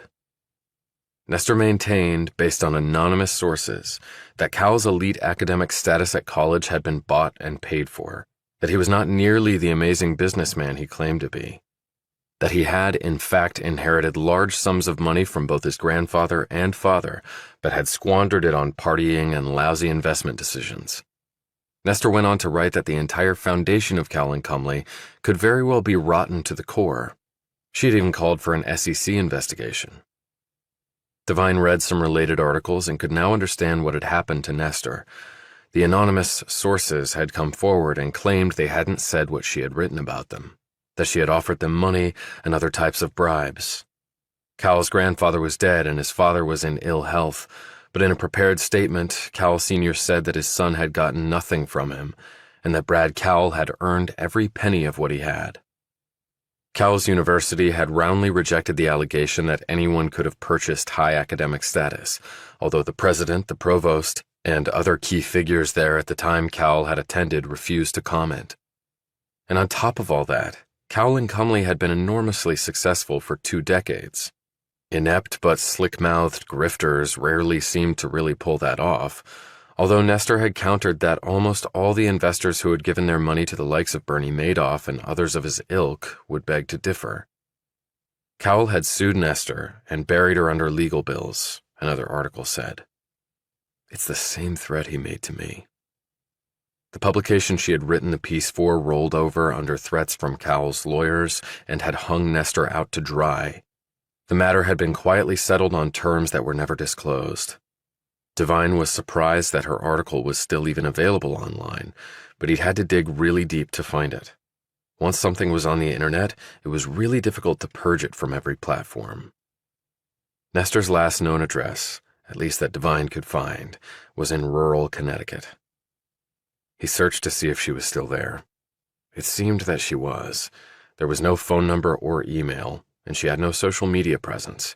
He wondered if that was part of the settlement. He texted Montgomery and asked her if she was up for a motorcycle trip to Connecticut the next morning. Hell yes. I can meet you in Westchester, at the train station. After another grueling day of work and suspicious looks from his fellow burners, Devine took the train back to Mount Kisco. As he walked home from the station, a black sedan pulled up. "Get in," said the driver. Devine got in and found himself sitting next to Campbell. "The cheddar we've been relying on died out completely," said the retired general. When exactly? He told Devine the precise time it had happened. "Thoughts?" Devine explained to Campbell his theory regarding Montgomery's being the unwitting messenger using the color of her bikini to signal someone on the 620 train to either halt or start back up the Area 51 operations. Campbell nodded knowingly. "That's the way they used to do it in the old days. Not bikini colors, mind you, but person-to-person communication using a signal or system that would raise no suspicion whatsoever. A folded newspaper with below the flat part showing. A different colored flower left in a vase in a window, a light left on or off. In Nam, we would tie different colored bandanas around trees, change the meaning frequently, and the Viet Cong never figured it out. But why did they pull out the red bikini and grind Area 51 to a halt? Stamos' murder. Cal sent the order to Montgomery to wear the bikini before the cops even knew she was dead. So he either killed her or found her body and panicked. But if Stamos did call Cal that night, the police will be able to tell from her phone records. Okay, what's your next move? Devine told him about Elaine Nestor and his planned trip. Campbell nodded. Make it count, Devine. My old soldier's instincts are telling me that we are running out of time. Chapter 56. The next morning, Devine called in sick and then met Montgomery at the train station. She was wearing jeans and a long-sleeved shirt and black ankle boots. He passed her his spare helmet, she climbed on, and they set off for Connecticut. When they arrived at the address, they saw that Elaine Nestor's cottage was small but quaint, with gray cedar shake siding, white trim, and beds filled with colorful summer flowers. Hers was the only house on the macadam rural road. When they knocked on the door, a woman answered. She was in her late 40s with graying hair cut short on the sides, with one long bang in the front and black-rimmed glasses on a chain around her neck. She looked more like a caricature of a librarian than a hard-charging financial journalist digging up dirt on the wealthy and powerful, but her features were alert and her eyes bright and probing. Elaine Nestor? Yes? Who are you? He saw a phone in one hand and a wooden mallet in the other. But when she saw Montgomery standing next to him, she relaxed just a bit. My name is Travis Devine. This is my friend Michelle. I work at Cal & That got the door slammed right in his face. Should have seen that coming, idiot. He glanced at Montgomery, whose expression said pretty much the same thing. He called out, I read your article on Brad Cowell, the one that got your career torpedoed. I just wanted to tell you that you were right. The door slowly opened, but Nestor's look remained suspicious. Why are you here? What do you want? Have you read about the murders? Of course I have. And what do you mean I was right? Devine had prepared what he was about to say on the ride up. I think Cowell is running the biggest money laundering scheme in the history of the world, and would you like your career back? Nestor stared at him for an uncomfortably long moment. Would you both like some coffee? 3 cups of coffee later, Nestor was still shaking her head. Area 51, really? Really? As crazy as it sounds. It doesn't sound crazy.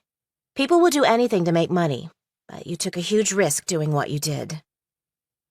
He looked at Montgomery, who was fingering her coffee cup and looking pensively out the window into the rear garden. I had incentive enough.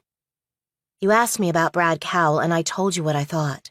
He's a slick operator and can talk a good game, but if he knows the difference between an LBO and HBO, I'll run naked down the street. And he did inherit a lot of money, and he blew it on coke and women and shady investment types who took him to the cleaners. And I have the receipts to prove it. He's a front man, plain and simple. And I wrote all about that in my article. And then I got my ass handed to me and basically run out of town on a rail. It's just history repeating itself. Anyone who had the temerity to question Bernie Madoff's guaranteed returns got the same treatment for decades. Nobody wanted to pop the illusion. Interjected Montgomery. It's the Emperor's New Clothes syndrome. Nestor eyed her. Nobody likes to admit they were suckered.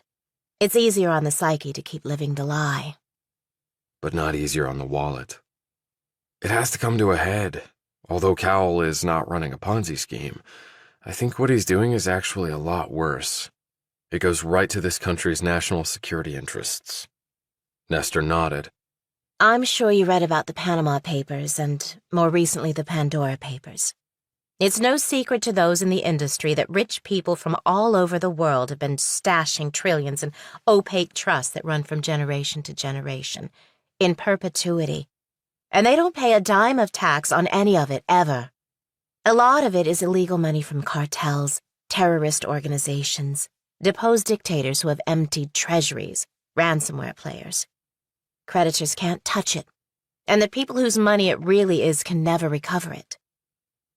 I read that South Dakota is sitting on over $600 billion of that trust money, said Devine. It creates a few hundred jobs in the state, but it sucked the lifeblood out of places where that money originated. And Wyoming has something called the cowboy cocktail that has even more privacy layers. Nestor nodded. You can be the trust's grantor and the beneficiary, and the people running the trust have no clue who the real owners are. They just see account numbers. You've got do-nothing descendants who haven't worked a day in their lives, and they have their own jets courtesy of these tax-robbing schemes. Devine added. And you have some high and mighty politicians screaming about working-class Joes pulling 3 jobs, getting a few hundred extra bucks a month in government benefits because they think it'll make them lazy. From the scale you mentioned, I can imagine it being Russian oligarchs and Saudi princes, dictators who have raided national treasuries, crime syndicates, drug cartels, your run-of-the-mill billionaires with criminal sides to their businesses, or legit ones who just want to offload money to avoid taxes and acquire more wealth surreptitiously and then pass it down from generation to generation without the taxman getting a dime. Devine said, but there's more to it than that. This money is not sitting in stock and bond portfolios. From what I saw, they're buying huge chunks of this country with it. Nestor shook her head. Can you imagine if the Taliban or Iran or North Korea or Russia were getting cash flow from investments in this country to fund their terrorist activities? Kim Jong-un, a landlord in New York? An Iranian Ayatollah owning hog farms in Kansas? Or Putin having oil fields in Texas? That would be the scandal of the century. How do you think this all started? I know that Cal left the country over 2 decades ago and was gone for a while. He had burned through all his inheritance by then, and he had some personal scandals he was dealing with. Over 20 years ago, when I'd only been an investigative journalist for a few years, I traced a meeting that Cal had with some shady people in the Seychelles, but then the trail went cold. Then he dropped off the radar for about a year or so. He might have been in Asia or Eastern Europe, at least those were my best guesses. Next, the man waltzes back into New York, buys and rehabs that skyscraper, starts his investment group, hires all sorts of pricey talent, suddenly has a client list that the biggest players on Wall Street would covet, and boom, he's the talk of the town. He wasn't even 25 years old.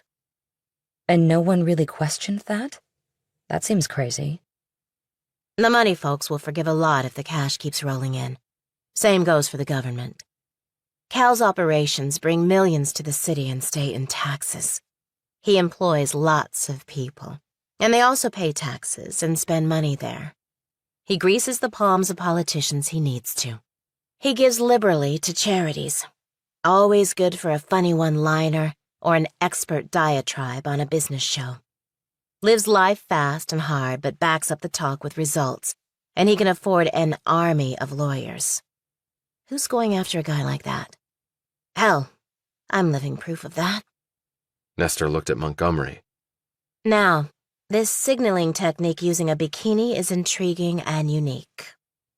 Not the words I would use for it, said Montgomery, looking embarrassed. I actually thought it was cumbersome, interjected Devine. It just seems like sending an email would be a lot more efficient. I think I can shed some light on that. About 12 years ago, Cal came really close to being indicted by the Justice Department and the state of New York for some financial shenanigans. I mean, huge fines, delicensing, and possible prison time. They got onto him by electronic eavesdropping, phone, computer, Associates Electronics. He used his money and influence and a fleet of high-priced attorneys and calling in chits from political pals to get out of the jam, but... But it would make the man paranoid about relying on those types of communications again, interjected Devine. He actually mentioned to me something along the lines of what you just said. He told me for the important stuff, he always went analog. And let me tell you something else. Anne Cumley? I spent years trying to track her down. She doesn't exist, I'm sure of it. I watched an old interview where Cal said she might just represent an idea or something like that. Well, maybe now we have our answer. It represents a criminal enterprise. She eyed Devine over her coffee cup. So what will you do now? Keep following the money. And anything we do find goes right to you for your exclusive. I want to make sure you come out of this with your career and good reputation back. I appreciate that very much, Mr. Devine. But what about the murders? Do you think these two women found out what was going on and that's why they were killed? Hughes knew about the Locust Group. Stamos was her lover and was also sleeping with Cowell. He might have let something slip over pillow talk, and Hughes and later Stamos followed up on it. And they were both murdered, maybe as a result. Financial crimes are one thing. Killing people is totally something else. I don't think Cowell is calling the shots here. Not really. I've run into some goons who decided my time on Earth was up. Luckily, they were wrong. But it was strongly intimated that Cowell is not running this show. If Brad Cowell is involved with the sorts of people it looks like he is, this will become even more dangerous. I'm actually sort of counting on it. Chapter 57. On the way back to New York, Devine and Montgomery stopped and had lunch at a restaurant on the water. They sat at an outside table overlooking Long Island Sound. It wasn't too hot. The breeze off the water was pleasant and refreshing, and the views were lovely. Still, Montgomery stared sulkily off before glancing at Devine. Doesn't sitting here just make you want to chuck it? Chuck what? You know exactly what I'm talking about, Travis. He sat back and looked out to the water, where a sailboat was cutting through the waves. Gotta make a living. I'm not rich. I'm not even well off enough to take a vacation. I've got my portfolio. Then you can chuck it, Michelle. Not that much fun alone. You could come along for the ride. There are about 1 million other guys who'd be a lot better for you than me. And I can't make that decision for myself. Yes, but I also have to make that decision for myself. She hiked her eyebrows. And you have no interest. I think you know that I do, but I've got baggage that you don't need to deal with. And you think I don't? And you don't believe that'll be a red flag for them to hunt us down if we suddenly disappear together? I suppose it would be. She studied him closely. Why are you really at Cowell, Travis? You don't strike me as a person interested in that world at all. He started to tell her the standard line, but then he decided to be more candid. His conversation with Campbell had made him reevaluate things, and Montgomery had stuck her neck out for him. She deserved something close to the truth. I left the army under a sort of cloud. It messed with my head. My old man always wanted me to go for the money, so I decided to do what he wanted. Even though you really didn't want to. I guess it was a form of self-punishment. Force myself to do what I hate. What the hell happened in the army to make you want to do that to yourself? I can't talk to you about it. I can barely talk to myself about it. Okay, I guess I can understand that, she said slowly, but looking disappointed. You said your family situation wasn't a ball of fun. I'm the black sheep, I guess. Never lived up to my promise, or so my mother told me. Come on, you're only, 22? Almost 23. I should have graduated from college by now. I'm way behind, Travis. No way to catch up, really. It's like being in the 19th century and suddenly realizing you're a washed-up old maid at age 18. I went back to school after getting out of the army. It can be done. But that's not what I want. I just want to travel to different places, experience different things. I don't want to be tied down to a desk or a computer for the rest of my life. But now I'm arm candy for a rich criminal. But you got me into Area 51. You went with me to see Nestor. She stared moodily off. Where do you think Brad is now?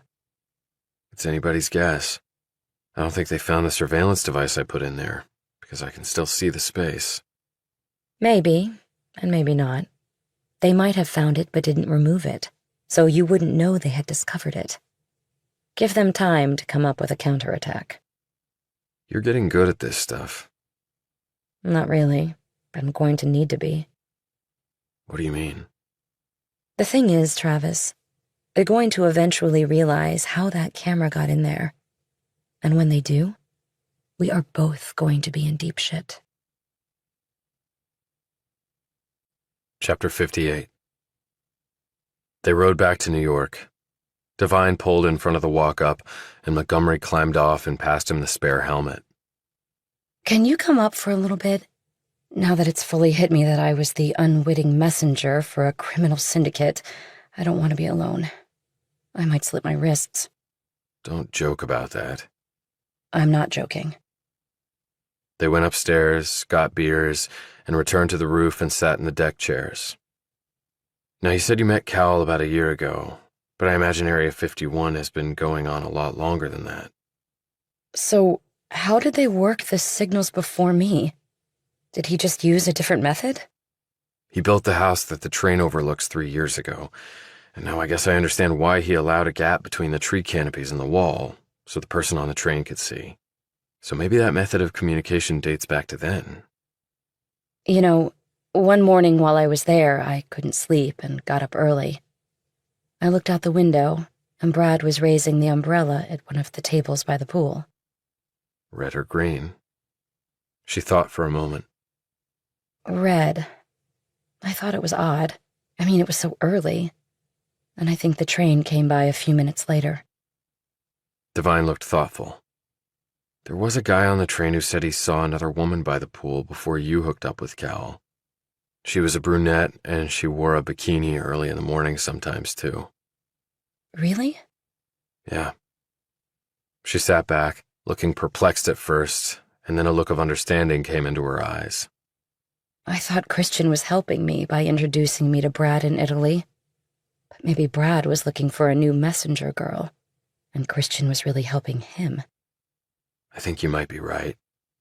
Hey, do you think this brunette might have stayed in this building, too? Michelle suddenly became rigid. When I was moving some things into my bedroom here, I found a credit card slip that had fallen behind a drawer. Devine perked up at this. Do you remember the name on the credit card? I do, actually, because it was so unusual. Dominique Devereaux. Very alliterative. I mean, it sounds fake. Devine took out his phone and searched the name. Okay, Dominique Devereaux was a character on the TV show Dynasty, both in the original series back in the 1980s and then on the reboot on the CW. Maybe it was an alias then. Hold on, here's another Dominique Devereaux. He clicked on a link and read down the page. Age 24, originally from California, and... He stopped speaking and stared at the screen, his look troubled. And what, Travis? He glanced up at her. Devereaux killed herself nearly 1 year ago by jumping into the East River. Chapter 59. Devine rode back to the townhouse in Mount Kisco. After they learned about Devereaux's fate, he and Michelle had first talked about her going into hiding. He had even thought about calling up Campbell to have his people protect her, but in the end they had decided that her best protection was to stay put, to not let Cowell or others know that anything was amiss, but he had told her to keep a watch out and call the cops if anything looked off. He had communicated with Campbell about these latest developments and his meeting with Elaine Nestor, and arranged to meet with the man later. There was no one at the townhouse at this time of the day. Valentine wasn't on the couch, and the Mini Cooper wasn't in the garage. Tapshaw must be at her office, he thought. He knocked on Spears's door. There was no answer.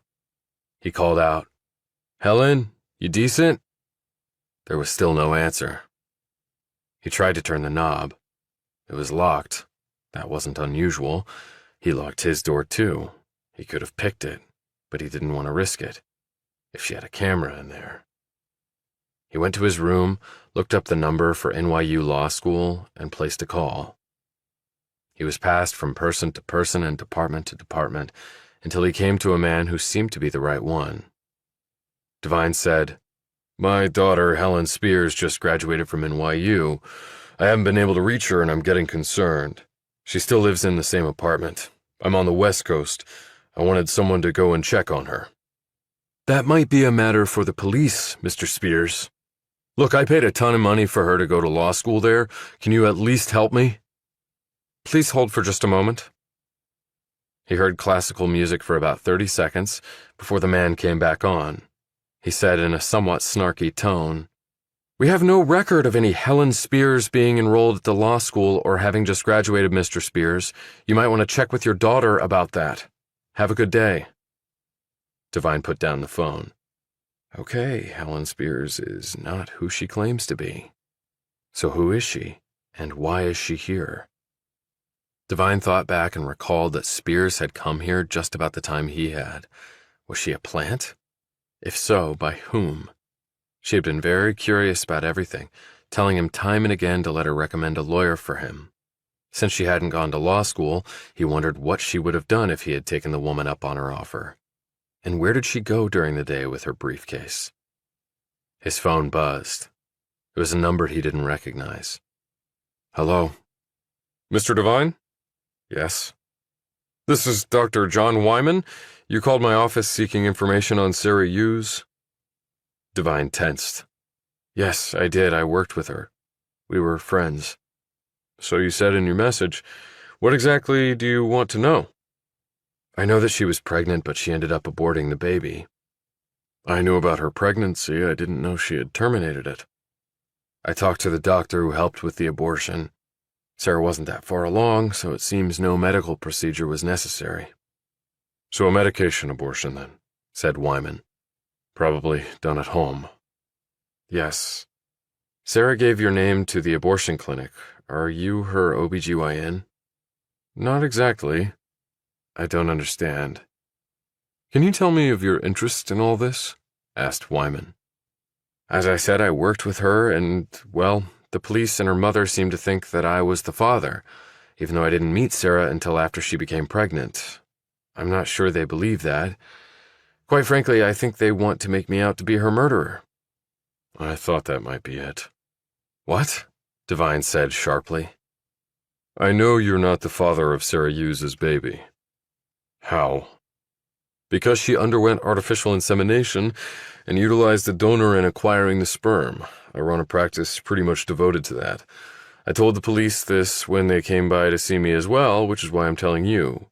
They mentioned your name, not understanding at that point how Sarah became pregnant. When I told them, they were quite surprised.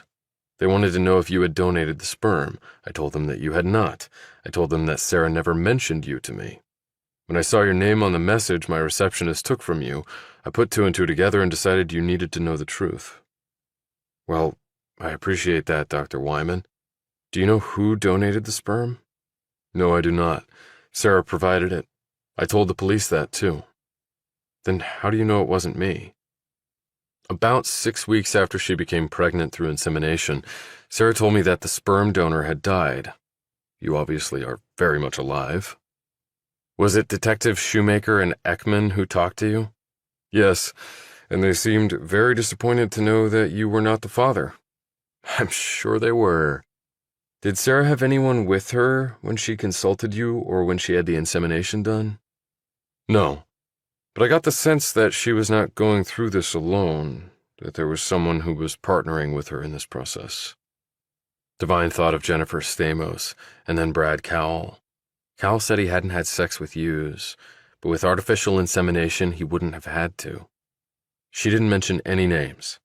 She didn't, but from the little she volunteered, I had the impression that she was going to take time off to be with the child. He paused. Was there someone like that in her life that you knew of? Possibly, said Devine vaguely, and he meant to be very vague. Do you know how far along Sarah was when she terminated her pregnancy? Asked Wyman. I was told about 8 weeks, so shortly after she told you, the sperm donor had passed away. She seemed so excited about being a mother. I wonder what changed her mind. So do I, thought Devine. Chapter 60. Devine heard Tapshaw's car pull into the one-car garage. Shortly thereafter, he heard her come up the stairs. He listened to her open and close her bedroom door a few moments later. He sat on his bed and thought about things. The problem was there were too many things to think about. Later, he heard the front door open and the sound of footsteps came up the stairs. He could tell by the footfalls that it was Spears. Her door closed as well. Then he heard her bed spring squeak. He looked at his watch. 6:30. Spears would not expect him to be home. He walked over to the wall separating their bedrooms and put his ear to it. He heard clicking. She was on her laptop. He stood there, hoping that she might make a call and he could attempt to listen, but that didn't happen. The clicking stopped. A minute or so passed and her door opened, and she passed down the hall. He opened his door a crack to see her at the top of the stairs, dressed in her yoga clothes. She went down the steps. He slipped out and quietly moved over to her door. He tried the knob. It turned. She had forgotten to lock it or thought there was no need. He slowly opened it and glanced back at the stairs. Normally, Spears would take a good 45 minutes for her yoga routine. He stood in the doorway, looking around. The clothes she had obviously been wearing were lying on the floor. He glanced at the bed and thought for a moment of that sex-charged night, and then pushed that right out of his head. This woman he'd thought was a friend was a potential enemy. He eased into the room and closed the door softly behind him. He could also hear clicking coming from Tapshaw's room. She was obviously humming away on her monster screens. He did a quick search of the desk drawers and eyed the pile of law books that were stacked exactly as before. He opened the one on top and riffled through the pages. No marginalia, no highlighting. They were clearly for show. He went through the closet and bureau drawers and found nothing helpful. Her laptop and phone were time-locked and biometric protected and thus inaccessible. Her purse was there and he took out her wallet. All the cards and driver's license said Helen Spears and the picture on the license was her. He put the wallet back and looked under the bed. A suitcase was there with no name tag. It was empty. He lifted the mattress and saw it underneath. A Glock 17 in black matte finish with pebbled grips and a big dot tritium night sight. He put the mattress back in place and left. As he was closing the door to leave, a voice said, "What are you doing, Travis?" He turned to see Tapshaw in the doorway of her room, holding a large coffee cup with Hummingbird's logo. He said, "I was looking for Helen. I thought she was in her room. I had given her a book to read that I needed back, but I couldn't find it." "Oh, I think she's downstairs doing her yoga." "Thanks. I didn't hear her." "Why are you home so early? Did you get fired?" He grinned at her remark. "Some days I wish I had." "Want some coffee? I'm gonna make some." "No, I'm good, thanks. I'll ask Helen about the book later. No need to bother her if you were going to." "No problem." She glanced at him. "Are you sure you're okay, Travis? You just seem, I don't know, out of sorts." He decided to tell her the truth. "Another woman from my office was found dead at her home." She just stared at him for a moment. Then she shivered, shook her head, and said in a low voice, "Another woman? Was she—" "She was killed, yes." Tears appeared in Tapshaw's large eyes. Oh, God. I just don't understand how— I got another email from that same source. Can I forward it to you to see if it helps you trace the other one?" She looked at him with determination. "Definitely. I will trace it, Travis." Tapshaw turned, walked back into her room, and closed the door. He heard the lock turn. And who could blame her, he thought. At 11:30 that night, Devine was awoken by movement in the hall. He listened for a moment, then rose and opened his door a crack.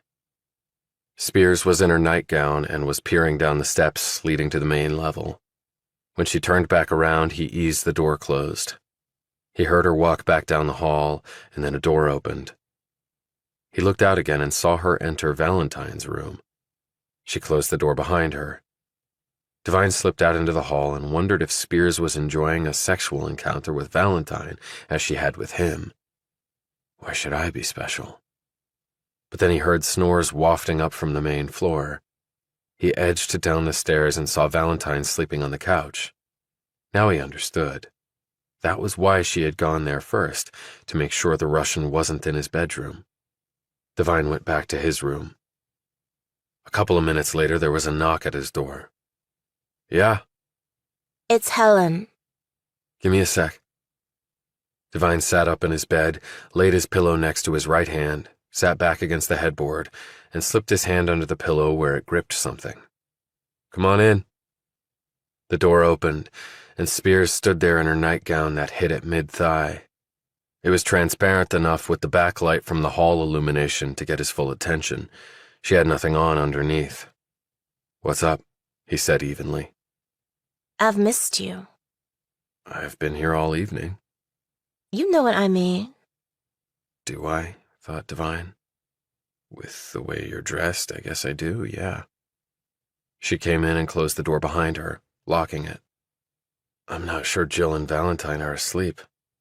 I think Jill went out. Will is snoring on the couch. Pizza and beer do it every time. He's gonna have a coronary any day now. She sat on the bed next to him, drawing her legs under her, and studied him. He made no move to draw closer. What? You're no longer interested? I'm just trying to understand why a young, beautiful, newly graduated lawyer needs to knock on my door. You can do a lot better than a 30-something Wall Street wannabe like me. You undersell yourself, Travis. You're good looking. And you're working in a field where you can make a lot of money. That's an attractive package. And you were a soldier too, so you know how to take care of yourself. And me. I don't think you'd have any problem taking care of yourself, thought Devine. She reached out and put a hand on his thigh. It's not complicated, Travis. It's all complicated, Helen. And for that reason, I think you need to go back to your room. She eyed where his hand was under the bed, and he saw something in her expression he didn't care for. She knows. All right. But remember one thing. What's that? I never sleep with my enemies. He heard her feet padding back to her room, where she closed her door. Devine sat up and pulled the SIG P226 out from under the pillow. He looked down at the gun, which looked similar to Spears's Glock, at least to the untrained eye. What the hell was she doing searching Valentine's room? And was the visit tonight just about showing me she's my ally? Then it dawned on him. She knows I searched her room. I put everything back just so. But I must have been a millimeter off somewhere. So the lady is good. Real good. And if she is my ally, that's also really good for me. But if she's lying, and she's my enemy... Chapter 61. The 6:20. Right on time. Devine was really starting to hate this commute. Actually, there's no starting about it. He looked, but there was no Michelle Montgomery at the pool. He didn't imagine she would be told to wear the green bikini for a while, if ever. Later, he walked into the lobby at Cowell and Cumley, waved at Sam the guard, and took the elevator up to his floor. Turning a corner, he nearly tripped over the custodian, Jerry Myers, who was kneeling in front of a door fixing the lock. Sorry, said Devine. The man looked up, and recognition sprang into his features. You were the one asking questions that day. I was. Myers stood and put his tools back in the box on the floor. Now there's another one, they say. Only she wasn't killed here, thank God. Couldn't take finding another body. I'm sure. The police got any leads? Myers asked. Not that I know of, but they're not keeping me in their confidences. Myers hefted his toolbox. You guys slaving away in this place. I mean, you ask me, it's not worth it. No, sir. Maybe it's not. So why do it? When I figure it out, I'll let you know. Got a question. I understand that contractors and other service people come in through the rear entrance. That's right. There's a phone they have to use. Goes to the security desk. Then they go let the person in if they're authorized. Or if they have a security card, they can get in that way. Sure, but contractors don't have security cards. That'd be a problem. Can't just let folks waltz in the back door like that. Right. Thanks. Later, around 2 in the afternoon, Devine was working away in his cubicle when the door opened. Mr. Devine. He looked up and saw the same woman who had previously come to retrieve him motioning to him. He rose, looked around at the burners watching him suspiciously, and made his way out. Detectives Ekman and Shoemaker were waiting for him. "Now what?" he said. "This way," barked Shoemaker. They led him to the same room as before. Sitting across from him, Shoemaker said, "We talked to the guard on duty at night. He said that you and Stamos came into the building late on the day Hughes's body was found, and then left at the same time." "That's not true." "You saying the guard's lying?" Ekman said sharply. "No, he just misinterpreted what he saw. I didn't know Stamos was in the building that night. I came back from my phone and did some work, then I left. Alone. Did the guard say Stamos and I were together?" The detectives exchanged glances. "Did you meet up with her in the building?" asked Shoemaker. "No, and I'll take a polygraph on that if you want." "Did you meet up with her later?"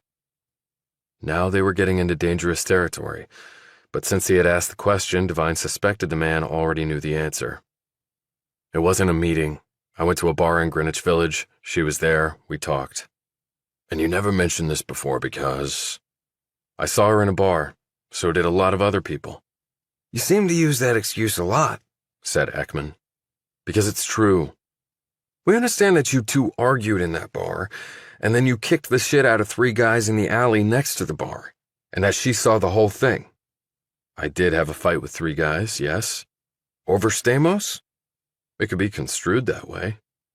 And again, you never mentioned that to us because—" What relevance would it have?" "You've got to be kidding, right?" said Ekman. "That all happened before she was killed, in case you forgot. And by the way, I found out that Sarah's pregnancy was from artificial insemination. Thanks for telling me that. You knew I wasn't the father all along." "Just to get this straight, we don't have to tell you jack shit," barked Ekman. "And how did you find out about that?" asked Shoemaker, leaning forward and drilling Devine with a hard stare. "I got the name of the doctor from Mrs. Hughes. I called him. He told me." "And why would he do that?" "Because he thought you guys were trying to pin the murder on me." Shoemaker sat back and said, "And we understand Stamos came to visit you at your place in Mount Kisco. You two had another argument." "Shit. How could they have found that out? Helen Spears?" "She did come out to my place, but we didn't have an argument. We just talked." "What did you talk about?" "Sarah." "What about Hughes?" "Just chit-chat." "Devine, you are 1 inch from being arrested for obstruction," exclaimed Shoemaker. "So you better consider your next answer really carefully. What did you discuss about Hughes?" Stamos said that she also knew I wasn't the father of Hughes's baby. She didn't come out and say it, but reading between the lines, she knew that Hughes had gone the artificial insemination route. Ekman shot his partner a look. "Wait a minute. From all we learned, those ladies were rivals at the firm. Why would they be talking about babies and such?" Devine decided to just tell the truth. He could tell he was close to being put in jail, and he couldn't very well do much from there. "Stamos told me that she and Hughes, that they were in love." Devine expected both detectives to finally blow up at him. Instead, Shoemaker cracked a smile. "Finally, we get some truth out of you." "What do you mean by that?" said Devine curiously. "Did you find something to back up what I just told you?" "Stamos's place has been searched. Electronics all gone. Phone and computer are probably at the bottom of the Hudson by now." "Did you find something online then? Instagram, Facebook?"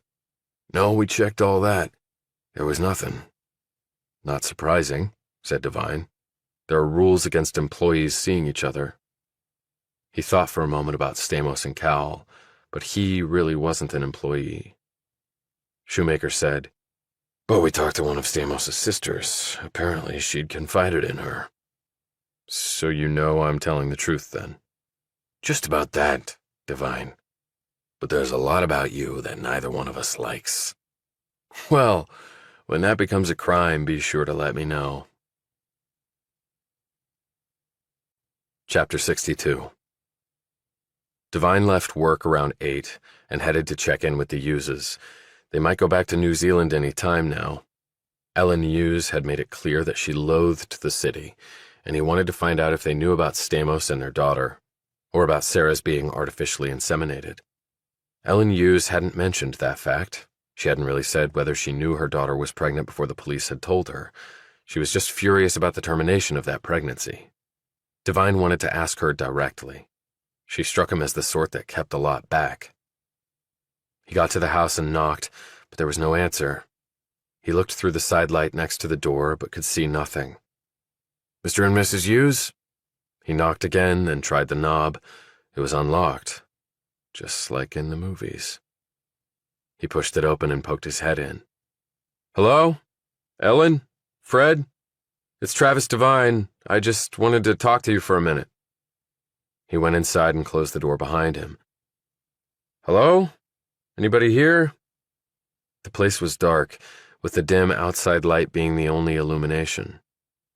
He walked through the front room and peeked into the kitchen. Nothing, although there were some dirty dishes in the sink and an empty coffee cup was on the table. He walked toward the bedroom and looked in there. The bed was made and the bathroom was empty. His gaze lingered on the bed for a moment. It was there that he and Hughes had had sex, once, and then she had broken it off. He thought she had found another guy. But then to find out she and Stamos were in love? He shook his head. He'd had no inkling that Hughes had been gay or maybe bisexual. Yet she had obviously wanted a child. But then why go through all the steps necessary for artificial insemination and then terminate the pregnancy? But now that he thought about it, the timing was off. The pregnancy had occurred before Devine had even met Hughes. If she and Stamos were going to have a baby together, why would Hughes sleep with him? They must have gotten together afterward. Then maybe Sarah had a relationship with someone else along with the pregnancy. Then was that relationship broken off and the pregnancy terminated? Was that how she fell into bed with me?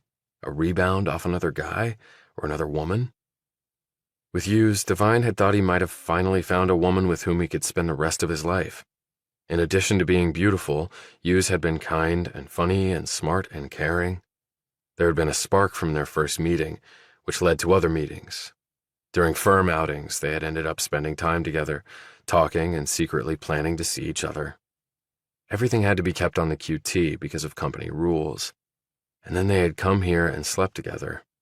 It had been immensely satisfying to Devine. He had even thought about quitting Cowell and getting another job so that Hughes and he could come out in the open. But after that night together, she had withdrawn from him, and finally the end had come. Not in an email or a text, just a look from her in the hallway and a mouthed, "I'm sorry, Travis." And that had been it. And if Hughes was attracted to women instead of men, he could understand her decision. One had to be who one was. He turned and walked to what he knew was the guest bedroom. Outside in the hall were 2 large roller suitcases. He looked at the tags. They were the Hughes'. They had flown on United from California to here after the much longer journey from New Zealand to the Golden State. He stepped inside the bedroom and flicked on the light, and Devine stopped right in the doorway. Ellen and Fred were in bed. They would not be waking back up. There was blood all over the bed covers, and they were staring up at the ceiling with lifeless eyes. Ellen Hughes looked surprised. Fred just looked like he was watching TV. Devine slipped over and touched the woman's skin. Ice. He tried to bend her arm. Still pretty stiff. He knew that meant rigor was already well established. They'd been dead a while, he knew. Devine had seen his share of stiff bodies in the Middle East. He looked for what had killed them. There were slashes in the covers around their chests. A knife, probably. It was a savage attack. He retreated, wiping off his prints along the way.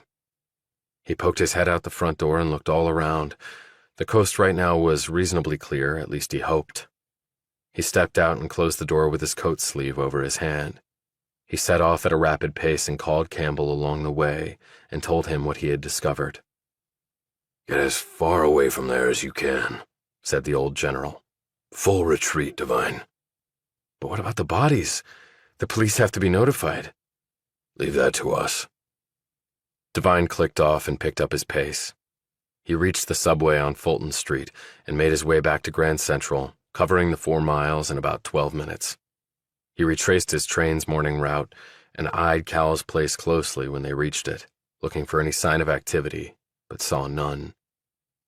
He had seen his share of violent death in war.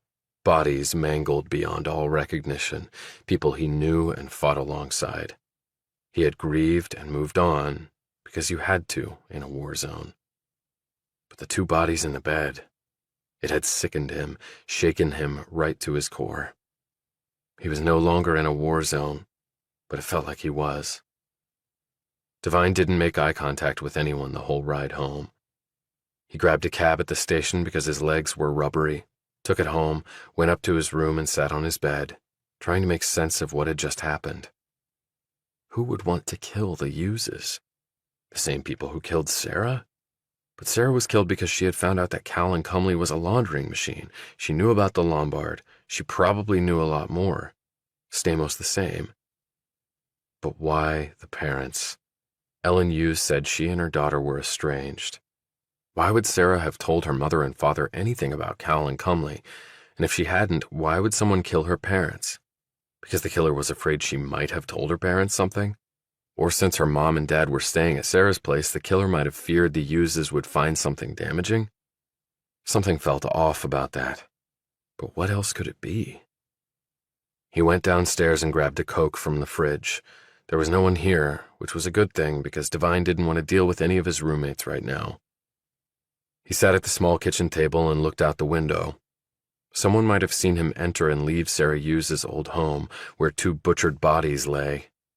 Campbell said he would take care of notifying the police, but even with that, Devine expected a visit from Shoemaker and Ekman. And as unpleasant as the first few encounters had been, he assumed the next one would be the worst of all. If they could find any reason to arrest him, they would. He heard the front door open, and a few moments later, Will Valentine poked his head into the kitchen. "Locust Group," he said. "What about it?"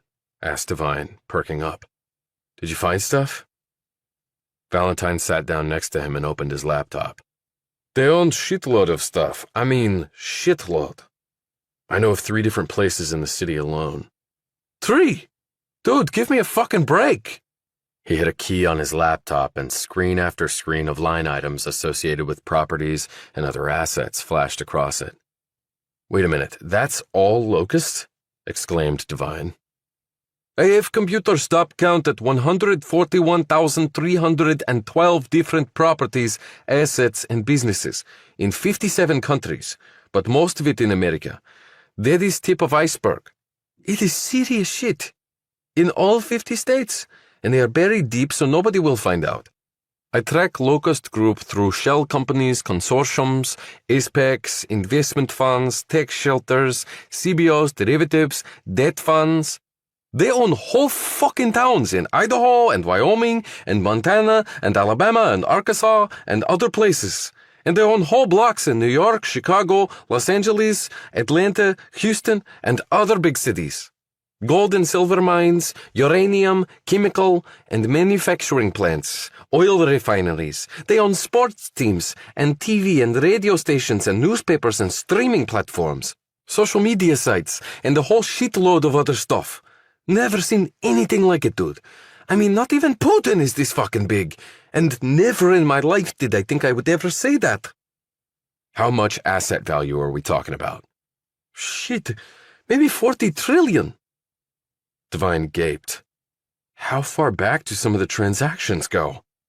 "I find slew of them back over 15 years. "Okay, that fits with other things I've found out. What is going on, Travis?" "Money laundering, probably. For example, your buddy Putin and his friends have dirty money to get rid of, money they steal from the Russian people, right?" "Shit, yes. Putin is so rich he makes Bezos and Musk look poor. But he say he is not rich and nobody disagrees with him because they get shot or poisoned or put in prison. So the dirty money comes over here and it's used to buy all sorts of assets. Then instead of dirty money, you own a house or a building or a company or a chunk of the Dow Jones, whatever. That's why they call it money laundering." Valentine nodded. "I know this. Clean money, dude. That is the name of game." "But it's not just about owning assets. With radio and TV and newspapers and online streaming platforms and social media sites and owning whole towns and city blocks, they can manipulate and control everything, from cradle to grave." "Dude, that is not good. That is Russia." Can you send me all that stuff? I've got someone I want to show it to. Valentine looked at him curiously as he did this. You're not what you want us to think. Are you? Just a hacker, dude. A good one. Take you long enough to say, asshole. But he tacked on a grin to this. Valentine opened the fridge, grabbed a beer, and walked off, while Devine stared down at his hands, thinking. Something Valentine had said had stuck in his head and had made him think of Cal's own words from that old interview with the Journal. A partnership can be simply an idea or a perspective. He grabbed his laptop from his room and plugged in the name Anne Comley, running it through a popular site on the internet that he had used before, but then only for fun. There was nothing fun about the exercise this time. It didn't take long for the program to kick out what Devine knew was the exact right answer. An anagram for Anne Comley was clean money. Chapter 63. Devine would not be taking the 6:20 in that morning. He knew that as soon as he saw Detectives Shoemaker and Ekman waiting for him at the Mount Kisco train station. Shoemaker tapped out a smoke, and both men came forward. Pretty early for you guys to be all the way out here? Come on, we'll drive you to work this morning, Devine, courtesy of NYPD, said Ekman. His tone was friendlier, which bothered Devine greatly. Was it just a facade before the hammer came down? They started off, Devine in the rear seat. He was waiting for the question, and it wasn't long in coming. He just needed to pull off the surprised part. Fred and Ellen Hughes are dead. Before Devine could reply in a shocked manner, Ekman turned and looked at him. We know you already know. Devine nearly swallowed his tongue on that one. And we know you got an alibi. We talked to your friend, Helen Spears. You were with her at the townhouse during the time in question. You talked to Helen? When? That's none of your concern, pointed out Shoemaker. I thought she'd be thrilled she'd provided an alibi. So is that when they were killed? He asked. Ekman nodded. Between 11 and 1 that night, yeah. Stabs to the heart. Died pretty quickly. But whoever it was just kept right on stabbing him. It was damn vicious. I've been doing this job a long time. It was one of the worst I've seen. Shoemaker said, You have friends in high places. You should have told us. I would if I could have. So 3 people dead who were connected to Sarah Hughes, who was also murdered. And what was her sin?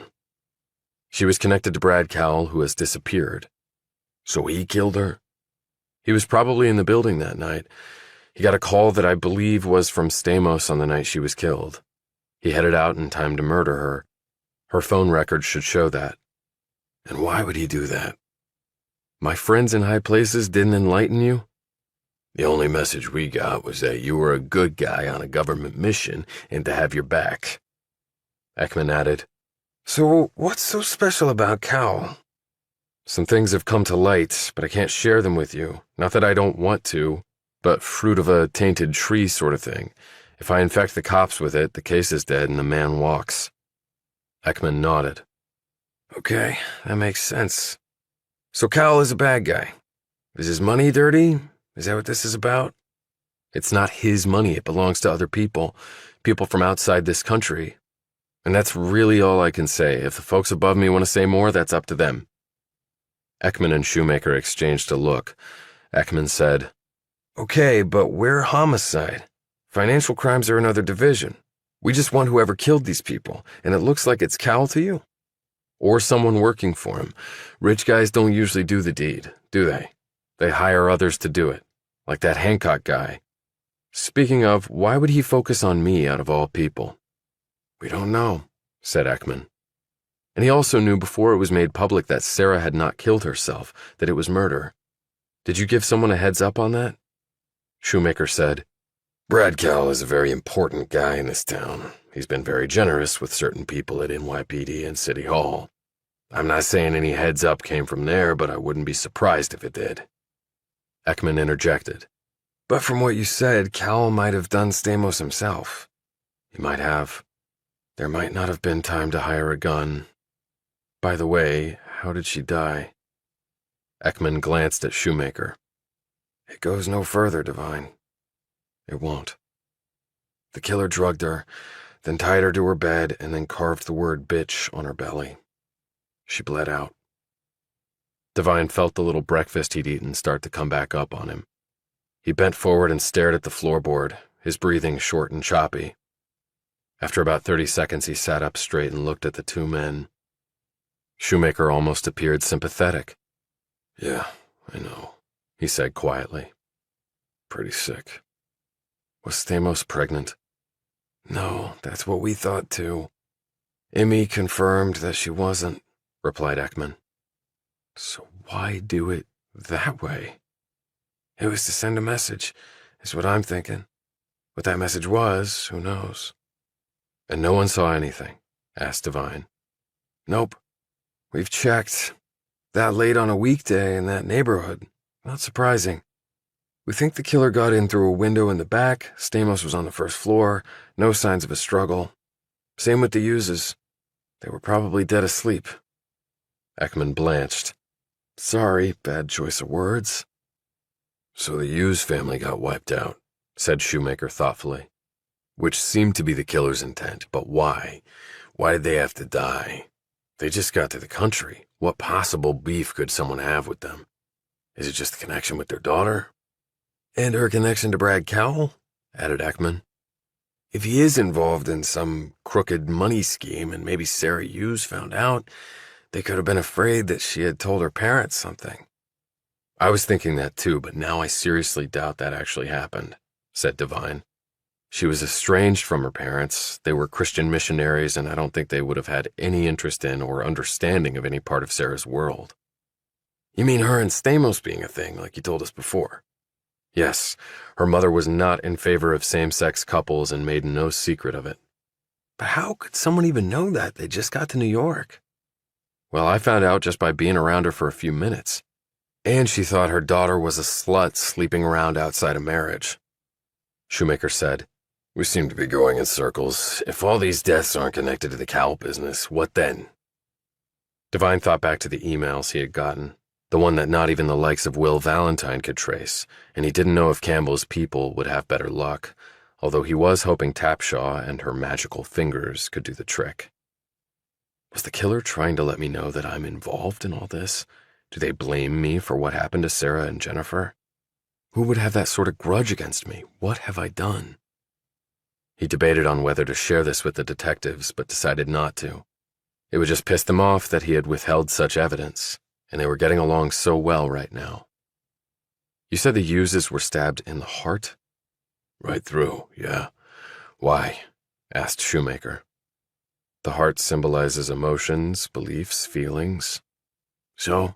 Said Ekman. I don't know, just thinking out loud.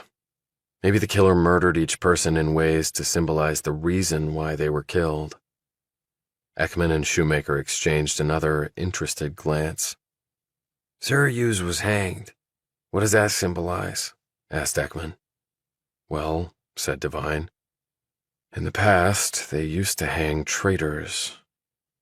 So when does my turn come? Chapter 64. It was barely noon, and the news of Fred and Ellen Hughes having been murdered had circulated throughout Cowell and Cumley. Devine abruptly left his office and sought out Wanda Sims. Any idea where Mr. Cowell is? He asked. I'm not his keeper, Travis, the woman said sharply, but then her look immediately softened. I'm sorry, but this is all getting to me. 4 people have been murdered, and 2 of them worked here, and the other victims were the parents of one of them. You'd think the head of the company would be around to lead the troops. She looked at him skeptically. For all I know, he jetted off to some island with a group of swimsuit models. But if you say I told you that, I'll deny it. Have you spoken to his little group of executives? I have. And they won't say a word about him. Too afraid, I would imagine. I would imagine, too. Wanda, do you have any idea what's on the 51st floor? Her look immediately became guarded. Why? What's it to you? 4 people have been killed, like you said, and that floor is the only one that no one can access. Oh, come on, Travis. Every investment house has secure areas. It's probably where the high-frequency trading takes place. Just servers and the like. Did you ever think of that? Yes, I did, thought Devine. One more thing. Did you tell anyone that I had come up to the 52nd floor on the morning Sarah's body was found? She looked warily at him. Why? Just trying to figure something out. I might have mentioned it to Jen Stamos, actually. Now she's dead, too. And she was really broken up about Sarah's death. I didn't think they were that friendly. Well, you just never know. Thanks. So that's why Hancock was sicked on me so fast. Stamos might have learned from Sarah that we had slept together, and then I show up asking questions. She tells Cal, and Cal gives marching orders to Hancock, or Bartlett, rather, to go play detective and find out what he can. And Stamos also told Cal I had come back to the building that night and that the guard saw me. He checked the security log and there was my security card for the 52nd floor, and then he sees my security card login and my face on the video on the night Sarah died and plans to frame me. And he also thought that might be why Rachel Potter from Channel 44 had been on his case too. One of her confidential or probably anonymous sources might have been Hancock/Bartlett, using her to put the squeeze on him. He texted Campbell, asking for a meeting. He got a nearly instant reply and location. He left Cowell and headed for the 50s again. And on the way, he got another email from the untraceable source. I was surprised I could find Mr. and Mrs. Hughes's hearts to stab. The world is better off without them. I hope you agree. Devine slowly put the phone away and kept walking, but with every step, the dread he was feeling grew like a cancer, creeping to every organ he had. The restaurant door opened for Devine, and he slipped inside. Campbell was waiting for him in the same room. Thanks for running interference for me last night. I take it the detectives assigned to the case have made contact? Early this morning. They're playing nice. Good. We have been monitoring Area 51. It's still shut down. I had a buddy of mine dig up some things on the Locust Group. He went on to tell the general about how many companies and assets and countries were involved. My folks are finding the same thing, and it goes far beyond the Locust Group. We saw a great many entities that appeared regularly on the surveillance feed, even in the short time we had access before it was shut down. Devine also told him about his theory on the name Ann Cumley being an anagram. Clean money. I think you must be right. Were you able to trace those emails? Because I just got another one. He showed Campbell the latest message. The general sighed and sat back. The long and short of it is no. The general consensus is that none of my IT people have seen anything like this.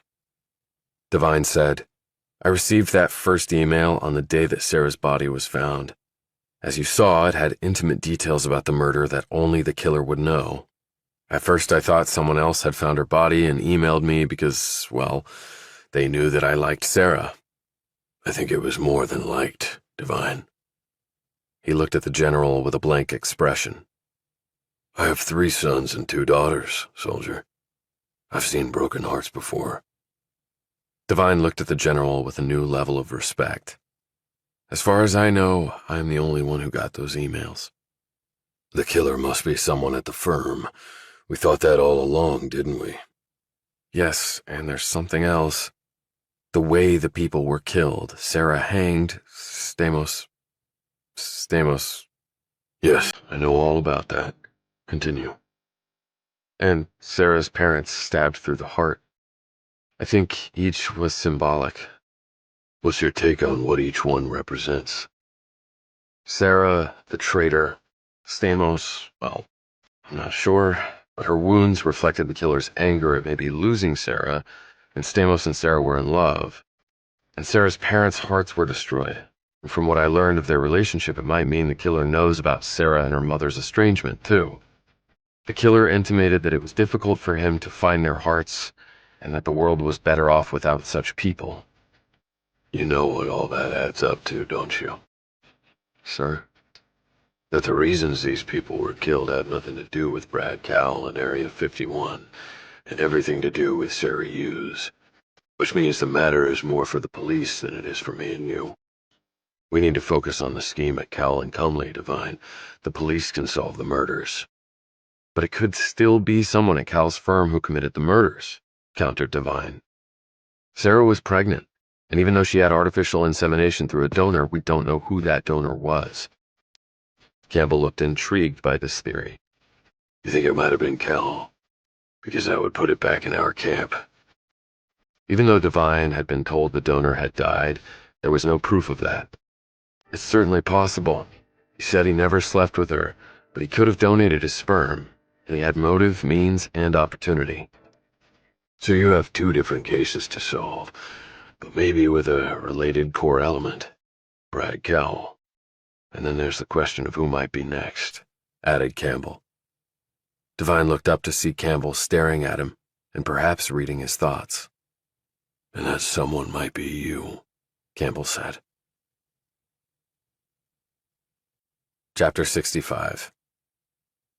Devine was on his way to the subway after leaving work early when his phone rang. Michelle? Where are you? Walking up Broad Street and enjoying the heat? Why? Can you meet me at Brad's place later? The one outside the city? Why? I can't get into his penthouse without his phone, but I do have a key to the house. If he's not there, we can make a search. We might find something to nail that son of a bitch. And if he is there, we can, well, strangle the asshole. Sounds good to me. Devine took the train home, changed, and was heading out when Tapshaw called out to him. He turned to see her at the top of the stairs. I got an email this morning. Mayflower is going to pull the trigger and invest. $50 million, Travis. And at a valuation that will leave me with complete control of the company. This will change everything. He tried to force a smile. Force, because if this was dirty money, and it had to be taken back. That's great, Jill. You must have really wowed them. And that valuation means you are rich. She blushed at this. I've been scrimping and saving for so long, it doesn't feel any different. But I believe they definitely think there's a lot of potential in my platform and business plan.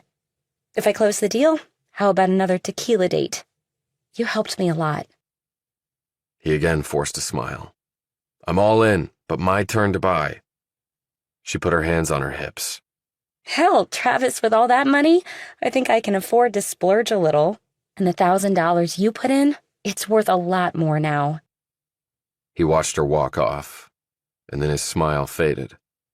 Shit. He hopped on his bike and sped off to meet Montgomery. She was waiting outside the gates for him. She had Ubered out, she told him.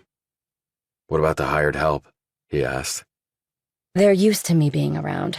And as I said before, they're no fans of Brad's. They headed into the house, and a maid came around the corner and nearly plowed into them. Oh my goodness, Miss Michelle, I'm sorry. It's okay, Denise. Is Brad here? I've been calling and nothing. No, ma'am. I haven't seen him in a few days, but that's not unusual. He's so busy. He might be in China for all I know. Right. Well, we're going to hang out here for a bit. Travis here works for Brad, and hopefully he'll show up. Look, why don't you and the rest of the crew take the rest of the night off? There's no reason for you to hang around. But if Mr. Cowell... If he shows up, I'll take full responsibility. She smiled impishly. And I can mix the man a drink myself if he so requires, and fry him an egg. Denise grinned. All right, miss, if you're sure. 10 minutes later, the staff had left and gone to their quarters on the other side of the property. Montgomery closed the door behind them and turned to Devine. Let's hit it. She led him into what looked like a home office. What exactly are we looking for? Anything to show the guy is a crook. And maybe a killer, he said. 2 people dead and... It's now 4, actually. She whirled around to stare at him. What? Sarah Hughes's parents. They were murdered in their bed at Sarah's place 2 nights ago. Oh my God. And you think Brad... I don't know. I do know someone sent me, and apparently only me, an email detailing Sarah's crime scene. They also sent me messages about the murders of Stamos and the Hughes's. It has to have been the killer, which means the person has some beef with me, only I don't know why. You had a thing going with Sarah. Maybe the killer knew and was jealous. That would explain some things. And Stamos and Sarah were apparently a couple, but keeping it under wraps. Maybe that's why Stamos was killed. And the parents? The mother was outright hostile to Sarah's lifestyle. The email shows the killer didn't like that, but I'd like to know how the person knew about it. It might have been in a diary or something. Which the cops couldn't find. Why would the killer care what her mother thought of Sarah? I don't know. Hey, maybe she broke up with the guy she was seeing. He was the father, and she ended the pregnancy because she didn't want to carry his baby.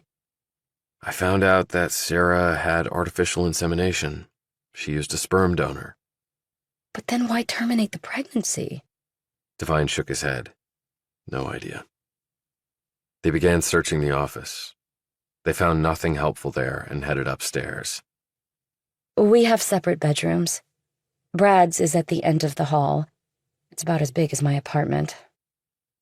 They went inside the chamber, which was really a suite with multiple rooms and every rich guy toy one could hope for.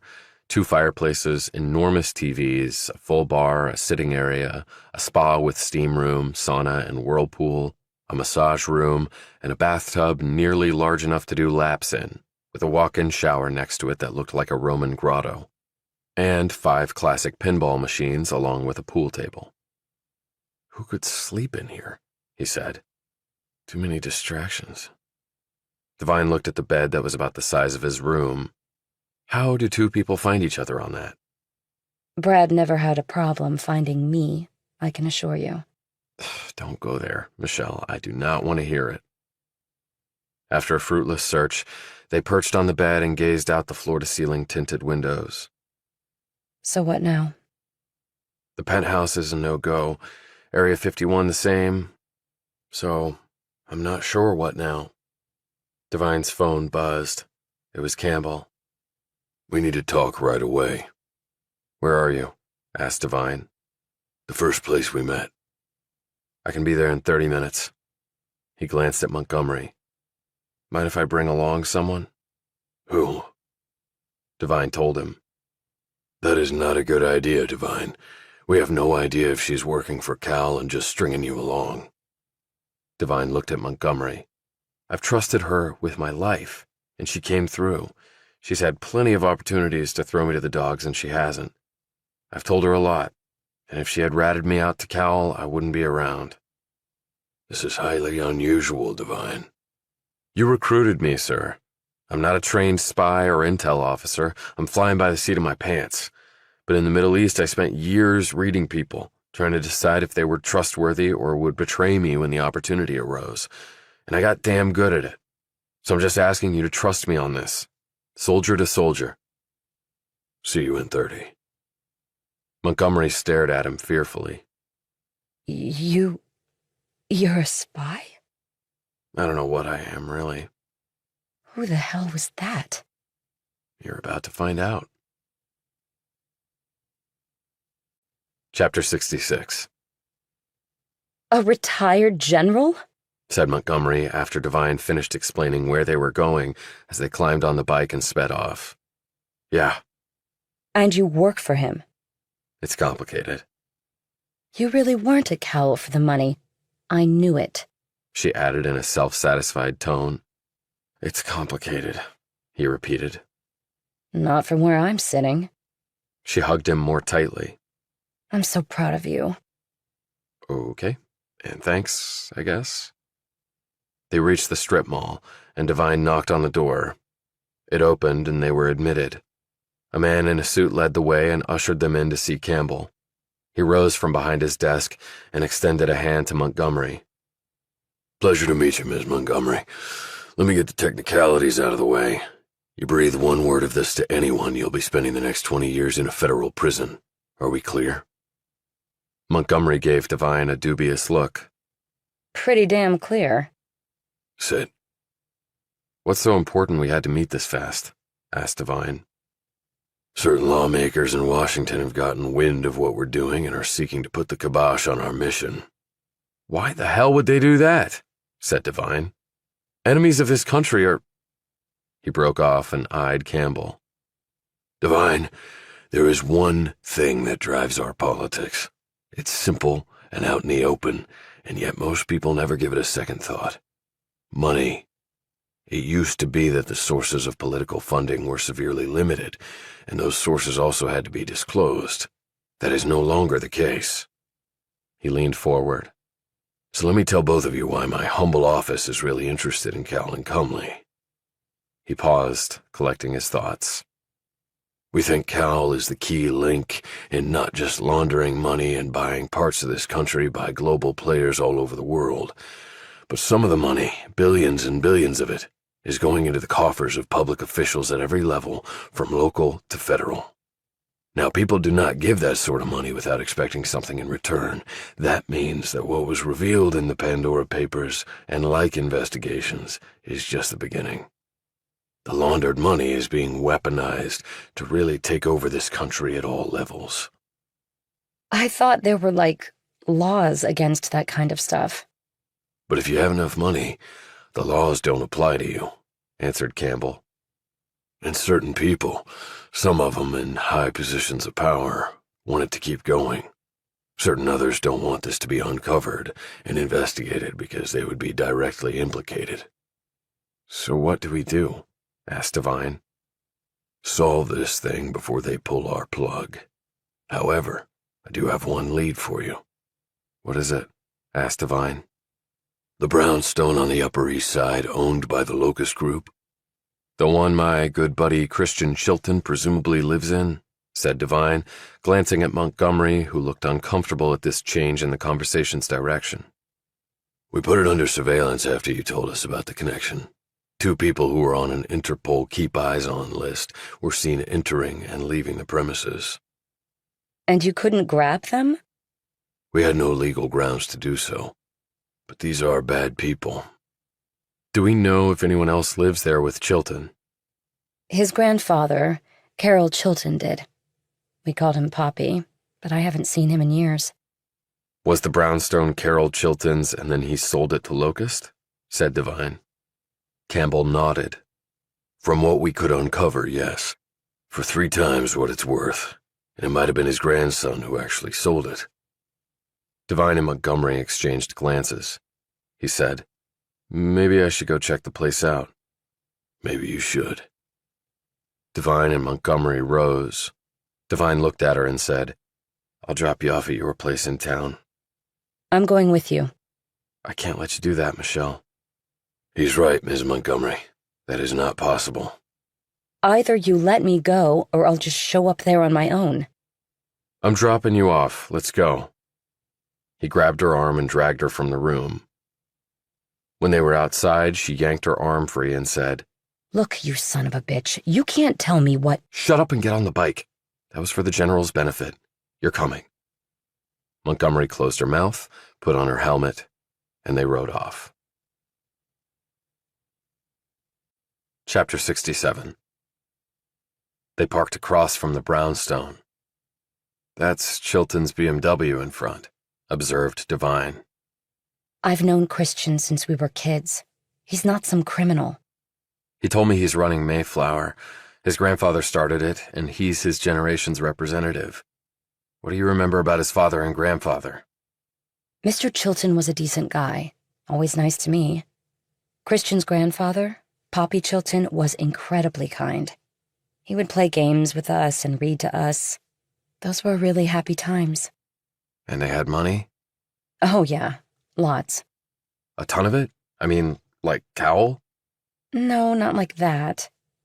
They actually had to let my parents go when I was 16. The cars had dwindled down to just 2. My dad didn't just work on the cars. He would chauffeur them around, too. The kids had grown up, of course, and my mother acted as a housekeeper and such, but I guess they couldn't afford her anymore either. So they ran into hard times. The year after we left, the Chiltons had to sell their home. It was a big estate, but old, outside of Boston. Before we left, I remember overhearing Mr. Chilton a couple of times talk about bankruptcy. My older sister was in college by then. My younger sister and me and our parents moved to an apartment in another part of Massachusetts. My parents got other jobs. I did some local modeling gigs and worked as a waitress until I went off to college for a year. Surprised your parents could afford that. They couldn't. The Chiltons had started college funds for us. I burned through 1 year and then decided it wasn't for me, and I didn't like wasting money. Christian said his dad died. In a car accident 2 years ago. His mother lives in Boston, or she did. I haven't seen her for several years. How old is Christian? I had him pegged at 30. No, he's only 3 years older than me. He was at Princeton when the family money totally ran out, but he had a full lacrosse scholarship. He's very smart. He has 2 younger brothers. They're on the West Coast and doing their own thing, but Christian stayed on the East Coast. And now he's running Mayflower and living in a big brownstone owned by the Locust Group, who paid a lot more for it than it's worth, and he's hanging out with guys on Interpol watch lists, and apparently making a lot of money after the family lost almost everything around 6 years ago. It doesn't look good, I know. Not good at all. There he is. Chilton had walked out of the brownstone. He got into his BMW and drove off. Devine and Montgomery pulled into traffic behind him. Let's see where you're going, thought Devine. It didn't take long. The BMW turned into a posh assisted living center. It was located in an old brick building that took up half the block. They waited for Chilton to go inside and then followed. The place looked like an upscale hotel. As Devine glanced around, he saw elderly residents in wheelchairs and walkers. Some were reading in what looked to be the library. Others were watching TV. Still others were just sitting and gazing off or slowly walking around. Montgomery caught sight of Chilton walking down a hall and grabbed Devine's arm to alert him before Chilton disappeared around the corner. "What do you think is going on?" he asked her. "Why is he here?" I think Poppy might be here. "So what do we do?" Act like we belong here. I've actually been doing that my whole life. She added with a weak smile tacked on. They walked down the hall, passing by staff members. One stopped and asked if they needed help. Montgomery said, I was supposed to meet Christian Chilton here. Oh, yes, he just came in. He's with his grandfather. That's right. He said that Poppy was here now. I haven't seen him in some time. Is he doing okay? The woman smiled sadly. It's not easy getting old. And Mr. Chilton is over 80. He used to be in the assisted living part of this facility, but now he's in our memory unit. Oh, you mean... Yes, I'm afraid so. Would you like me to take you to them? You know, I think we'll just catch up with Christian when he's done, if that's okay. I didn't know Poppy was... I'll just let them have their visit. All right. You can wait in the lobby. Thanks again. Montgomery turned to Devine, her eyes teary. God, I didn't know that about Poppy. I just remember this wonderful old man who liked to play games with us. 30 minutes later, Christian Chilton appeared in the lobby. Devine noted he was wiping at his eyes. When he saw Devine and Montgomery, he jerked back. "What are you doing here?" How's Poppy? Chilton looked flustered. He's got Alzheimer's. Why didn't you tell me that, Christian? I live here. I could have come and visited him. He wouldn't remember you. He doesn't remember me. He glanced at Devine. And what are you doing here with her? We're friends, Christian. Like you and me. Chilton stuffed his hands in his pockets and glanced away. This place must be very expensive.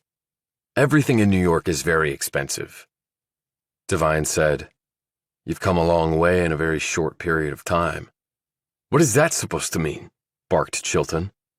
From family bankruptcy to megabucks in 6 years? Chilton shot Montgomery a look. You should keep your mouth shut, Michelle. Is that why you did it? To pay for Poppy's care? And to support your mom? Did what exactly? Devine said in a low voice. You really want to go down with Brad Cowell? Chilton took a step back and said, I got a meeting to get to. Montgomery put a hand on his arm. Christian, We can help you get out of this. He shook his head, then looked at her and smiled sadly. No, you can't, Michelle. We're not kids anymore, and this isn't a game. It's never too late. You remember Poppy telling us that when we got into trouble? Poppy, it's just too late, Michelle, but I appreciate you trying. Michelle told me that you set her up with Cal, interjected Devine. Why'd you do that?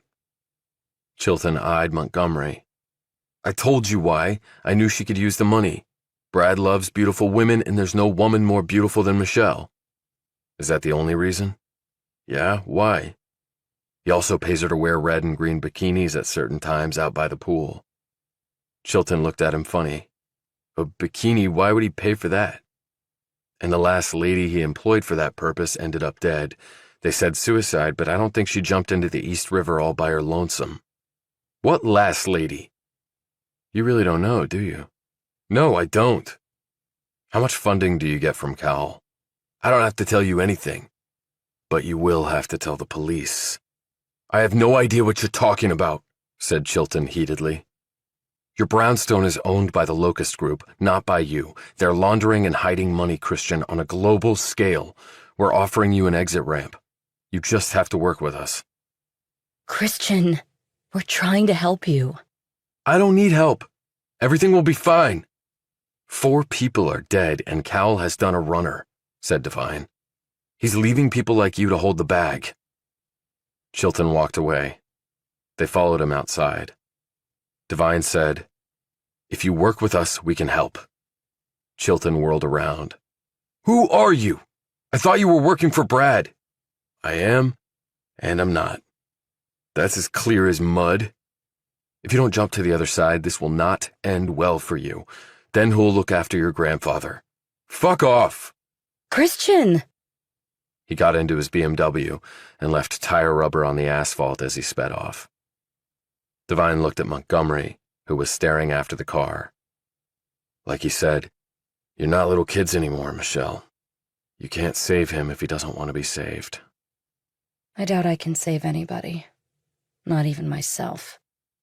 Well, for that, you've got me. Chapter 68. When Devine returned home, it was nearly 11. He was surprised to see Tapshaw sitting on the couch eating a bag of chips, along with a bowl of ice cream. She was almost always in her room, and he had never seen her eating chips and ice cream before. Hey, Jill, what's up? She looked up at him. Her face was puffy, and it looked like she had been crying. What's wrong? Mayflower bagged on me. Oh, shit. What the hell happened? Although he knew very well what had happened. About an hour ago, Christian Chilton sent me a very curt email and said that their investment plans had changed and that they were no longer interested in the dating platform sector. I mean, they go from investing $50 million to nothing?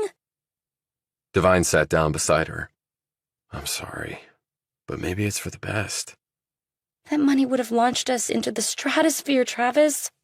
I don't think I'll be able to find that good a deal anywhere else. The valuation was sky high. But you've overcome every challenge. You'll get past this one, too. But what the hell happened between him emailing me this morning and everything was hunky-dory and an hour ago when he told me to basically eat shit and die? She looked at him. Do you have any inkling? Devine couldn't even look at her. I don't know, Jill. Crap happens in business, I guess. Maybe they ran into some funding problems, he added lamely. She perked up, wiped her eyes, and patted his hand. It's okay. I've got other irons in the fire. Our cash burn is under control. We can make it until new money comes in, and in 2 years I'll look that jerk up and he can eat some crow. He smiled, but still couldn't meet her eye. Now you're talking. He went up to his room and fell asleep in his clothes. The next morning, he took the 6:20 in. He knew Montgomery wouldn't be at Cal's place, so he almost didn't look out. But when he saw others in the train staring out the windows, he did too, and his pulse rate spiked. Oh, God. The police and a forensics team were by the pool, and they were pulling something out of the water. It looked like... The train gave a jolt and picked up speed. Devine craned his neck back, but he couldn't see anything. The man next to him said, "Damn, man, was that a body in the pool? Please don't tell me it was the bikini gal." Devine didn't answer. His heart was racing so fast he thought he might be sick. He took out his phone and punched in Montgomery's number. Come on, shit. Please answer your phone. Don't be dead, Michelle, don't. It went to voicemail. He tried again. Same thing. He texted her and awaited a reply. Nothing. He went online and scanned the news about a bodies being found at Brad Cowell's house. There was nothing.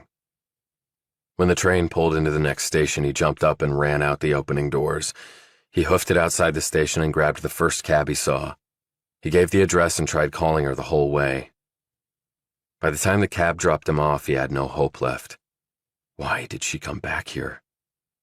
The area was blocked off, so Devine joined a group of other gawkers in front of the house. A black van waited, presumably for the body. Police were everywhere, keeping people away and securing the crime scene. A sedan pulled up, and Ekman and Shoemaker climbed out. Devine ran over to them. "I saw them pulling a body out of the pool when we passed by on the train. Is it... His phone dinged.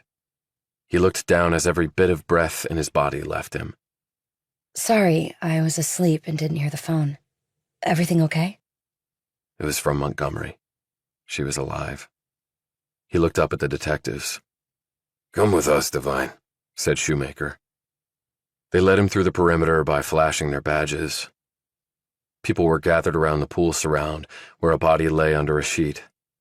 Activity was swirling everywhere as police personnel looked for clues and collected evidence. The NYPD detectives and Devine stopped in front of a plainclothes man from the county. "Figured you guys needed to know because of the connection," the man said. "Let's see it," said Ekman. The sheet was lifted, and Devine found himself looking down at a very drowned and very dead Christian Chilton. Chapter 69. Shoemaker gave Devine a ride to the station while his partner stayed behind. Did Chilton die by drowning? Yes and no. Devine looked at him curiously. You want to try that again? There was water in his lungs, which means he did officially die by drowning, but he had blunt force trauma wounds on his head. Which means someone knocked him out and tossed him into the water where he drowned. Right. Anybody see anything? Staff had been given the evening off last night. He looked at Devine. By the girlfriend, Michelle Montgomery. But you knew that because you were there. Anything you can tell me? Devine told him about their seeing Chilton last night. If I had to speculate, after our encounter, Chilton went to Cowell's to see what the hell was going on, and we saw how Cowell responded. We have no proof Cowell was even there. Then we have to keep digging, replied Devine. Because by my count, the man is now involved in 5 murders. You and your higher-up friends ever going to come clean on this at some point? Devine snapped. Look, if it was up to me, I already would have. But even though I'm no longer in uniform, I'm trained to follow orders. So that's how it's going to be. If and when that changes, you'll be the first to know. Later, Devine took the train into the city after calling Campbell and filling him in on this recent development. He then arranged to meet with Montgomery at a diner around the corner from her walk-up. He figured there was no sense in going into work today, not with the firm's founder a probable murderer and on the run.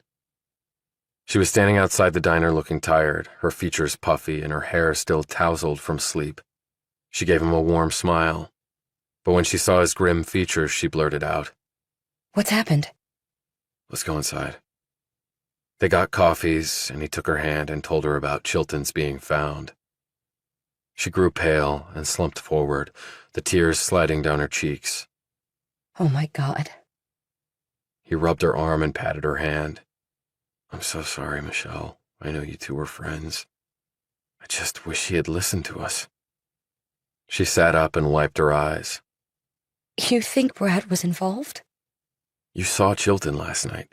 We put the fear of God in him. I bet he called Cowell, arranged to meet, and ended up dead for his troubles. For now, you need to move out of the walk-up. Chilton might have told him about us, what we know. That makes both of us a liability. I can help you. She glanced up. Where will I go? A hotel? Devine thought for a moment. No, I'll take you to my place. You can stay in my room, at least for tonight. Your room? I can sleep on the couch. But in the interim, I'll contact Campbell and hopefully he can arrange more secure quarters for you. Does this mean Brad did kill all those people? Not necessarily. We have to keep the two cases both separate and together, as crazy as that sounds. Cowell is running a global money laundering scheme. He's in bed with some very dangerous people, but he also had a relationship with Stamos and wanted one with Sarah. So if they found out about his scheme, what do you think would happen? They would be killed. Like Christian. And they killed Sarah's parents because they couldn't risk them knowing something.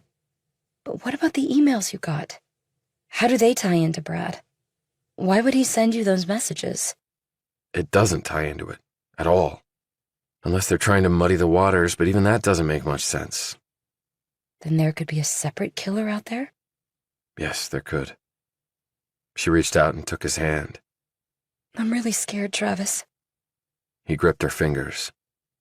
There's nothing wrong with being afraid. When people are in danger, they should be afraid, but you can't let fear paralyze you. Then you're as good as dead. I guess you learned that in the army while fighting overseas? I've also learned it all over again, right here in good old New York. Chapter 70. Dude, said Valentine early that afternoon as Devine and Montgomery walked in the front door. Devine was hefting 2 large suitcases while Montgomery carried a smaller one. Hey, Will, this is Michelle. Valentine eyed Montgomery and smiled. He quickly stood from his usual perch on the couch and put out his hand. Montgomery set her bag down and shook it. Hello, Will. Hello, Michelle, said Valentine, giving Devine a look along with arched eyebrows. That is a lovely name. Michelle is going to stay here for a bit, in my room. Dude, said Valentine with another shit-eating grin. While I sleep on the couch. All right, said Valentine. On the couch. Which means you have to sleep in your bed, at least for tonight, said Devine. This possibility apparently hadn't occurred to Valentine. Oh, okay, he said, his smile fading. If the Russian was aware that Helen Spears had been in his room, he certainly wasn't showing it. For a security expert, he was lax about his own security, thought Devine. Devine led Montgomery up to his room and they put her things down in the corner. I'll just pull out what I need for tonight. I'm sure I can find a place in the morning. I've already texted Campbell. He's on it. I still can't believe that Christian is dead. You sleep with a cobra, you get bit. So these people are just going to get away with it? I didn't say that. But what can you do about it? Your boss said the whole thing might come tumbling down because of a bunch of corrupt politicians. But we still have a shot. Who's your friend, Travis? They turned to see Helen Spears standing in the doorway. She had on a red dress and black pumps. Her hair was done in a French braid. A briefcase was in one hand. She eyed Montgomery inquiringly. This is Michelle Montgomery. Michelle, Helen Spears, a recent NYU law grad. The women shook hands and eyed each other with what Devine thought were aggressive looks. Michelle will be staying here tonight. Here in your room? I'm bunking on the couch. Does poor Will know? That's basically his second home. He knows. Well, I'll leave you to arrange things. Nice to meet you, Michelle. Let's get together again, Travis, after tonight. She walked off. Hands on hips, Montgomery immediately faced off with Devine and said, What was all that about? What was all what about? Oh, please. You two have a thing going. Devine went over and closed the door. No, we don't. We're just roommates.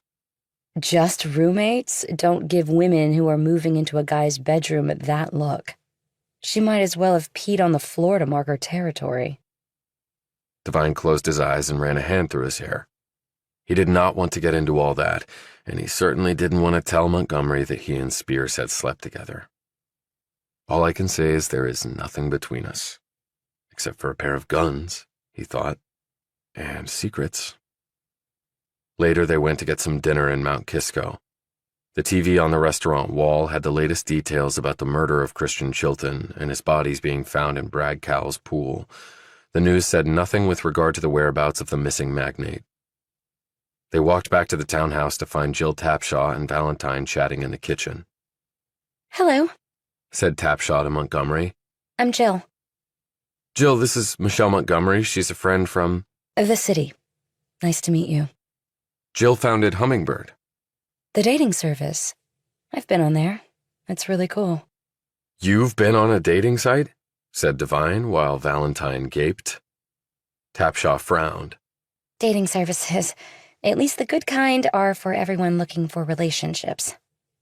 Travis told me that Sarah Hughes was on Hummingbird. That's right. She was one of my first 100 subscribers. Devine stared down at his hands because he didn't want anyone to see his expression. I don't remember mentioning that to Michelle. Later, while Montgomery was in his bathroom, Devine slipped into his room, got his gun, and put it in the back of his waistband, then slid his shirt over the weapon to hide it. Montgomery came out of the bathroom wearing loose-fitting athletic shorts and a t-shirt. You don't have to sleep on the couch, you know. When he shot her a glance, she added, Men and women have been known to sleep in the same bed without having sex. Yeah, married men and women, Devine quipped. I'll be safer on the couch. He fell asleep quickly, but in his dreams he once more saw the dead faces of Blankenship and Hawkins. He tried to say something in his sleep, answer their haunting looks in some way, but he couldn't. Yet it did manage to wake him up. And he just lay there staring at the ceiling and wondering when this would all be over, and whether he would be there to see it. Just like in the Middle East, the odds are not looking to be in my favor. Chapter 71. At 7 o'clock the next morning, Devine got a call from Campbell. The surveillance camera in Area 51 completely went out last night.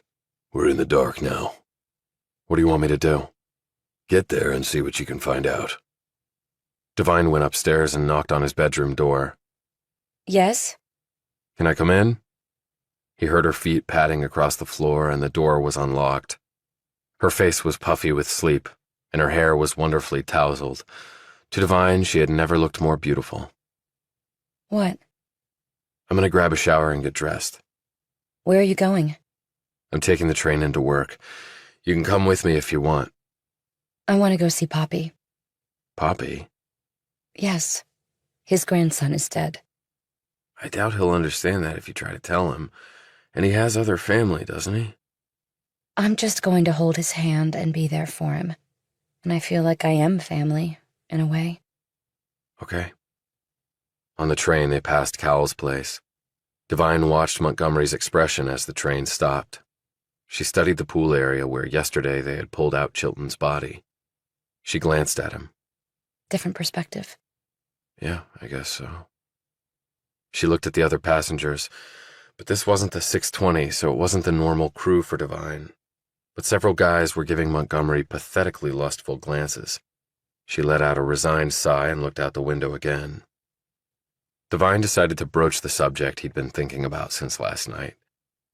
Funny that you had been on Hummingbird and Sarah had been too. But you knew that already, about Sarah being on there. Christian told me he was thinking about investing in it. I'd remembered it was a cool site. I went on there and found Sarah Hughes. You just happened to see her on the site? But last night you told Jill that I had told you. She glanced at him. Did I? I don't really remember. You did. So why would you do that? Her expression tightened. Does it matter? I don't know. It might. Do you have a question you want to ask me, Travis? I don't believe in coincidences, so I'd like to know how you knew Sarah was on Hummingbird.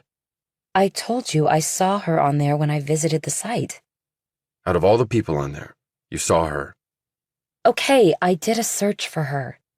Why? If you really want to know, it was because of Christian. I knew he was in the investment business, but I didn't think he invested in things like a dating service. And I knew you suspected him of being involved with the money laundering with Cowell, and that it might be connected to Sarah's murder. So I went on Hummingbird and searched for Sarah. I thought if she were on the site, that might be the connection with Christian, the reason he was interested in investing in it. But Sarah worked at Cowl. That's the connection, not Hummingbird. I was just playing a hunch. She eyed him darkly. But if you don't trust me, you don't trust me. His expression softened. I do trust you, Michelle. You saved my ass with Cowl and his phone. I'm sorry, I guess stress is making me see things that aren't there. Don't apologize for being human. Personally, my stress level is through the roof. What are you going to do when you get to work? Pay a visit to the 51st floor if I can. Chapter 72. Surprisingly, it seemed business as usual at Cowl and Cumley, despite a bodies having been found in the pool of the firm's leader, and that leader still being absent from the scene. Money trumps murder, Devine concluded. On the way up in the elevator, he pressed the button for Area 51. Stunningly, it lighted up. Okay, didn't see that one coming. He got off on that floor and looked around. The door was open. He poked his head inside and gaped. It was empty. Every server, every computer screen was gone. All that was left were the cabinets and the tables. He hurried over to the wall where he had placed the camera. It was gone. He hurried back down to the lobby, texting Campbell on the way to let him know what he had found. Or not found. He walked up to Sam the guard and asked him if he knew of any movers coming into the building to take some things out. He shook his head. Not while I've been here. Can you check with the night guard? Sure, I can try. He's probably asleep by now. What's up? Just wondering about something. Hey, I heard on the news about the guy being found in Mr. Cowell's pool. What the hell is that about? Yeah, I was wondering that too. I haven't seen Mr. Cowell for a while. Everything okay with him? That's way above my pay grade, Sam. Any idea where Jerry Myers is? Yeah, 3rd floor dining hall. Some snafu with an oven. He found Myers in the kitchen working on one of the ovens and asked him if he'd seen any moving trucks at the building. No, but if it happened last night, I wouldn't know about it. What got moved? I'm not sure. He next located Wanda Sims and decided to be more direct with her. I was on the 51st floor this morning, Wanda. What? You couldn't have been. It's off limits. Come take a ride with me. They got on the elevator and he made a theatrical show of hitting the button. When it lighted up, Sims gasped. When they got to the 51st floor and he showed her the vast empty space, she looked at him suspiciously. Why did you come up here in the first place? Do you still think they were running their high-frequency trading platform from here? Because I can tell you for a fact that runs out of a building in Queens. Who are you, Travis? I mean, who are you really? Just a guy who stumbled onto something. Onto what? Do you mean... She looked around. Something criminal? Why else would this room have been cleared out? So you knew what was in here? Did you know of any moving company coming to do it? No, there was nothing in the office memos. What was in here? I can't tell you, but 5 people connected to this firm have died. 5? A guy named Christian Chilton was part of what was going on in this room. I don't know who that is, but the name sounds familiar. He was the man who ended up dead in Cowell's pool. Her hand flew to her mouth. Oh my God, that's right. I heard his name on the news. Should I start looking for another job? My husband and I just bought a vacation property in Connecticut, and the mortgage payment is a real bitch. Well, thought Devine, everyone has their priorities. If I were you, I'd get my resume dusted off. Devine left her and went to his cubicle. By now, the other burners were all there, but he noted that fingers were not flying across the keys. Some of the burners were actually out of their chairs and talking together in small groups. The same woman he had argued with before, Lydia White, came over to him. She looked pale and distraught. What is going on, Travis? Though she had angered him before, he now felt sorry for her. For all of them, really. They had busted their humps all this time for maybe nothing. Nothing good, that's for sure. Area 51? What about it? The other burners were now gathering around the pair. You can go up and see for yourself. It's accessible now. But I thought that was where the firm did high frequency. Devine interjected. That's what they wanted everyone to think. The place is cleared out now. It was full of computers and servers, and now it's all gone. They emptied it out in the middle of the night. So this is all connected with the murders? It's definitely connected to the guy who was found dead in Cowell's pool. White was fighting back tears. My father told me to accept the offer I got from J.P. Morgan, but I thought Cowell would be more exciting. I would take boring old J.P. Morgan over this kind of excitement. What should we do? Keep working, make sure your paycheck's clear, and get your CVs out to as many other places as you can. He watched as the burners scrambled to their computers to do just that. However, White didn't move. She held her gaze on Devine. I was wrong about you. Obviously.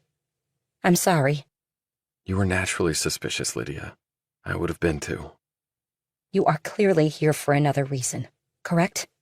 Whoever you work for knew something was up and you were placed here to find out? He smiled. You're really smart, and you're going to have a wonderful career wherever you land. Maybe you should steer clear of Wall Street, though, and try something that might have a positive impact on lots of people who actually need the help. My older sister is starting a nonprofit to help the homeless in California, which is a big problem there. That's where I'm from, the Bay Area. Well, you won't make nearly as much money, but at the end of your days, I think you'll have a lot more to smile about. He rode the elevator down to the lobby and decided to do a direct frontal assault on an entrenched foe. He sent a text to Brad Cowell after taking some time to compose it in his head. Cowell was a transactional guy, so Devine was going to give him an offer he couldn't refuse. Emptying out Area 51 won't cut it. The feds are closing in. I can make all your problems go away. Just hear me out and we both win. You're a deal maker, so let's do a deal. He walked out into the fresh air and kept right on going. Chapter 73. Devine texted Montgomery and told her he would meet her at the assisted living center where Poppy Chilton lived on the Upper East Side. When he got there, she was waiting outside and looking distraught. You okay? What happened? Poppy passed away. What? When? Please don't tell me. No, it was natural causes. Well, sort of. I'm not following. There was a TV. The news was on. He saw that his grandson was dead, you mean? But I thought he wasn't capable of understanding things like that anymore. The doctor I spoke with said you can never tell. There are moments of lucidity, and seeing Christian's name on the TV screen and the fact that he was dead jolted Poppy into one of those moments. He went into cardiac arrest. They couldn't resuscitate him. And this happened last night? Yes. They told me when I got here. The family is coming in for both funerals. He hugged her tightly while she cried into his shoulder. When she composed herself and stepped back, she said, We really need to nail these bastards. He told her about Area 51 and about the text he had sent Cowell. Do you think he'll get a response? He might think you're trying to trap him or something. It's worth a shot, and I don't have a plan B. Later, they had lunch at a restaurant on the harbor, where Devine took a minute to check in with Campbell. Campbell said, We had operatives posted outside the Cowell building last night. When the moving trucks came, we were naturally suspicious but had no grounds to intervene or get a search warrant. And one of my men checked with the security guard on duty. He said he'd been told they were moving equipment in, not out, so we weren't as concerned as we would have been. They went in through the loading dock, so we couldn't gain access to see what was really going on. Burns my ass, though. Devine put his phone away and looked out at the water. This was where he and Stamos had gone that day. He eyed the Statue of Liberty and looked back to see Montgomery watching him. Does it feel cool that you fought to keep that ideal of freedom going? While you're actually fighting, you don't really dwell on the big picture stuff. It's just surviving day to day that occupies your mind. But I felt proud to be serving my country, even if my father didn't see it that way. Is that also why you're working with Campbell? He eyed her more intently. Why do you ask? Because you talked to me about baggage. And while I can see you as a soldier, I don't necessarily see you as some sort of federal spy in a suit. You're more right about that than you probably know. It must have been bad. It was bad enough. It sort of ruined everything that came before that. It must have been tough to take. Tougher than I am, apparently. They sat in silence for a few moments. Devine finally said, Chilton was killed because of his connection to Cal in Area 51. But if they killed Christian for confronting Brad, why would they dump his body in Brad's pool? That would lead the police to suspect Brad right off. There were plenty of other ways to get rid of his body. Which might mean that Cal and his partners had a falling out. They might have done that to incriminate Cal. Does that mean he's already dead? They clear Area 51, get rid of Christian and Brad, and go somewhere else and set up the money laundering operation? Devine's phone buzzed. He answered it, and his mouth fell open. He listened for a few moments, said, I'll be there, and then put the phone down. Well, Cal is still alive. That was him, and he wants to meet tonight. Where? In his penthouse. Do we trust him? Not with either one of our lives. So what do we do? Not go? Call in the cavalry? Neither one. But we have to have a plan. We just can't waltz in there to get killed. Going into battle is the one thing I do really well, and you're not going. She looked incredulous. What the hell are you talking about? I'm trained for this stuff, you're not. Like you were trained when Brad was about to grab the phone and let you out, only it wouldn't have worked the elevator, and your cover would have been blown right there. I was the one who stepped in and saved your ass. Devine drew close to her and started speaking slowly and earnestly. Listen, I figure I have about a 50-50 chance of making it out of there alive. That's good enough for me, but it's not good enough for you. I can't let you do that. How about allowing me to make that choice? Jesus, Michelle, can you trust me on this one? How about you trusting me on this one? What are you talking about? I have a plan that I think will get us in and out alive. How could you possibly know that? Because I know Brad better than you ever will. And you asked me to trust you once, and I did. How about I get the same courtesy? They held a stare-off for about 5 seconds until Devine broke it. What's your plan? Chapter 74. At 11:30 that night, Devine used his security card to let himself and Montgomery inside the Cal building. The guard wasn't around. Devine looked at his watch. Making rounds, he assumed. Or maybe he was lying dead somewhere. There was a lot of that going around here. They took the elevator up as high as they could, and the doors opened. And there was Cal. He was dressed nattily in a dark suit, white shirt, and no tie. He looked fresh despite the hour, and smiled when they climbed off the elevator car. Michelle, didn't expect to see you tonight. Where the hell have you been, Brad? Just taking care of business, said Cal. He turned to Devine. I got your message. I have no idea what it means, but I thought I'd have you up for a chat. Christian was found dead in your pool. The police think you killed him. Well, I didn't. In fact, I've been out of town, and I have lots of people who can verify that. My attorneys have already been in touch with the police, and we are fully cooperating. If Christian got himself killed, it's not my problem. In fact, he and Devine here had a real dust-up. Maybe Devine went back to finish the job at my place to make it look like I had something to do with it. Cal gave Devine a smirk. In fact, we've already let the authorities know all about that. I'm sure they'll be in touch. Is that really how you're going to play it then? Said Devine. With Stamos' death too? Let's head up and discuss this. He led them to his private elevator. When they got to the penthouse, Cal patted Devine down, checking for weapons. When he turned to Montgomery, she gave him a fierce look and said, Don't even think about it, Brad. He grinned and held up his hands in mock surrender. Okay, babe. Okay. He eyed her extremely tight midriff tube top and knee-length flared skirt. Don't think you have any hiding places on you anyway, but let me see inside your purse. She did. Now turn your phones off, because I don't like being recorded. They complied with his order. And just so you know, I've got a signal jammer in here in case you're wearing a wire or shit like that. Drink? Not for me, said Devine. Montgomery simply shook her head. Hate to drink alone, but oh well. He mixed himself a bourbon and Coke and took a sip. Let's sit. Montgomery and Devine sat next to each other on a couch, while Cal sat across from them. Stamos, said Devine.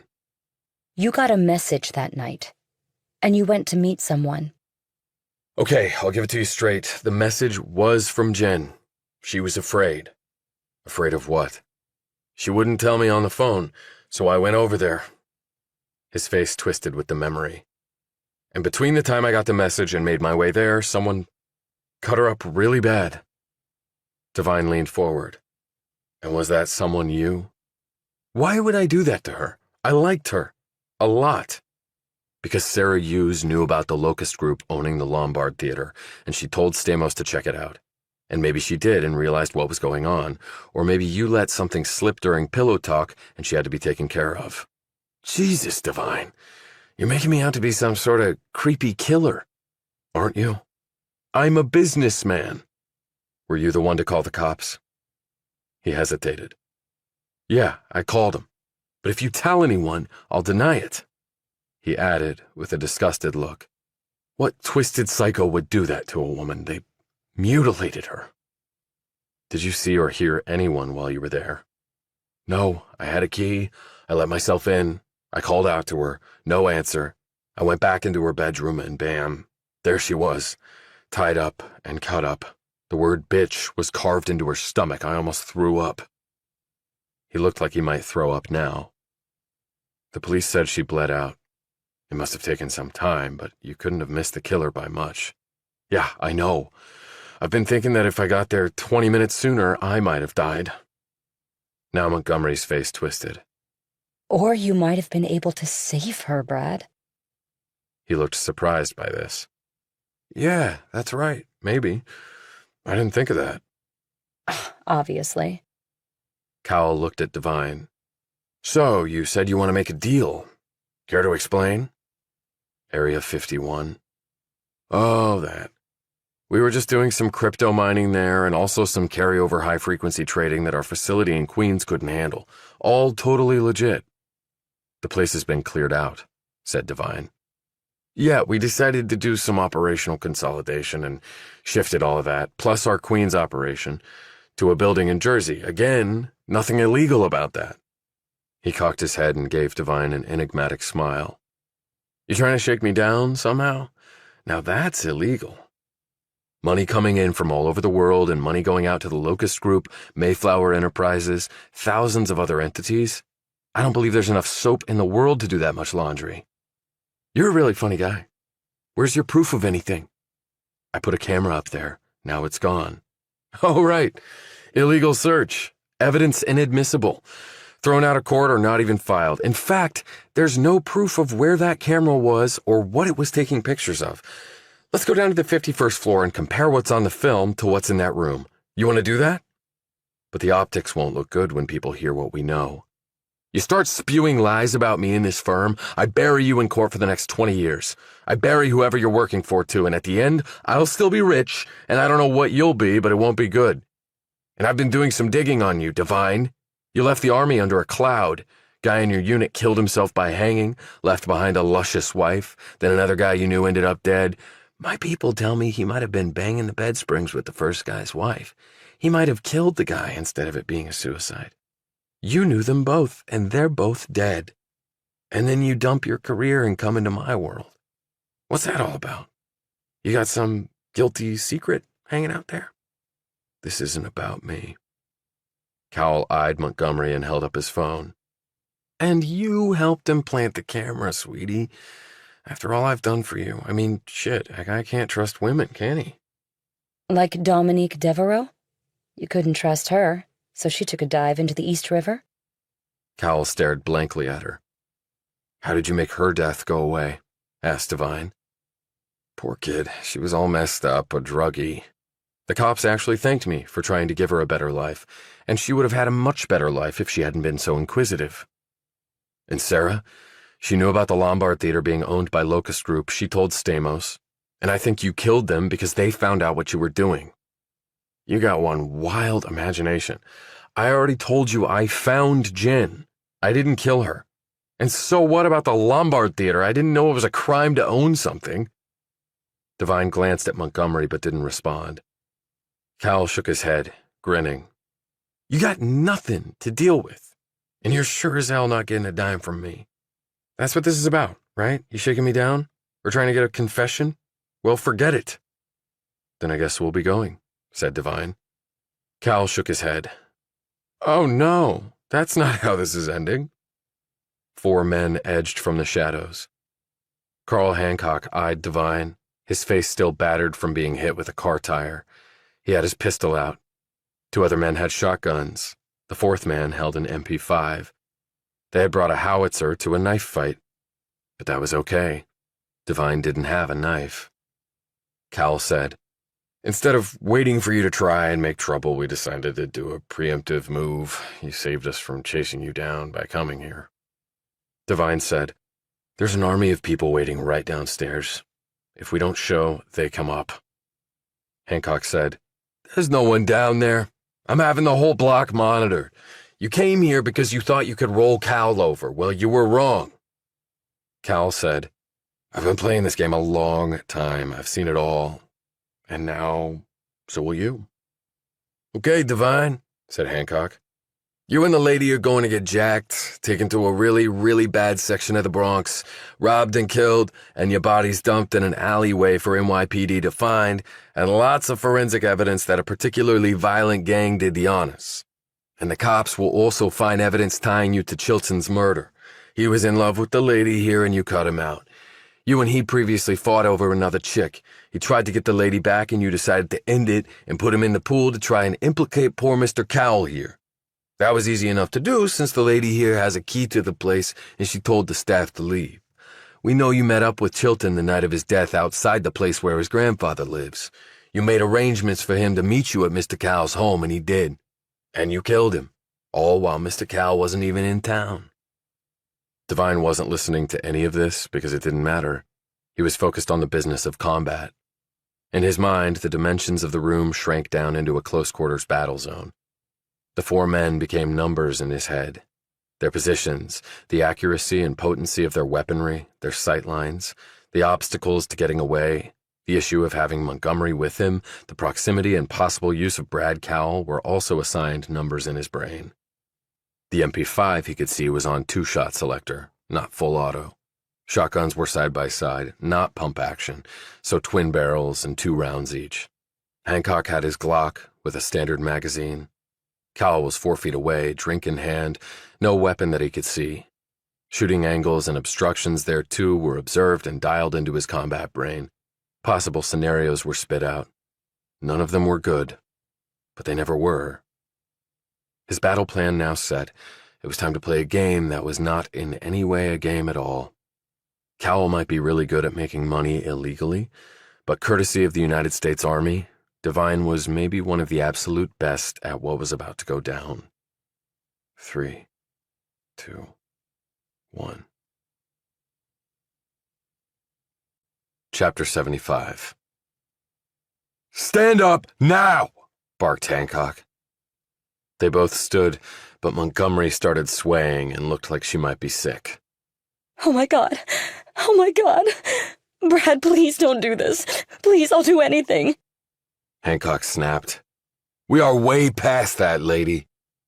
Please, Brad, I don't want to die. I won't say anything, I swear. Too late, bitch, said Cowell. You screw me, I screw you right back, only a lot harder. Montgomery's eyes fluttered and then rolled back into her head. She collapsed in a dead faint against Devine, who grabbed her so she wouldn't hit the floor. Oh, come on, barked Cowell. I don't need this shit. He looked at Hancock. I got plans tonight. Devine laid her on the couch, his back to the men. His hand slipped under the woman's skirt. He pulled the palm-sized 10-shot Beretta subcompact that was holstered around Montgomery's thigh and hidden by the flared skirt. In the span of one breath, he whirled and got off 2 quick shots. MP5 Man was his first takedown because that weapon vanquished all others in close-quarters combat. Shotgun number 1 was next because Devine had sized up that guy as more comfortable with that weapon than shotgun number 2. Cowell screamed and tried to jump over his chair but failed.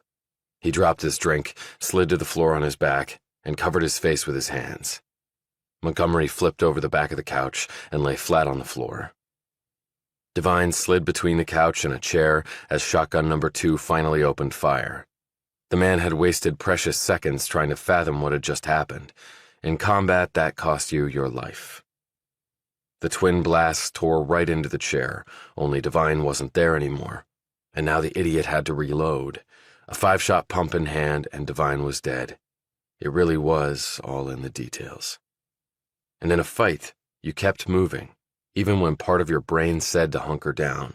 A moving target drew attention, yes, but also led to poor decisions by those trying to follow the action. An immobile target let the adversary take his time, make better choices, and finish the quarry off.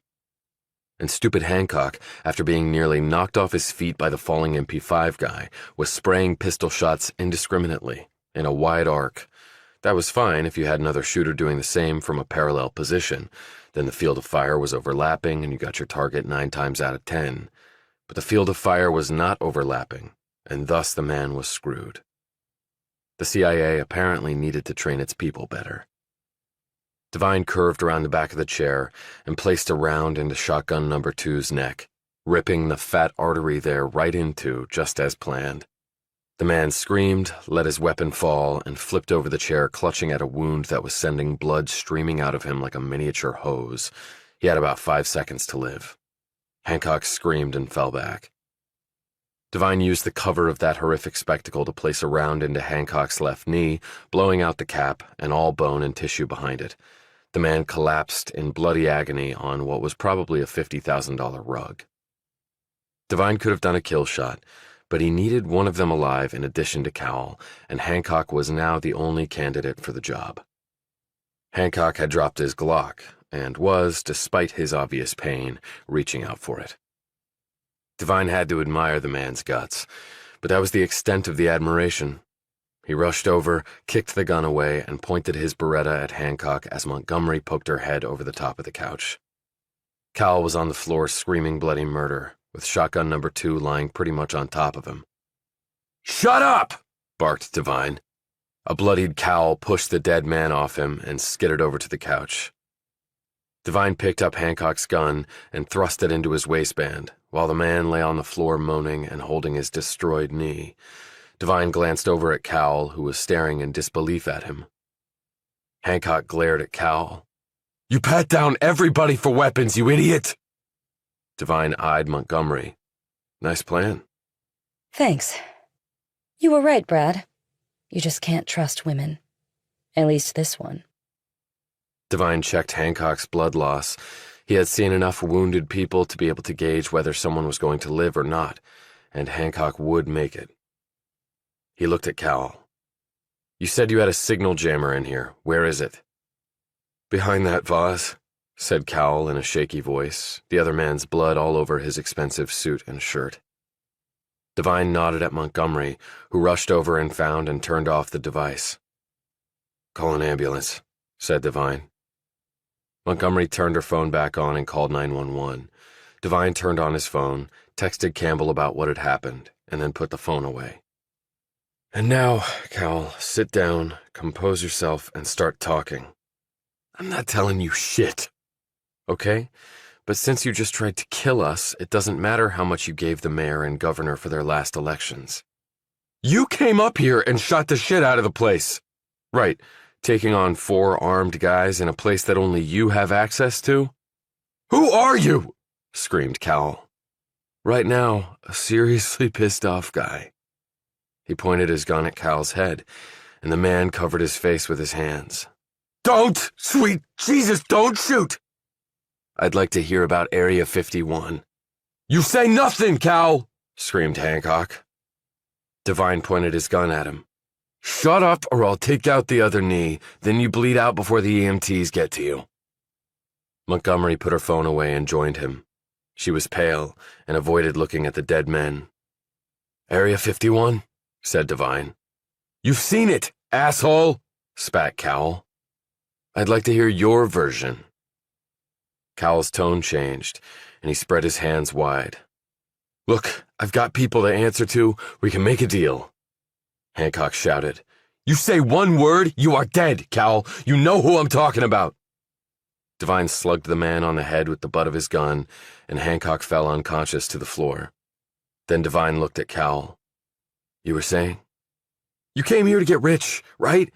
Well, I can make you so rich, you'll never be able to spend it all. You can buy your island and have the bitch there in bikinis 24/7 and 10 more like her. I never really liked making money, confessed Devine. Then what the hell were you doing here? Snapped Cowell. Area 51. This is more than me, Devine. It's more than all of us. Well, we have to start somewhere. But let me throw you a bone. Ann Cumley equals clean money. How's that? Cowell looked at him and snorted. Maybe you could have done well here. I don't think there's a here left, Cowell. Montgomery used Cowell's phone to let the EMTs in when they arrived minutes later. They confirmed the deaths of the other men, then stabilized the still unconscious Hancock and took him away. A contingent of federal agents appeared a few minutes later, with Campbell leading them. He sat down across from Cowell and studied him. Who the hell are you? Said Cowell. I'm either your worst nightmare or your savior. It all depends on how you want to play this. I don't know what you're talking about. Campbell rose. Then I'm your worst nightmare. Hope you enjoy prison food. Wait a minute. I'm listening. Any deal I do, my lawyers sign off on it. He looked at his men. Take him, but don't charge him. Not yet. They led Cowell away. Campbell looked at Devine and Montgomery. I guess you thought you had gotten away from war zones, Captain. Maybe you never do, replied Devine. As Devine and Montgomery left the penthouse, she said, So, it's finally over? He shook his head. No, not even close. Chapter 76. The 6:20 train. It was rainy and foggy and chilly, the opposite of what summer should be, thought Devine, but then so was everything else. He was in his normal seat. He was looking out the window. The train slowed and then stopped. There was Cowell's mansion, empty. He was heading to Cowell and Clean Money, as he thought of it now. The media hadn't gotten wind of anything that had happened in Cowell's penthouse, which had been walled off and preserved for additional processing. The decision had been made to allow the Cowell firm to stay in business for now. Campbell had texted about the progress so far. It was not encouraging. We have Cowell and Bartlett, for that is indeed who Carl Hancock is. But there is no electronic trail left from Area 51. It's been NSA level wiped. What we have on the photos and the camera feed isn't enough. There is no chain of custody. We'll be laughed out of court. But with Cowell cutting a deal, we think we can get there in the end. Devine had gotten that text at 1 a.m. As he neared the city, he got a call from Campbell. Extremely bad news, Devine. Cowell and Bartlett are both dead. The latter in the hospital, pillow over his face, sentry killed too. And Cowell? Shivved in a holding cell. The CCTV was taken offline. We've put a dome of silence over all this. No leaks, no one knows, for now. But that won't last long. Back to square one, unfortunately. But I think we have them on the run. And DOJ and the other agencies are going after him with all they've got, even with the stonewalling going on with some of the politicos. Devine was not nearly as optimistic as the retired general. He was sure that Area 51 would be set up somewhere else, or consolidated with another ongoing operation. He wondered how much of America others truly owned. The world is upside down. Good is bad, and bad is deified. And his instincts were telling him that a killer was still out there, 4 people dead, and it had everything to do with Sarah Hughes, and not Brad Cowell in Area 51. And it somehow has everything to do with me. I got the emails. They were sent to me for a reason. The killer is speaking directly to me. This is as personal as it gets. He didn't get much done at work. His brain was in too much of a fog. All the other burners were in the process of getting interviews at other firms and venting about their problems. He just tried to tune it out. When he got home from work that night, he found Valentine on the couch, sucking down beer and eating a hot dog instead of pizza. "Hey, dude, you're early tonight. How goes it? You figure all that shit out?" "I think so." "So all is good?" "I wouldn't go that far." The news finally broke about the murder of Brad Cowell while in police custody. The financial press, already reeling from the string of murders connected to the firm, was covering all of this with astonishment mixed with a bit of glee, even as a few rumors started to circulate about possible financial improprieties at Cowell & Comley. As Devine read through these news accounts on his phone in his room after coming home from work one night, he shook his head. Possible financial improprieties? Just wait. This will make Bernie Madoff look like a third-rate grifter if it ever sees the light of day. Later, he texted Montgomery and arranged to meet her at a hotel the next day, where she was staying with a security team. In the city, he cleared her armed guards and knocked on the door of Montgomery's room. She opened it immediately. She had on jeans and a white t-shirt. She looked like she'd been crying. He closed the door behind him. "What's wrong? Are you okay?" She dabbed at her eyes and sat on the bed. My mother called. She heard about Brad and also about Christian. She wanted to know if I was involved somehow. My own mother. He perched on a chair opposite her. That must have been a difficult conversation. Well, at least it was a short one, since I hung up on her. You still got your retirement portfolio? I'm not sure that's going to be enough, Travis. Apparently, I've got a bullseye on my back. You too. Maybe, maybe not.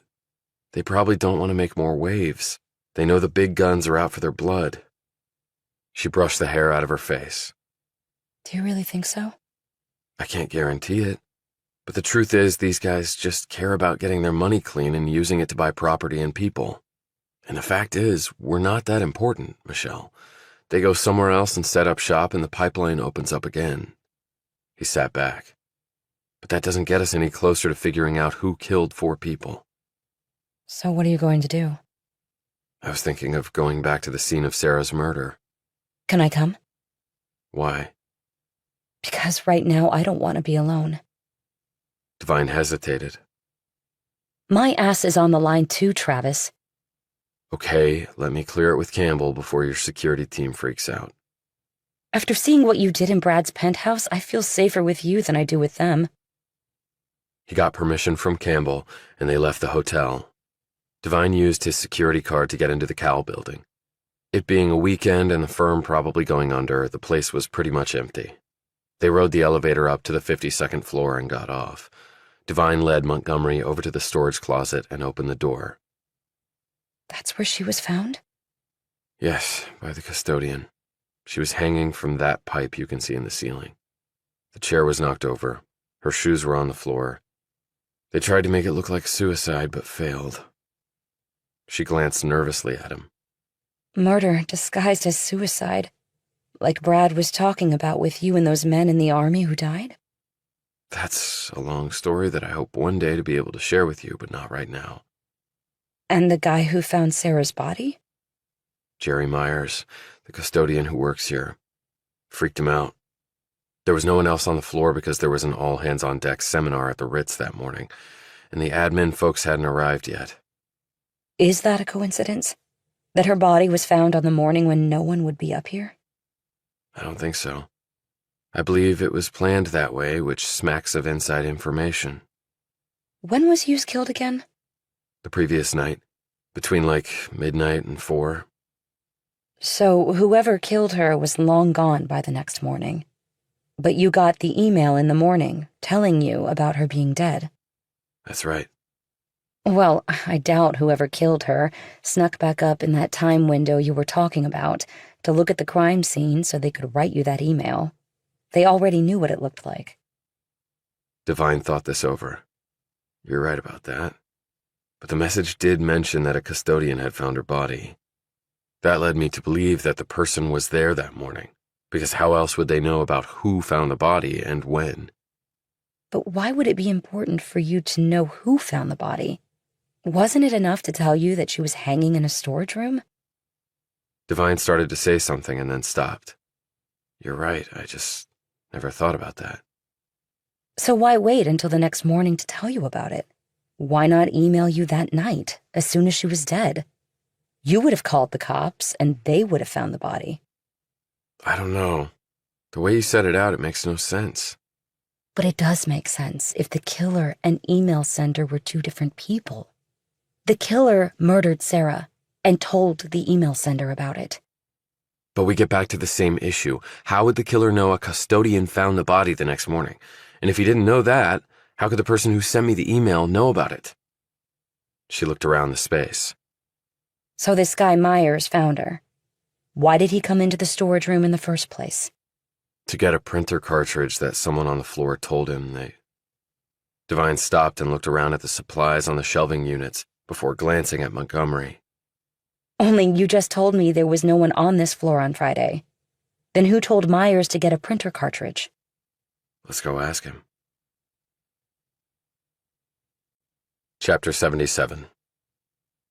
Devine got Myers' home address from the company database he had previously hacked into. He lived on Staten Island. They cabbed over, and Devine had the driver drop them off about a block from the house. It was situated in a neighborhood of working-class homes. He's got a new ride, said Devine, eyeing the silver Ford F-150 pickup truck in the driveway with temporary tags. Wonder where he got the money for that. I doubt he'll volunteer it. I can be persuasive. They knocked on the door, but no one answered. They looked in the small backyard. It was empty except for an old pickup truck up on cinder blocks. There was a one-car garage, but the doors were locked. Devine peered in the window, but didn't see anything helpful. Maybe he has another car. Maybe, but I doubt it. He's not married and he lives alone, the security guard at Cal told me. Can I help you? They looked around to see a woman standing on the front porch of the house next door. She had on leggings and a long t-shirt. She was in her 20s with a baby riding on one hip. We were looking for Jerry, said Devine.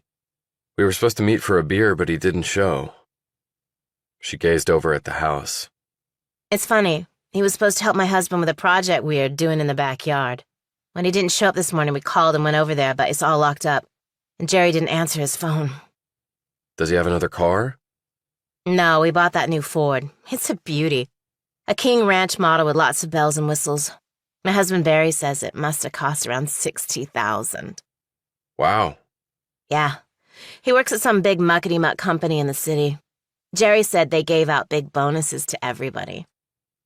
But if this is his only ride, he must be inside. Do you think he's sick or something? A large, beefy man came out onto the front porch. The woman said, Barry, these people were supposed to meet Jerry for a beer, but no one answered. Now I'm getting worried. Barry looked over at Myers' house and the truck. He eyed Devine. Should we call the cops? Maybe we should check first. If he's in there sleeping off a bender, the cops will not be happy with us. Good point.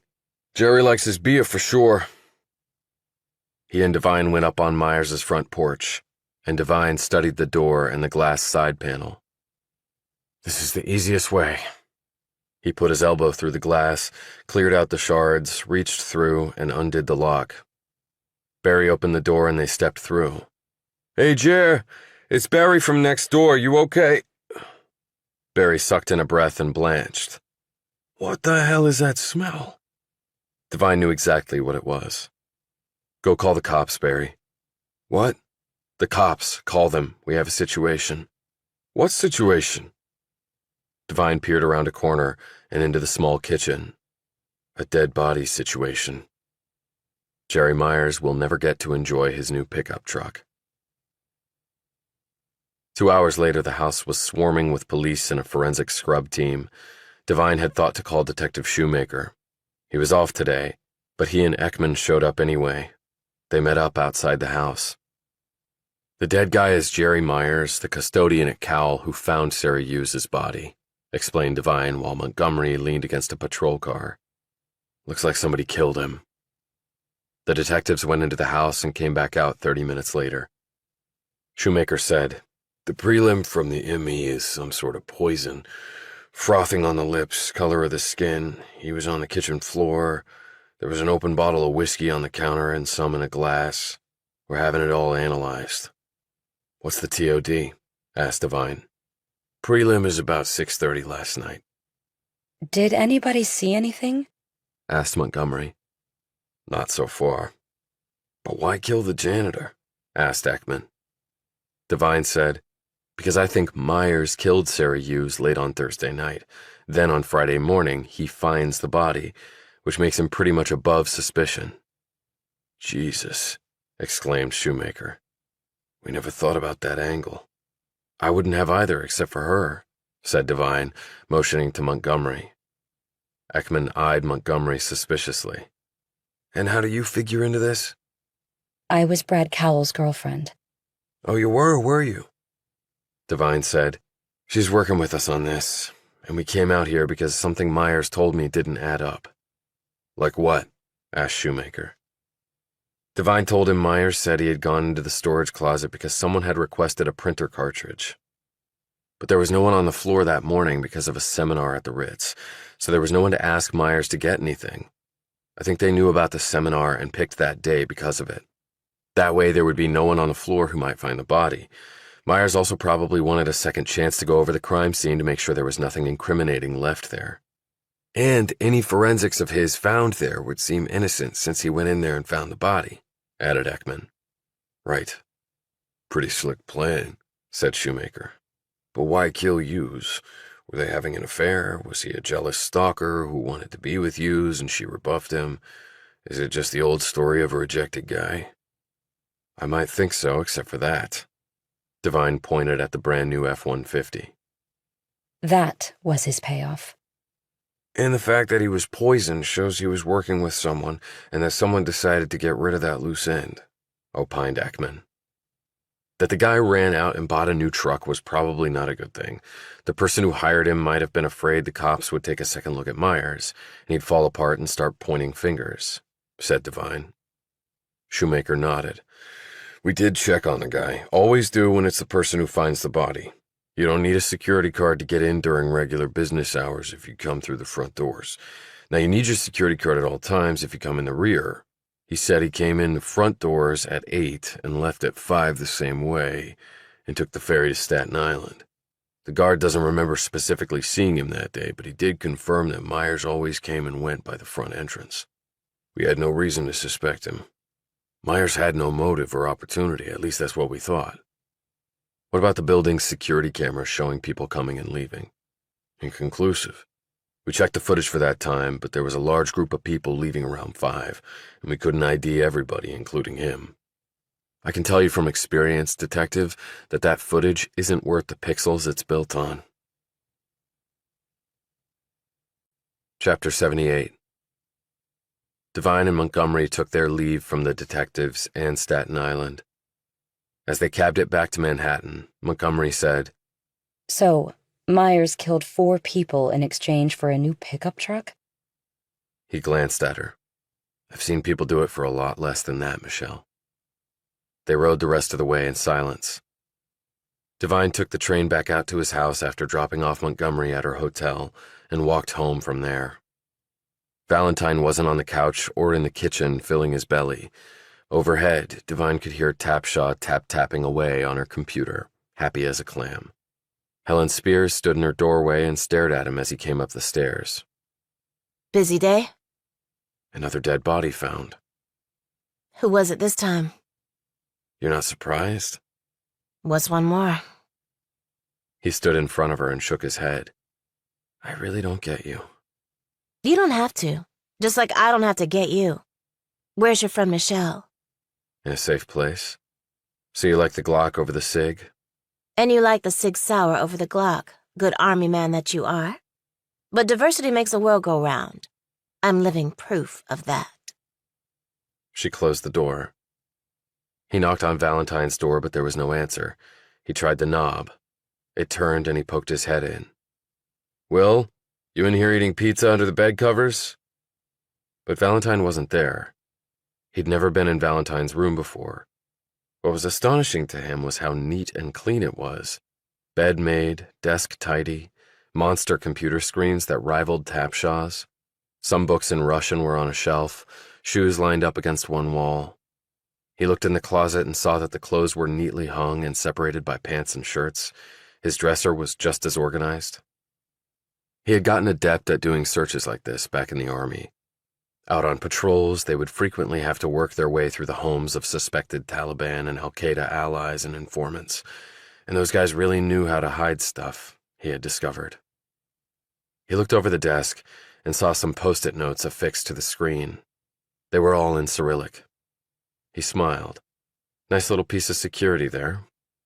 In one desk drawer were some framed photos. They looked to be about 20 years old or so, judging by the clothes the people wore.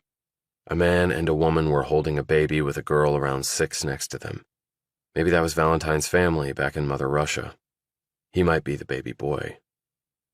He heard a noise downstairs. Devine put the photo back, closed the door, and left the room. He knocked on Tapshaw's door just as Valentine came up the stairs. His expression was serious, focused, Devine thought, until he saw Devine. Then Valentine smiled and said, "Dude." "Yeah, dude." "Hey, Will. How goes it?" Tapshaw opened her door in her fluffy bunny slippers and capri pants with a white top. Hey, guys. Is this a party or what? Spears opened her door and looked out. She eyed everyone and said, "All we do is pass each other every day and night. How about we go out for some beer and chips, roomies, and actually get to know each other?" They crammed into Tapshaw's Mini Cooper and made the short drive to downtown Mount Kisco. The pub was rocking, but they found an empty table outside and ordered their beers and food. Valentine also had a vodka tonic and a slice of meatball pizza. Tapshaw took a sip of her beer and said, I think the Taiwanese are going to invest. Not the full amount I was initially looking for, but at least half. "That's great, Jill." He didn't know if she had heard about Chilton's murder, and he was not going to bring it up. Spears looked at her and said, "How did you get into the online dating space? I know your background because I Googled you. You could be working for NASA or NSA. I got offers from both while I was at MIT, but while NASA does many wonderful things, I'd rather focus on this planet. And the NSA? I don't want to spy on people. I want to help them be happy." Valentine finished his vodka tonic in one impressive gulp. "But people can be happy alone. I am example of this. I do not need nobody to be, as you say, happy. I am happy with me." Come on, Will. Everyone needs somebody. Devine eyed him. "How'd you end up in Mount Kisco doing what you do?" "I can do what I do from anywhere. This is nice place. I move around a lot before, but this is nice place. I stay here." "Where were you before?" "In big city of New York, but I did not like it. Too many people. Remind me of Moscow. Only in Moscow people either stay home or go to bar. They do not, how you say, wander around. You wander around there, you get shot or arrested." Well, I like it here too, but I also like to travel. I did that to learn about what people wanted from each other. That helped me put my platform together. Other sites ask you all these questions to build a profile so they can match you with a person of like interests, and we do some of that too. But what about the old saying, opposites attract? A great relationship doesn't mean that the people are carbon copies of each other. Then it's like you're staring in a mirror every day. What about two very different people getting together and learning from each other? Changing what they like and dislike because they have someone who lets them see another slice of life. "Me? I want another slice of pizza. Then I am happy man." Tapshaw tittered at this, but Devine didn't join in. Spears had eyed Valentine in a way that Devine didn't like. A thought suddenly hit him. Did these two know each other before? But if they did, why was she searching his room? Then he thought about the picture in Valentine's room, and the girl. "Hey, Will, do you have a family back in Russia? Brother, sister?"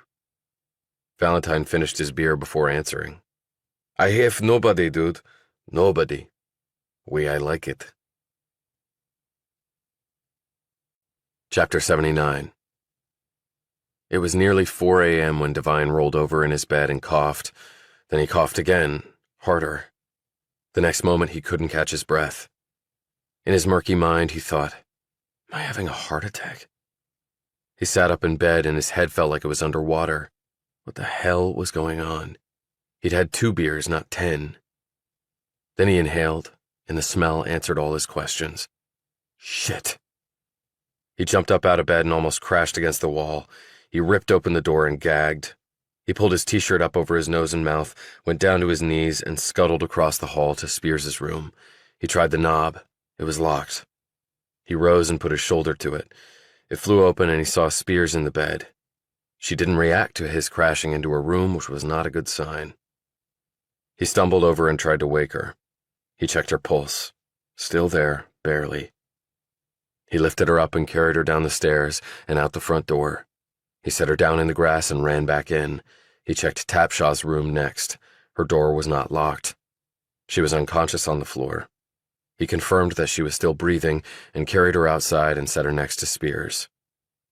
He ran back inside and knocked open Valentine's locked door. He wasn't in there. Devine looked wildly around and even checked under the bed, in the closet, and also the bathroom. The man wasn't there. After grabbing his phone, he ran back outside and called 911 and then the gas company's emergency number.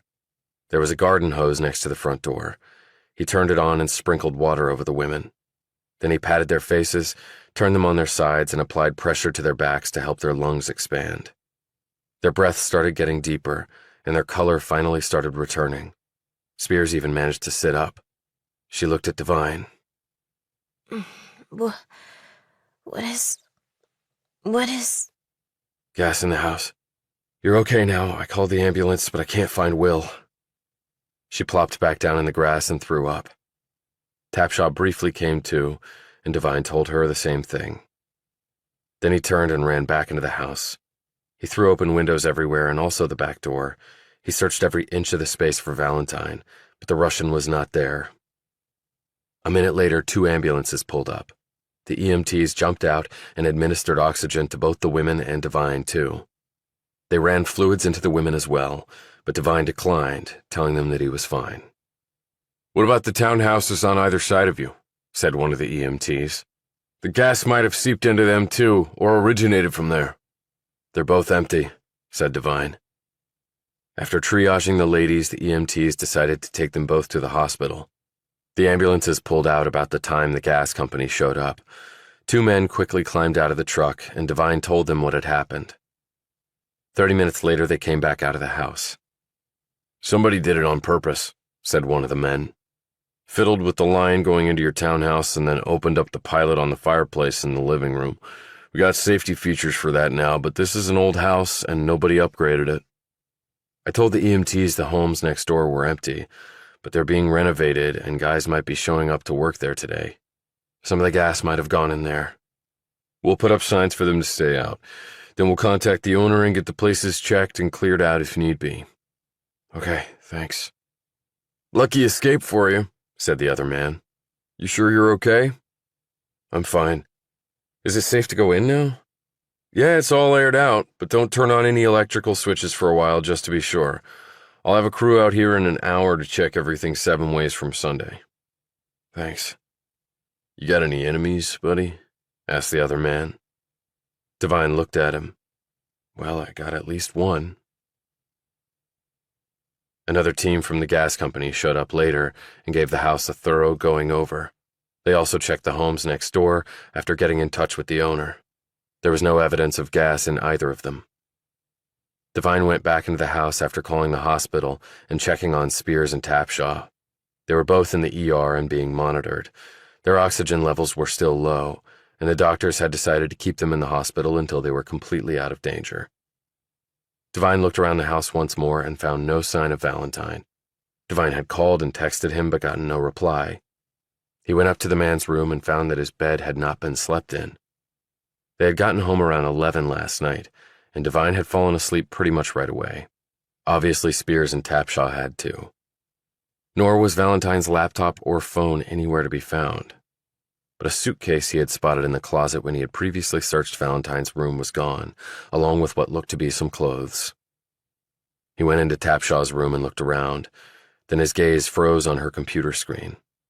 Taped to it was a diagram on a piece of paper. He sat down and read quickly through it. It started off with the oddly numbered email sender addresses that he had given Tapshaw to track down. In a flowsheet structure, it went from that line of numbers to a dozen different configurations, which he supposed were the electronic subterfuges the sender had used to disguise their identity and also to send an email without the requisite internet protocols. When he got to the end of the flow, he gaped. There was an email address that he seemed to recognize, and under it, in parenthesis, was written a name. Will Valentine. And next to that, holy shit. Devine went back down to the living room and stared at the gas fireplace. There were no signs of forced entry. Whoever had manipulated the gas here had been inside the house last night. Clearly, suspicion fell on the man who had not almost died from carbon monoxide poisoning, and who was now AWOL. Now things started to fall into place for Devine. Valentine was Russian. He had come to the townhouse about the same time Devine had. A good portion of the money pouring through Cowell and Cumley had been identified by Campbell's people as coming from Russia and countries friendly to it. Valentine was a genius with computers, so it would have been easy for him to put together a very difficult email to trace. Ironic that I asked him to track an email he'd sent. The guy must have laughed his ass off about that one. I was filling him in on an investigation in which he was already a part, only on the opposite side, and he would tell me nothing about Area 51. Of course he wouldn't. How could he have been so blind? Valentine also knew about Devine and Sarah Hughes dating, the only roommate of Devine's who had before Hughes had been killed. That means that the motive for killing them had nothing to do with me. That was just misdirection. It had everything to do with what Sarah found out about the Locust Group, and then she told Jennifer Stamos, and Stamos had come here. Valentine had let her in. He might have eavesdropped on their conversation on the front porch, and so Stamos had to die too. And the Hugheses were in their daughter's house. Valentine and company couldn't take the chance that they might find additional evidence their daughter had left behind. Just like I thought before. Always go with your gut. The symbolic murders that Devine had theorized about were all bullshit distractions. This was all about two things, money and power. But in reality, they were one and the same. Devine left the house and went to the hospital. Chapter 80. Tapshaw looked weak and shaky. Her eyes fluttered open and then closed. Devine studied her vitals on the monitor and noted that her oxygen levels were improved, but not nearly back to normal. She was very thin and probably didn't have a lot of robust reserve to overcome this easily. He sat next to her bed and held her hand and watched her slight chest rise and fall. "I'm so sorry this happened, Jill," he said. First she had lost the investment from Chilton and Mayflower Enterprises, and now she'd almost died. And it was probably all connected to what Devine was looking into, with Will Valentine as the unknown factor. Is okay, Travis. I saw your information on the email, Jill. I saw that you traced it to Will. Will, email. It now occurred to Devine that that was the reason Valentine had made a run for it and tried to kill them all. He had somehow discovered that Tapshaw had found him out. I'll follow up on that, Jill. Don't worry about that. We'll find him, I promise. But I think I should contact your family. I know your mom lives in California, but what about your dad and your brother Dennis? Do you have contact info for them on your phone or in your room? He knew he couldn't get on her phone or laptop without her passwords. She mumbled something incoherent and then fell back asleep. He glanced at her monitor, where everything seemed to be holding its own but didn't seem to be improving. He wished her color looked better. He left her there and ventured to Helen Spears's room. Only she wasn't there. "She checked herself out AMA about 2 hours ago," the nurse told Devine when he made inquiries. "Against medical advice?" "Yes, but I think she'll be fine. She was already recovering nicely when she was brought in. She's a very fit young woman. The other woman is a lot frailer, and she's also anemic. We're watching her closely." "Did Spears say where she might be going? We roomed together." "She didn't. He wondered if Spears and Valentine had met up, and if they had, why? I might have enemies on both flanks right in my own camp. He went to work the next day and sat beside burners who were openly weeping in front of their computer screens. Word had obviously gotten around that the firm was going under. He had contacted Caltech because he remembered that was where Tapshaw's mother taught, and left a message for her explaining a little of what had happened. He had heard nothing from Spears. He then received a text from Montgomery, and they arranged to meet later in the city. When he got to the cafe in Tribeca, she was already waiting. He filled her in on what had happened at his townhouse. Oh my God. So 2 of my roomies are now missing, and Valentine wasn't there when the gas got turned on. Was he working with the laundering operation? With Cowell? I think so. He went on to explain that Valentine had been the one to send him the emails. Well, then he must be working with them. And he tried to get rid of me, and my other roommates were collateral damage. But Jill tracked him down online, and Campbell's men have an APB out on him. And Spears? Devine shook his head. She checked herself out of the hospital. She hasn't answered my texts or emails or phone calls. That is so odd. She reached out and took his hand. Look, the stuff Brad was talking about. With you and the other soldiers in the army? What about it? Is that why you left the military? Yes. It ended with both of them dead, and I have a level of guilt from all of it that will haunt me until my dying day. She sat back and studied him. Whatever happened there, I believe that you did what you thought was the right thing. The honorable thing. Why do you believe that? Because, despite your best efforts to make yourself out to be a shit, you're actually a really good guy. A really nice guy, Travis. I can tell. Trust me. I've seen the whole spectrum of men, and you're definitely one of the good ones. He took her hand and squeezed it, and she leaned over and kissed him. Now what will you do? The mission's not finished yet. I mean, after that. Not sure. Keep working for Campbell. I don't think I have a choice, really. Do you want company? I'm not sure Campbell would go for that. No, I am sure he wouldn't. I meant on the personal side. You can do a hell of a lot better than me, Michelle. While I hope I am a nice, honorable guy, I'm also a washed-up soldier with daddy problems. She gazed at him. You're a West Point grad, Army officer. You defended this country in combat.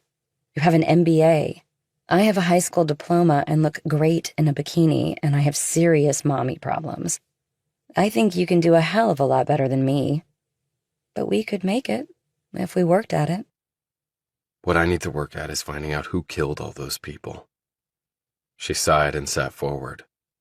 But I thought Jerry Myers did it. I think he killed Sarah, but I'm not sure about the others. Do you really think it could be your missing roommate? Which one, Valentine or Spears? Could they be working together? Devine thought back to the night at the bar where Spears and Valentine just seemed to have an odd connection. But then she had searched his room, and he had left Spears for dead. I don't know. I really don't.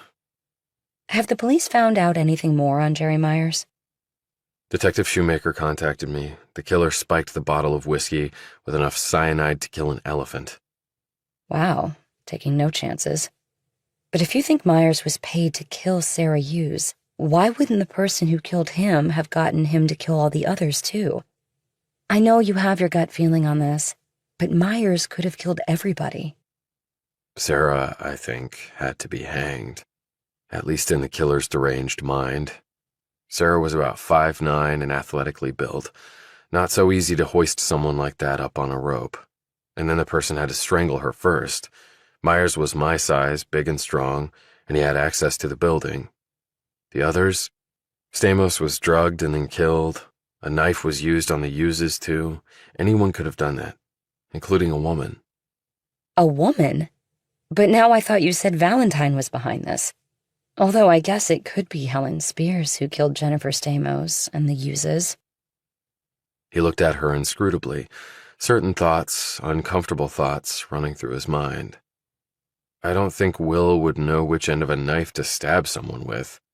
And with his big gut, he's not crawling through windows. He can barely walk up the stairs. And if he was working with the people behind the money laundering, they'd have plenty of skilled foot soldiers to do the deeds, but... But what? Why pay off Myers to kill Sarah? Again, why not just use one of your own people, like Hancock? Well, Myers had access to the building, like you said. So did Brad Cowell, retorted Devine. He fell silent. At first he had thought Cowell had been behind the killings. Then he had changed his mind and thought there was a different killer who had had a grudge against him and who had sent him the weird emails and killed his victim symbolically. Then he'd changed his opinion again and decided it was the people behind Cowell and now Valentine who had done the killings, or at least he was involved, and all the rest was just misdirection. But now I'm not sure. Again. There was something off here, really off, and he just couldn't figure out what it was. But I have to, eventually, or else a killer walks free to kill me. Chapter 81. That night, Devine went back to an empty townhouse. Spears's room held her unused law books, but not the Glock under the mattress. The woman had evidently left the hospital, come back here, and gotten her weapon. He wondered why, and he also wondered where she was now. They had all returned from the bar and gone to their rooms. At around 4 a.m., Devine had been awoken by the gas. During that time, Valentine must have messed with the gas lines and fled, leaving them all to die. Campbell had texted him that their APB had so far turned up no leads on the man. Where the hell are you, Will? Back in Moscow getting a medal from Putin? He was about to go up to his room when the phone rang. He didn't recognize the number, but decided to answer it. Hello? Mr. Devine? Yes? Who's this? Emily Spanner. I'm afraid I don't... I'm Jill Tapshaw's mother. Oh, Mrs. Spanner, I'm sorry. I looked up the faculty at Caltech, but didn't see a Tapshaw listed, so I just left a message on the department receptionist's voicemail for Professor Tapshaw. It's all right. Spanner is my maiden name. That's happened before, and I finally got your message. But what has happened? Is Jill okay? She's fine. There was a gas leak in our townhouse. I'm one of her roommates.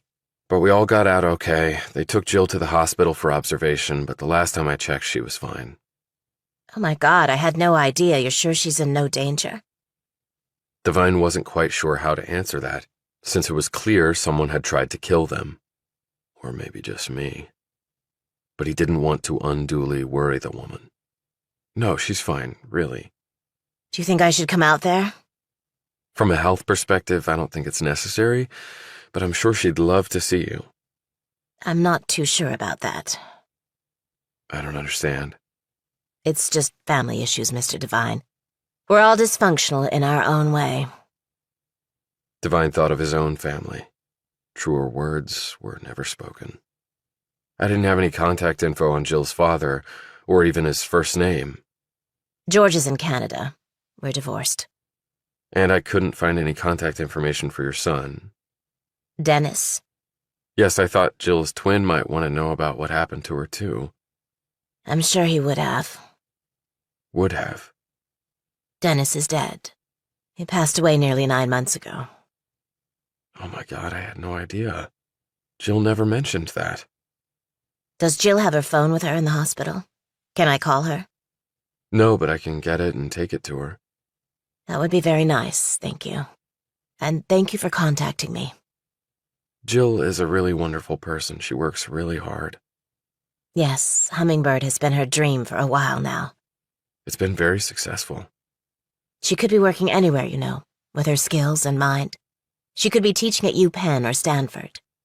But this makes her happy, bringing people together. Yes, I suppose it does. Well, thank you again for letting me know. Sure, thanks for the call back. And I'll get Jill's phone to her. I appreciate that. Goodbye. Devine put his phone back in his pocket. Why hadn't Tapshaw mentioned that her twin was dead? But then again, he hadn't really talked to his roommates about his family. Still, he wondered how Dennis Tapshaw had died. He climbed the stairs to Tapshaw's room and went inside. A search of her things revealed no phone. He wondered if she had left it at work. He'd noticed that she hadn't had it with her at the bar. He looked around and saw a set of keys on a brown file folder. He picked them up and saw her car key on there. There was another key on there too, but he knew it wasn't to the office. She used an electronic security card to get into her space like they did at Cowell and Cumley. He knew that because she had taken him for a tour once and had used her security card to get in. He had a sudden thought and went down to the garage and unlocked her Mini Cooper. He searched through it and found the RFID card in the console. This should get him into the office okay.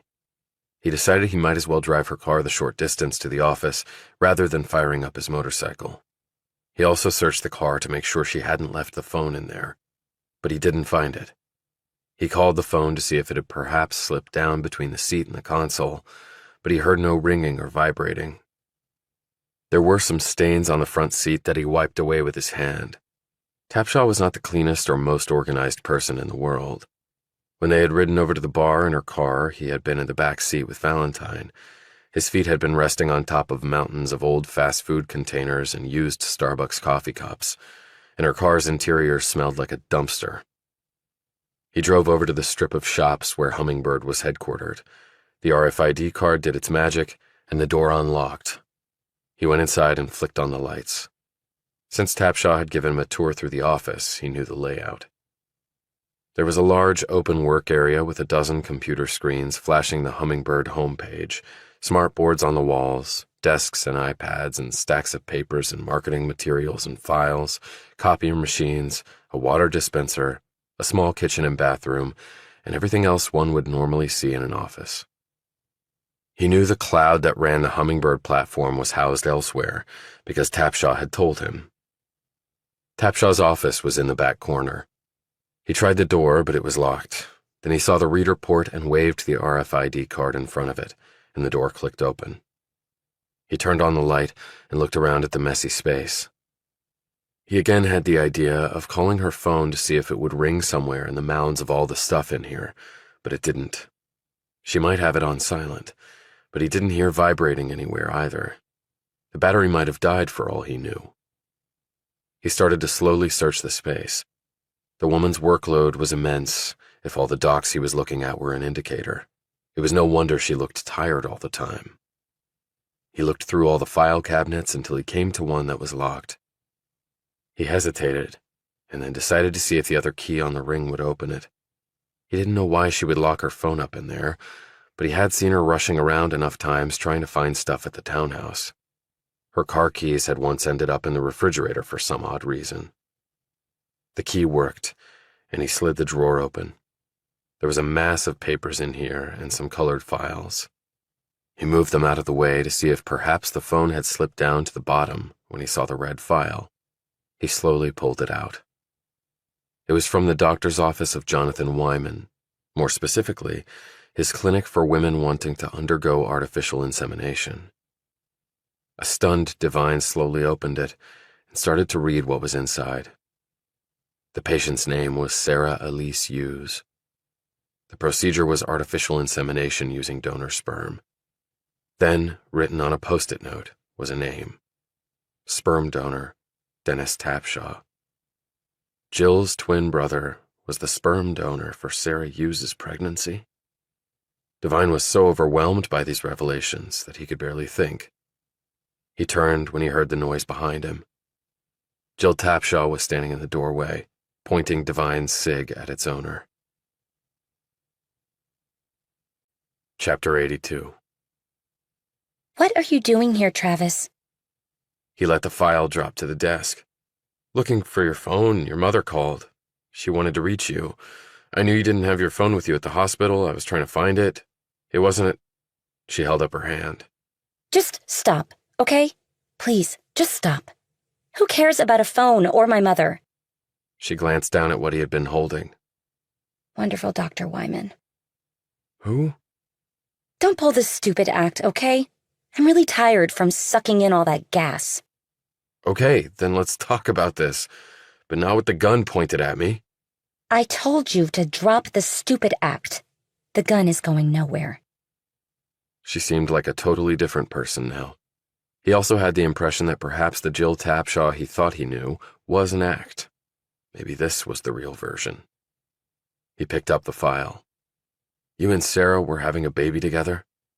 That was the plan. Didn't end well. But you know that, right? And your brother was the sperm donor? Why not? He was perfect. I also understand that he's dead. By the look on her face, Devine wished he hadn't mentioned that. Who told you he was dead? Your mother. I mentioned that I wanted to let him know about your being in the hospital, and that's when she told me he died. He paused. Only she didn't tell me how he died. Tapshaw held up the gun. He put one of these in his mouth and pulled the fucking trigger. Why would he do that? You said he had everything going for him. Because Dennis desperately wanted to transition to being a woman, and my brilliant father couldn't accept that. That's why my parents finally divorced. He was awful to Dennis. Never 1 minute's peace, never any support. He drove him to suicide. I wanted to kill him, but he ran away to Canada and nobody knows where he is. Wyman said he didn't know who the sperm donor was. He didn't. Neither did Sarah at first.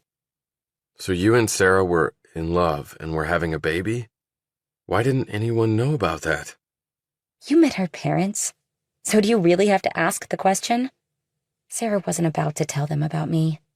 It's not like my father would have been thrilled with 2, as he would see it, alien children. But no one even knew you and Sarah were dating? That's hard to believe. Sarah wanted it that way. She wanted to move up in her field. There are lots of gay people in the world of finance. Not that many gay women. She bit her lip and looked unsure for a moment. And Sarah was confused, it seemed to me, about her sexuality. Tapshaw's face twisted angrily. She needed to make up her mind. So we kept things quiet. Very quiet. So you two broke up, and she terminated the pregnancy. Why? She motioned with the gun to the file drawer that Devine had been looking through. Her diary is in there, in a yellow folder. Read it for yourself. Devine slowly pulled the folder out and found a black journal inside. He flipped through the pages. The entry for December 4th. Devine found it and read through Yuze's notes. He finished and looked up. She was afraid of you? She was afraid you were unbalanced? That you were obsessed with your brother? He had recently killed himself. I was distraught. She wrote that you had a shrine to him in your room, that you were too emotional, too over the top, too controlling, and that this was before he killed himself. In her diary, she wrote that after that, you really lost it. She had no reason to be afraid of me. I loved her. And so what if I idolized my brother? Is that a crime? You said she didn't know he was the sperm donor until later? She found out. I don't know how. It was supposed to be anonymous, but I arranged for Dennis to donate the sperm. Is that why she terminated the pregnancy? She didn't want to carry your brother's baby? It wasn't his baby. It was my baby. We were twins. If we were the same gender, we'd have the same fucking DNA. Dennis got the Y chromosome, but he didn't want it. And she killed my baby. She might as well have put a bullet in my mouth. And when you found out, you decided to kill her? No, I didn't. I was still dealing with Dennis's death. Her face twisted in anger at him. But then I found out you two were seeing each other. She moved to her new place. But I found out. I saw you there with her. I know you slept with her. When a room became available at the townhouse where you lived, I grabbed it. Why? I needed to watch you. I needed to know if you were going to be a good match for Sarah. Match? Did you meet her through Hummingbird? She was one of your earliest subscribers, you said. Tapshaw nodded and moved closer to Devine. We were perfectly aligned in every way. The algorithm said we would be happy forever. It was love at first sight, the way it sometimes happens. She moved closer. But then she abandoned me, terminated our child and hooked up with you. And then she dumped you. I didn't know who she was seeing for a while. I thought it must be another man. I could understand and accept that she might like men and not women. I could have lived with that. I really could have. But then I saw her one night with a woman. They were kissing. They were very close. They were in love, obviously. Jennifer Stamos. I didn't know her name until I overheard you talking to her outside the townhouse. Shit, thought Devine. Her room overlooks the front of the house. She heard everything, and that conversation signed Stamos' death warrant. The night she died, you were up early. You said you had a Zoom interview with a magazine in the Netherlands. There was no interview, but I had just gotten back from killing her, and you caught me, so I had to come up with something. You didn't have any blood on you or anything. I wore scrubs over my clothes and booties on my feet, and then got rid of them in a dumpster. You mutilated her body, Jill. She took Sarah from me, so I had to take something from her. You were also probably worried that Sarah had told Stamos about you. But I never mentioned you to Sarah or Jen. There would have been no reason to. But you couldn't chance that. Jen was smart. She might put two and two together, and I got the emails telling me of their deaths. That was you, right? The untraceable emails? I wanted you to know. I wanted you to feel guilt that you helped cause Sarah's death. And the others, too. And making those emails work the way I did was a challenge.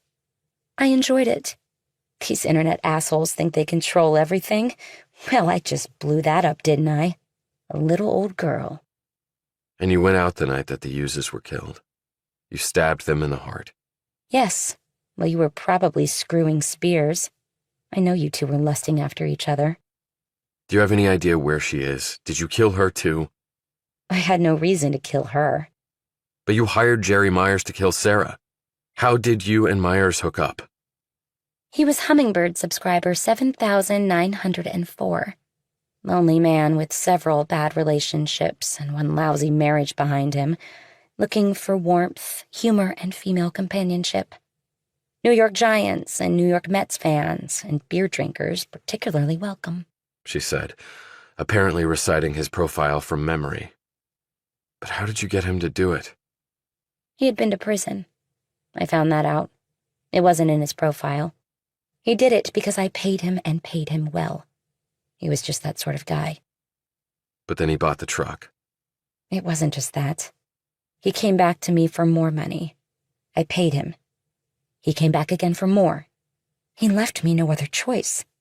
I don't like people who break their word. How did he get Sarah alone? I sent an email to Sarah that she thought was from Brad Cowell, basically ordering her to pull an all-nighter to meet a deadline.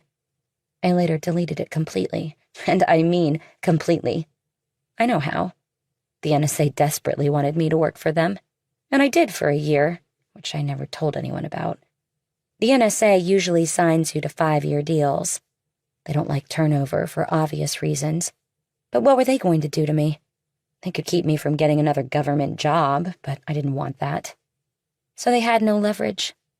But the bottom line is that I know how to wipe things clean. Jerry had never left the building. He hid in the storage closet where Sarah was found. He waited until very late to make sure no one was around, went to her office, strangled her, and then strung her up. Hanged her for what? Being a traitor? To you?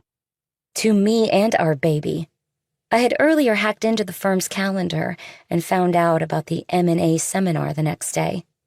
That made it perfect for Jerry to kill her the night before. I told him no one would suspect him if he was the one to find the body. And you don't need your card to enter or leave the building during normal business hours. And Jerry had ridden up on the elevator to the 52nd floor with some other people he knew worked on that floor, so he didn't have to use his card.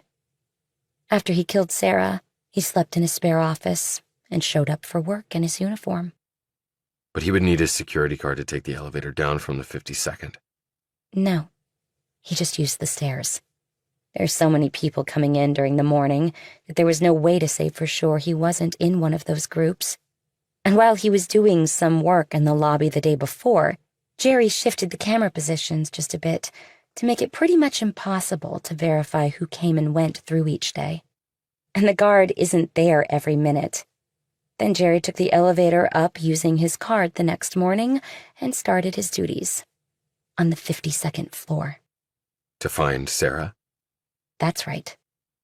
Even more reason to have cameras on all the floors and the stairwells, not just the front and rear entrances. She smiled.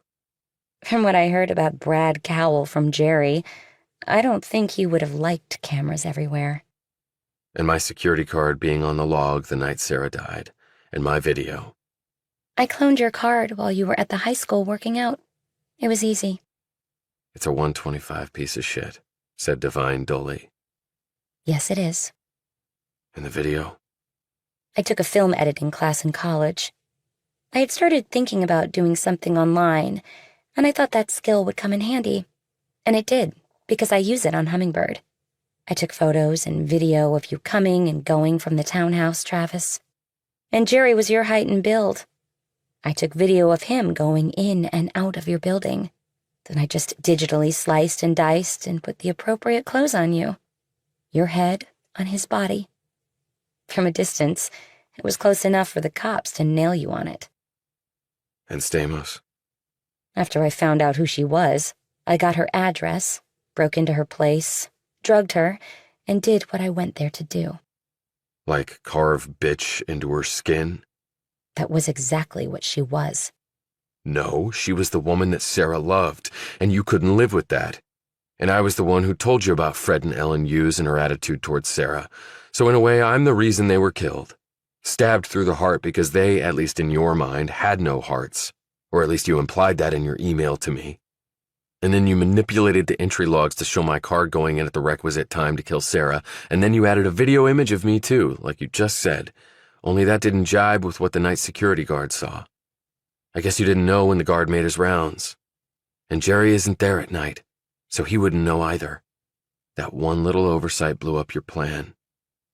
Her face crinkled, and she gave him a weak smile that showed a bit of the innocent, kind-hearted woman he thought he knew. You're a smart person, Travis. And I do like you. I really do. You've always been so nice to me. You remind me a little of Dennis, actually.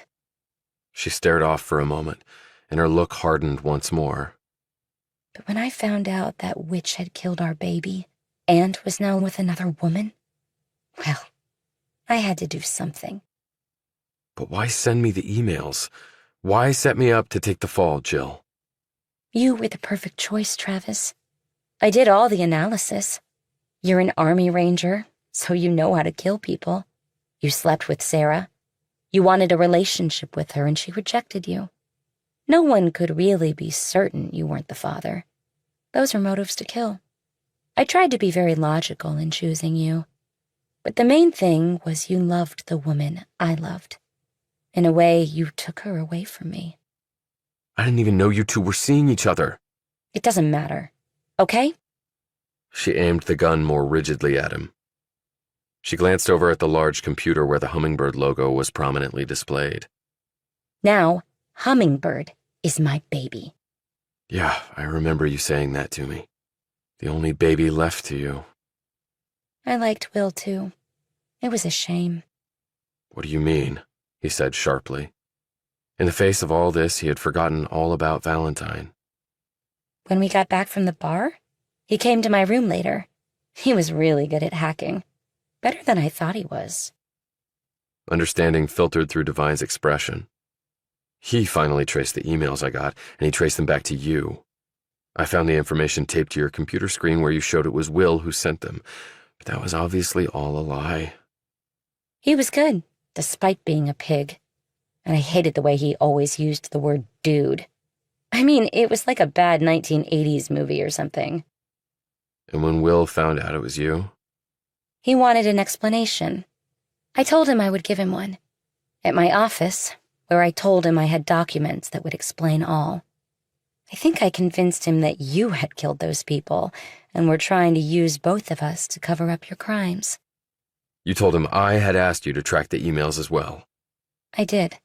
And I intimated that you were working with people that could set us both up as being involved in all this. He wasn't a U.S. citizen yet, so he was terrified of being deported. Before we left, I did as much as I could on the computer to turn the tables on him and show he was the source of the emails and not me. I taped up that piece of paper on my computer for people to find. And then what happened? On the drive over, I asked him to get something out of the glove box. While he was doing that, I injected him in the neck with the same sedative I used on Stamos. I drove him to the lake near the townhouse. I stabbed him in the chest and tied a heavy rock to him. Then I threw his laptop and phone in the lake too, after I rolled him into the water. Will was very heavy, but I was very determined. When I was throwing his stuff in, my phone fell out of my pocket and went into the water. I had some blood on me from stabbing him. I cleaned it up as best I could, but I probably missed some. Devine glanced down at his hand where he had rubbed off the stains from her car seat. Will's blood? And the gas in the house, that was you? I had to come up with a reason for Will's disappearance, namely that he tried to kill all of us and then disappeared. I went back to the townhouse, packed some clothes in his suitcase, and tossed it in a dumpster in the downtown area. Then I came back and fiddled with the gas. But weren't you afraid of dying from the gas? I mean, you were really close to it, Jill, when I carried you out of the house. She looked at him calmly, with an utterly uninterested expression which, under the tense standoff, was terrifying. You should have just let me die, Travis. It would have been much better for me, and certainly much better for you. Meaning, now it's my turn. Is this what Dennis would have wanted? Dennis never had a chance to know what he really wanted. But for what it's worth, I'm very sorry, Travis. She fired the gun, and the bullet slammed into his right shoulder. He fell back against the file cabinet and then dropped to the floor. The blood spurted down his front, and he desperately tried to use his shirt to stanch the bleeding. She moved closer and aimed the gun at his head for the kill shot. I'm sorry. I meant to shoot you in the chest. I don't have really good aim. But it won't hurt any more in a second, Travis. I promise. I never wanted any of this to happen. A second shot rang out. Devine watched Tapshaw stiffen as a bullet went into her back, traversed her thin torso, and exited out her chest. In his wounded, muddled state, Devine thought he could see the bullet in midair. The round smacked into the wall and stayed there. Tapshaw swayed on her feet for a moment. Then the cig fell from her hand, and she followed along with it, hitting the hard floor face first, and not moving again, except for one last involuntary twitch as life quickly transitioned to death. A bleeding and rapidly weakening Devine swiveled his head to the doorway. Helen Spears stood there with her Glock still pointing at where Tapshaw had been standing a moment before. She looked down at Devine and started to run toward him, her phone coming out as she tapped in 911. Travis! She cried out, right as Devine's eyes closed. Chapter 83. Devine lay in a hospital bed, but his mind was elsewhere. The thump-thump beats of the chopper blades, the swirl of heated desert air, the taste of red sand in his mouth along with the biting fumes of aviation fuel in his bloody nostrils. None of those things should happen while you're dying, because dying was enough of a bitch. Ass over elbows, the IED had taken Devine, a 225-pound man, loaded down with 50 more pounds of gear, and launched him like a human cannonball across a rut-filled road 50 clicks outside of Kandahar. He hit the dirt unconscious. He woke up to a morphine-inspired fog. He endured multiple surgeries and a skin graft and did it all over again 2 years later when a badly aimed sniper round went through a defect in his body armor and ripped his shoulder apart instead of his brain. Only this time it was the other shoulder, and he was nowhere near Kandahar. Devine blinked himself awake and stared around the antiseptic confines of his hospital room. Just beneath the intoxicating shimmer of the morphine drip, he felt both the snake-like bite of the Sig Sauer 9mm round and the surgery that had followed. Without painkillers, he knew he would be shrieking in agony right now. He flitted across time and space, and then his gaze lingered and stopped on twin figures. Emerson Campbell was in a suit, but without a tie. Helen Spears was in a dark blue jacket and skirt with a red scarf around her neck. For a moment, the drugged-up Devine thought she was an airline flight attendant. "How is consciousness treating you, Devine?" asked Campbell. Devine tried to form the words, but his mouth, along with his brain, was not entirely under his command. Spears sat down next to him and took his hand, squeezing it in a firm grip. I'm sorry. I should have been there sooner. I'm so sorry. And she did look sorry, Devine had to admit. Very sorry indeed. He thought he saw tears bubbling at the edges of those beautiful eyes, but perhaps that was the morphine talking. Who are... That was all he could accomplish. Campbell stepped forward. "She's with us, Devine. Special Agent Helen Spears. She fired the shot on the football field that allowed you to escape from Eric Bartlett and company that morning.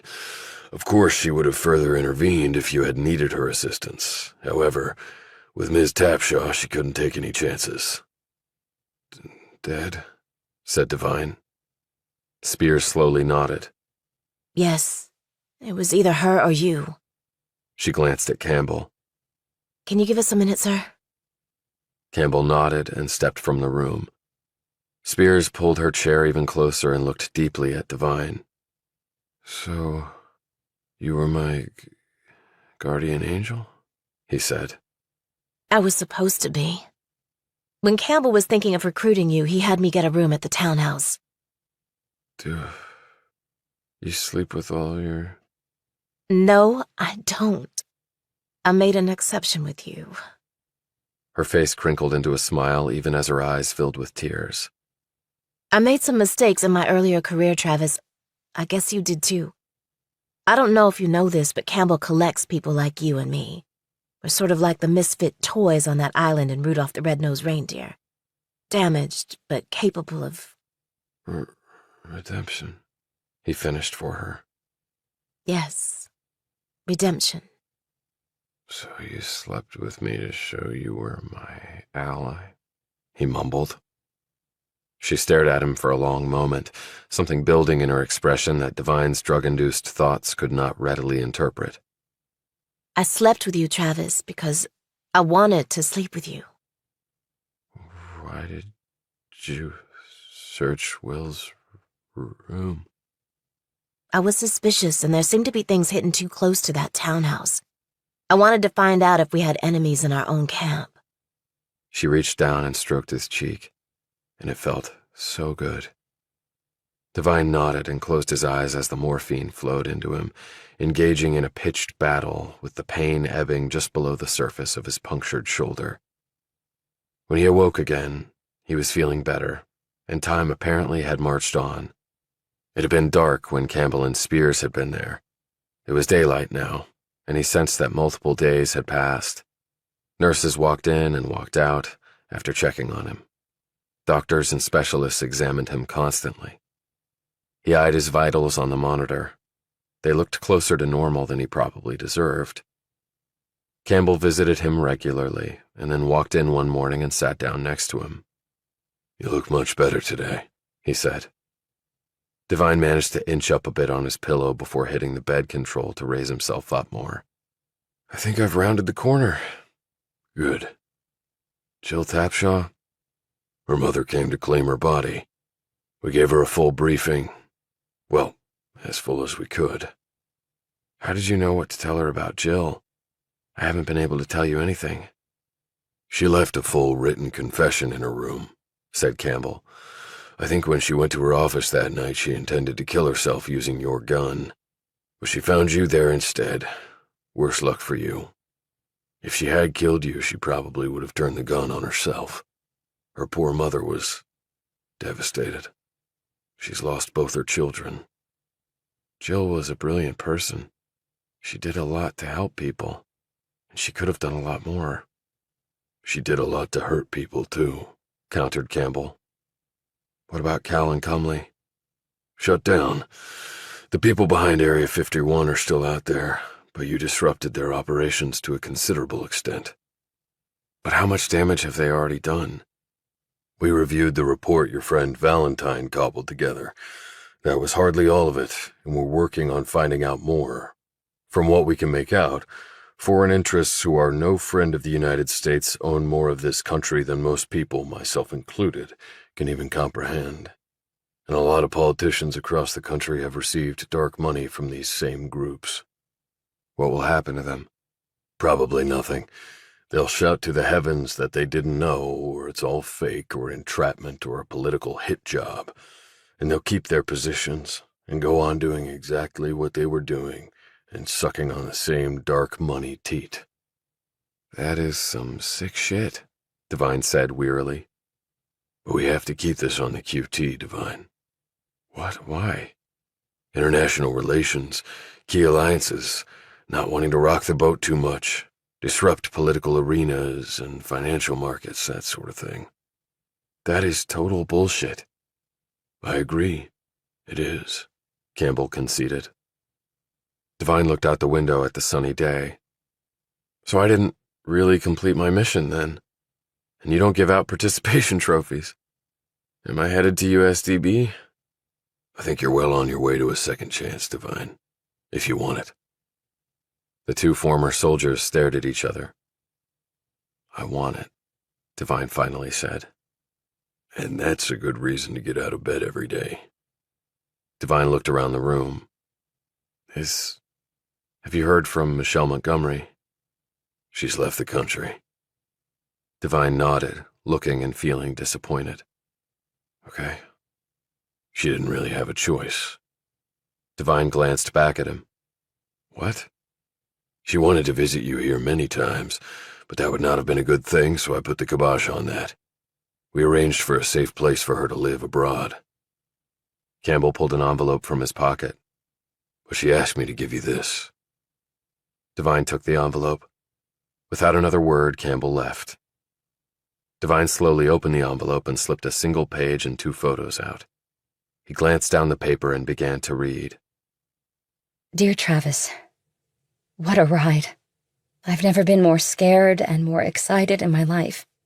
Not sure what that says about me, but just being honest. I guess the general has told you what happened. I didn't want to leave you, but he didn't give me a choice. I can say I will miss you, and I will. But I'm convinced we will see each other again. And while the general won't like it, you can reach me at this phone number. Devine eyed the international phone number with the country code for Italy.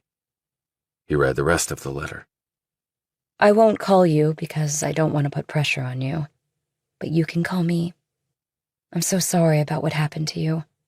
I never would have guessed that that sweet-looking girl who founded a dating service to help people find love would have been so screwed up. I hope you recover quickly. Even though I couldn't visit you in the hospital, I was thinking about you. All the time.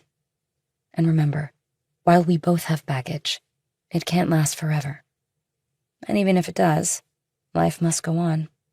And I don't think you or I need a dating service to find the person just right for us. I'll always love you. Michelle. P.S. The man in that photo is a keeper. The one of me is so you won't forget. Devine next looked at the photos. The one of him was the same photo she'd taken on the rooftop of her building, the troubled man with baggage. The one of her did not have her in a bikini, but rather jeans and a t-shirt, with the loveliest smile he had ever seen. He reluctantly set her picture aside and stared at the ceiling. He had never suspected Jill Tapshaw. He had trusted her, and then nearly been killed by her. He had not trusted Helen Spears, and she had been the one to save his life. He had suspected Will Valentine of wrongdoing, and the man had done nothing but be his friend and help him, and his payment for that had been the loss of his life. During an earlier visit, Campbell had told him that Valentine's family back in Russia had been taken away by the state. The infant Valentine had been left alone and then whisked out of the country by family friends. But with Michelle Montgomery, in the end, he had trusted her, and that trust had been amply rewarded.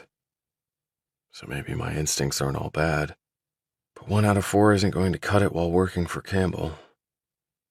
He turned to the window and lay there, staring at the rising sun of a new day.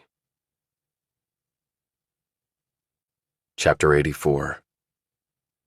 It was 3 weeks later, at precisely 6:20 in the morning. Devine, his arm in a sling, stepped onto the train. He was leaving the area the next day, but he wanted to take one more trip on the 6:20. He wasn't sure why, but then again, maybe he was. The train started to fill station after station, with the young gladiators in their suits and skirts, their laptops and clouds fired up and gestating future wealth for those with already too much of it. Later, the train climbed the little knoll, slowed, and then stopped, like a thirsty animal does at creekside for a drink. The Cowl Palace was for sale. There was no Michelle Montgomery in her Morse code bikini, no swaggering billionaire in his natural habitat of unparalleled luxuriousness. Devine looked around the train car and saw all gazes stuck to computer screens. He took out his laptop and looked over the email he had crafted, along with a large attachment. It documented everything he had found out about Cowl and Cumley. He hit the send key, and off it flew to one Elaine Nestor, the tarred and feathered journalist. Go and win a Pulitzer, Elaine, and screw the powers that be and the dark money they suck on. Devine found himself staring out the window and conjuring up images that bordered partly on nostalgia and partly on necessity. His need to feel something, to regret things, to sense guilt and loss and other things he couldn't readily identify right now. Figuring out the inexplicable was never easy. Sarah Hughes and Jen Stamos dead. Jill Tapshaw, too. 3 remarkable women who could have done a lot of good in the world, given the chance. But Tapshaw hadn't given the other 2 the opportunity. In her brilliant, twisted mind, they needed to be punished and removed from the living. And Will Valentine, his beer-guzzling friend with more optimism than any person Devine had ever met, and who loved his adopted country more than some native-born citizens, was also dead. But Michelle Montgomery was still alive, though denied a place at whatever table Devine would be heading to, alone. But I have her phone number, and a letter from her in which she says she'll always love me. Right now, that is enough. The train started up again with a jolt. He turned away from the glass and stared straight ahead, the only direction he could now see himself heading. What lay there for him could be bullets or bombs once more, or the more subtle entanglements that happened all over the world outside combat zones. He didn't know which was more dangerous, or whether it would end up being a tie. He only hoped that he was up to the task. Ranger tabbed and Ranger scrolled, and a seasoned financial analyst to boot. Devine would probably need all of it and a little bit more to survive, along with luck. A good soldier never discounted the intervention of well-timed luck. Redemption, a second shot, a new lease on life. Maybe this was all of those things. You'll never know until you try, soldier. He sat back, closed his eyes, and let the 6:20 train take him somewhere, one more time.